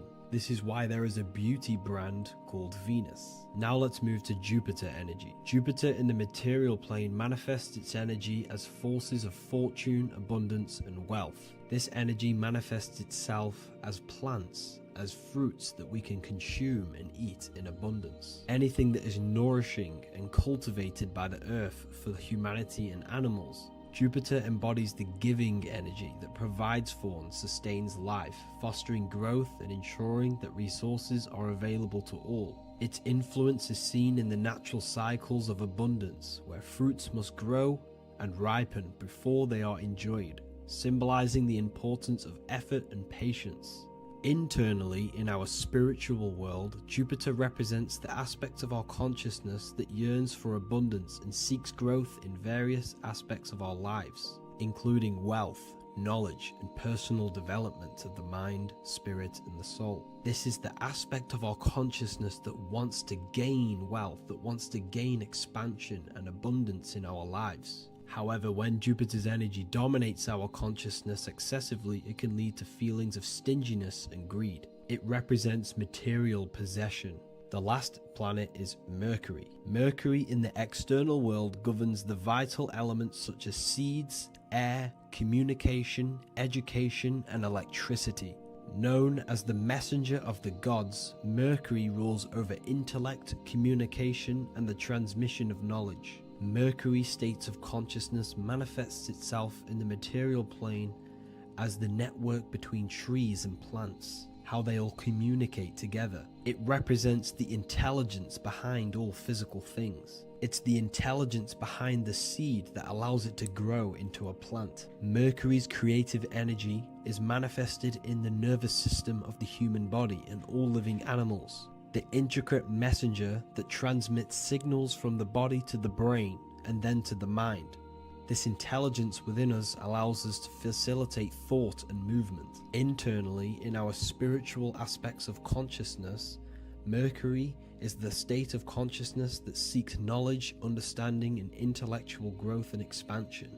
This part of us is curious, eager to learn, and driven to communicate ideas and information. It represents our mental body. The Roman god Mercury is often depicting flying because this symbolizes the air. Air represents our mental body. When the Mercury aspect of our consciousness dominates, we become highly intellectual, constantly seeking information, analyzing situation, and communicating our ideas. While this can enhance our understanding and ability to interact with the world, an excess of Mercury's influence can lead to overthinking, excessive analysis, and focus on intellect over emotions or intuition.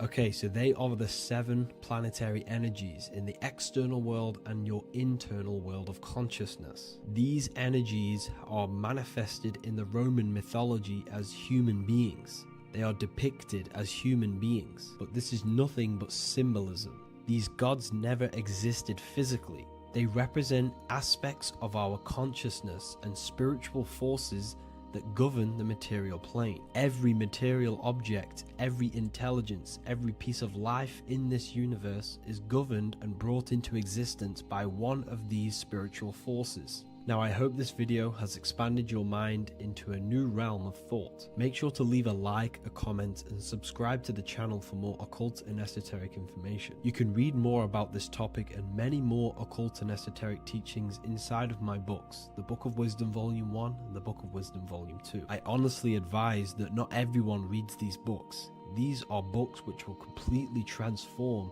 your view on reality. You will feel a lot better reading these books because you will find a connection with yourself and the universe. Understanding truth and knowing thyself gives you a sense of well-being. Like I said, this is not just a book. This is a beginning of your journey of expansion and growth.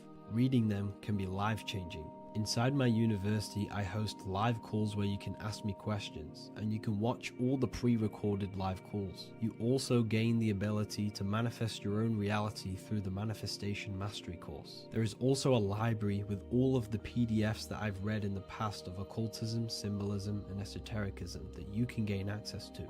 There is a whole lecture section where you can watch all of my occult lectures. This is a place of transformation. The price of the university will be going up very soon. If you join now, you will gain a free sexual alchemy course which will teach you how to transmute sexual energy into creativity. I'll leave all the links in the description for the university and also my website where you can get my books. I hope you enjoyed this video. Take care.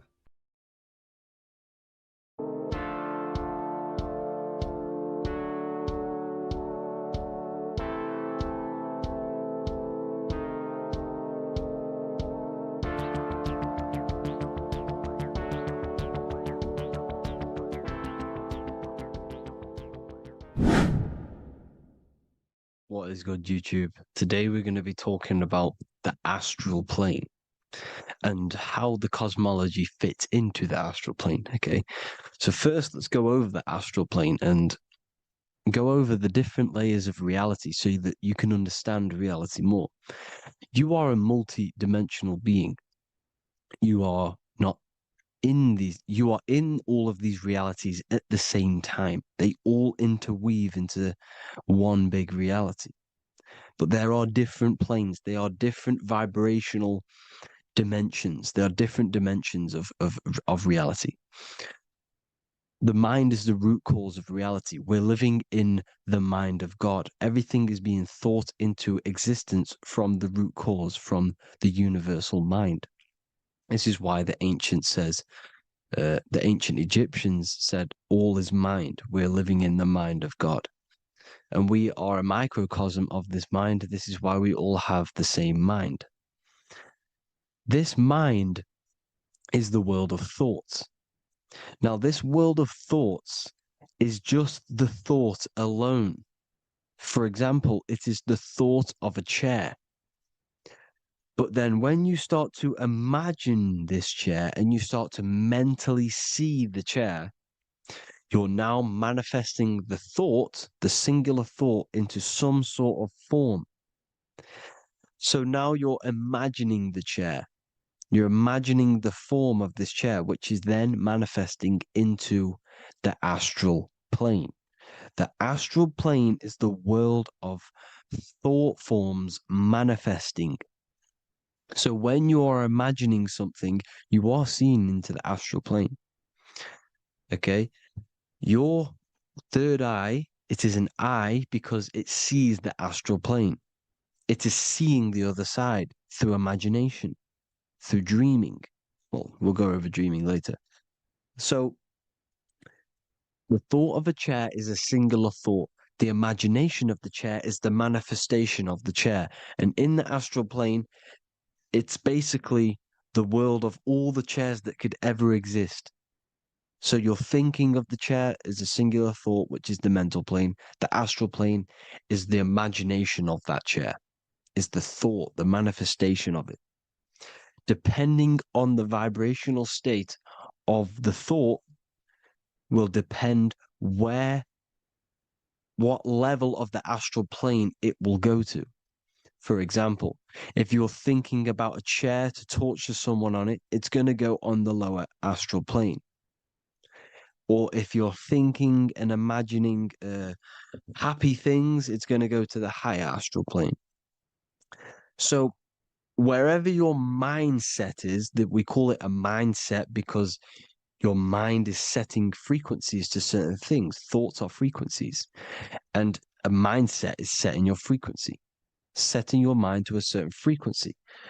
So when you set your mind to a certain frequency and you imagine something in that frequency, you're going to match everything in the astral plane that are on that similar frequency, just like you would in the physical world. Because we're all in these worlds right now as we speak, but we can't see them with the two physical eyes. We can feel it though. When you're around someone and you've just met a new person, for example, you can feel their vibration. And if you're not on a similar vibrational match, you will not get along with that person, or you just won't not get along, but you won't connect with that person because you're on two opposing frequencies, not matching. And this is something you can't see, you can only feel because it's the astral plane. It exists within the astral plane. Everything in the astral plane is made out of vibrations. So if you do astral project, and if you already know how to astral project, you will see beings and people and things that are on the same frequency as you. This is why before you astral project, you need to sort your vibration out before you astral project, because you are projecting your consciousness into this. It's the mind. The mind is the bridge. It can move between realities. You are a observer. You are a observing soul which observes different realities. And the mind is the bridge between all of these different realities. The mind can choose. If you want to project into the astral, you set your mind to it, you can. Okay? So let's not get off track. The lower astral plane is where demons are. The higher astral plane is where heavenly beings are. Heaven and hell are kind of a real thing. The etheric plane is a powerful substance, the ether, the fifth element that they don't tell us about. If you type in on Google the 5 elements, they will try to remove it with wood or metal because they don't want you knowing about the ether. Ether is the energy double behind all physical objects. So the ether is very important. It is the 5th element. It is part of the physical world, but it's also part of the astral world. It is on either side. You see how they're showing you the truth in the language? Ether and either are the same word. The ether has 1 foot in the astral and 1 foot in the physical world. It's a substance that connects the physical to the astral world. It is the either. It's on either side of reality. It's on the other side. Other, either, same word. Ether is connecting the physical to the astral plane. It's the world of frequency. Frequencies, EMFs, torus fields are in the etheric plane. It is the energy plane. It's where energy moves through the ether. Okay. So then you have the physical world, the world of effect. Everything you see in the physical world is the effect of the higher planes. Each plane is a product of the plane above. So, and it melts into each plane. The physical plane is the lowest plane, it's the most densest, and the highest is the most fluid. This is the most fluid, this is the most dense. This is where we get the saying, as above, so below from. As above, so below comes from the different planes of reality. And magicians understand this. This is why magicians always say as above, so below. Because they understand if you manipulate the higher planes of reality, you manipulate the lower planes. Because the astral plane is a direct copy of the physical world, but in the astral plane. It is mirrored. The physical world is mirrored in the astral plane. They are both the same world, but there's different vibrational states of the world. kind of. It's hard to put this in words, people. So just try and understand.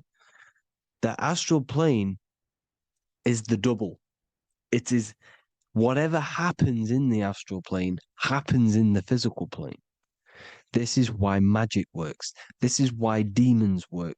This is why spirit communication works. Because if you manipulate the higher planes, you manipulate the lower planes. As above in the astral, so below. Leonardo da Vinci showing you to look up, pointing up. You got to look up. He's telling you to change the mind, you change the physical world. You change your emotions, you're on the astral plane, you change the physical world. You change your reality by changing the higher planes. This is the Masonic 11, the two pillars. This is the 11, also symbolizing the two hemispheres of the brain here. But the 11 symbolizes the two mirrors. 11, 11, 9, 11. 9, 11 adds to 11. 9 plus 1 equals 11. The Twin Towers were an 11. Flight 11 was hijacked because it's a mass ritual within the astral plane. Now, we're going to go deep into that later, and I'll show you these rituals they do in order to manipulate the astral plane. So, this is what the 11 is. It's the mirroring of reality. If you contact spirits and conjure spirits, you can either summon or attract demons and spirits. Summoning is creating a spirit. You create demons. Okay. Like I said here, the mind is the root cause of reality. If you think of if you think of a traumatic event that happened in your life over and over and over and over again for years and years and years, where attention goes, energy flows. The mind is the director of energy. If you are directing energy into the specific emotion, the specific thing that is torturing you in your mind, that will manifest as some sort of being in the astral plane, which is called an elemental. And this elemental being that you have created through your thought forms and emotions will latch onto you and feed off this energy. So it's important that you get your mind right, okay? It's important that you sort that you file the mind and you discipline the mind. Make sure it's only entertaining positive things, because you are quite literally creating your own demons. The word demon has the word mon in it. And if you've watched my videos to know, mon means moon. The moon is your mind, the sun is your soul, the earth is your physical body. Demon is mon means mind, moon is mind. You create demons with your mind. Summoning. Now, this is where the rituals come in. 9/11 was a ritual because everyone was thinking about this big fearing, the death of 9/11. Everyone was thinking about it. And all of their minds thinking about this horrific thing will manifest and summon a negative energy spirit elemental within the astral plane. That's how all of this works. This is why it was a mass ritual. Okay, Chris Brown, new album name 11/11, release date on the 11/11. This will be my 11th album and contain 11 songs. All of these people know the occult. This is Hermes Trismegistus with the star of Saturn, the six-pointed star, as above, so below. The mirroring of reality, physical and astral, the two Masonic pillars. So as above, so below. What's above us? The stars. The stars are connected to the astral plane. This is why we call them stargates. When we dream, we are experiencing these different realities. And what are stars? They tell in the Bible, it says Genesis 1:14. And God said, "Let there be lights in the firmament of the heaven to divide the day from the night, and let them be for signs." Signs translates to things to come. Why things to come? The stars tell the future. Why? And why do we say as above, so below? As above us is the astral plane and the etheric plane. As above, so below. Whatever happens in the stars happens on Earth. The stars are connected to the astral plane. Above us is the astral plane.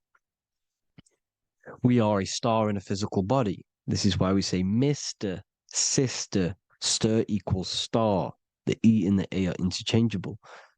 We are stars, and the stars are the start of our incarnation. We start in the stars, same root word, and we descend through the 7 energies, which are our 7 chakras. Then we enter the heart of the soul system. The heart rearranged spells earth. And this is the true cosmology. Here's the Masonic cosmology. This is Masonic now. Here's the firmament. Let there be a firmament in the midst of the waters to divide the waters from above, from the waters that below. Genesis 1:6. The firmament, firmament comes from the word firma, Latin, I'm pretty sure, which means firm. When something is firm, meaning it's stable, it does not move, it is firm. The firmament is firm. So, is the firmament Genesis 1:6. What does he say? Genesis 1:3, sorry. Let there be light. This is before the sun and the moon was created. Let there be light. Before the sun and the moon was created, light was appeared. So what's that tell you? This is a holographic projection from some sort of light being, some sort of projector. And that projector is the all-seeing eye you see in the Masonic cosmology. This is the all-seeing eye projecting the light beams. Let there be light. Everything is made out of light. The universe is created out of light waves. The torus field is one unit of light. The light projecting this reality is Polaris. Okay, the famous all-seeing eye. Now, what else? Then we have after let there be light in Genesis 1:16, and God made the 2 great lights. This is the sun and the moon, electric, magnetic, male and female. Then we have the Masonic checkerboard, the black and white symbolizing dualities within the dualistic reality we're in, spirit and matter, light and matter, rest and motion, positive and negative, good and evil. Everything's dualistic here. Okay?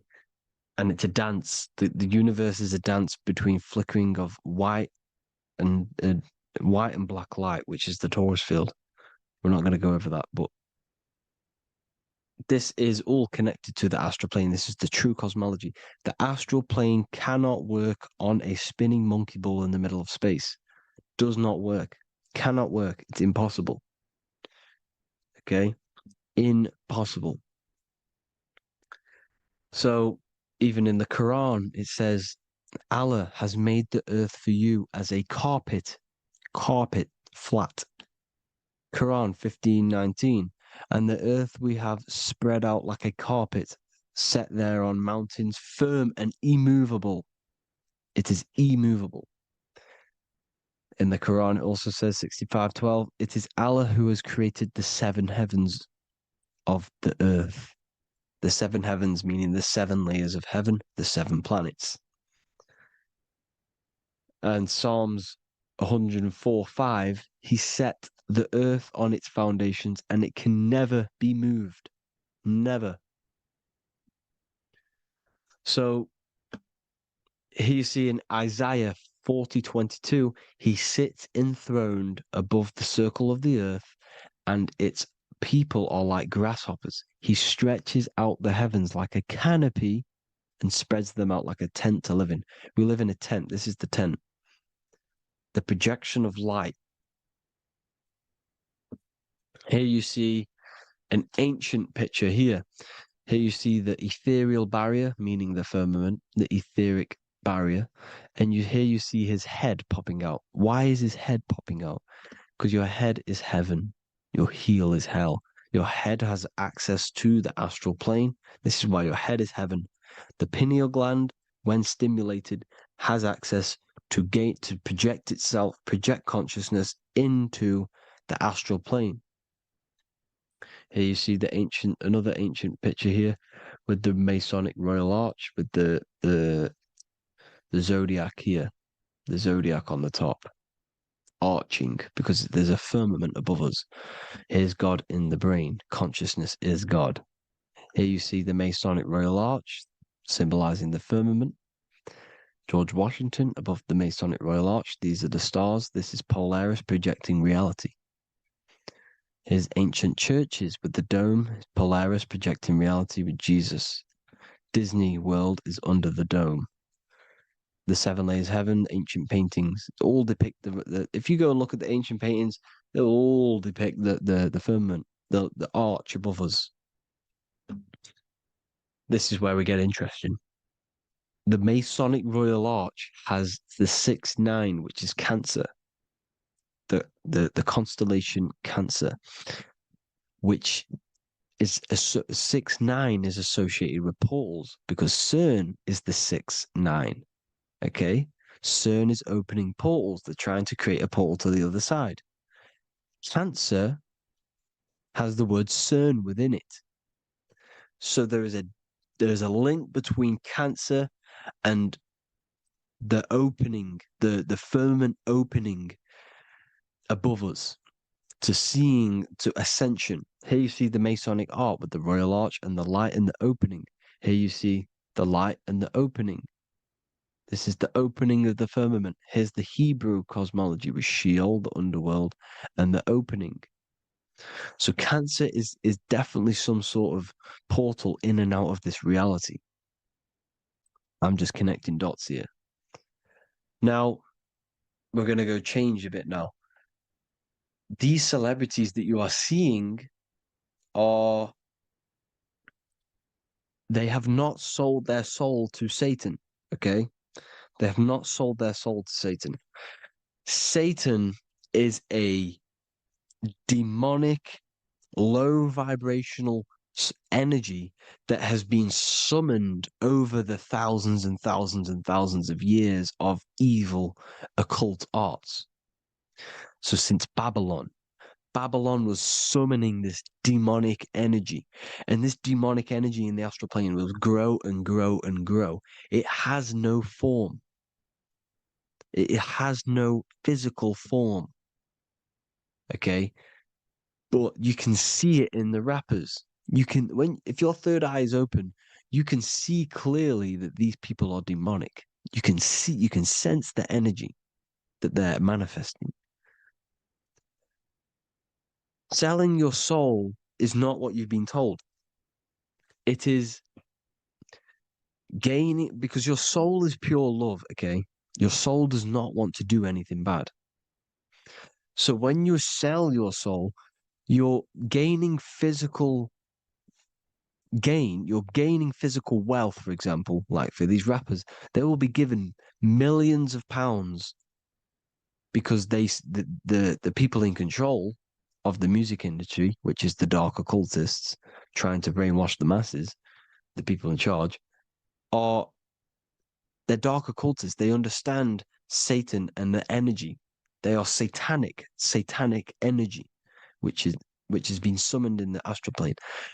They see that they have influence over the masses, so they will go to them and say, "I will give you this amount of money forever if you manifest this satanic, demonic energy through the music and through social media to blind the masses, to brainwash the masses into this demonic energy."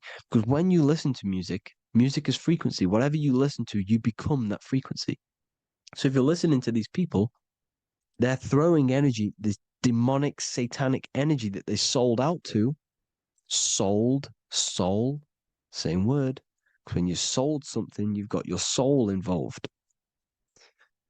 They have exchanged money, physical gain, so that they manifest this satanic energy within the astral plane and through the music, through the videos, through social media to keep us in this vibrational frequency, in this low state of consciousness. This is what it actually is. It's not, you're not selling your soul to some sort of devil. This satanic energy has no physical form it is formless in the astral plane. It's a summoned energy. Now, the root chakra is red. This is why the devil is red, because it symbolizes the animal nature of man. When you are operating off your root chakra, you will kill, you will fight, you will do anything to survive, because it's all about survival mode in the root chakra. They want you keeping in that fighting mode, that surviving mode, so that you are manifesting this low vibrational frequency, this satanic energy, this demonic red energy. This is why the devil is red. And the devil has a tail with the red arrow pointing down, because it symbolizes your light body. This is your Merkaba.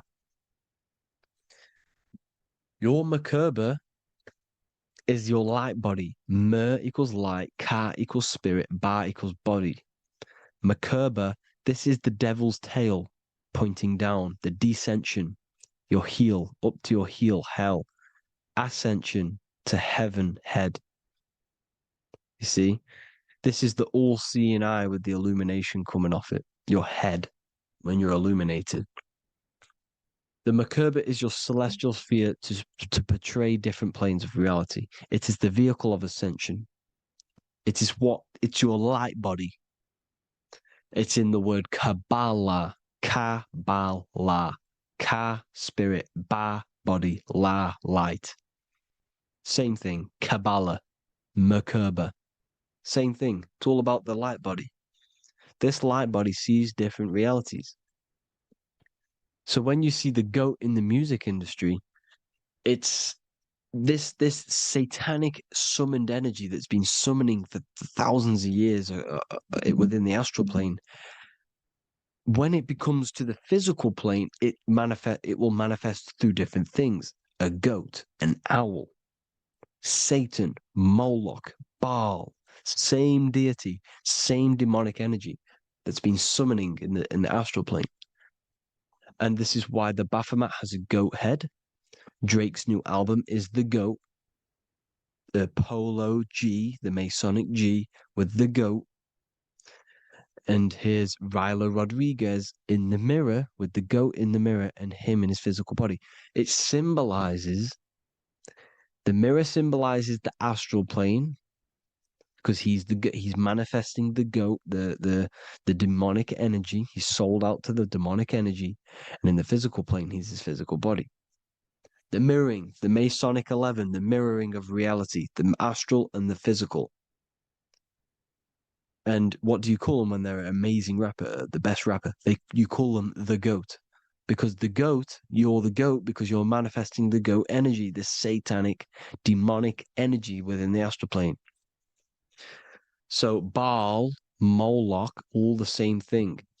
Because in the astral plane, if you want to gain spirits to come to you and communicate you in the physical world, if you want to communicate with spirits, you have to gain their attention. You can either gain their attention or come together and agree to create some sort of being, which is Satan.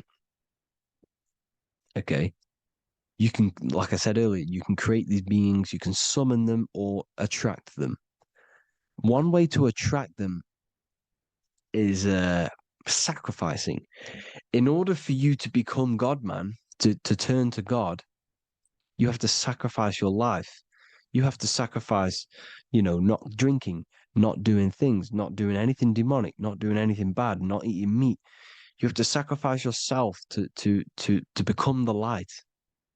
However, if you want quick, instant gains in the physical world, you can sacrifice something else to communicate with these spirits, because these demonic energies feed off demonic energy, your demonic energy. So these dark occultists will give away babies, they'll sacrifice, torture babies so that they gain, so that they can communicate with these spirits for physical exchange. Yes, you can do this. These powerful spirits, these powerful demons can give you powers. They can give you certain things. And this is what they are doing. They're summoning and attracting these demonic energy. This is why, trafficking is one of the most, Balenciaga. Baal is the demonic energy in the astral plane, which requires child sacrifice for his presence. Balenciaga, and they were trafficking children. They were trafficking, killing them, and offering them to the spirits. This is what they are doing. Balenciaga. It's in the name. Here you see, you can see here a stick man with two horns. The goat, obviously, it's all the same deity. Baal, the goat. Moloch, is Moloch the owl, the Egyptian owl, because it comes from the owl of Moloch, which is Baal, which is Satan, all the same demonic energy. And it's on the dollar bill, a tiny dollar bill, tiny, on the $1 bill. All the same thing. Bohemian Grove, they worship the big owl, Moloch. It's all the same thing. It's all one big demonic energy which has been summoning in the astral plane. And it's trying to take over Earth, the physical plane. That's what it's doing. So I hope you all gained a deeper understanding of the astral plane and what's actually going on in the world. Please leave a comment if you can to help the algorithm. Drop a like if you like this content. And hope you all learned something today. And God bless you all. Thank you all.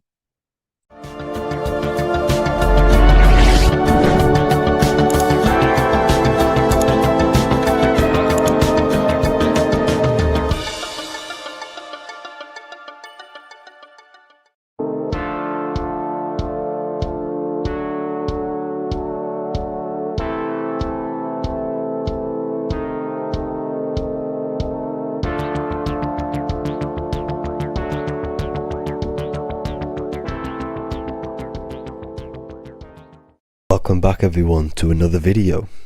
Today we're going to cover everything that you need to know about the mind, starting with the two aspects of the mind, the conscious and the subconscious. The male aspect of your mind is the conscious. This is the 10% of your mind. The conscious part of your mind is only aware of everything around you, your vision, your sight, your smell, your taste, your hearing, and your current state of emotion and thought. Every thought that you consciously think about has an emotion directly attached to it. That emotion is then impressed onto the subconscious part of the mind. The subconscious part of the mind is the female aspect of your mind. It is also a whopping 90% of your mind. Subconscious mind is controlling all of the subconscious processes which happen within your body. For example, your subconscious mind is controlling your heartbeat, your digestion of food, and all of the things that you do not have to tell the body to do. It is the hidden part of our mind which is controlling all of the hidden things. The subconscious mind is like a recording supercomputer. Everything that you have experienced in your life is all recorded and stored within the subconscious mind. One of the most important things about your subconscious mind is that it stores your mental programs. Everything in the subconscious mind manifests into behavior and actions within the body. Your daily basis routine and habits are all mental programs within your subconscious mind. These mental programs are created by mainly two ways. 1, repetition, and 2, emotional impact. The repetition is fairly simple to understand. The more you do something, the more it impresses onto your subconscious mind and becomes a program. That program will then manifest into your behavior. However, with the emotional programs, they work a bit different. The stronger that you feel an emotion, the stronger it is impressed onto the subconscious mind. And then that emotion becomes a program. For example, you had a very traumatic moment happen when you were a young child. The emotion that you felt was so strong in that moment that it impressed into your subconscious mind so hard that you can recall that moment like it was yesterday. That traumatic event that happened to you when you were young will still manifest into your daily basis behavior even to this day. However, it manifests subconsciously. For example, if you were in a car crash, you will be wary to enter cars with certain people. All because of that traumatic emotion that you felt and impressed onto your subconscious mind. Another example of the subconscious manifesting into our behavior is posting on Instagram. Most of the time, the reason why you post is because your subconscious mind is seeking gratification. So before you actually do something, question yourself and find out the root cause of why you are doing this. Another thing that you need to understand about the subconscious mind is that it takes everything you say and hear literally. So for example, if you go and say, "You are an idiot" to someone, your subconscious mind will only pick up the word idiot. It only knows yourself. It doesn't know anyone else. You are casting a spell on yourself just by saying that to someone else. This is why the golden rule is to treat others like you'd like to be treated. Now, you can rewrite these programs which are already in your subconscious mind. However, it does take consistency. You have to change these programs which have been running for years. And by changing these programs, you change your behavior, because these programs manifest into your behavior. The best way to do this, personally, is to listen to affirmations first thing when you wake up in the morning, and do this for 10 minutes every single morning. Then at night time, you want to think and feel that you are becoming the reality that you desire. The more that you feel this reality, the more it will become a program and impress your subconscious mind. For example, you're trying to gain financial freedom. If you trick your subconscious mind into creating a program saying that you are financially free, this will manifest into your behavior. You will start doing more work. You will start looking for ways to make money. Your mind will be set on the frequency of money and financial freedom. Therefore, you will receive thoughts based around this program. If you take enough action, your life will dramatically change because of this program that you created in the mind. This is why we call it a mindset, because your mind is a frequency tuner which sets its frequency onto different thoughts, because thoughts are frequency. If you fill your mind with a specific frequency, you will gain thoughts and ideas based around that frequency. To create a stable mind, you need to master your emotions. You need to change your mindset. Everything that you experience is neutral. Based upon the mindset that you see it, you either give it a positive or negative charge. By understanding this deeply, you will then control your emotions. I hope you gained some wisdom and enjoyed this video. Please, if you can, leave a comment and a like, and subscribe to the channel if you like this content. Love and light to you all.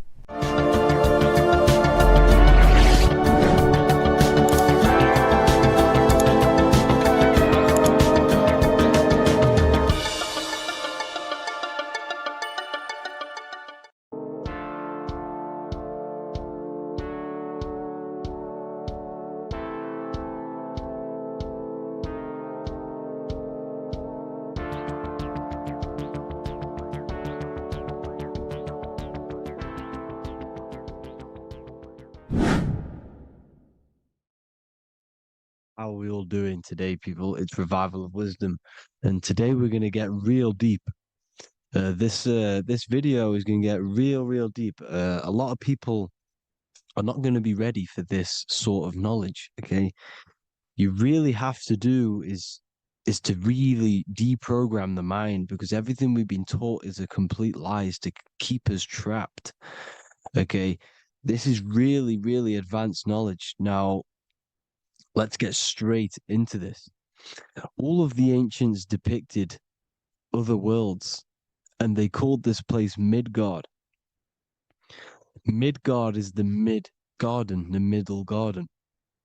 This is why the Masonic symbolism on the floor is always a black and white checkered board, symbolizing the polarity here, the good and bad, because we're in the middle garden, the heart. Earth rearranged spells heart, because we're in the heart of this system, of whatever it is, a super quantum computer, whatever you want to call it, simulation. Now, in the Quran, it talks about the 7 layers of heaven. All of these ancient artworks are depicting these different layers of reality. Okay, and look at the Egyptians here with the boat outside of the firmament. Boats travel on water, and this is exactly what the Masons are doing. So they're still using the same symbols. Why? Because it's the same knowledge, just hidden. The Egyptians have the same knowledge as the Freemasons. It's just hidden. Now, this cosmology that they're showing here, which was probably made maybe 100 years ago, this painting or artwork, is the exact same as the one we see here with the arch, the boat. It's similar because the boat is symbolizing traveling these other worlds, because the ether is also symbolized as water. Because if you look up at the stars through a telescope, it looks like it's water. It's shining through water because this ether, whatever this substance is outside of this world, was symbolized as water. Okay. And look at all these ancient depictions showing these different layers of reality. Now, we are being trapped within this 3D dimensional world, which is the cube, the Saturn cube, because there are 6 sides to everything in this world: front, back, left, right, up, and down. 6, which is the cube, because we're in the Saturn's world. Okay. Now, always been depicted as a tree of life, the tree of the universe has always been depicted as this tree. Because let's get a bit deeper. Now, the cosmology of this reality is the sun, the moon, and Polaris, always in the Masonic art. The sun, the moon, and Polaris, the all-seeing eye. If you go inside of the temples, of the Masonic temples, they always have this star in the middle, shining light beams. Okay? Look here. The light beams coming from the big star in the middle, which is Polaris. This eye is God. It's God's light shining down from his abundance. Now, when you astral travel, you will see this big ball of light above you, and this big ball of light is God. But you cannot travel towards it until you are pure. It doesn't work like that. You have to become formless. You have to become pure before you can become one with the light. In all these Masonic artworks, it's all depicting the star in the center. This star is Polaris, because Polaris is the way out of this place. And this is why you see the stairway to heaven all the way up to the light beam, the light source. What does it say in the Bible? God is light, because everything is made out of one substance, and that substance is light.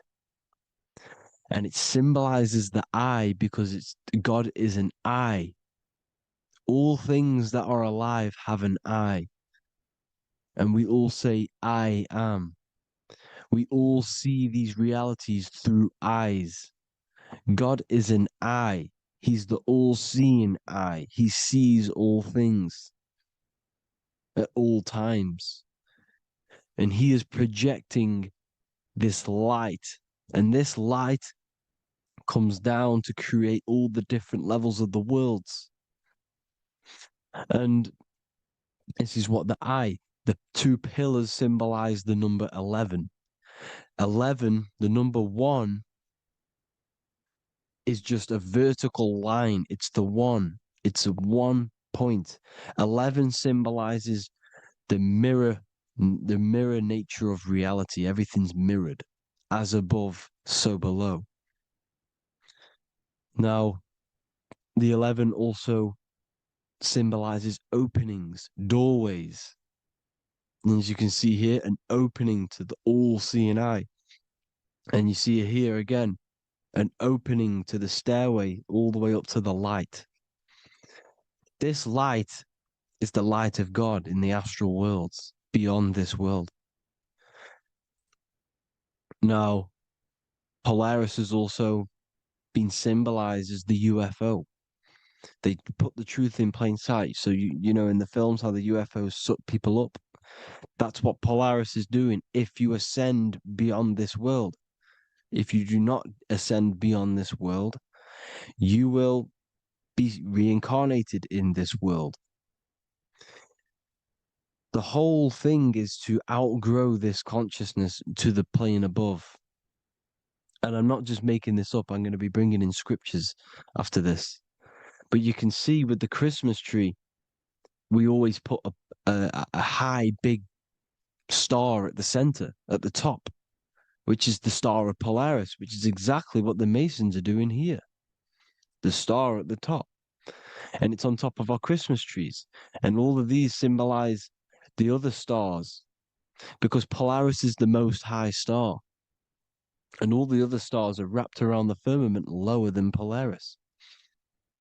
And that's exactly what the Christmas tree is. And it's a triangle. It's a triangle, just like light beams travel from one point in the triangle, just like the all-seeing eye. It's a triangle. The light is coming from one point and sending its rays downward. You see, it's kind of like you see here with the water. And the lower you go, the darker it gets, the more evil it becomes. And this is what the ancients would call hell. Now, this all-seeing eye is Polaris. And below Polaris is Mount Meru, the North Pole, the magnetic North Pole. The Tower of Babel, which is in the Bible. The etymology of the word Babel, Ba meaning spirit, which gives the ability to move the soul through the worlds, which is that's the ancient Egyptian description of the word Ba, meaning of the word Ba. You have the Ka, the Ba, the Ak, but the Ba is the one that gives the ability for the soul to move through the worlds. Your soul can't speak into a world without incarnating into it. Now, the Tower of Babel symbolizes Mount Meru because it's the word Ba is the spirit which gives the ability for the soul to move through the worlds. The Tower of Babel is the magnetic North Pole, Mount Meru, which gives the ability to move through these different worlds. And you can see the ancient Tibetans always showing this depiction of these different worlds coming from the center. Because we have to ascend our consciousness. It's not about how good you are to reach heaven. It's about how you expand your consciousness, you expand your mind. So they teach now that you have to be good in order to reach to heaven. It's about expanding the mind, expanding your consciousness to these different planes, these different realms. So that's what it's about. And Jesus was known as the fisher of man. Now, Jesus is a massive part of this. He was known as the fisher of man because he was fishing. He could have been fishing. He could have been one of these deities that had come down from these different higher realities and pull people up. So they would so they called Jesus the fisher of man. And he says unto them, follow me and I will make you fishers of men. So these deities that we see in the past, like Buddha, Krishna, Hermes, Thoth, Jesus, could all be these entities who were coming down to pick up the minds that were worthy enough to see the higher planes of reality. And this is why they called him the fisher of man. Now, when Jesus walks on water, there is a parable with Paul. And he says, but Jesus immediately said unto them, take courage, it is I, don't be afraid. He's talking about astral travel here. He's talking about leaving the body. Because when you leave the body in astral travel to see these alternative realities, you can't be afraid because fear is a bondage, which is what the Emerald Tablets talks about. Lord, if it's you, Peter replied, tell me to come to you on the water. The water. Come, he said. And Peter got down from the boat, walked on the water, and came towards Jesus. But when he saw the wind, he was afraid and began to sink. When you become afraid in astral travel, you sink back into your body. Lord, save me. So this is talking about Jesus pulling people up into different realities. And you can see the fish is the symbol of Jesus. Is another symbol of Jesus, a fish. Because fish symbolize deep occult knowledge. Because fish travel the depths of the ocean. And they symbolize us because we are fish underneath the ethers. And Jesus was pulling people up. You see, so the Bible is a people today believe the Bible is a book telling you how to reach to heaven, how to become godly and reach heaven. But you've got to become the Jesus Christ to see these alternative realities. Now look at the Emerald Tablets is a massive part, and it speaks so much about these different realities. Look what it says here. This is in Emerald Tablet 3. Then in my heart grew a great longing to conquer the pathway that led to the stars, which is exactly what the Masons depict in all of their art. Look, the ladder to the stars. And then he goes on to say, years after years, I sought after wisdom, seeking new knowledge, following the way, until at last my soul, in great travail, broke from its bondage and bounded away, broke from the bondage of the body. Free was I from the bondage of earth men. Free from the body, I flashed through the night. The stars. The stars are a massive part in the astral world. Each star is a different reality. And the true astrology is the star that you came from. You came through a star to reach this, to reach here. There is a reason why you are here. There's a reason why you have the personality traits, because your soul came from a specific star. This is why we call them stargates, because they are gates in and out of this reality. And Polaris is the way out to the higher worlds. Now look, far into space, my soul traveled freely into the infinite circles of light. Beyond knowledge were some planets and great gigantic beyond dreams of men. Then he goes to say, lift up your flame from out of the darkness, fly from the night and ye shall be free. Lift up your flame. Your flame is your soul, because it has to be lifted up out of the darkness. This is the darkness, this world, this body is the darkness. Because it's a bondage. You need to break free. You need to learn how to astral travel, people. You have to learn this. If you want to get out of this world, you have to learn how to astral travel and see the other realities. Traveled I through space-time, knowing my soul at last was set free, knowing that now I must pursue wisdom until at last I pass to a plane hidden from knowledge, known not to wisdom, extension beyond all that we know. So he's talking about he went to a place where we cannot even comprehend here, a place that is not even known to earth men. He's telling you he's ascended out of this world to the planes that are beyond. And it says here in the Emerald Tablets, man is in process of changing to forms that are not of this world.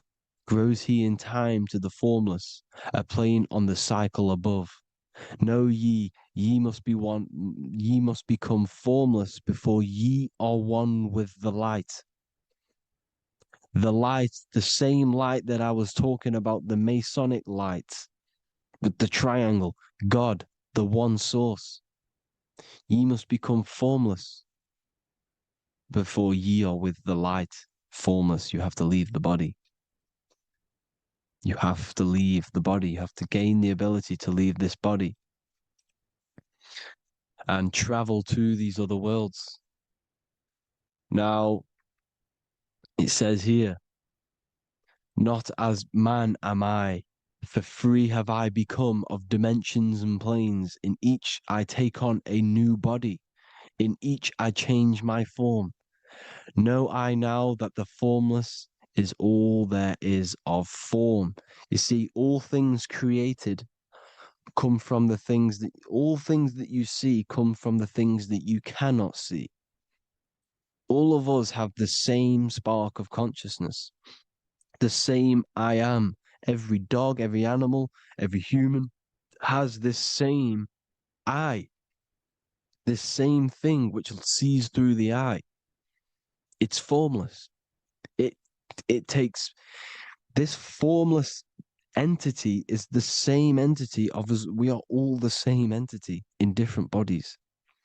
And this entity it was represented as the flame, the cosmic flame, which is inside of all of us. And this is why the Masons depicted your spine as a candle or the Holy Grail. You would either see this or a candle with a flame on the top, because the Holy Grail is your consciousness, which is on top of your spine, which is the candle. Now, Jesus, Thoth, Buddha were all these deities which were coming down to lift people up because they were fishermen of men. And he would lift you up to the higher worlds, out of this world, to the ones above. Now, Thoth, you can see him here, he's leading the way. He's holding someone and he's leading the way with knowledge and power. He was leading the way to other worlds, out of this world. There's no point trying to change this world. This world will stay the same. It will stay the same. You have to get out of this world. And that's what they're telling you. That's what they're keeping you from. They're keeping you stuck within this thin layer of reality. So what the Masons are doing, they have the ability to astral travel. They're living not stuck and bound to one reality, but living within the different layers of reality. And this is what Morpheus was doing in the Matrix. Morpheus was going into the Matrix to go and get Neo, which is exactly what Jesus was doing, pulling up people out of this world to the ones higher. And that's exactly what Morpheus is doing in the Matrix. If you haven't watched the Matrix, go and watch it. It will blow your mind. Everything I'm saying in this video, you will see it. Except that you don't need to use a machine to enter the Matrix. You just use your body. Well, you use your consciousness to leave this body. You see, Neo was also uploading himself into the simulation to pull people out of the simulation. And this is exactly what all of these gods were doing. The fisher of man. Look, he was pulling people up out of this reality with the knowledge. Now, Jesus was always depicted with the mushrooms. Look at all this mushroom art. Mushrooms were literally the origin of Christianity. You can see it everywhere. There's mushrooms in all of the ancient art. Every single one of these paintings you see here, there's mushrooms on them. Mushrooms have the ability to see alternative states of consciousness. Now, if you go and do them and you go to sleep, if you pop mushrooms, you go to sleep and you will wake up in another reality. You will wake up in another reality. Don't try it if you don't want to do it. But if you've got the heart to do it, do it. Eat them and go to sleep. You'll wake up in another reality. And Jesus was handing out mushrooms to the bright minds, to the minds that he wanted to fish out and pull up to the higher realities. He was giving them mushrooms to see themselves in an alternative state, in an alternative reality. This is why there was so much mushroom art, and it's not just ancient Christians; it's Sumerians, it's the Mayans, the Celtics, the Egyptians, all used mushrooms, all of them. Look at all this art.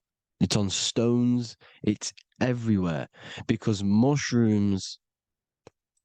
See, everything in nature is a micro macro. Look at the form of a mushroom. It's literally your spine and brain because they alter your consciousness. Your body is just a radio receiver. Everything that you're experiencing is a program being ran by the central nervous system, and your consciousness is experiencing this program, these electrical impulses of the nervous system, because it's all feeding back to one point, which is the pineal gland. And this is the candle with the light on it. Type in Masonic candle and you'll see it. It's your spine with your spark of consciousness on top of the spine.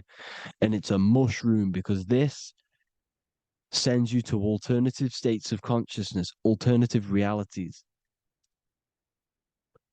Now, they were all doing this, the Egyptians, the Mayans.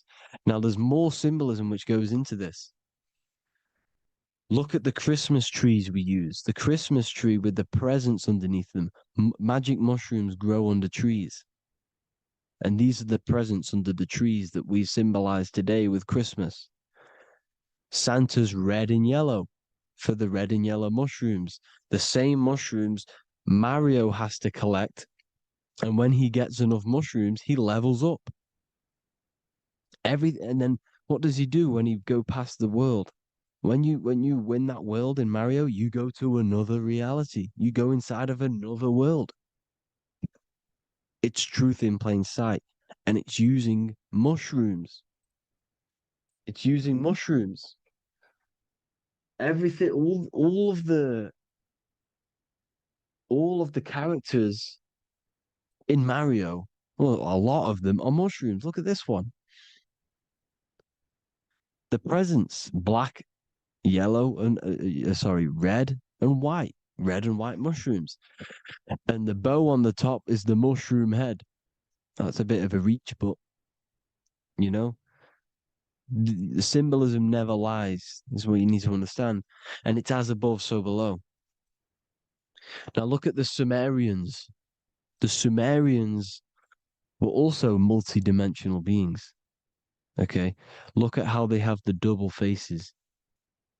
They had 1 foot in this reality and 1 foot in another reality. And look at this one, a double-headed god inside of like a portal. You see? Because and look at these with the wings, the astral travel. Birds, ancient birds symbolize the soul. Because the soul is a bird, it flies to different worlds. It flies around the cosmos. And mushrooms gave you the ability to see these alternative states of consciousness, these alternate realities, because you exist in infinite realities. You exist in infinite realities. Now look at the 33rd degree Ordo Ab Chao badge. You get this badge when you become a 33rd degree Freemason, and it's a double-headed eagle. A double-headed eagle. And you can see this in Sumeria first. Sumeria have the same symbol, a double-headed, bird. You can see it here as well. And the Masons are still using this symbol today. And when you become a 33rd degree, 33 vertebrae on the back of your spine, above the vertebrae is your consciousness, and it's a double-headed eagle. One reality in one. You become a multi-dimensional being in the 33rd degree. And I've heard many interviews of Masons say it becomes Luciferian. You see, they speak in code. These Masons can't tell you about what they learn about, but they will speak in code. They said it becomes Luciferian. The word Luciferian is lucid. The root word of Luciferian is lucid, and lucid is lucid dreaming, alternative realities, dream worlds. You become a god. Luciferian means you're becoming your own god, pretty much. Because you are becoming a multi-dimensional being living in between the different layers of reality at the 33rd degree of Freemasonry. And look at the double-headed eagle, because the birds symbolize the soul. And they reach high, they fly high, just like the soul wants to fly high to the light, to become one with the light, like the Emerald Tablet says. Now look at Janus. Janus was another god, and he's known as the god of doorways. Janus always depicted with a double head. Janus is why we say janitor or January. And January is entering a new year. Janus is known as the god of doorways with keys, always got a key, because keys open doors. That's why the janitor holds all the keys. And Janus always has double heads, because he had one foot in this reality, one foot in another. He was a multi-dimensional being, a Luciferian, living between the different layers of reality, instead of being stuck in one like we are. Well, a lot of people. And that's the whole point. You see, all of this stuff is about like changing the world and stuff like that. This world will probably never ever change. It's probably been like this forever. Well, forever, for a long time. But it's about moving out of this reality to the higher states. And the Masons always depict the ladder to the luminaries, the stars, with a key, the same key of Janus. The Vatican is a key, and it's in charge of all the religions. Why is it a key? Because they're holding back the key. They're keeping you stuck within this reality, keeping you stuck as identifying yourself with the body, identifying yourself with this world. You are not in the world is within you. This is a program being ran by your central nervous system, and your consciousness is experiencing this reality. Now, this is going to be a mind-blowing video for some people. You have to have an open mind. You have to let go of all the programs. I'm repeating what the ancients are talking about and the ancient symbolism. But look at Janus with the double-headed god. He was just another god coming down, giving keys to people who had the worthy mind to be pulled up out of this reality, to be pulled up to heaven, just like Jesus was teaching how to reach heaven. But really, it's an encoded scripture. But anyways, hope you all gained some insight on this video. Have an amazing day. Please like, share, comment. All the links are in the bio for the PDF, for the Manifestation Mastery course, and all the other amazing stuff. And if you want to support the channel, I'd greatly appreciate if you became a Patreon member. Hope you'll have an amazing day, people. God bless.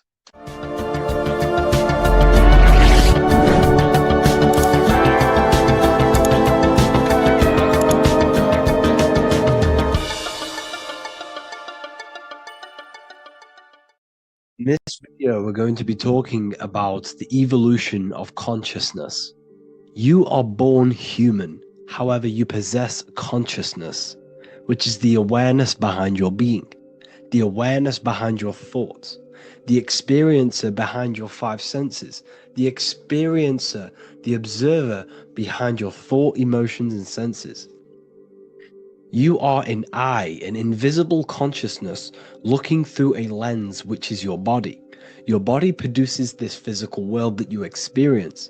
Your brain produces this world. Your brain and body is a technological computer.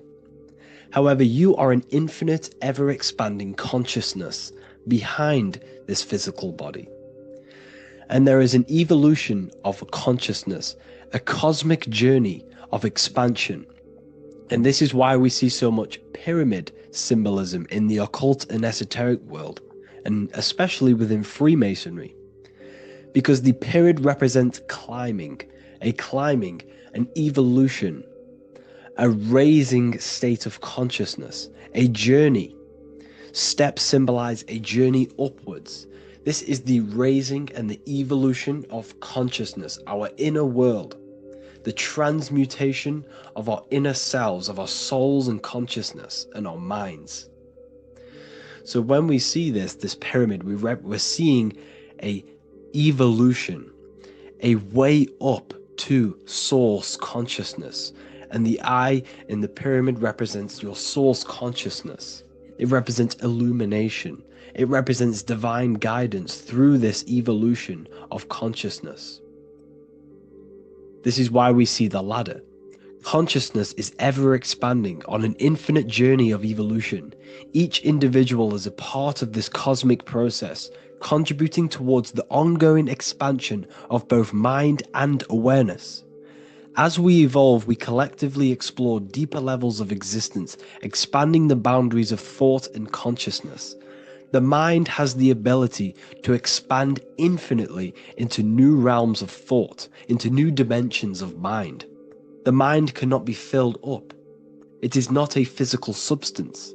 The body can be filled up because it is a physical thing, but you cannot fill the mind. Therefore, the mind is constantly expanding, ever expanding into new fields of thought. So what we see in Freemasonry, the ladder, is again a journey, an elevation of consciousness. When we are born with an infant consciousness, and as we gain older, we gain an adult consciousness. Our inner world, our inner mind, and our emotional intellect changes and evolves. We are significantly different from when we were very young as an infant. It's because our consciousness evolutes, it changes, it alters like water.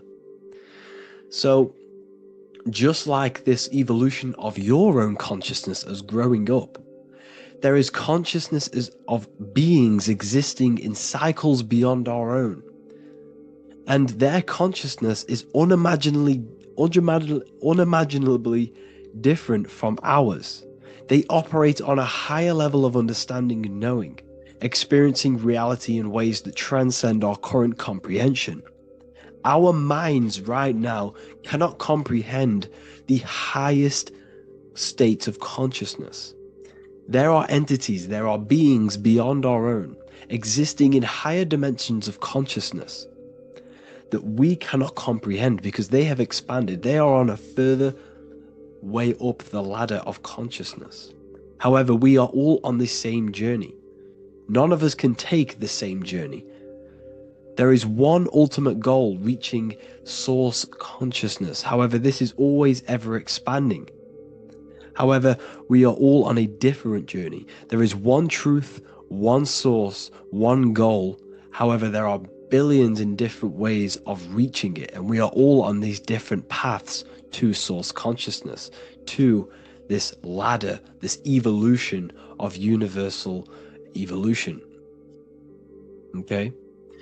Their awareness is attuned to new dimensions of existence, reflecting a more advanced stage in the cosmic journey of consciousness evolution. So when you take DMT, you are shot into these higher realms of consciousness where you meet these beings who look similar to these images. They are not speaking to you physically. They don't speak to you three-dimensionally through vibration and words. They speak to you mentally. If you have done DMT, then you know this. And if you have met these beings, then you know this. You might have even met some of these types of beings on mushrooms or any psychedelic drugs. Because ultimately, when you take these mind-altering substances, it's altering your consciousness. It's merging your consciousness with the spirit of that substance.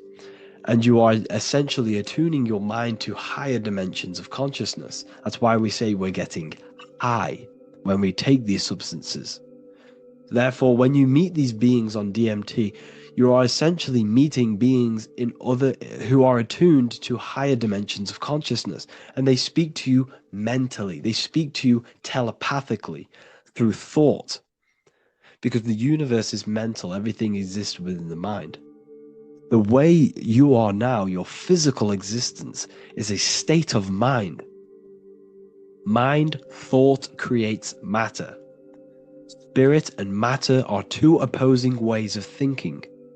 If we have a very spiritual mind, we have an expanded mind, we are a spiritual person through the mind. However, if we have a very low state of consciousness where we think about food, sex, lust, and all physical things, then we have a physical consciousness.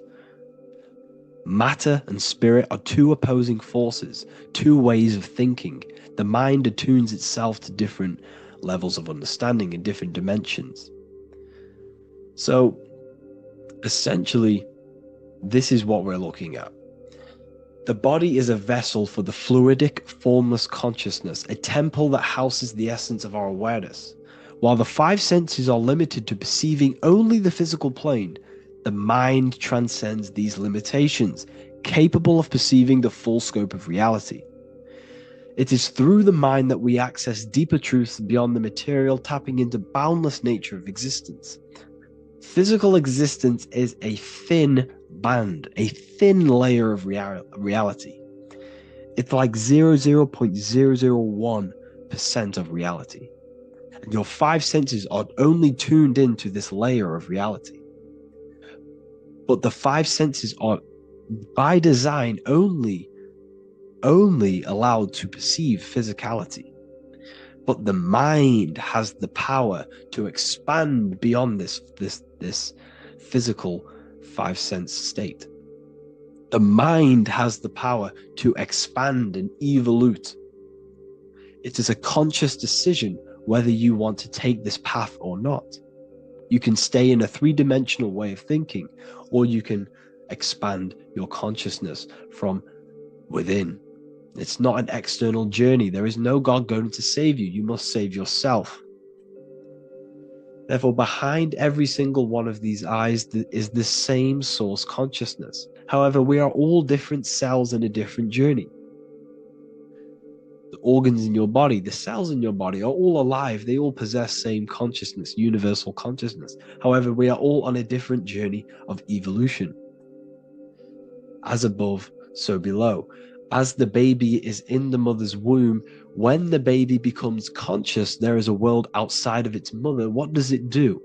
It presses and seeks a way out to be born in the other world outside of its mother.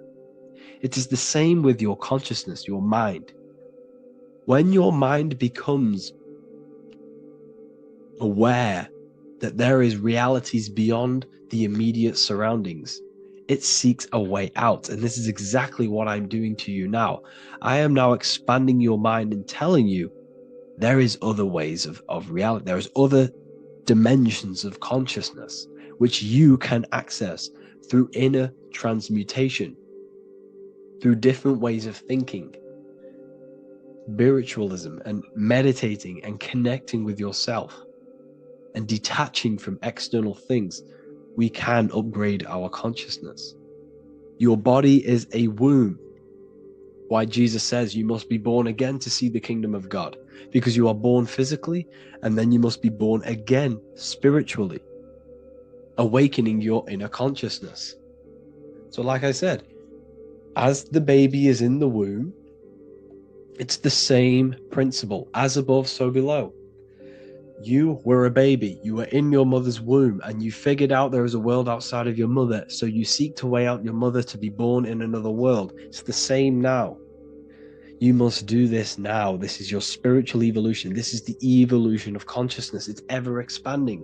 When you die, this is a transition. You must learn to not fear death. This is another part of your spiritual journey. You must master death. Therefore, like I said before, the mind has limitless capacity to expand into new realms of thought, continuously exploring uncharted ideas and concepts without boundaries. The mind can ever expand. It can never be filled. It can never ever know everything. There is infinite fields of knowledge, infinite fields of thought. Your current state is just one stage on an infinite pathway. You won't remain human forever. The human experience is a crucial phase where we learn to balance polarities, master the fundamental laws of the cosmos. It is a period of growth and transformation, preparing us for the next stages in our cosmic evolution. The goal is to strive for perfection, yet the true perfection is unattainable. It's like a tunnel, and there is a light at the end of the tunnel. And as you walk through this tunnel, the light is ever moving backwards. You should forever seek to meet that light, but you will never meet that light because consciousness is ever expanding. You should strive for perfection, yet knowing that perfection is forever unattainable.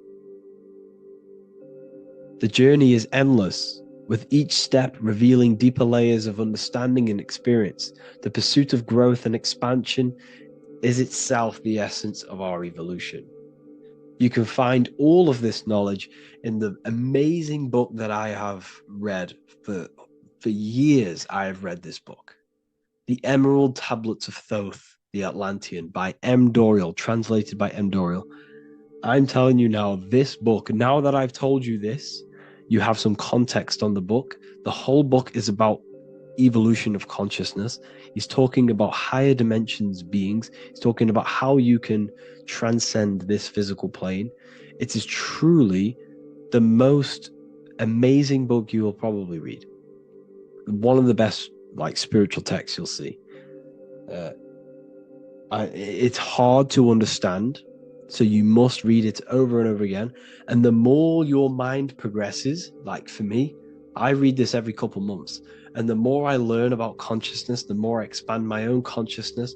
And every time I read this book, I pick out something new that just completely blows my mind, because you can only understand this book to your level of consciousness, to your level of understanding.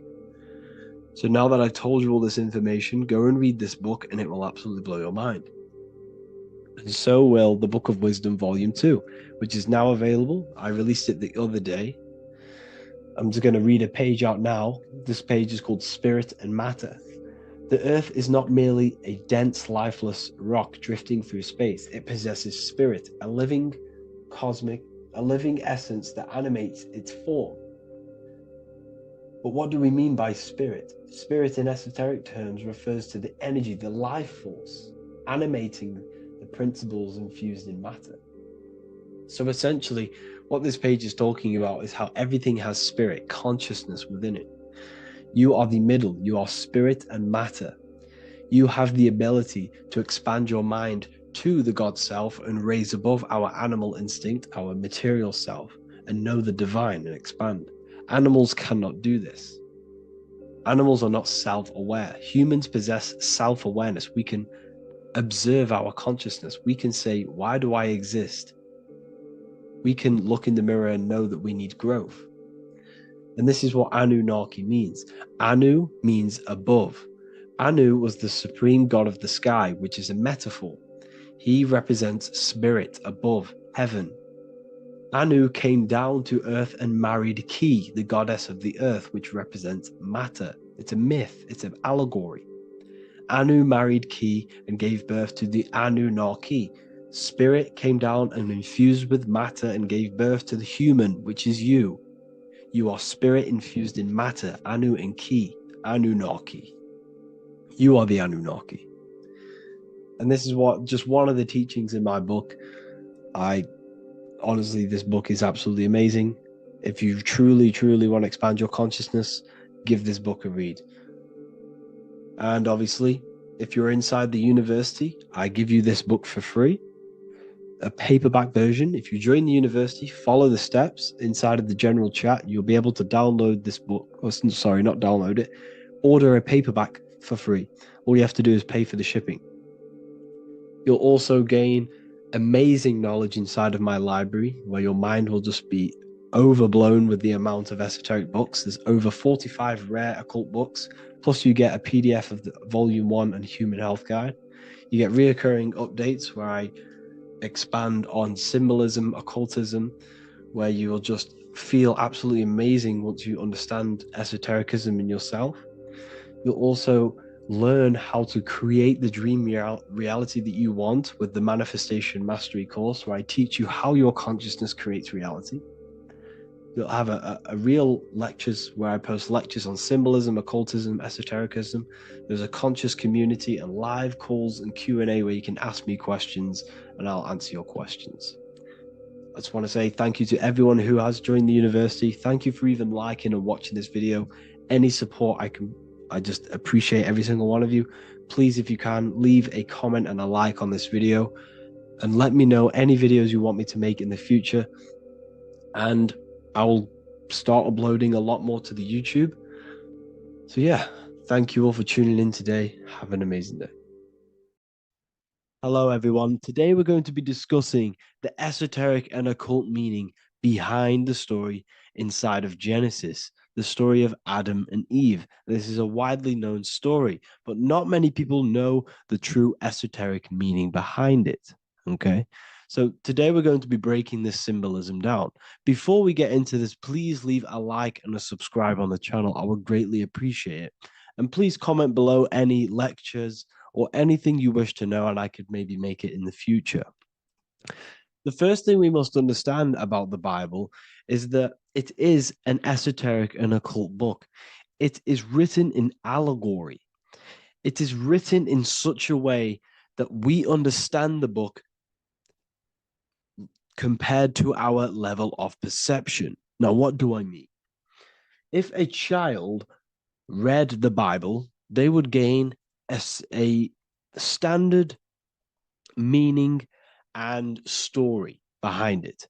They would gain a normal interpretation of the book, of being good, praise God, and be a good person.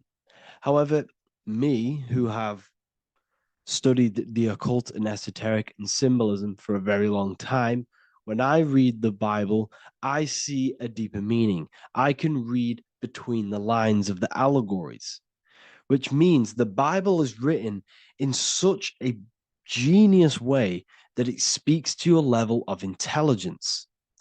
Depending on how advanced you are mentally and with knowledge, will depend on how you decipher this book and how the parables inside the book can speak to you in your personal life. Okay, so the Bible is the greatest psychological book ever written in history. This is why it's known as the greatest story ever told. It's a story. What we must understand with the Bible is that the Bible creates on the surface a logical way of thinking, which is what we call religion. We read the Bible and if we think logically and we take that book literally, then we gain a religion. But if we look beyond the surface, this is what we call esoteric, metaphorical, symbolic.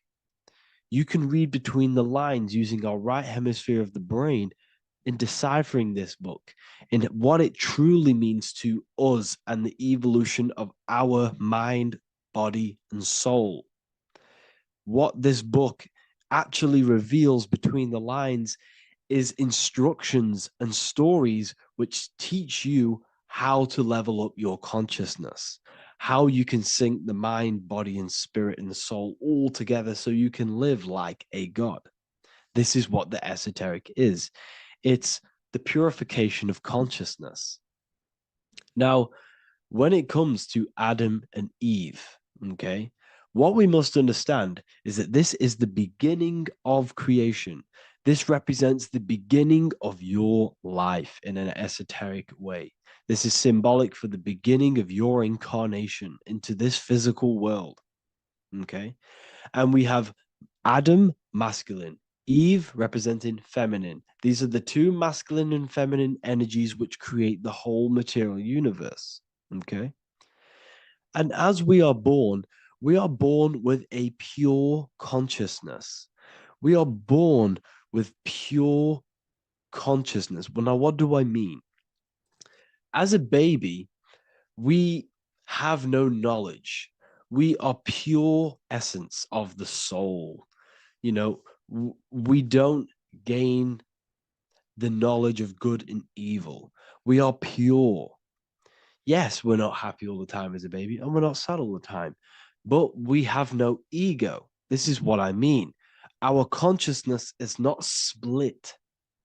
As a baby, you are whole. You have a whole consciousness. You are yourself. You have no false identifications, no limiting belief systems, nothing. You are pure awareness and the pure soul and the pure mind. Now, this is what Genesis is representing. As we grow older, the more experiences we gain, the more thoughts we start to think, the more knowledge we gain of this world, the more impure our mind, our heart, our soul, our spirit becomes, the more impure our body becomes. As we grow older, we're infected with negative beliefs, negative thoughts, and society norms. This is a big one. As we grow older, we are molded by society. We shut off areas of ourself and we push them away so that we fit in with society. We all know this. We all did this in school. We pushed away parts of ourselves to act cool or to fit in, whatever it may be. Whatever type of person you were in school, we all went through this because society and culture is programmed. So as we grow older, our consciousness splits. We gain a persona, an ego, and we gain a shadow self, the subconscious, and we gain an ego. Now, the ego is what you show to people. It's that character that you show, that you put on to your culture, to your family, to your friends. This is a false identification. And we also gain a shadow self. The shadow self is gained through experience. This is the subconscious.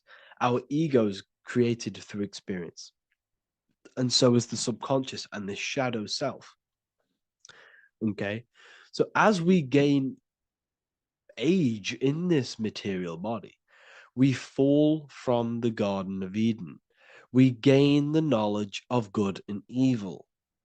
This is what the symbolism represents of us leaving the garden, us eating from the fruit. Now, the fruit represents the knowledge, it represents the insight, the experience, which splits our pure consciousness. Our soul splits. Okay? We lose connection with the divine. We lose connection with our pure self through material experiences.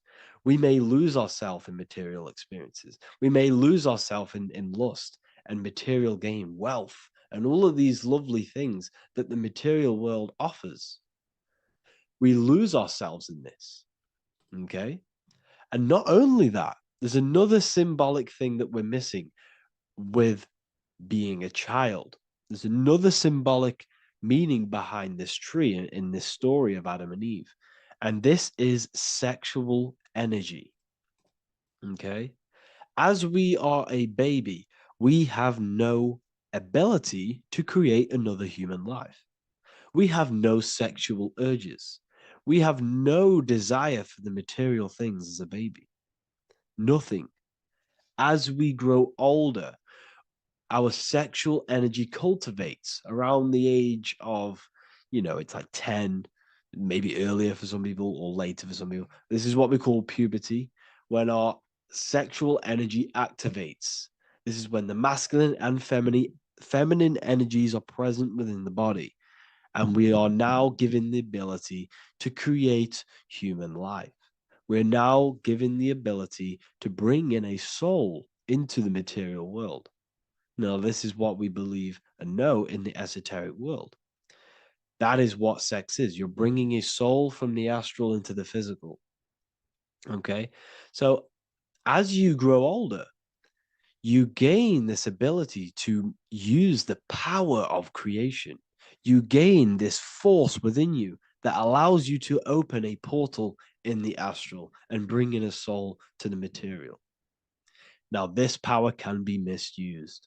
This power is very powerful and should not be misused. In occult and esoteric teachings, we teach and learn sexual transmutation, how we transmute sexual energy into different areas of our life so we can grow and create. Because sexual energy is creative energy. It creates a whole new human being. So if we retain it, we can transmute it into creativity. So this energy is kind of corrupting us as well. And now I'm not saying growing up is evil, all this thing is evil. This is a natural cycle that we must go through. The soul of us must go through this cycle so that we learn, so that we overcome it, so that we gain mastery over ourselves, so that we expand ourselves. I recommend you watch the Evolution of Consciousness lecture that I did on my YouTube. An amazing lecture. Talks about the evolution of consciousness and how we're on a never-ending cycle of life and death and expansion. So leaving the Garden of Eden is symbolic. You see, Eve represents emotion. She's feminine. Adam represents action. That's why he bit the apple. You see, Eve takes the apple and tempts Adam because she's the emotion. She's the sexual desire. And Adam eats it. He releases, he misuses the power of his creation. He misuses his consciousness because of material illusions and material desires. This is natural, okay? As we grow older in this life, our soul has to experience sin. We have to experience negativity. We have to experience evil, okay? And we have to misuse this power within us to learn about it so we can overcome it and gain control over it. Now, this is why the Bible says in Genesis 3:6, for God doth know that in the day ye eat thereof, then your eyes shall be opened. Ye shall be as gods, knowing good and evil. This is very, very, very symbolic. We come into this world to experience a dualistic way of reality. We come into this world to challenge ourselves so the soul can grow, because the soul comes from pure love from God. But we come into this world so the soul may know what it's like to be evil. You see, we are like a seed. Our soul's like a seed. And when that seed grows, okay, and it's planted, them roots must grow to hell in order for the top of the tree and the roots to grow to heaven. In order for the soul to reach the highest states, it must descend down into the lowest states. Good and evil. This is the story of good and evil, okay? And this is the story, a psychological story of how the human mind has functioned in this life. This is what this story is representing of how our soul and mind is functioning, how our consciousness is splitting and growing up and evoluting. Okay. Like I said, snakes represent sexual energy. They represent, snake, when you've been snaked. This is why we say you've been snaked, because it represents a temptation of sexual energy. This is why the Kundalini is symbolized as a snake. This is the serpent within us that we can rise to activate dormant brain cells in our brain. Now that's called the Kundalini Awakening. I'm not going to get into that into this video, but this is what it symbolizes, the tree and the knowledge of good and evil, because our body is the tree. Our central nervous system is the tree. The snake is our sexual urges and this false temptation that tempts us to interact with sin, the material world, okay, and go against our higher divine self. This is what it represents. Now, it's very, very symbolic. Not everyone is going to agree with this, but this is my interpretation of Genesis based on my research of occultism, symbolism, metaphors, and me studying the Bible.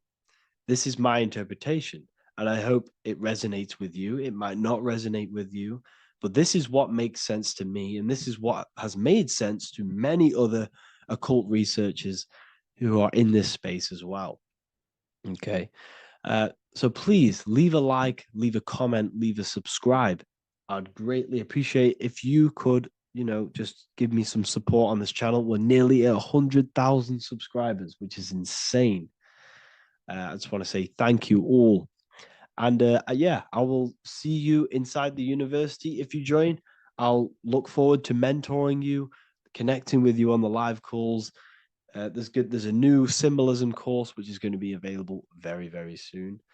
And yeah, if you join the university, you also get a 30% discount on all of my products, astrology readings, one-on-one calls, all of my books. Yeah, so I hope you gain some insight on this video, and I'll see you in the next video, and I'll see you inside the university. Have an amazing day. Is that you are eternal. You will never ever die. So when you close your eyes, you have an internal world. Internal world is mortal. It will never die. The inner voice, the inner thoughts, the inner emotions will never die. But the external world will die. So you have an inner and outer world. And the inner world is infinite. It's limitless. It can think anything, be anywhere in the world, be anyone. Imagination, thought, there's no infinite potential. In order to gain in order to live a happy life, to gain the best experience in this temporary life, you have to master yourself, because you are a creator. That's what you are. You are literally God made human form. You are a creator. And if you are not creating, then you are living in an animal state. Okay? So in order to live this life to the fullest, you need to master yourself, not let the external world control your internal world, but let the internal world be commands and not reactions. So it's all about controlling the self, mastering the mind, learning truth, so you can actually gain the most out of this life. If you worship Jesus, but you don't work on your mind, you don't work on your emotions, you are nowhere near God. I'm sorry, I have to put that out there. A lot of people think I can worship Jesus and I'll be close to God. You have to align your mind with God, with the God self. You have to align yourself with the God consciousness, the God frequency. So, the Freemasons always use the all-seeing eye. The all-seeing eye. The eye needs light to see. The eye needs light to see. How? I'll go over how in a second for you. Sorry about that. The eyes need light to see. So we have one eye, which represents the inner eye. So when we close our eyes, we have an internal eye, internal thoughts, internal vision. Imagination, we have an internal vision. We have an internal thought, internal emotions. In order for our mind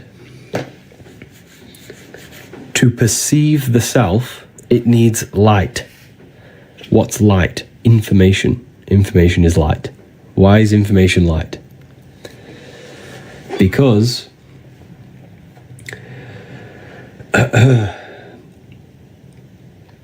when someone is very intelligent, you call them a bright person. You call them they're very bright. Because information is light. and it allows the mind to see clearly. Without light, your eyes cannot see reality. You can't see anything. Without information, the mind cannot perceive the self properly. Without information, truth, you will think you are this mortal body. That's the darkness. But when you gain light, truth, information, the mind sees clearly. So this is what this represents. It represents enlightenment, represents truth in the mind. The word enlightenment means light in the ment means mind.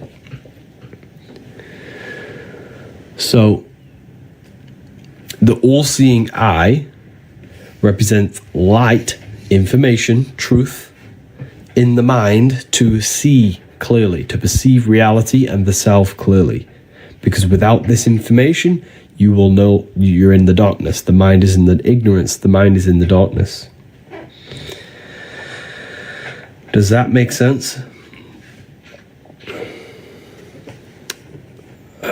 Keep tapping the live, everyone. Let's get this to 50k likes. That'd be amazing.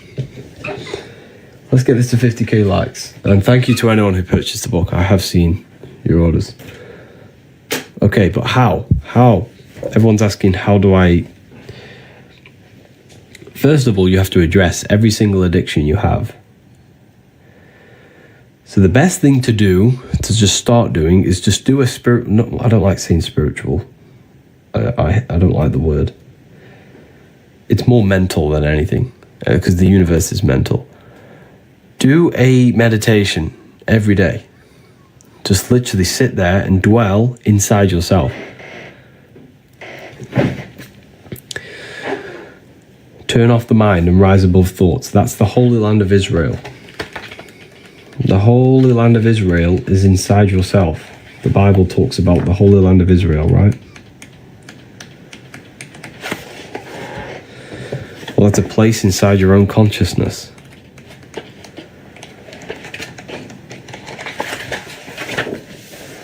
Israel, Isis, Ra, and El. How do you get to El? This is the Holy Land. The Holy Land symbol is an upward triangle and a downward triangle. The feminine downward triangle, the male upward triangle, combined. The combination of the two brains, the combination of the masculine and feminine. The way you align your brain hemispheres is how you reach the Holy Land. And you simply literally just do this by meditating. But when you meditate, you can literally just align your brain hemispheres. And you can also do this in various other ways. You can listen to 2 different frequencies at once. Because this ear is connected to this brain, this ear is connected to that brain. And when you place 2 different frequencies, the 2 brains work together to harmonize the frequency. So you actually sync the brain hemispheres. So you can actually do this by just holding your hands. This is why we pray. Okay, a lot of people in, Christianity, they do this. They pray to God. But what they're actually engaging in right here is an ancient form of meditation, of placing their hands together. Because when we place the hands together, the brain hemispheres are coming together now, and it's working as one system. See, so, and when we do this, when the brain hemispheres are not fighting each other, but coming together, we unlock El. We unlock the Holy Land. That's a place inside of our own consciousness that we can reach. So when you meditate, you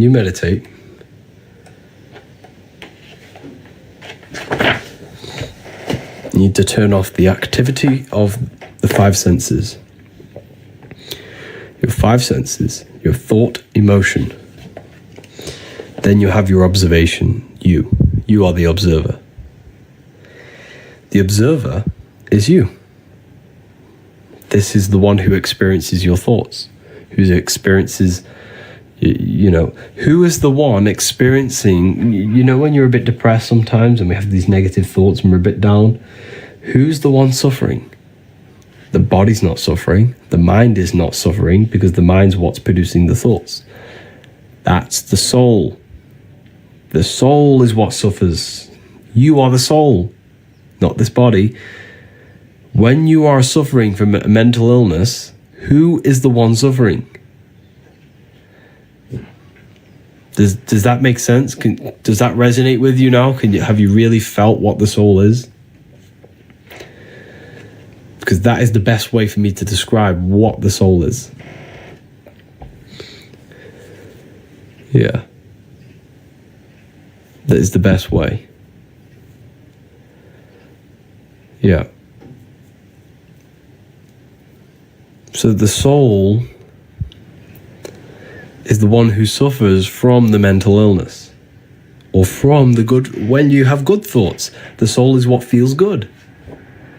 That's you. You are the invisible soul, right? So when you turn off the activity of the senses and the thoughts and the emotion, you would dwell in a place of just soul. It's just pure awareness. And that is the Holy Land of Israel. So the Holy Land of Israel is not a real place on the land, but a place inside your own mind that you can go to by turning off everything. When your thoughts are racing, when you're stressed about bills, when you do all this and that, just turn it all off and dwell in the Holy Land, where pure love and pure peace is. So you can literally go there yourself. It's a holy land within your own mind, within your own skull. There's a beautiful place. A beautiful place you can go where there is no problems. And you can go in there every single day and every single night. And when you connect with that more, on a daily basis, you connect with the soul, you can literally unfold your purpose. You'll gain downloads, you'll gain information, not gain information, but you'll have realizations. And you can be easily more guided by your soul, and you're more in tune with yourself. You gain more intuition because you're in tune with yourself, with your soul. And the soul speaks to you through emotion. The soul speaks to you through emotion. Okay, so when you have negative thoughts, when you feel down, when you feel horrible, that is your soul telling you something, that something's not right. You're stagnant. I get it. When I don't make much progress, the soul is always craving progress. It always needs progress. It always, not progress, but learning. The soul doesn't want to be stagnant. It has to learn. It has to evolve. That's why it comes here. That's why the soul joins this world. To evolve. And when we become stagnant, this is when the soul cries out. This is why a lot of people suffer. This is why I suffered. We all suffer from this when we're very stagnant, when we don't make much progress in anything. You know? We're nearly on 50k, 34k, 15k off. Keep tapping the screen. What is the best frequency? There's many different frequencies for different things. How to listen to my soul. Listen to your emotions.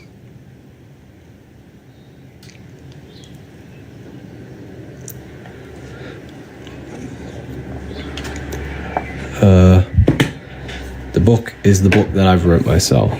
The book that has changed thousands of people's lives. You can find it in the bio if you want to learn more about consciousness, about yourself. But wait until we hit 50k, because when we hit 50k, I'll release 5 codes for people to use, and you can save some matrix tokens on it. Save some money on it.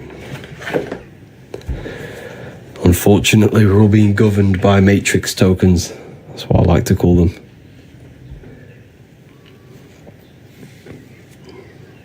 Why is money so important?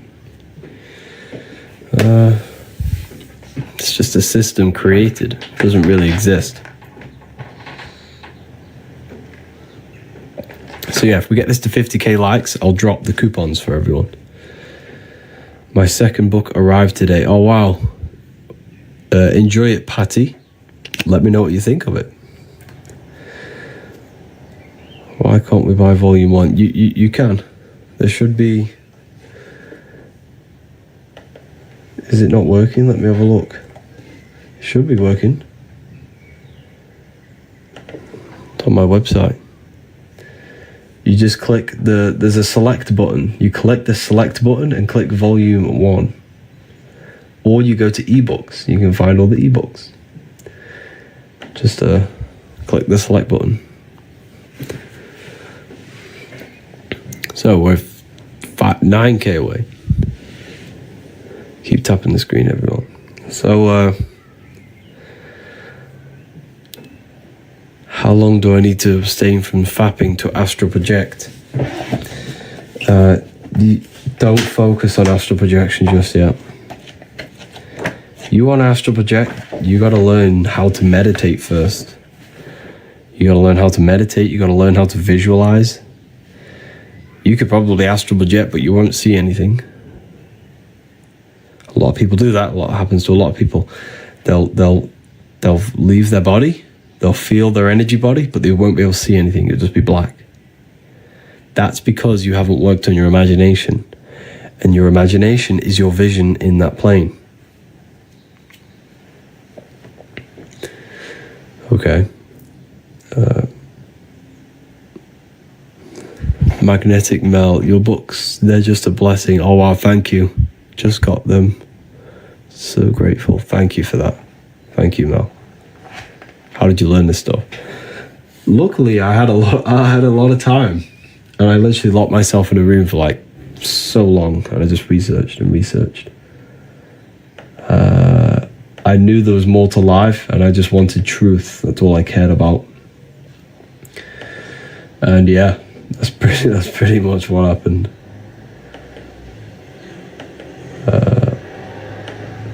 It's crazy. I learned a lot in like 4 years. Keep tapping the screen, everyone. Oh, we've hit 50k on one live. Okay, who wants me to drop the code? And then I'll break down astral projection for you after, for the people who are waiting for that. It'll take me 2 seconds. Let me know in the comments if you want the code.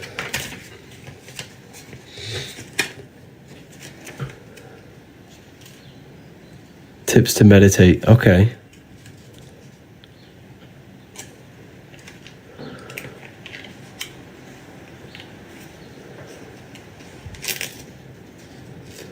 Okay, amazing.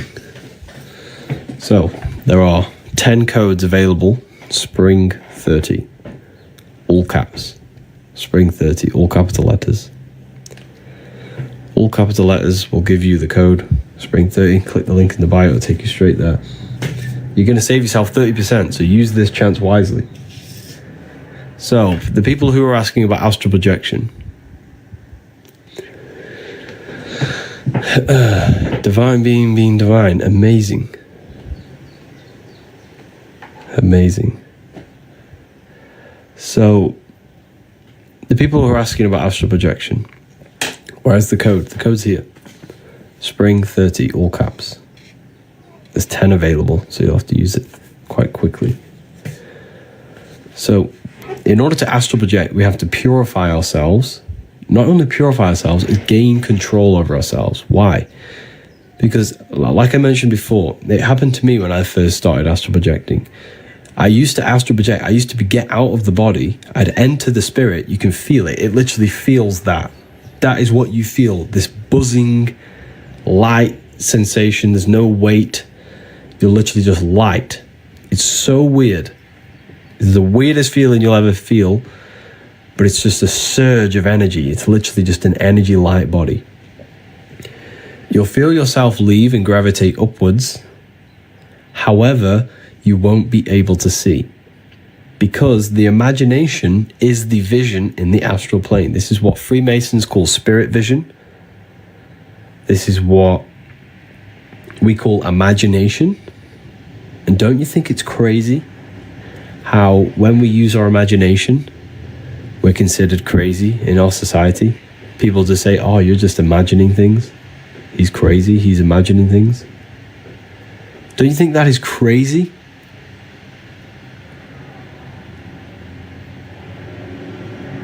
So, imagination is literally the vision in the astral plane, the life after death. It's inner vision. 3 codes have just been used. Thank you for Hubera, Janisha, and Khan. You all got your hands on the Book of Wisdom. And make sure to get the free book. No one thinks imagination is crazy. Yes, they do. When you say you're imagining something, they say, you're just imagining things. Obviously, not everyone says that, but a lot of people do. They think imagination is just something random, when in fact, the imagination is what has created this whole reality. Everything in this world was pulled out of the imagination first. Why is it so hard to sometimes visualize? Good question. That is because we've been trained our whole lives to not use it. So when you don't use something, you lose it. So I have a free book on my website. It's an ebook called Activating the Inner Eye. It's a free ebook. Go and download it. It's going to teach you. It's going to give you guides step by step. It's going to give you a simple thing to imagine. Then it's going to give you a more advanced. It's like a guide. It teaches you how to activate your imagination again. It's called Activating the Inner Eye. It's on the ebook section on my website. It's for free. No catch, nothing. Completely free.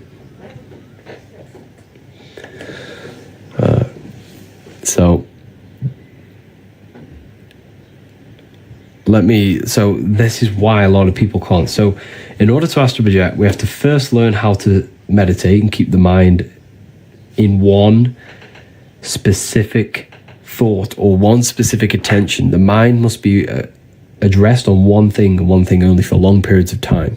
And the reason for that is because when you astral project and then your mind wanders off, it's like when you're in a dream. When you're in a dream and your mind realizes you're in a dream, you wake back up. Or you think about a fear. As soon as you fear, you wake back up. You'll fall back into your body. So this is why you have to learn how to meditate, and you have to learn how to visualize. These are the 2 components to astral projection: meditation, visualization, and the third one is stillness. You have to learn to keep the body very, very, very still. When I say still, I literally mean no movement. That's a very powerful one as well.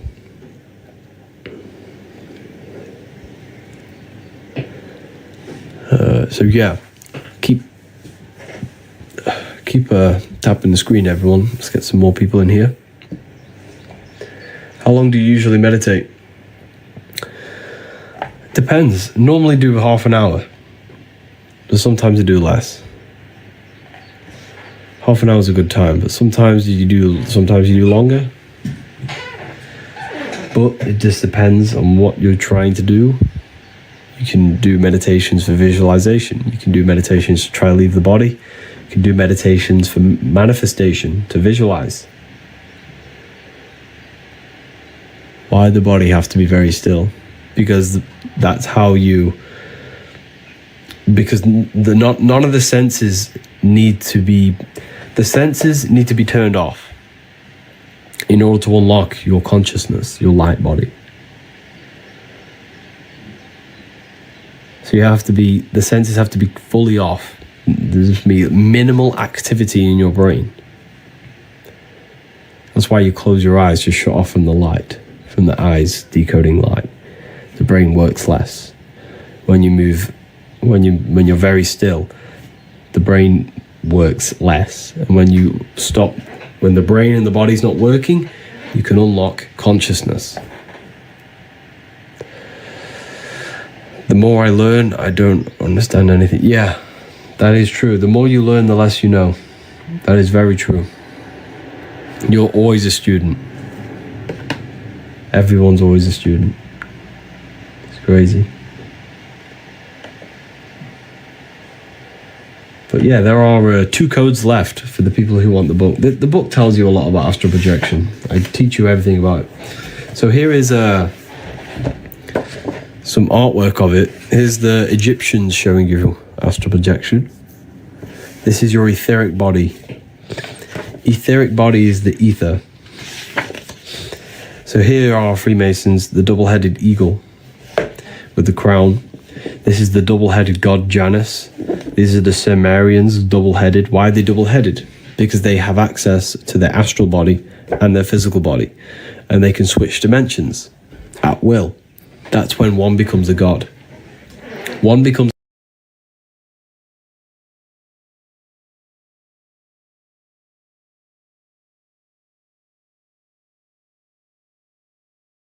teachings of how to leave the body. And so think of it like this: a fish has a body for the water, you have a body for the sky.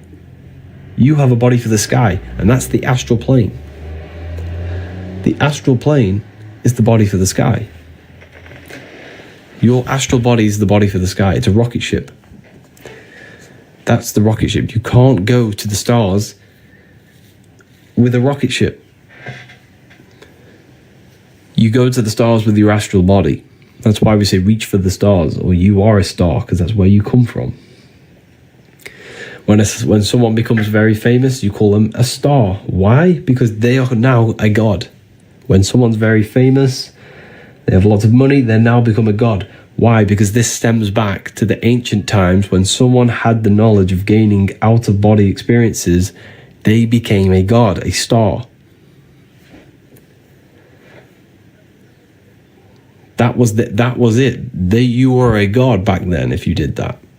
Because the true currency of the old world was wisdom and knowledge, and esoteric knowledge, hidden knowledge.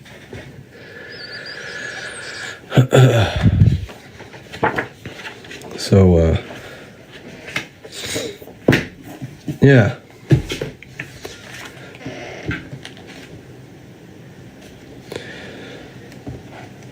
Who is God in your opinion? The spark of consciousness inside of you, inside of everyone. There is a God inside of everyone.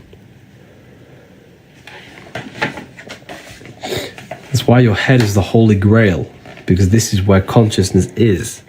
It's the holy place. This is the holy place where Jesus meets his 12 disciples, the 12 cranial nerves in your brain. Your body is the temple of Solomon, the temple of Sol, O, Mon. Sol is the sun, Mon is the moon. Sun is the soul, moon is the mind, earth is the body. This is the Holy Trinity. Your body is the earth, your soul is the sun, the life force, and the moon is the mind, the psyche.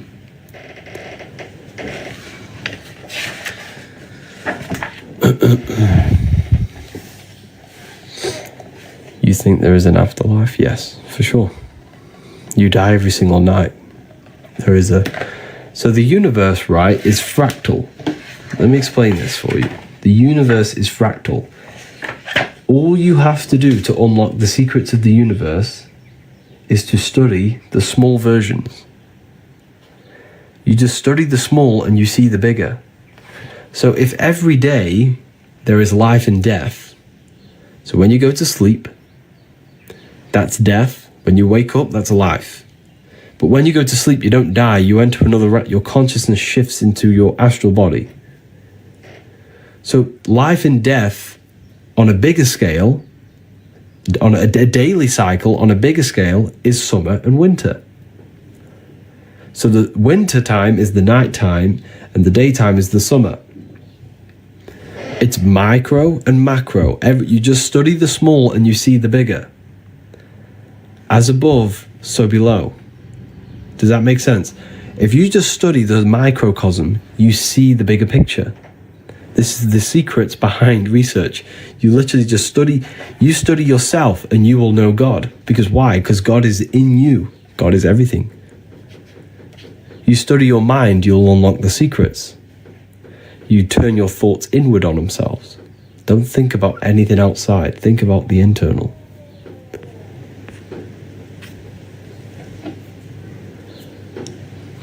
So we created ourselves. Yes, you chose to incarnate in this world. But what you must understand is that your body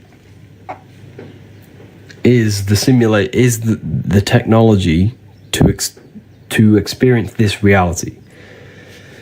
Your body is a technology running a simulation of physical reality.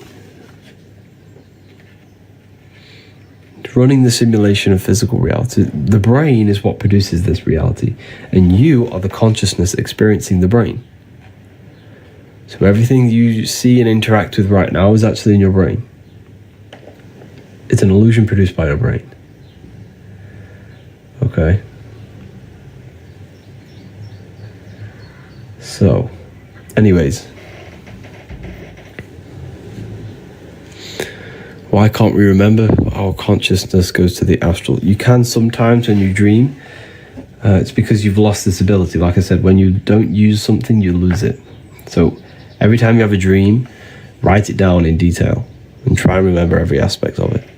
And this will help remember your dreams.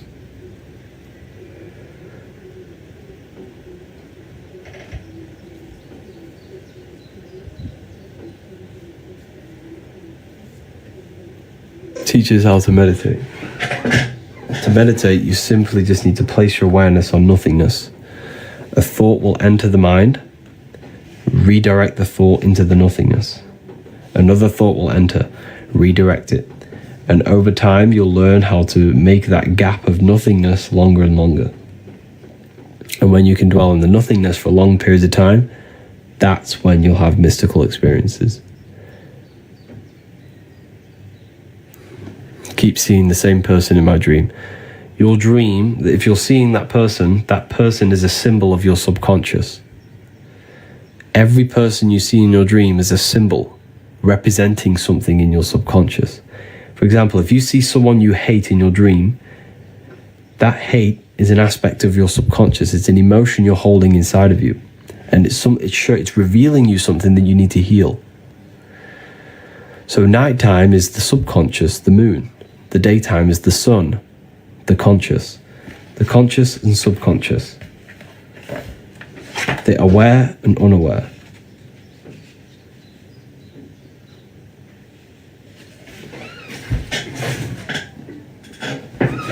The aware and the unaware.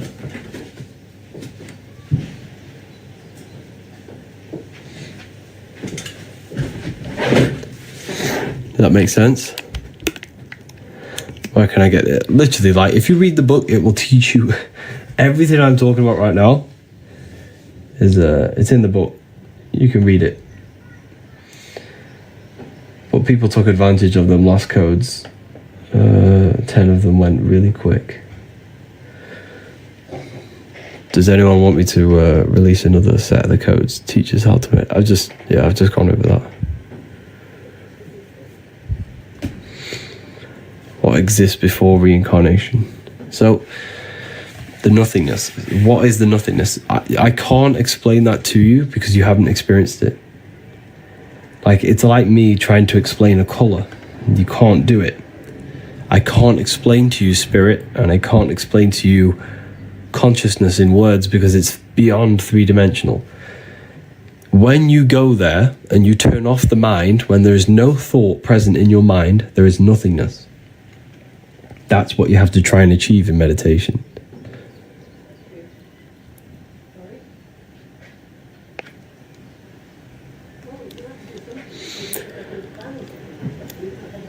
How to explain people being possessed? They're not possessed by something external. They're possessed by their own thoughts and beliefs and emotions. A demon is a demon. Mon is moon, meaning emotion. D means negative.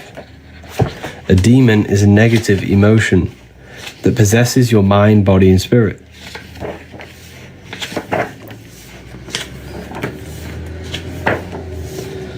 Where's it gone?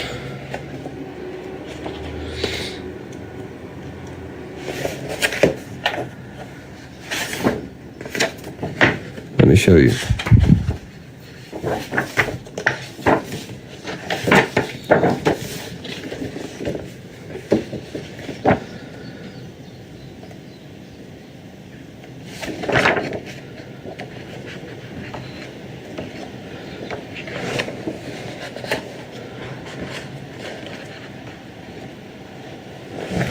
So yeah, demons are aspects of your own consciousness that you have created.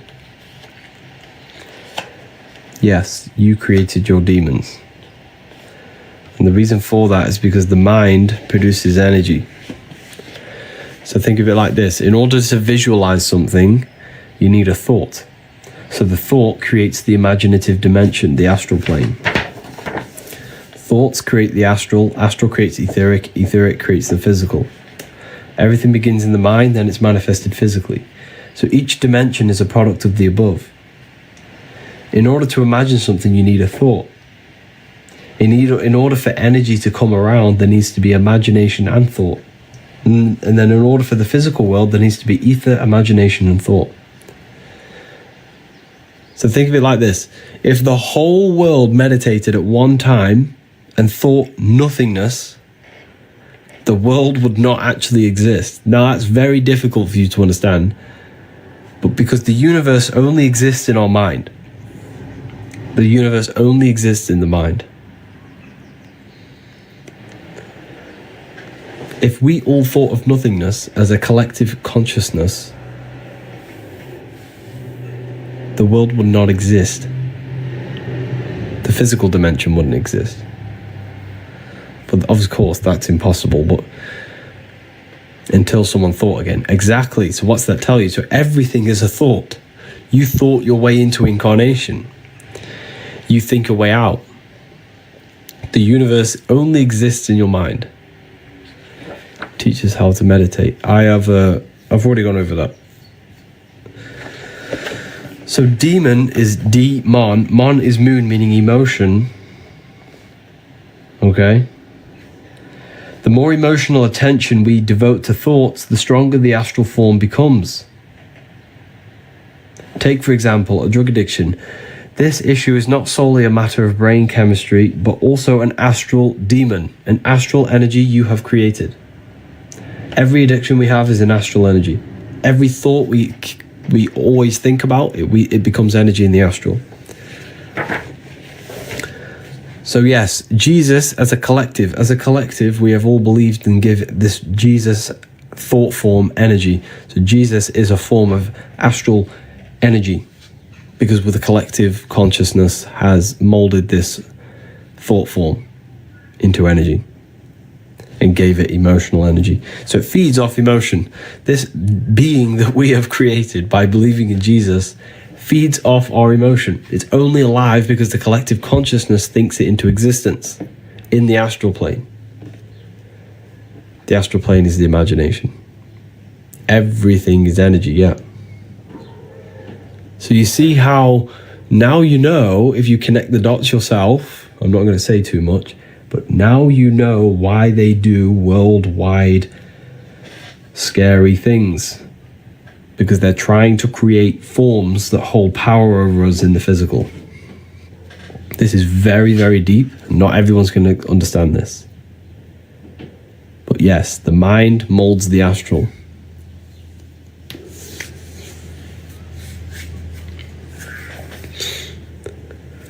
Thought forms, yes.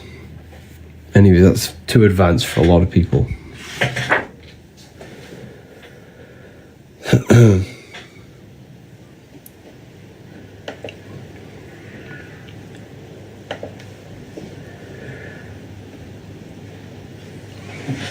Yeah, it's deep when you think about it.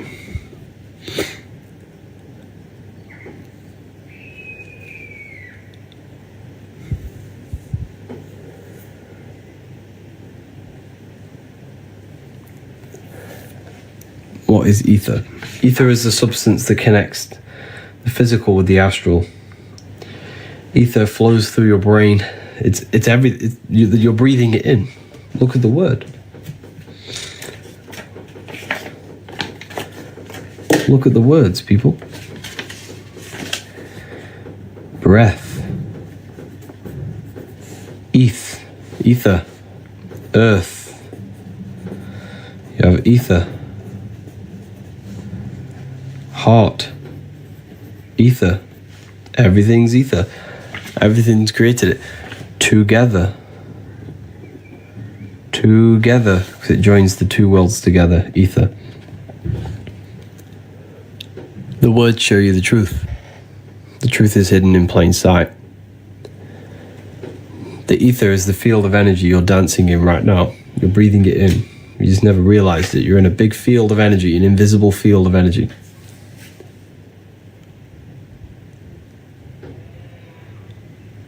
Satanic knowledge. Okay.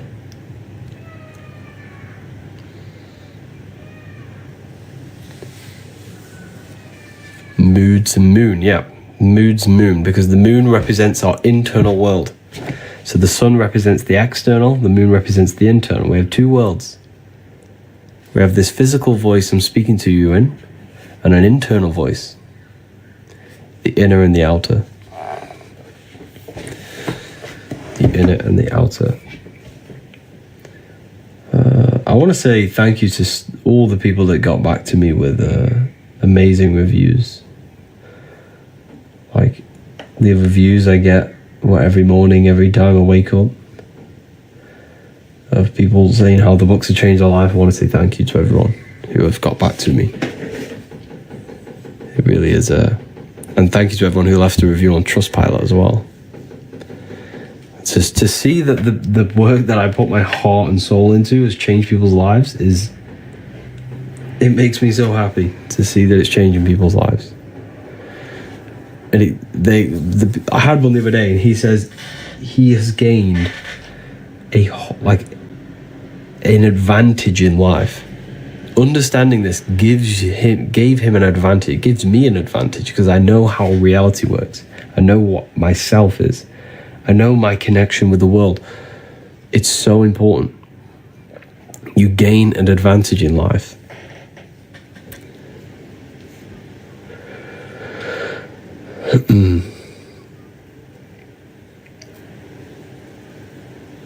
I just purchased volume 1. Amazing. Yeah, you're gonna gain the advantage. You made a good decision.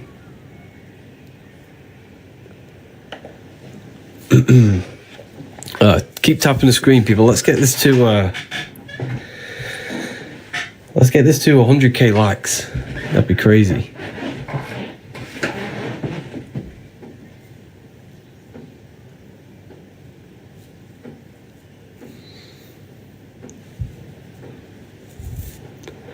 Let's get this to 100k likes.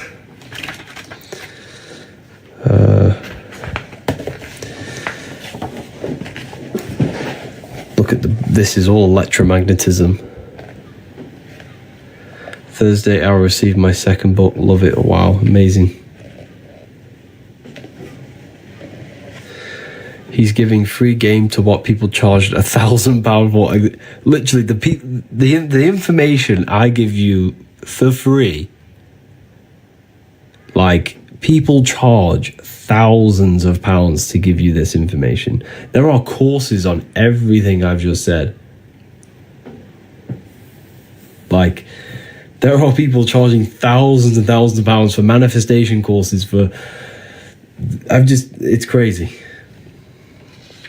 Like, don't take it for advantage what I'm telling you. Everything I'm telling you is to give you your power back. You just have to apply it to your life. It's good listening, but if you're not actually putting it into your life, it's useless. There's no point knowing it. In fact, it's probably worse knowing this and not applying it into your life, because now you see what reality is actually like, which is, the world's in a mess.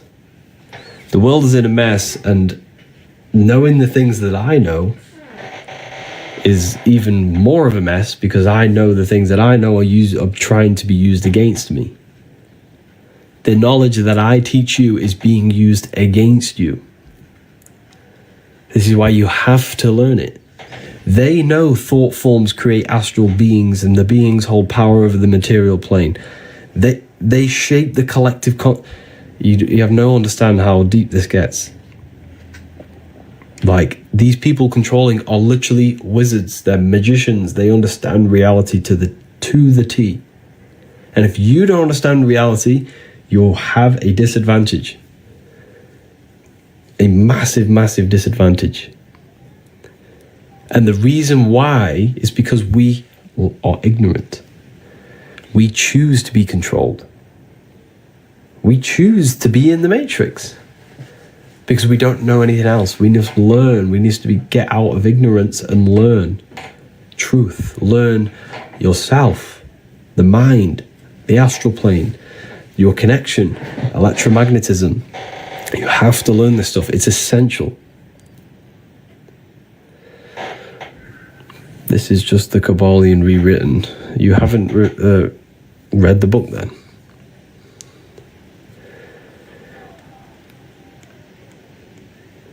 No, neither melanin all the way in Africa.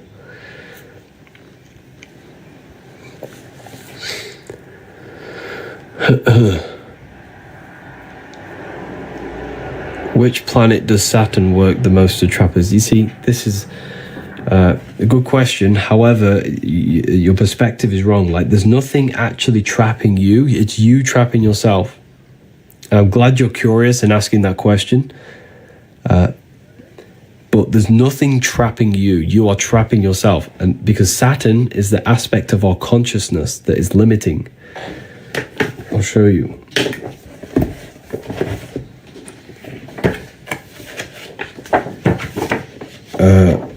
I'll ask you. I'll show you. So the planets are internal. They're aspects of yourself. Mars is your... So you remember, there's two worlds, the inner and outer. You have an outer world and an inner world, right? So there's a physical world and an internal world, spiritual and matter. Mars in the external world governs anything that is protective, like a hedgehog has spiky bushes, plant defense mechanisms. That's all Mars energy. But inside of you, it's the aspect of yourself that wants to protect, that wants to destroy, that wants to conquer. That's Mars energy inside of you. Action, yes. War, ego, that's all Mars. Venus is the aspect of the world outside of you that is beautiful.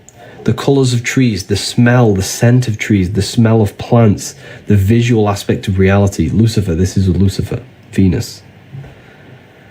But internally, it's the aspect of yourself that wants to look good, that wants to be beautiful, that wants to dress nice.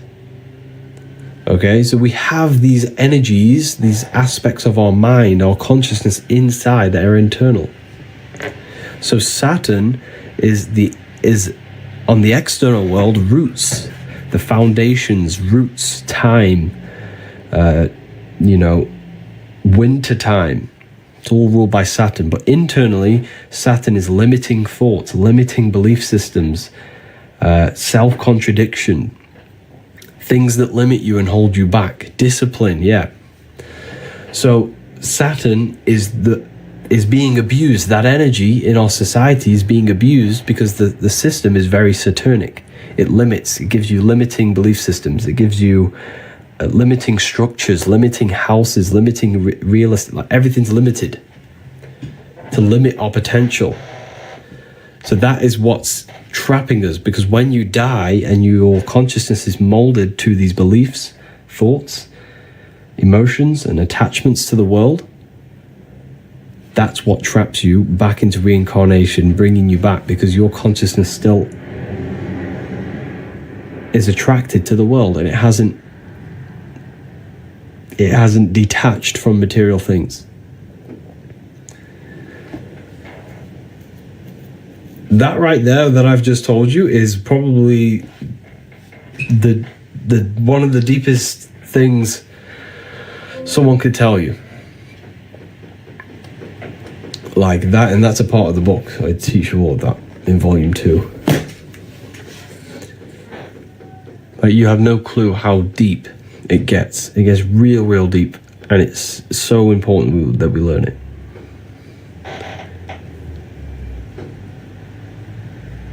That's reincarnation. Yeah, so reincarnation is you attached to the world and you reincarnate yourself because your soul is not ready to move on. It's not ready to move on. But yeah, I'm going to release 5 more codes. I'm going to release 5 more codes for 5 more people. This is your chance to get the book and to learn about yourself and gain an advantage in life. I'm going to release 5 more. Let me just set this.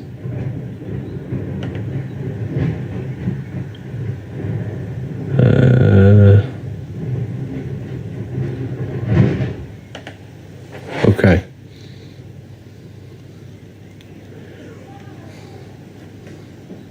Where to build it? So if you click the link, there is a bundle as well. So if you get the bundle, you already get some money off, and then you add the code on top. That's a little secret. These are the books that I wrote. I poured my soul into these books. Everything I know is pretty much in here. The code is Spring 30. So there's 10 of these available. 10 people can use them. We have over 600 people watching. 10 beautiful people can use these codes.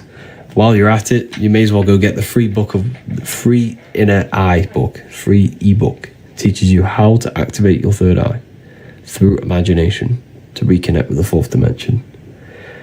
It's a free ebook. Go to the ebook section, add that onto your order. It's in the bio, revivalwisdom.com.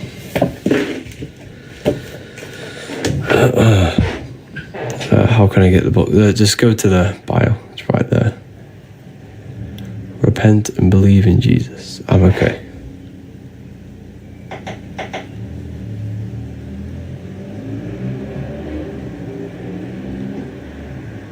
To relive the same life over and over? No.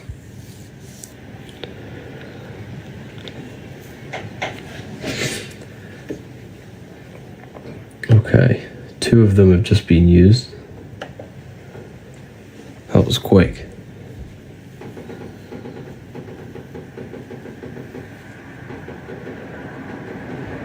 So the best way to prevent reincarnation is to detach from this world while you're alive.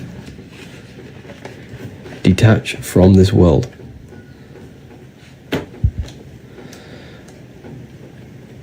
You have to detach from this world.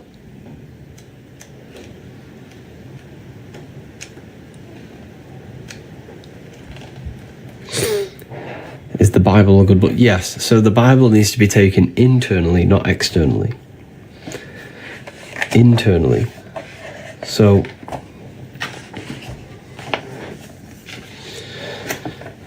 the story of Jesus is symbolic of a process that happens inside your own body, inside yourself. You're saying I should detach. Yes. So mentally and emotionally detach from the external world. That's occultism. Yes, the word occult just means hidden. Anything that's hidden. Your thoughts are occult. Your emotions are occult. Energy is occult. So if you've ever studied energy in science, you are an occultist. And it just means hidden. Okay? So Christ, oil. Jesus was in Nazareth. Then he goes down to Bethlehem. Down the Jordan River. The Jordan River represents your spinal cord. Every religion has a sacred river, and that river is your spinal cord. Every religion. Every religion has a sacred river. The Egyptians, it's the River Nile. The Christians, it's the Jordan River. Every religion has a sacred river. Why? Because this is where the cerebrospinal fluid flows down your spine. So every single month is called cerebrospinal fluid, CSF. You can do your research on this. And it's released down your spinal cord. This is Jesus coming down the Jordan River from Nazareth to Jerusalem. Okay?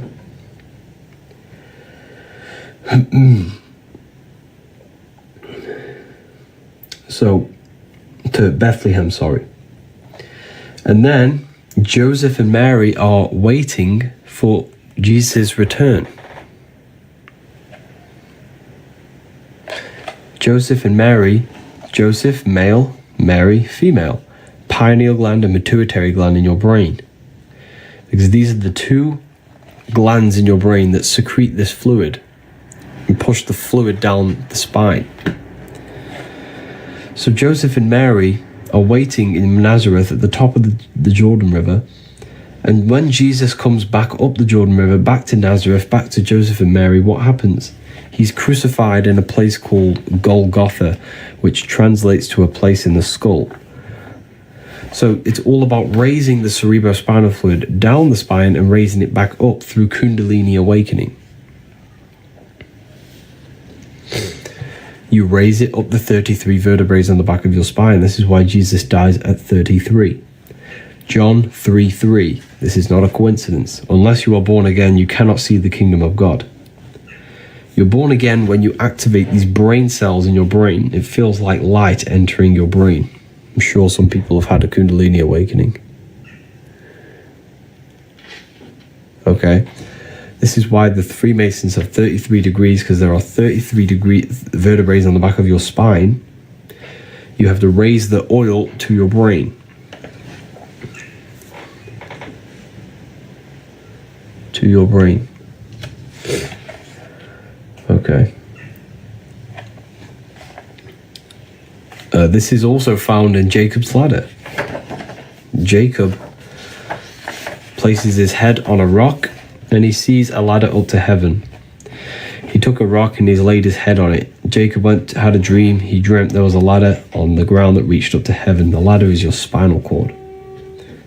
He saw the angels of God going up and down the ladder. That's your spinal. There's electricity. Electricity is an angel that helps God. God is your consciousness in your brain. The angels are helpers of God. Electricity up and down the spinal cord, your nervous system.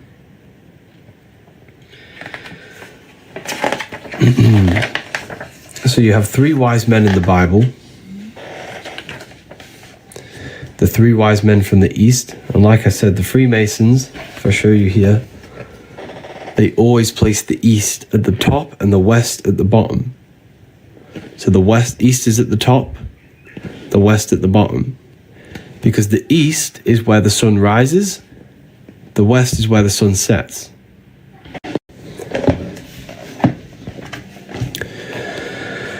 So the East represents the light. Where's the light of your body? The Bible tells you. The Bible tells you. Where is it gone? It's here somewhere. I'm sure it is. But the Bible says, the light of the body is the eye. And if thy eye be single, thy whole body shall be full of light. Just trying to find the verse for you. It's here somewhere. I just can't figure out where it is.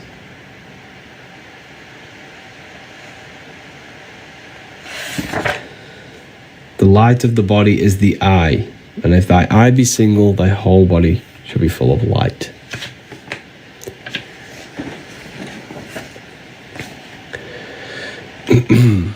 So the East is where the light is, the eye, the mind, the mind's eye, the third eye, whatever you want to call it.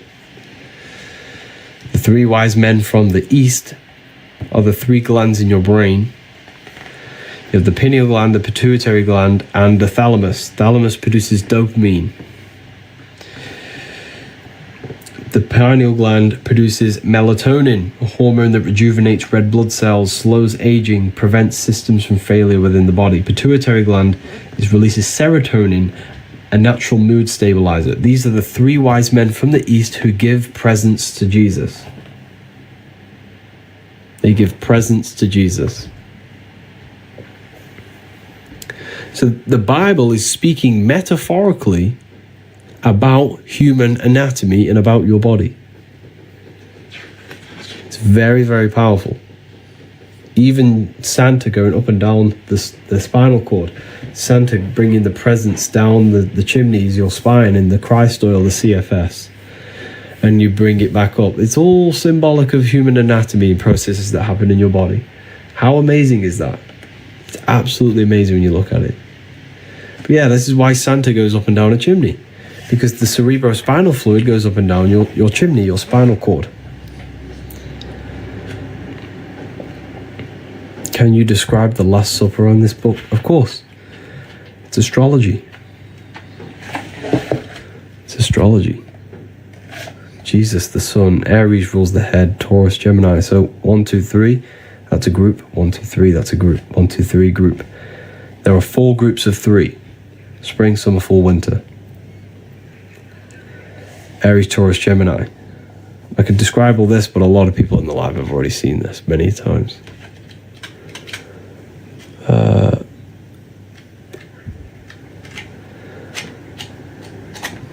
Like literally the whole thing is symbolic of astrology, numerology, human anatomy, and human psychology.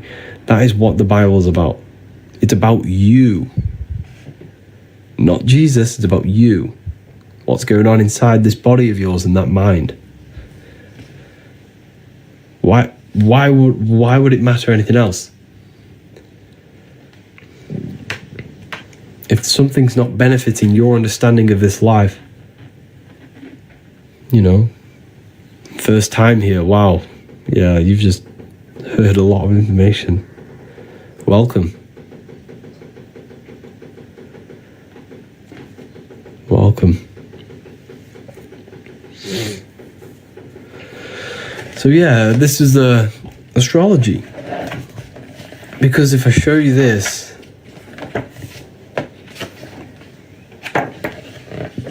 let's show you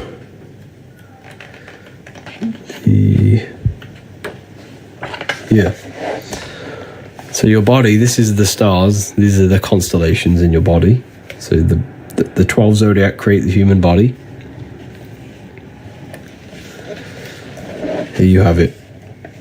So Aries rules the head. He's on the head of the table. Taurus rules the neck. If you look very, very closely, this person has a very, very thick neck. An abnormally thick neck.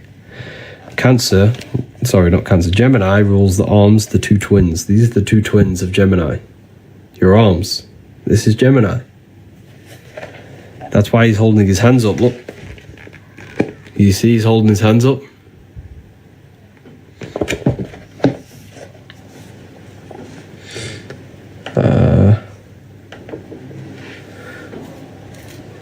Holding his hands up. Then you have Cancer. If you look very, very closely, he has a knife in his hand, holding it backwards. It's like this. Very closely, he's got a knife there. Because Cancer's a crab.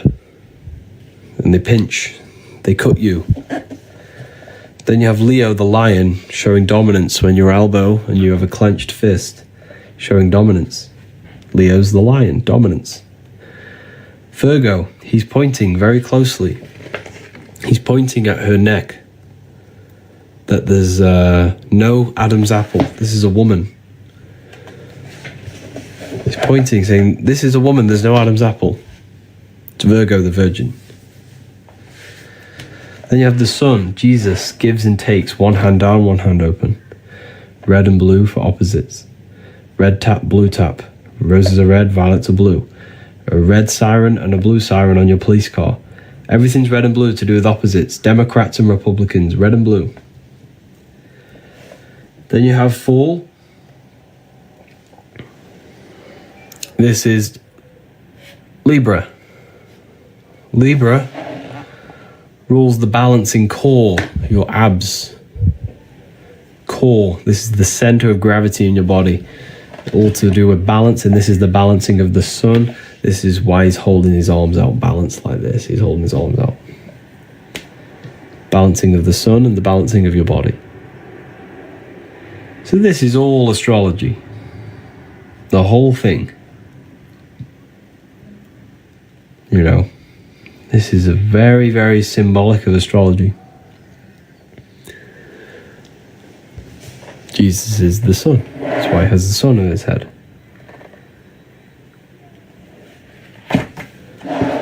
But yeah, it's very powerful when you learn about this stuff.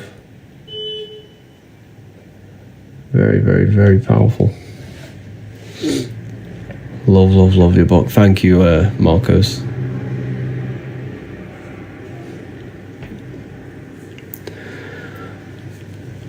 Ordered volume 1 yesterday. Amazing. Your life's going to change.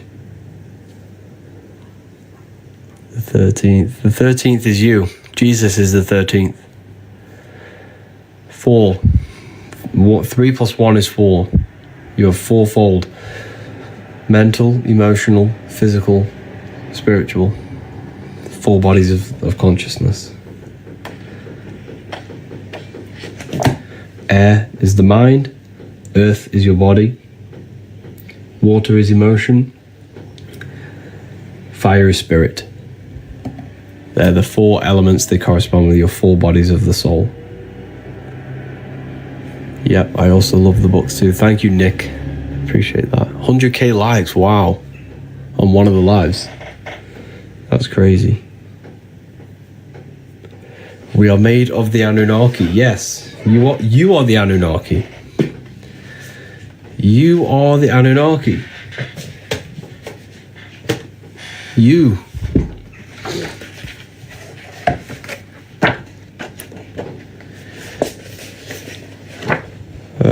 You're literally everything. Anu, the god of the sky. Ki, the god of the earth. Anu was the god of the sky, came down to Ki, and they married. And they gave birth to the Anunnaki. Spirit and matter came together to produce you. You came down from the sky. You are the sky god. This is what you need to understand. Your astral body is where you came from. You are the sky god. You came from the stars. This is why you are a star, sister and mister. Fraudster. Stir means star. You are a star. You come from above. You literally are the astral body manifested in matter. It's amazing.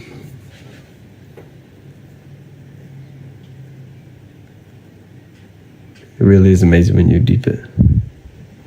Truth mixed with lies. Okay. You think that. That's okay.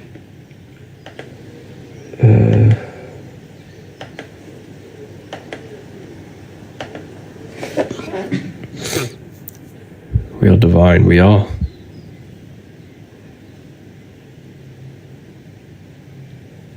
Very divine.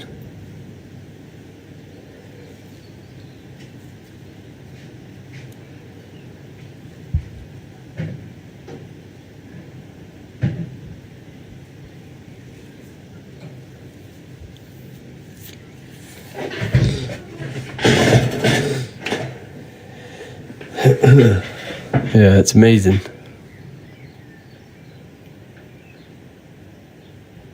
We're just here to remember, yeah.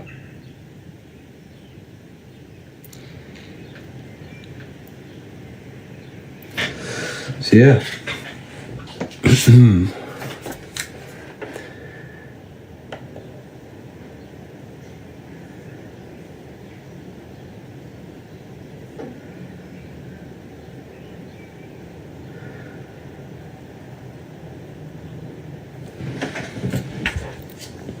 The number 7. 6 is the number of matter.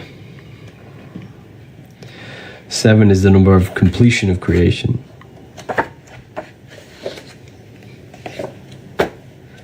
7 chakras, 7 days of creation, 7 visible planets.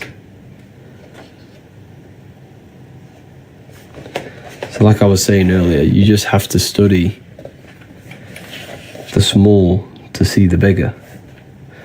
If you study the microcosm, you've studied the macrocosm. You'll see the bigger picture.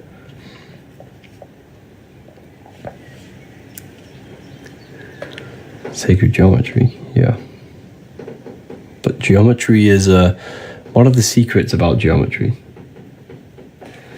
You know, we think geometry is something outside. We think geometry is something outside of us, right? But geometry is not outside of you. Geometry is your brain's codes on how to decode matter into reality. Why? Because everything you see is produced by your brain.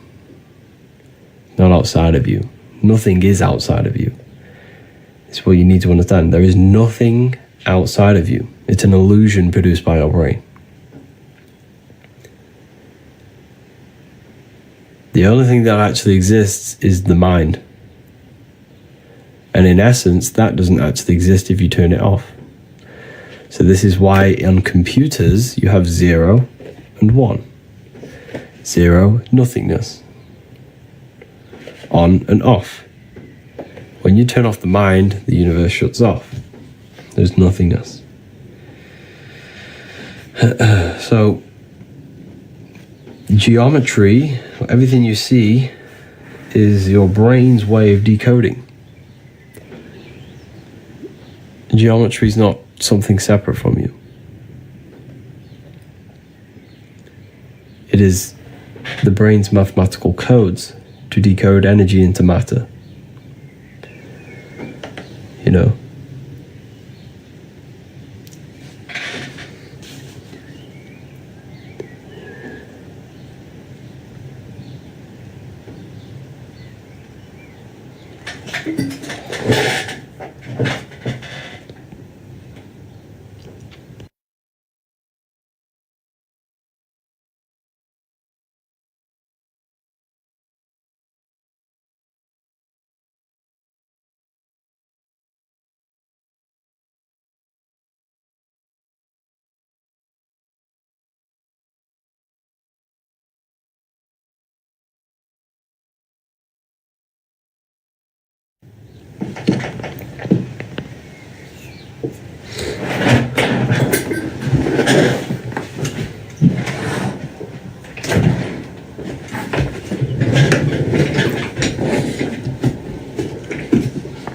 Yeah.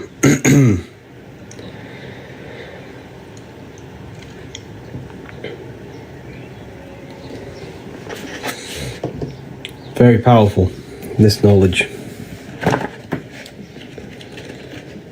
But yeah, there's a third book coming. We're in the process of writing the third book, Book of Symbolism.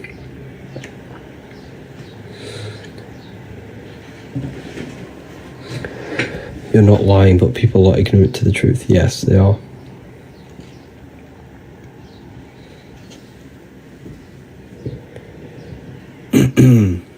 Yeah, people are just ignorant.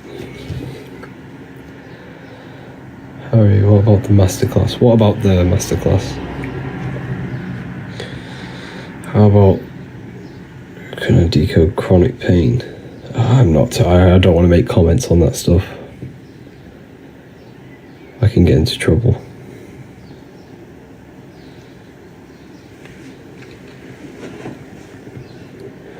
Opinion on the Baphomet. The Baphomet is a symbol, like anything. Everything's a symbol.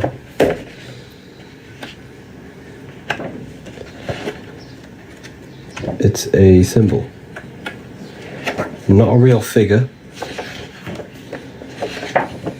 I just had the page somewhere.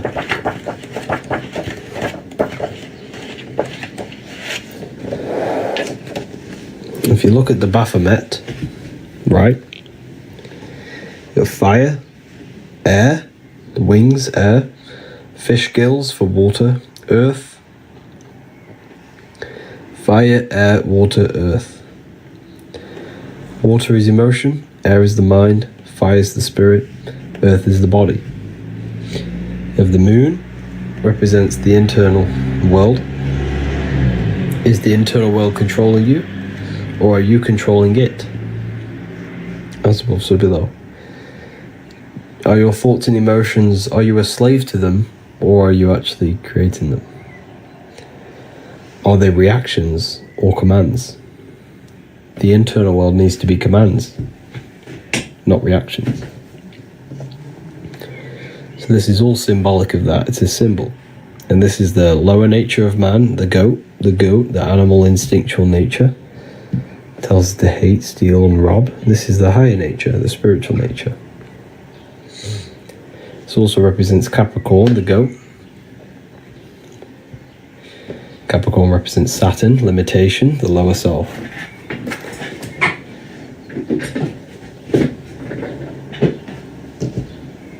Yeah, Satan does not exist. It's a character within your own mind.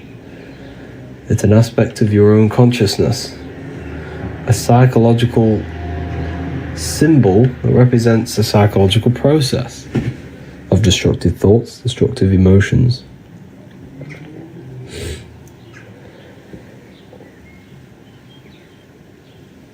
Why are you sharing this information? Most would keep to themselves. Good question.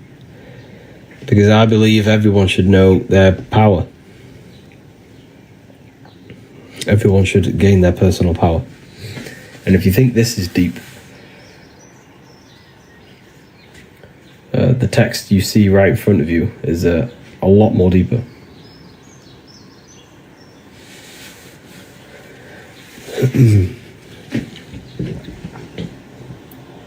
Television. Yeah, so televisions tell a vision.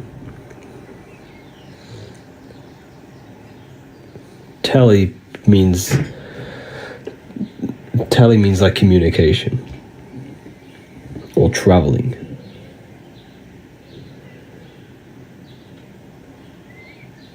I just don't believe he's not real. That's fine. But when you realize that no one's worshipping Satan, the Satan doesn't exist. Satan is it's just an aspect of yourself. The universe is mental. The only thing that exists is your mind. Therefore, the Satan is just an aspect of your own mind. He very much exists. He doesn't. You've never seen him.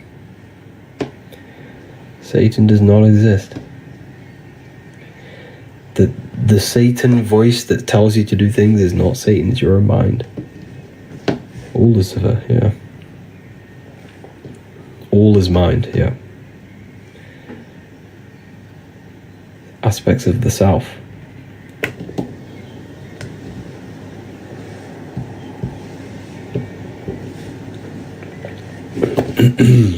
But yeah, it's crazy.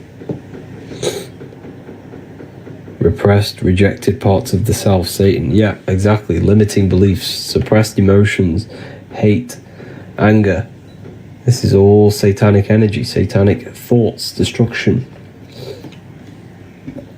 All internal. The best thing you could possibly do in life is never blame anyone for everything. For anything. Everything's your fault. Until you take 100% accountability for your life, literally it's the best thing you could possibly do. There's nothing outside of you. Everything is your fault. Don't blame anyone else for anything. Blame yourself. Even if it wasn't you.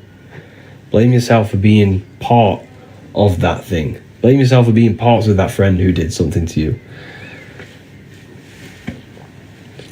It's all yourself. You caused the destruction. Satan did not. Don't blame don't blame Satan for the bad things in your life.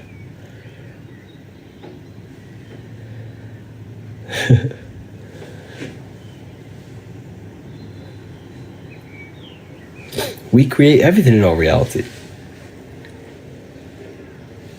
And that's like, Satan's just a quick way to just deflect the negative things in your life. He contributes though. He doesn't. Who? This is the thing. Satan doesn't contribute towards anything. Satan is a symbol. It's demons. You have to, everything's your mind. Your life is your mind pushed outwards. So it's just a materialization of your thoughts.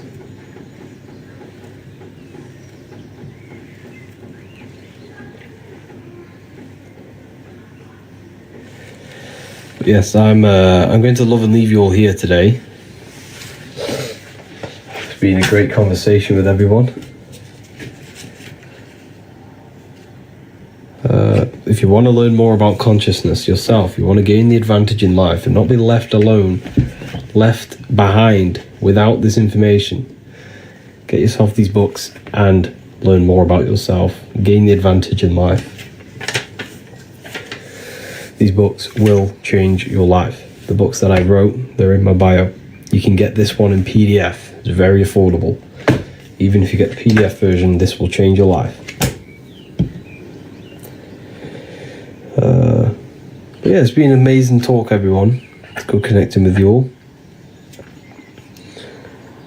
When's the symbolism book out? Symbolism book will be maybe a month or two. You wrote them. Yes, I wrote these books. My name here, right here. Harry B. Joseph. Harry B. Joseph. This book is full of symbolism. Yeah, the next book is on symbolism. Book of Symbolism. Can we pre-order? Maybe, yes, in the next few weeks, hopefully. I'm going to try and set something up. But hopefully I can... I'll keep you all updated with that. But make sure you're in the Telegram or something. Because Telegram, I can directly, directly contact you.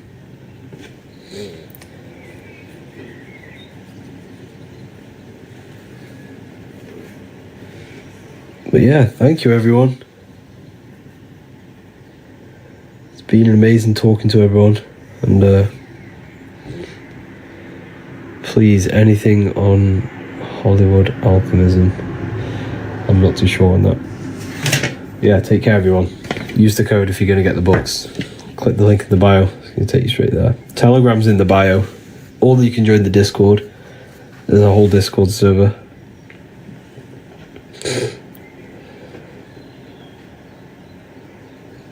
But yeah, take care, everyone. Have an amazing day. Can't find your free ebook. It's on the ebook section. Click the select button. As soon as you go on the website, there's a select button. Click the select button, go to ebooks, and it will take you to the ebook section. There's a free book on how to activate your third.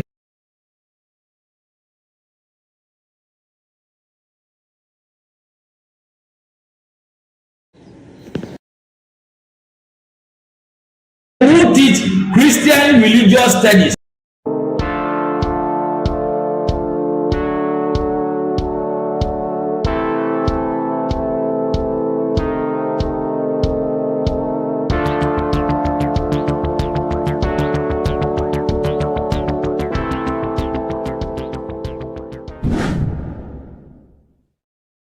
Welcome back, people. We're back with another video. Let's jump straight into this. Make sure to tune in till the end because this has got so much information in this video. So sit back and enjoy. So everything's torus fields. The Earth's a torus field. Everything's torus, which is electromagnetic field, electric and magnetic. The center of the torus field is where the two opposing forces meet in the center. And this is what creates the plane of inertia, the dielectric plane of inertia. Okay? You got red shift, blue shift, positive, negative, south and north pole, right? This is what the ancients were showing with the tree of life.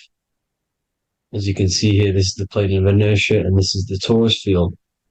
Everything consists of this. Everything is a torus field. A atom is a torus field.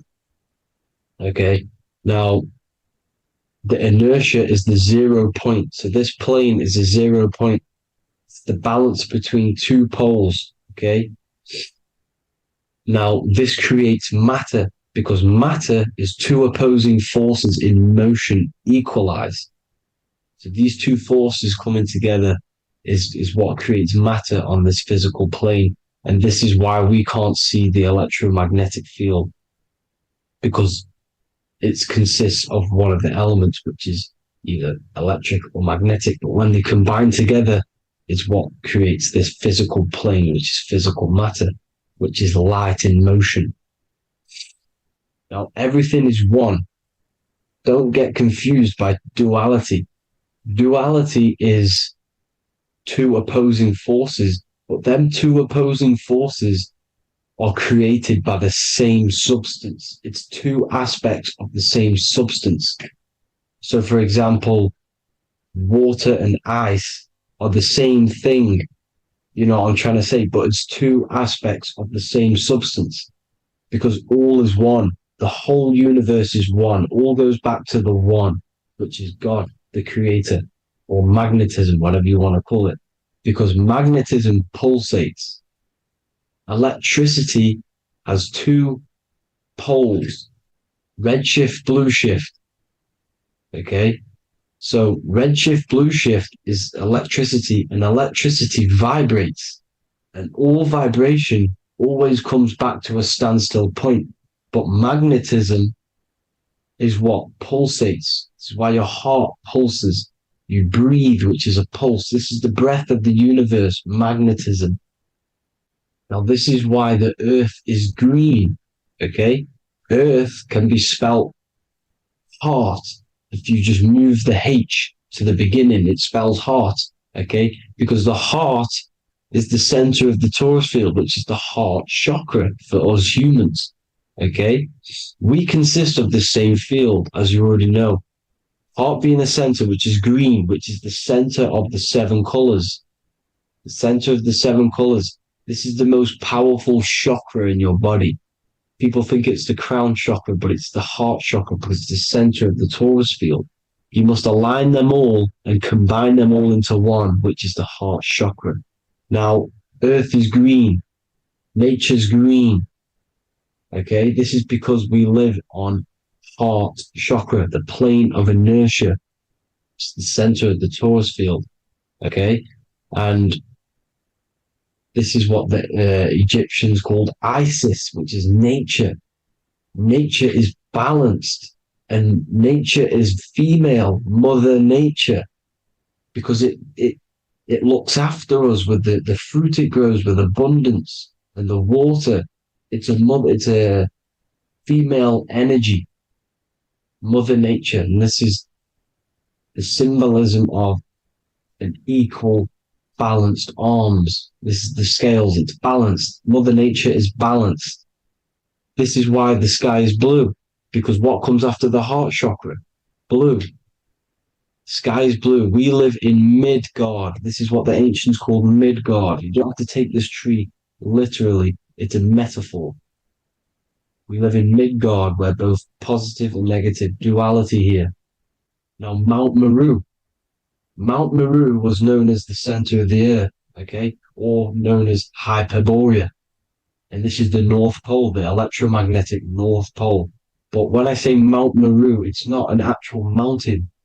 They weren't saying there was a real mountain in the center of the earth, a magnetic rock. No. The plane of inertia, okay, there's something called a hyperboloid. That's what it's called, a hyperboloid. And this is the center of the torus field. And this hyperboloid is what is in the shape of a mountain, you see? So if I go to this next one, they say Hyperborea on this map. Why do they call it Hyperborea? Because this is the hyperboloid in the center of the torus field. And this is the electromagnetic mountain, a metaphor. Mountain, what they're metaphorically saying, this is the electromagnetic mountain at the center, the double vortex, the center of the torus field, which is the North Pole. Pole of electromagnetic energy. So this is why they call it Hyperborea. It comes from the word hyperboloid. And the center of the earth is so sacred. And they symbolize this with, obviously, the North Star, which is Polaris. And this is where the swastika comes from, because it's the 4 seasons moving around the North Star. This is the Big Dipper constellation moving around the North Star, which is Polaris. There's that pole again. Pole. Magnetic pole of the torus field. And this is where the green, emerald green, aurora borealis comes from. It comes from this center hyperboloid at the center of the earth, where the most electromagnetic energy is stored. The center of the plane of inertia. The center of the plane of inertia. This is the all-seeing eye as well. As you can see, they've got the sun, the moon. This is the Masonic cosmos, the sun, the moon, and the all-seeing eye, because the eye is Polaris, the eye of the stars. It's all a big eye. Now, the eye means a lot more as well. It's not just that. There's different ways you can interpret symbols. Now, this is the emerald tablets. Deep in Earth's heart lies the flower, the source of the spirit that binds all in its form. Okay? The flower of life is thine own place of thine spirit, and stream through the earth as thine flows through thy form, giving off life to the earth and its children, renewing the spirit from form unto form. This is the North Pole. This is what he's talking about. He's talking about the aura borealis. Aura borealis. It's the earth's aura. Emerald green. Heart chakra. Plane of inertia. Green. Earth. Heart. You see? All related. Now, there's many symbolism of this. So much symbolism of the ancients. The 7 layers of heaven. 7 layers of heaven, which are the 7 planets. Okay? These planets are the solar system. It's the solar system because we are the soul. We are the sun, the soul. And we're inside of a solar system, which is the 7 planets. That's why there's 7 layers of heaven. Okay? The rings of Saturn, the rings of the planets are moving around us. Okay? So this is what the ancients were depicting in their cosmology. Now this is the Hebrew cosmology of the earth. This is the Mayan cosmology of the earth. You see, it's all an enclosed system. We live inside of a giant force field. All is atum. It's what the ancients said, the ancient Egyptians said. All is atum.